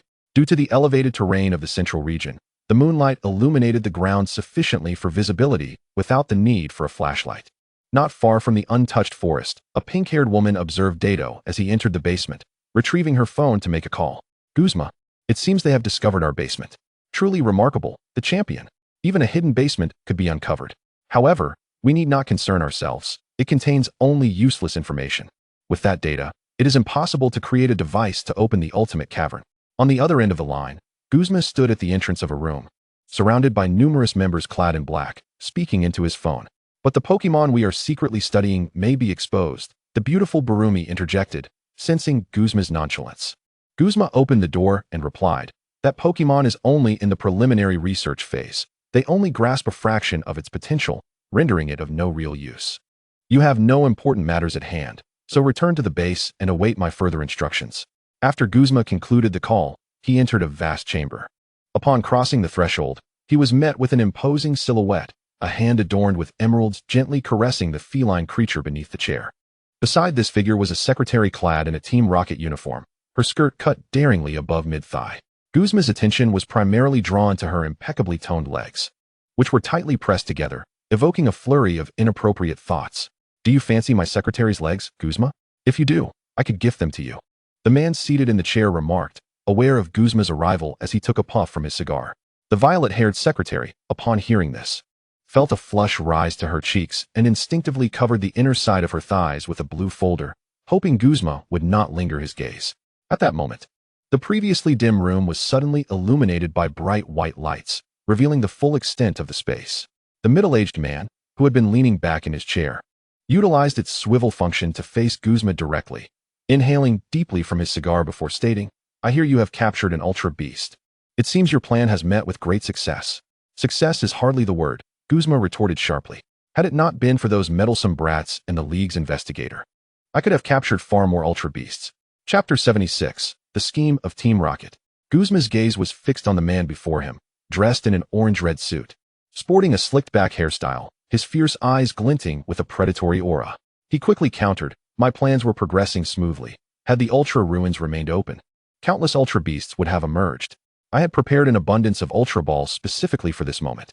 Unfortunately, those plans were ruthlessly disrupted by two unseasoned youths and a League investigator. Otherwise, I would currently possess more than just a single Ultra Beast." Despite his deep-seated animosity towards Zhang Rui and his companions, Guzma's focus was not on them at this moment. He raised his eyes to the middle-aged man seated at the table, stating, "Sakaki, your summons to me must hold more weight than mere nostalgia." The lengths to which Team Rocket had gone to rescue Guzma, even at the risk of exposure, certainly suggested ulterior motives. Sakaki's gaze remained fixed on Guzma as he took another drag from his cigar, releasing a plume of smoke in intricate rings. "Indeed, my reasons for rescuing you are quite deliberate. I've heard that your Skull team is clandestinely researching new Pokémon, and Team Rocket wishes to be involved. Naturally, we shall provide you with the latest advancements in genetic technology. What do you say?" Sakaki's proposition, though somewhat unpalatable to Guzma, piqued his interest at the mention of genetic technology. This was a significant research endeavor within Team Rocket, aimed at engineering Pokémon the likes of which had never been seen before. Should they successfully create a powerful specimen, they would opt for mass production, ultimately forming a legion of Pokémon. Their ultimate ambition, akin to Guzma's own, was to harness Pokémon to dominate the world. Though their goals aligned, Guzma harbored a certain aversion toward Team Rocket. However, the funding for their research had always originated from Team Rocket.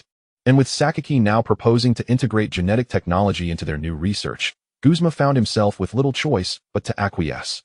After all, if Team Rocket were to withdraw their financial support, their experiments would inevitably come to a grinding halt, and the ambitious project of creating new Pokémon would end in failure. Our genetic technology has made significant strides in the Kinhai Forest. By incorporating our genetic experiments, the newly created Pokémon will undoubtedly possess enhanced abilities, Sakaki continued, noticing Guzma's hesitance and clearly disliking indecision. Should Guzma continue to waver or refuse, Sakaki could effortlessly terminate the funding for the Skull Team's research, effectively erasing them from existence. Utilizing Team Rocket's genetic technology has long been my ambition. With this opportunity to integrate it into new Pokémon creation, I am certain we will forge something formidable. Upon hearing Guzma's response, Sakaki appeared quite satisfied. The incorporation of genetic technology into the creation of new Pokémon was one of his objectives for providing financial support to the Skull Team. "Sakaki, is there anything else?" "If not, I shall take my leave," Guzma stated, his impatience evident. "Nothing more, you may depart. In due time, I will dispatch a team of researchers who hold the core knowledge of the genetic project. Be sure to treat them well." With that, Guzma exited the room without a backward glance. Once Guzma had left, the secretary immediately remarked, "The Skull Team originally belonged to us, Team Rocket. Why should we require his consent to utilize our genetic technology?" "Indeed, that is my reasoning. Though the funding for the Skull Team comes from us, the personnel do not fall under our control. To ensure the success of the genetic experiments, collaboration with the Skull Team is imperative," Sakaki replied, brushing off the ash from his cigar, a slight smirk playing on his lips. "By the way, have there been any developments from Lamboa's end?" The secretary nodded, producing a tablet to explain.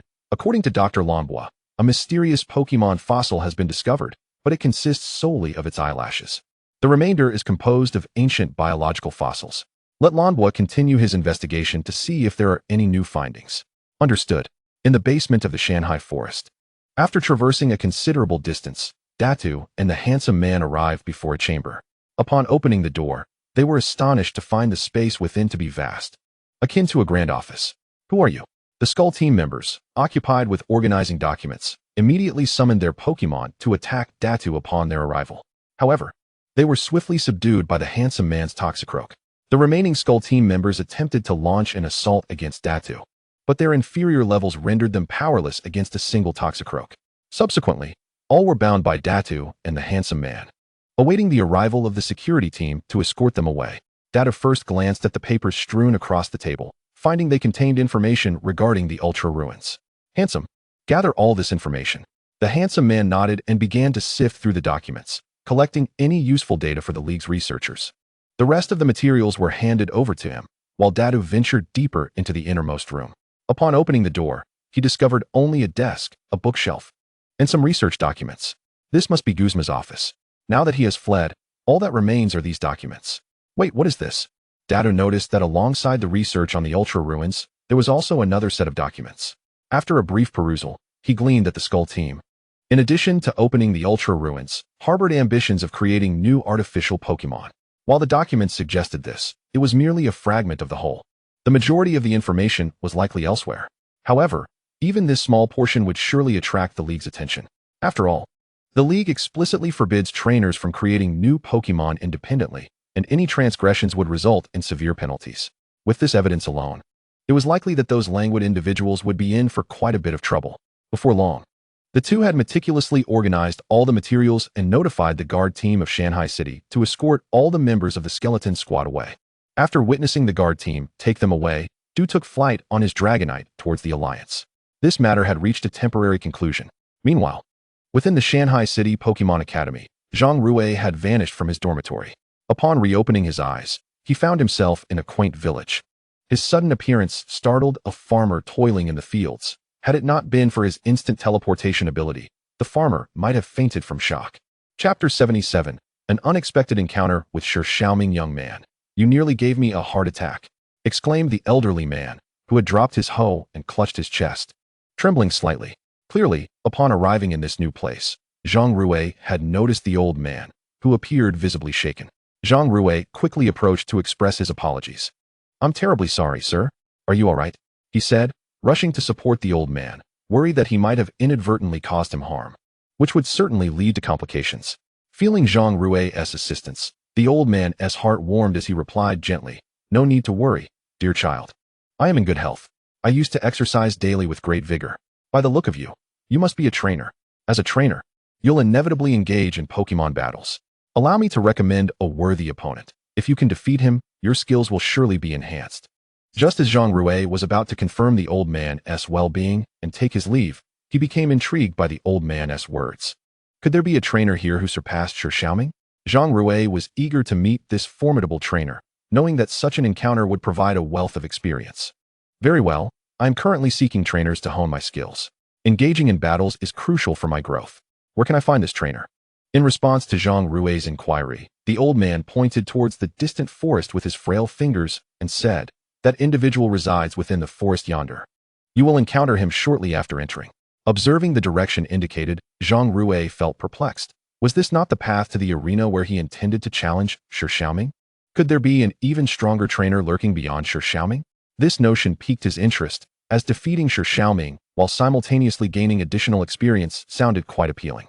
After bidding farewell to the elderly man, Zhang Rui ventured into the lush forest ahead. This woodland bordered a nearby town.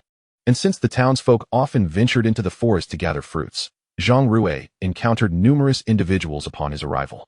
Some trainers had taken advantage of the situation, positioning themselves at the forest's entrance, waiting for other trainers to arrive. Just then, a young boy, no older than 10 and wearing a blue cap and short sleeves, who had just won a match, spotted Zhang Rui as he prepared to enter the forest. His eyes lit up, and he hurried over, pointing his pokeball at Zhang Rui. You're a trainer, right? Can you accept my challenge? Zhang Rui turned to face the young boy and, to be honest, found it difficult to summon enthusiasm for a battle against someone so young. Nevertheless, since the boy had made a request, Zhang Rui, as a trainer, felt obliged to comply. Of course, I shall not refuse a challenge from another trainer. The two then moved to a nearby patch of grass, which had been flattened by previous foot traffic. Leaving the blades of grass bent over, they positioned themselves at a distance from one another, both eyeing each other intently. The boy was the first to hurl his pokeball, followed closely by Zhang Rui. Go, Rattata! Go, Shakiras! The Pokémon were summoned into the fray. The boy's Pokémon was a Rattata enveloped in purple, which appeared somewhat intimidated upon seeing the towering Shakiras. The boy clenched his fists, a look of concern spreading across his face. It was evident that he had heard tales of Shakiras's formidable prowess and was anxious about his chances of victory. Given your tender age, you may strike first, Zhang Rui offered, having discerned the boy's apprehension. The boy, momentarily taken aback, displayed a hint of displeasure at Zhang Rui's words. You said it yourself. Rattata, use quick attack. Shakira's, do as you please, Zhang Rui replied casually. Rattata darted swiftly across the grass, reaching Shakira's in no time. However, as it prepared to collide with Shakira's, the latter's fearsome gaze rendered Rattata unconscious before it could execute its move. Rattata. The boy's face fell upon witnessing his Pokémon succumb without even making contact. Heartbroken, he returned Rattata to its Pokeball. Come back, Rattata. As Rattata was recalled, Shakira's cast a glance at Zhang Rui, as if to say it had done nothing wrong. It was Rattata who had collapsed on its own. Zhang Rui understood Shakira's sentiment and refrained from commenting, opting to return Shakira's as well. Indeed, pitting Shakira's against an ordinary trainer was an unfair matchup. Subsequently, Zhang Rui pressed deeper into the forest, where he encountered wandering farmers and a few commonplace Pokémon. He surmised that any rare Pokémon likely resided deeper within the woods. However, he chose not to search for them, deciding instead to challenge the powerful trainer as instructed by the old man. Following the old man's directions, Zhang Rui soon arrived at his destination. Before him stood a grand gate constructed of timber, surrounded by wooden walls that enclosed a central arena, forming a dedicated training camp for trainers. Zhang Rui's attention was captured by a large screen atop the wooden gate, displaying the words, 98 consecutive wins. Zhang Rui was taken aback. Was this not Shi Xiaoming's arena? What connection did it have to the powerful trainer? Could it be that the old man was referring to the same individual? At that moment, Zhang Rui realized that the formidable trainer the old man spoke of was none other than Shi Xiaoming himself. Initially, he had hoped to gain additional experience, but perhaps it was wiser to complete the arena challenge swiftly and depart. From what he could gather, Ash and his companions had yet to arrive, after all. Once Ash did, the number displayed on the screen would no longer read 98. Just as Zhang Rui was about to knock on the door, a voice suddenly emerged from the left side of the gate. Are you here to challenge the trainers within? Zhang Rui turned to see a young man approaching, instantly recognizing him as Shi Xiaoming, primarily due to his striking green hair that left no room for doubt. Only Shi Xiaoming would dare to dye his hair such an audacious hue, reminiscent of a peacock displaying its plumage. You are Shi Xiaoming? Zhang Rui inquired. Upon hearing Zhang Rui's question, Shi Xiaoming ran his fingers through his vibrant green locks and proudly proclaimed, Indeed, I am Shi Xiaoming. I never imagined my reputation would spread so far that trainers from distant lands would recognize my name. It appears that I am merely 2 victories away from advancing on the path to becoming the strongest trainer. I am Zhang Rui, and I have come to challenge you, he declared. Upon hearing Zhang Rui's words, Shi Xiaoming resolutely kicked open the wooden door before him, a proud expression adorning his face as he proclaimed, Come on. Subsequently, Shi Xiaoming entered the tent to make preparations, while Zhang Rui ascended to the platform, awaiting his arrival. As he waited, Zhang Rui surveyed his surroundings, noting the abundance of training equipment, which indicated that Shi Xiaoming had devoted considerable effort to training his Pokémon. Zhang Rui was aware of Shi Xiaoming's training methods, which involved creating a type of exercise apparatus for the Pokémon to wear, thereby enhancing their abilities at double the usual rate during training. This contraption was essentially a rudimentary form of a forced training device that indeed could bolster a Pokémon's capabilities, albeit at the expense of speed. While such training devices were undoubtedly beneficial, Zhang Rui felt no need for them, as he could provide substantial enhancements to his Pokémon through energy cubes, far superior to this training method. As Zhang Rui pondered these matters, Shi Xiaoming had already ascended to the platform, gazing in Zhang Rui's direction while stating, Sorry to keep you waiting. Now, allow me to explain the rules of our match. I will use 1 Pokémon, while you may employ all of yours. Fear not. My Pokémon is exceptionally powerful. 1 alone can defeat all of yours. Upon hearing these rules, Zhang Rui furrowed his brow, thinking to himself that this lad was indeed arrogant. It was no wonder he was dubbed the Beast. Even the match rules exuded a raw ferocity. However, should he face a Dragonite, he would likely surrender before the battle even commenced. Nevertheless, Zhang Rui was not one to resort to level suppression. Instead, he produced his Sharika's Pokeball and tossed it forth. Since the rules have been established, then I shall summon my Pokemon. Go, Sharika.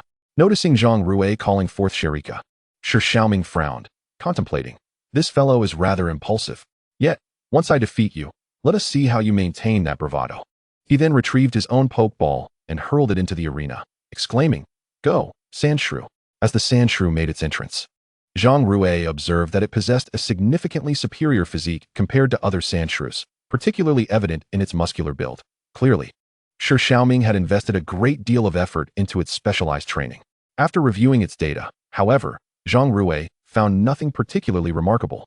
Its potential was merely of ordinary B rank, and it was only level 21, inferior even to the gym leader of the Hualan Gym. While Zhang Rui was deep in thought, Shi Xiaoming commanded his Sandshrew to attack. Sandshrew, use rollout. The Sandshrew transformed into a rolling ball, kicking up a cloud of dust as it charged towards Sharika. Iron Head. Upon witnessing the rapidly approaching Sandshrew, Sharika displayed no signs of fear. Upon hearing Zhang Rui's command, it took on a metallic hue. And just as the Sandshrew was about to collide with it, Sharika, harnessing its immense strength, thrust the Sandshrew backward. The powerful impact sent the Sandshrew soaring into the air, reverting from its spherical form. Seizing the moment, Shi Xiaoming commanded, use Swift Rock Slide to intercept. Zhang Rui responded calmly. The Sandshrew transformed into a ball once more in midair, spinning and generating a multitude of yellow stars that sped toward Sharika. Meanwhile, Sharika had gathered an abundance of rocks around it, and as the yellow stars approached, it launched the nearby rocks in retaliation. The colossal boulders collided with the numerous stars, resulting in a tremendous explosion that obscured both Pokémon from view. Yet, Zhang Rui remained unfazed, a slight smile gracing his lips, as if he already foresaw the outcome. As the black smoke cleared, the Sandshrew, believing its attack had inflicted damage on Sharika, was met with disappointment. The massive rocks had absorbed all of its assault and were now barreling toward the Sandshrew. The Sandshrew, realizing this, desperately dodged the incoming rocks as it descended, but was ultimately struck by one, crashing heavily to the ground and losing its ability to battle. Sandshrew. Shi Xiaoming's face was a mask of shock upon witnessing his Pokémon's defeat, marking the end of his impressive 98-match winning streak at the hands of Zhang Rui. The screen displayed a stark transformation, his former record of 98 victories now reduced to 0, indicating that he would have to start anew. Shi Xiaoming quickly scooped up his Sandshrew and addressed Zhang Rui. Your strength is formidable. I concede this match. Zhang Rui nodded and replied, honestly, I was merely fortunate to secure this victory. Your prowess is not to be underestimated. Keep training diligently. With that, he returned Sharika to its Pokeball, reflecting on the matter with a sense of awe. Truly, with SS rank potential, having won just 2 battles had already elevated it to the next level. Such rapid progress was remarkable. However, it had not learned any new skills.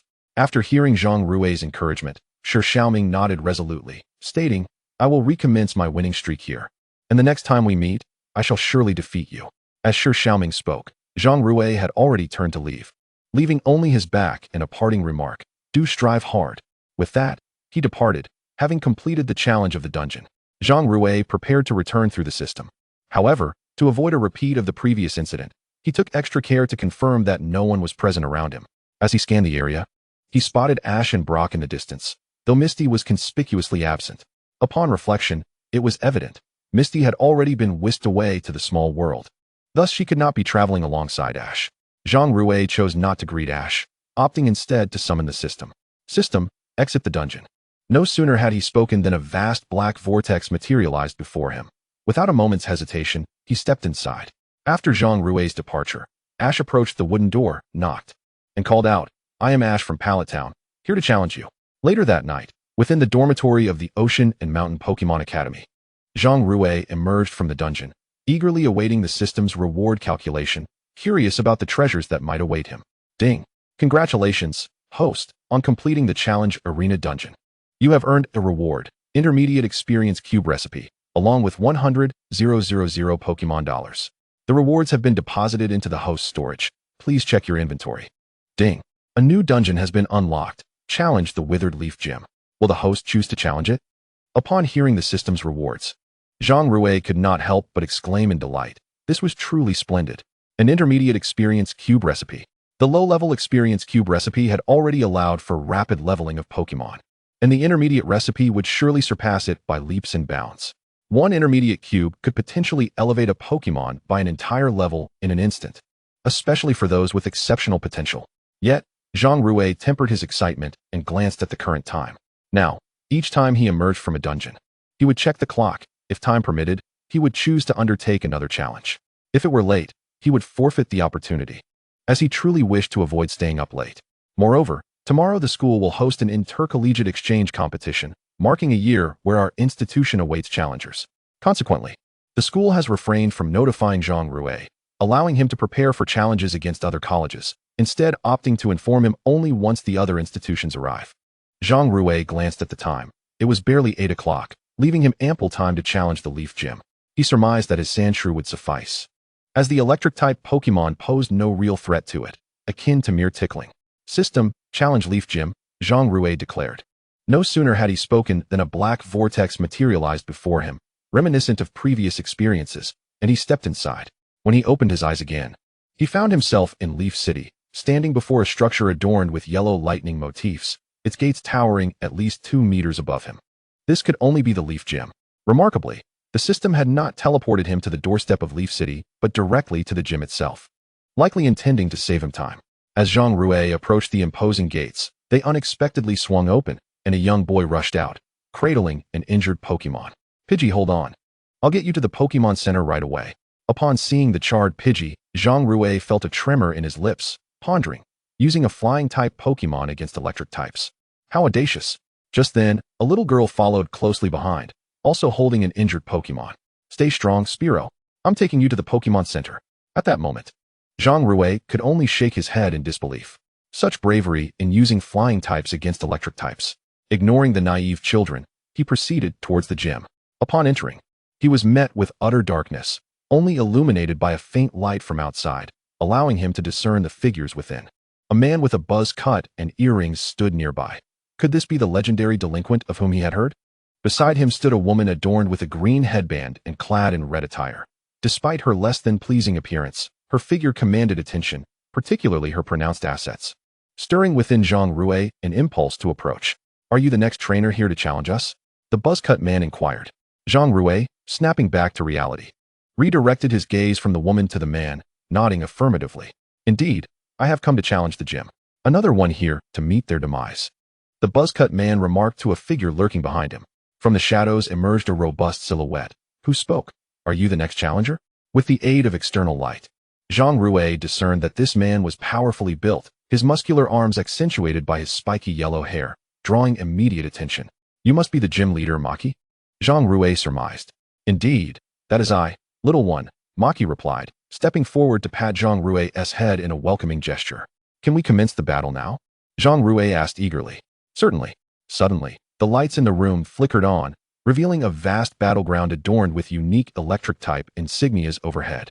Maki sauntered to one side of the arena, while Zhang Rui positioned himself on the opposite end. The buzzcut man moved to the center of the field to announce the rules. The formal challenge against the gym leader begins now. Each side may use one Pokémon. Please summon your Pokémon. Maki was the first to call forth his Pokémon, throwing a Pokeball into the air while declaring, Go, Raichu. Simultaneously, Zhang Rui summoned his Sandshrew. Upon seeing Sandshrew, Maki expressed surprise. This Pokémon is ground-type, I assent it? It seems you've done your homework before this battle. Nonetheless, even a ground-type Pokémon will fall before my Raichu, he continued. Raichu, use Quick Attack. Raichu darted forward. However, due to its weight, its speed was somewhat restrained.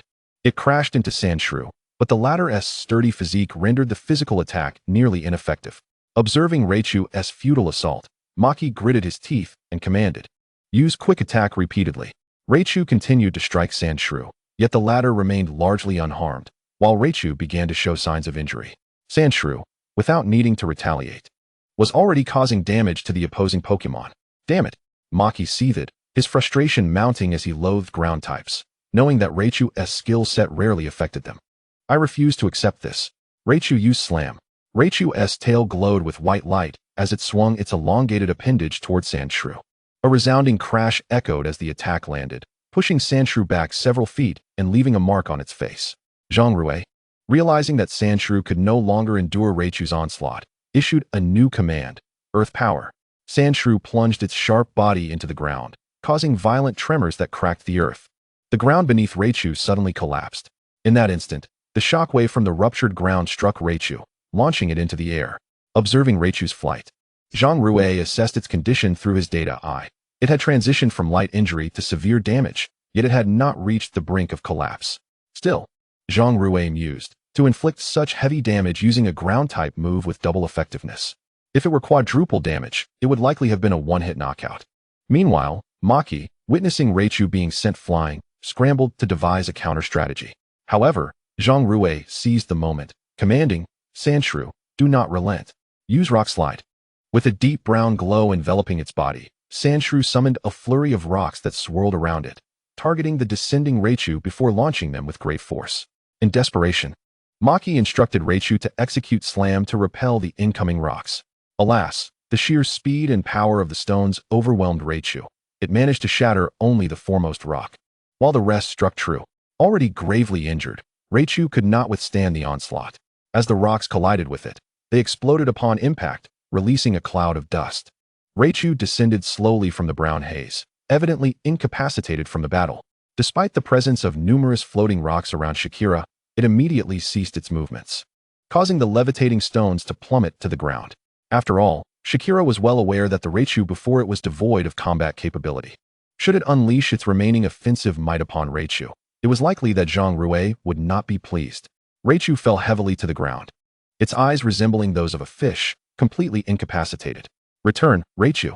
Upon witnessing Raichu's defeat, Machi swiftly aimed the Pokeball at Raichu, recalling it, and remarked to the Pokeball in his hand, "You performed admirably." Subsequently, he turned his gaze toward the striking youth before him, chuckling heartily as he quipped, "It seems I ought not to call you baby. Rather, the one deserving of that title should be me." Zhang Rui, however, paid no heed to Machi's words and instead utilized his Pokeball to recall Shakira. Following this battle, Shakira's level increased once more, ascending from level 31 to level 32, and it had learned a new skill, Dark Pulse.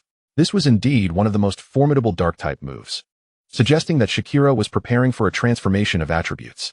After all, upon its evolution, its type would shift from rock and ground to incorporate dark. Although this transition would leave Shakira particularly vulnerable to fighting-type moves, rendering it 4 times more susceptible, a rather vexing predicament. As Zhang Rui pondered these matters, Machi exchanged a knowing glance with a girl adorned with a headband, who promptly approached Zhang Rui, retrieving a badge that resembled a sunflower from her possession and presenting it to him. "This is proof of your victory over me, the orange badge. Please accept it," Machi explained as he stepped closer to Zhang Rui. Without hesitation, Zhang Rui accepted the badge, expressing his gratitude before hastening out of the Leaf Gym. Upon reaching the entrance, he instructed the system to open a teleportation portal and immediately stepped through. Given that Zhang Rui had not spent much time on this endeavor, he returned to his dormitory just as the clock struck 11 p.m., with ample time left for a restorative slumber. Ding!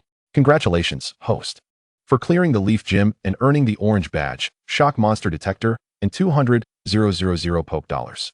Ding! Rewards have been dispatched to the storage. Please check, host. Ding! A new dungeon challenge, Golden Gym, has been initiated. Will the host proceed with the challenge? Zhang Rui paid no mind to the system's notifications, collapsing onto his bed and falling into a deep sleep, utterly exhausted. After dealing with the skeleton team, he had consecutively cleared 2 dungeons, leaving him thoroughly drained. As the first rays of sunlight filtered into the room, Zhang Rui merely stirred slightly, turning away to continue his slumber, completely disregarding the sun's intrusion. At that moment, Yi Fei, still in the throes of sleep, was jolted awake by a persistent knocking at the door. Groggily embracing his weariness, he ambled to the door, yawning as he opened it. What met his gaze was a frosty expression. Despite the apparent chill of her demeanor, her beauty was undeniable. "Ah, it's you, Lung Wanru. What brings you here?" Yi Fei mumbled, still somewhat dazed, failing to notice the faint flush that had crept onto Lung Wanru's icy visage. She quickly covered her eyes with her hand, exclaiming, "Your attire." "My attire? I'm dressed," Yi Fei replied, puzzled, but upon glancing down, he discovered that he was clad in nothing but a pair of yellow shorts emblazoned with Pikachu, leaving little to the imagination. It was no wonder Lung Wanru's cheeks flushed. Without uttering another word, Yi Fei hurried back inside to change, emerging moments later with a suave pose, inquiring, "What's the matter, cold beauty? Have you finally realized that there's someone as handsome as me at this school?"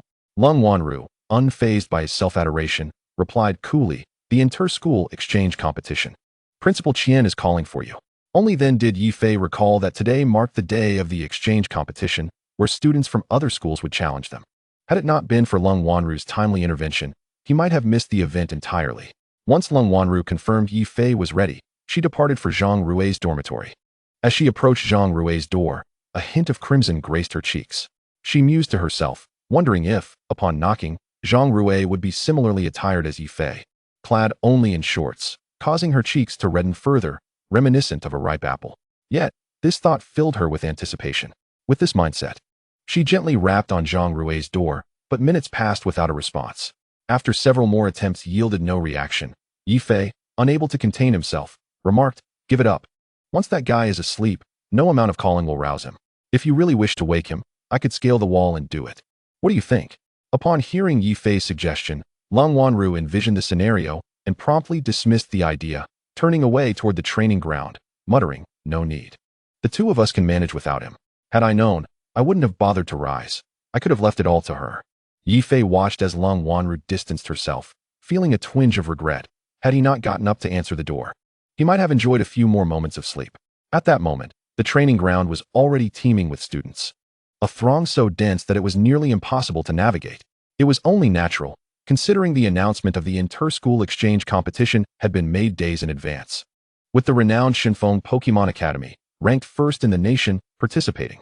This esteemed institution consistently claimed victory in the national collegiate competitions, drawing numerous spectators eager to witness the spectacle. In truth, the students were far less concerned with their own peers' chances of victory than with observing the prowess of China's foremost academy.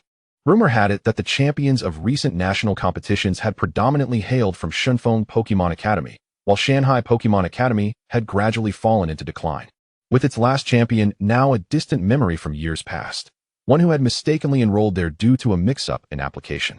In the center of the training ground, Principal Qian and Teacher Yan had been waiting for some time. The three students representing the academy were all from Teacher Yan's class, making her presence at the exchange competition quite appropriate. However, Principal Qian had already been waiting for an hour and had yet to see any sign of the representatives from Shenfeng Pokémon Academy. "Principal, are we mistaken about the time?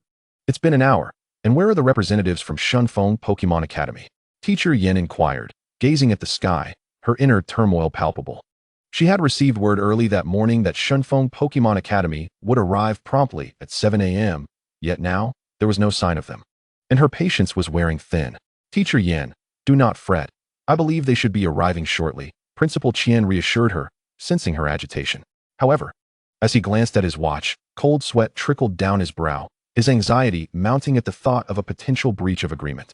At that moment, Principal Qian and Teacher Yan heard the distant sound of a helicopter, which filled their hearts with joy, prompting them to look up immediately. Upon raising their heads, they spotted a black helicopter approaching the school, accompanied by a creature resembling a dragonite, albeit significantly smaller in stature than Zhang Rui's dragonite. "They have finally arrived," Principal Qian remarked with a sense of relief. However, the students' attention was not on the helicopter but rather on the dragonite soaring towards the playground, which elicited exclamations of excitement. "Look, it's a dragonite. It's a quasi-divine Pokémon." Yet, some noted its diminutive size, contrasting it with the much larger dragonite they had seen the day before. Indeed, this dragonite was much smaller and could not be compared to yesterday's dragonite. The students' discussions caught Principal Qian's attention, and he couldn't help but wonder. "I don't recall any student or teacher at our school possessing a dragonite." Nevertheless, with so many students claiming to have seen it, the trainer who owned the dragonite must be at our school. But no one owns a dragonite. However, Zhang Rui does have a Shelmet. Could it be that his Pokémon has evolved?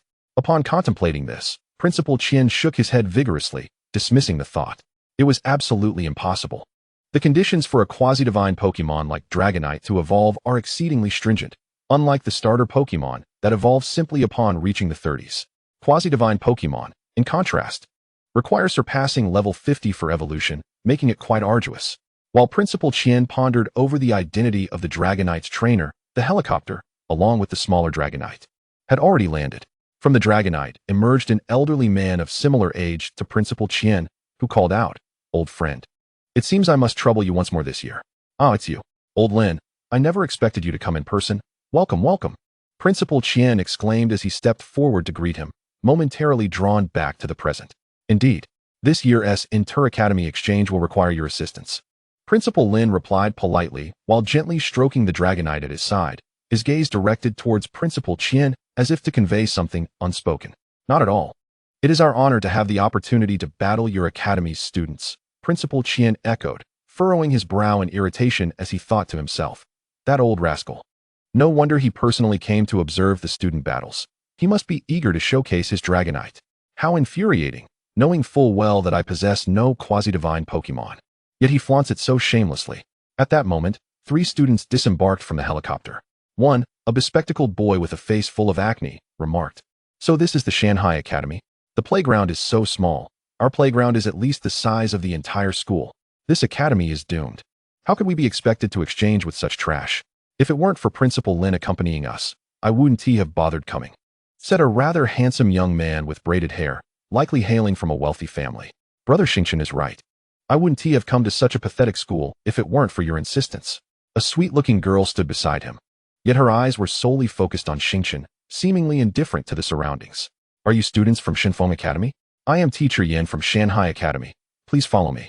Teacher Yin, having arrived, assumed the role of a guide to welcome the students from Shinfeng Academy. As Teacher Yin approached Xingqian, she was struck by his presence. Her tone carrying a hint of flirtation as she remarked, "I didn't expect such a beautiful teacher to be at this rundown school. How about we have tea and chat after the battle?" "Brother Xingqian, how can you casually flirt with women? You're making me so jealous." Why he, feeling discontented at Xingqian's interest in Teacher Yin, expressed her irritation. Teacher Yin paid little heed to the students.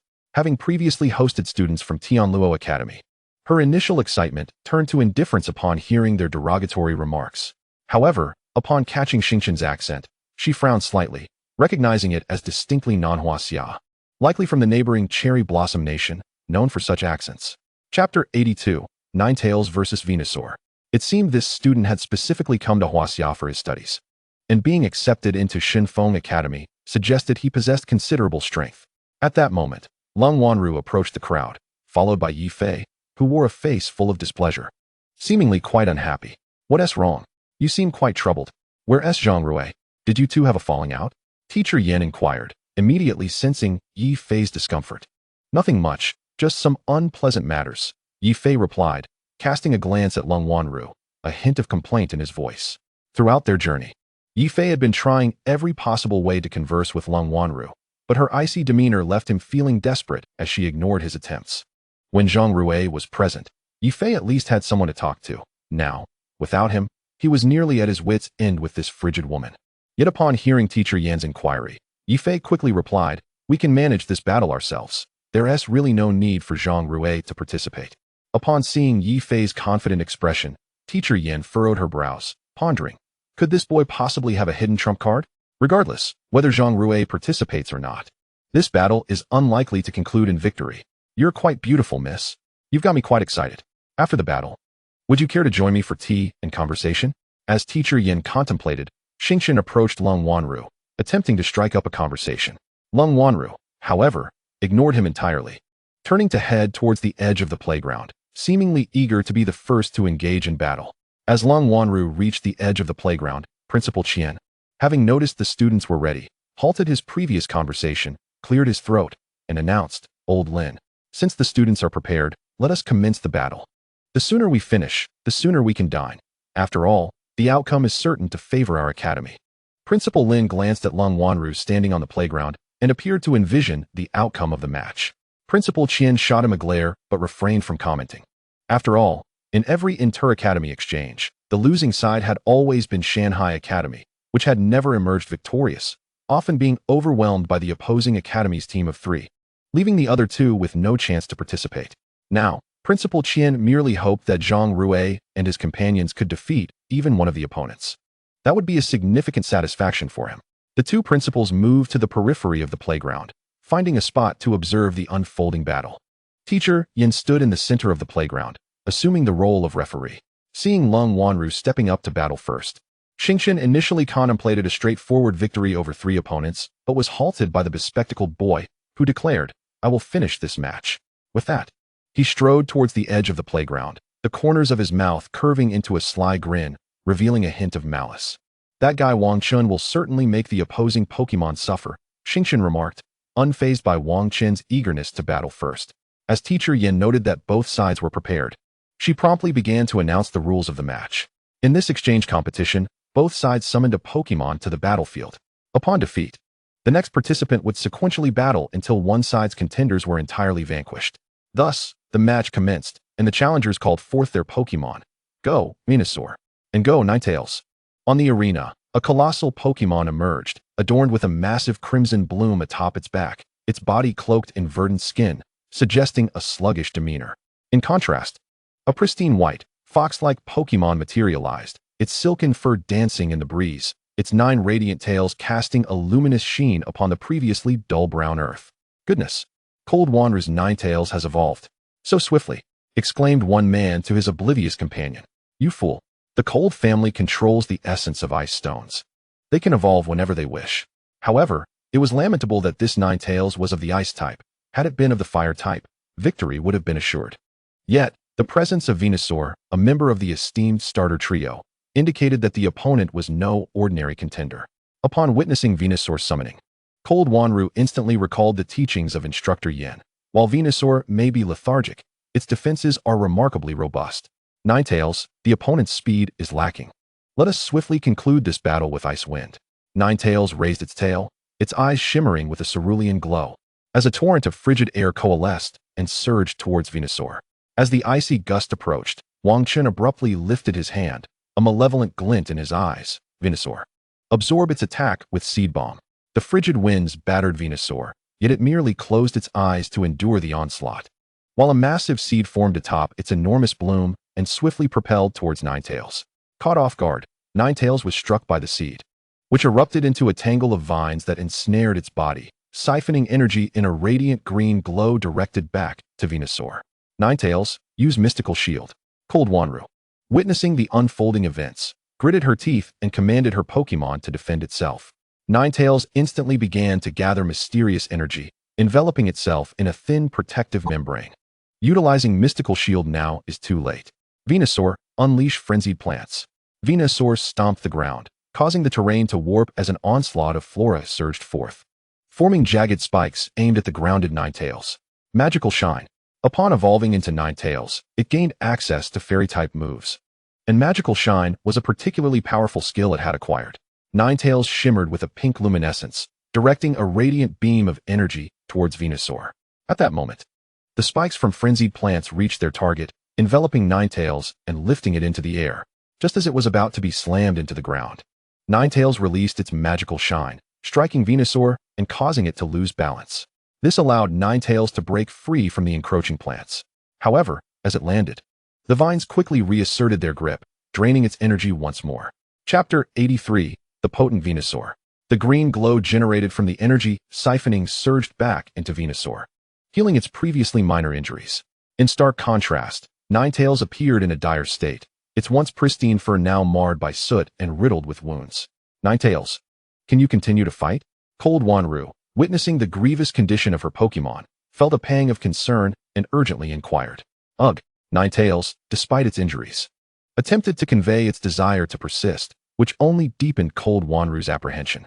After all, with its grievous wounds, enduring another attack from Venusaur could render it entirely incapacitated. Now that Venusaur had executed Frenzied Plants, it would require a respite, and Cold Wanru surmised that this was her opportunity to inflict damage upon Venusaur, paving the way for Yi Fei to secure a victory. Cold Wanru was well acquainted with Yi Fei's Pokémon, the Panseer, although it had yet to evolve into a Simisear. It still held the potential to inflict harm upon Venusaur. Moreover, Venusaur's Seed Bomb would be ineffective against the Grass-type Panseer, and with Adept Command, Yi Fei should be able to clinch victory. Come on, Ninetales. This is our final strike, Ice Beam. Despite its grievous state, Ninetales emanated a powerful chill, channeling the icy energy from its tail into its mouth. A brilliant beam of icy light erupted forth, creating a frosty pathway between Ninetales and Venusaur. Due to Venusaur's sluggishness, it was unable to evade the oncoming assault, compelling Wang Chun to order Venusaur to endure the impact. The icy beam successfully struck Venusaur, manifesting significant signs of freezing, indicating considerable damage had been inflicted. At that moment, the Seed Bomb's effect activated once more, channeling abundant green energy into Venusaur, while Ninetales succumbed to its injuries, losing the ability to continue battling. However, it had managed to inflict damage upon Venusaur, which was commendable. Upon witnessing Ninetales' defeat, Instructor Yin promptly declared, "The first match of the Inter Academy exchange is won by Wang Chun of Shinfeng Academy."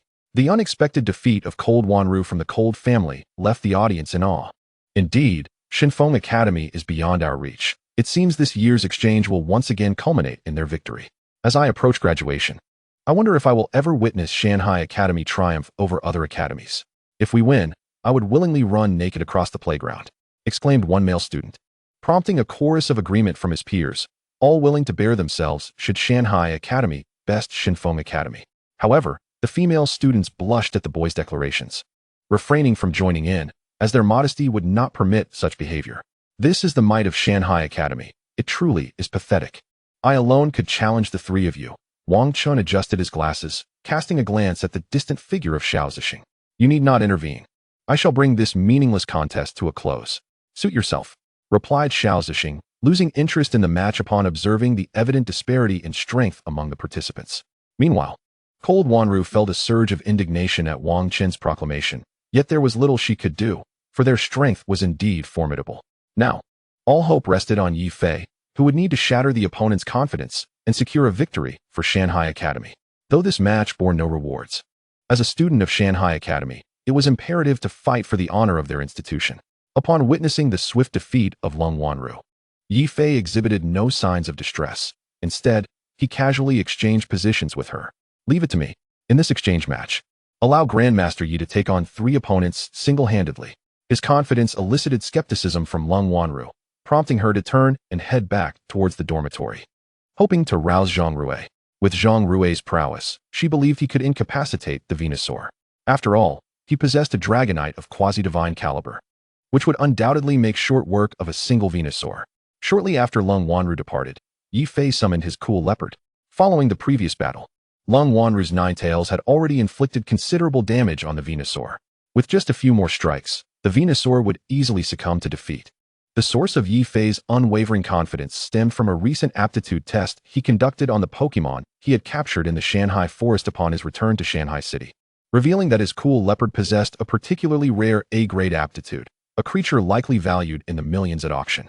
He mused to himself, pondering whether Zhang Rui might reconsider gifting him the cool leopard if he were aware of its exceptional aptitude.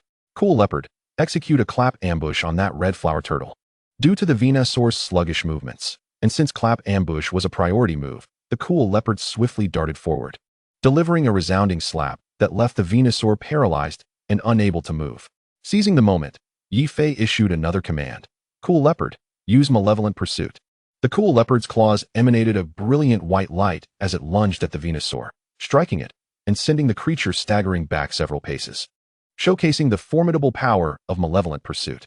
The aptitude of this cool leopard was undeniably impressive, capable of repelling a Venusaur of similar caliber, affirming that the young man before him possessed a commendable advantage. However, Wang Qin adjusted his glasses, a sly smile curling at the corners of his mouth as he commanded the Venusaur, photosynthesis. A massive red flower atop the Venusaur began to absorb the necessary yellow substances, which gradually accumulated. Observing the situation with growing alarm, Yi Fei quickly called out to the cool leopard, "Cool leopard, do not allow it to succeed. You split." The cool leopard sprang into action, its sharp claws once again glowing with white light as it clawed at the Venusaur, pushing it back several steps. Yet, it was a moment too late. The yellow substance had already coalesced into a luminous orb, gradually melding into the Venusaur's body. The injuries sustained by the Venusaur, including the previous frostbite, were swiftly restored, as if it had just been summoned anew. Curse it! The Venusaur possesses such a repugnant ability. No wonder he boasts about taking on 3 opponents. Yi Fei ground his teeth in frustration, thoughts swirling in his mind. Meanwhile, within the confines of the dormitory, Zhang Rui stirred from his slumber, squinting as he quickly sat up and stretched luxuriously. That was a delightful sleep, he remarked,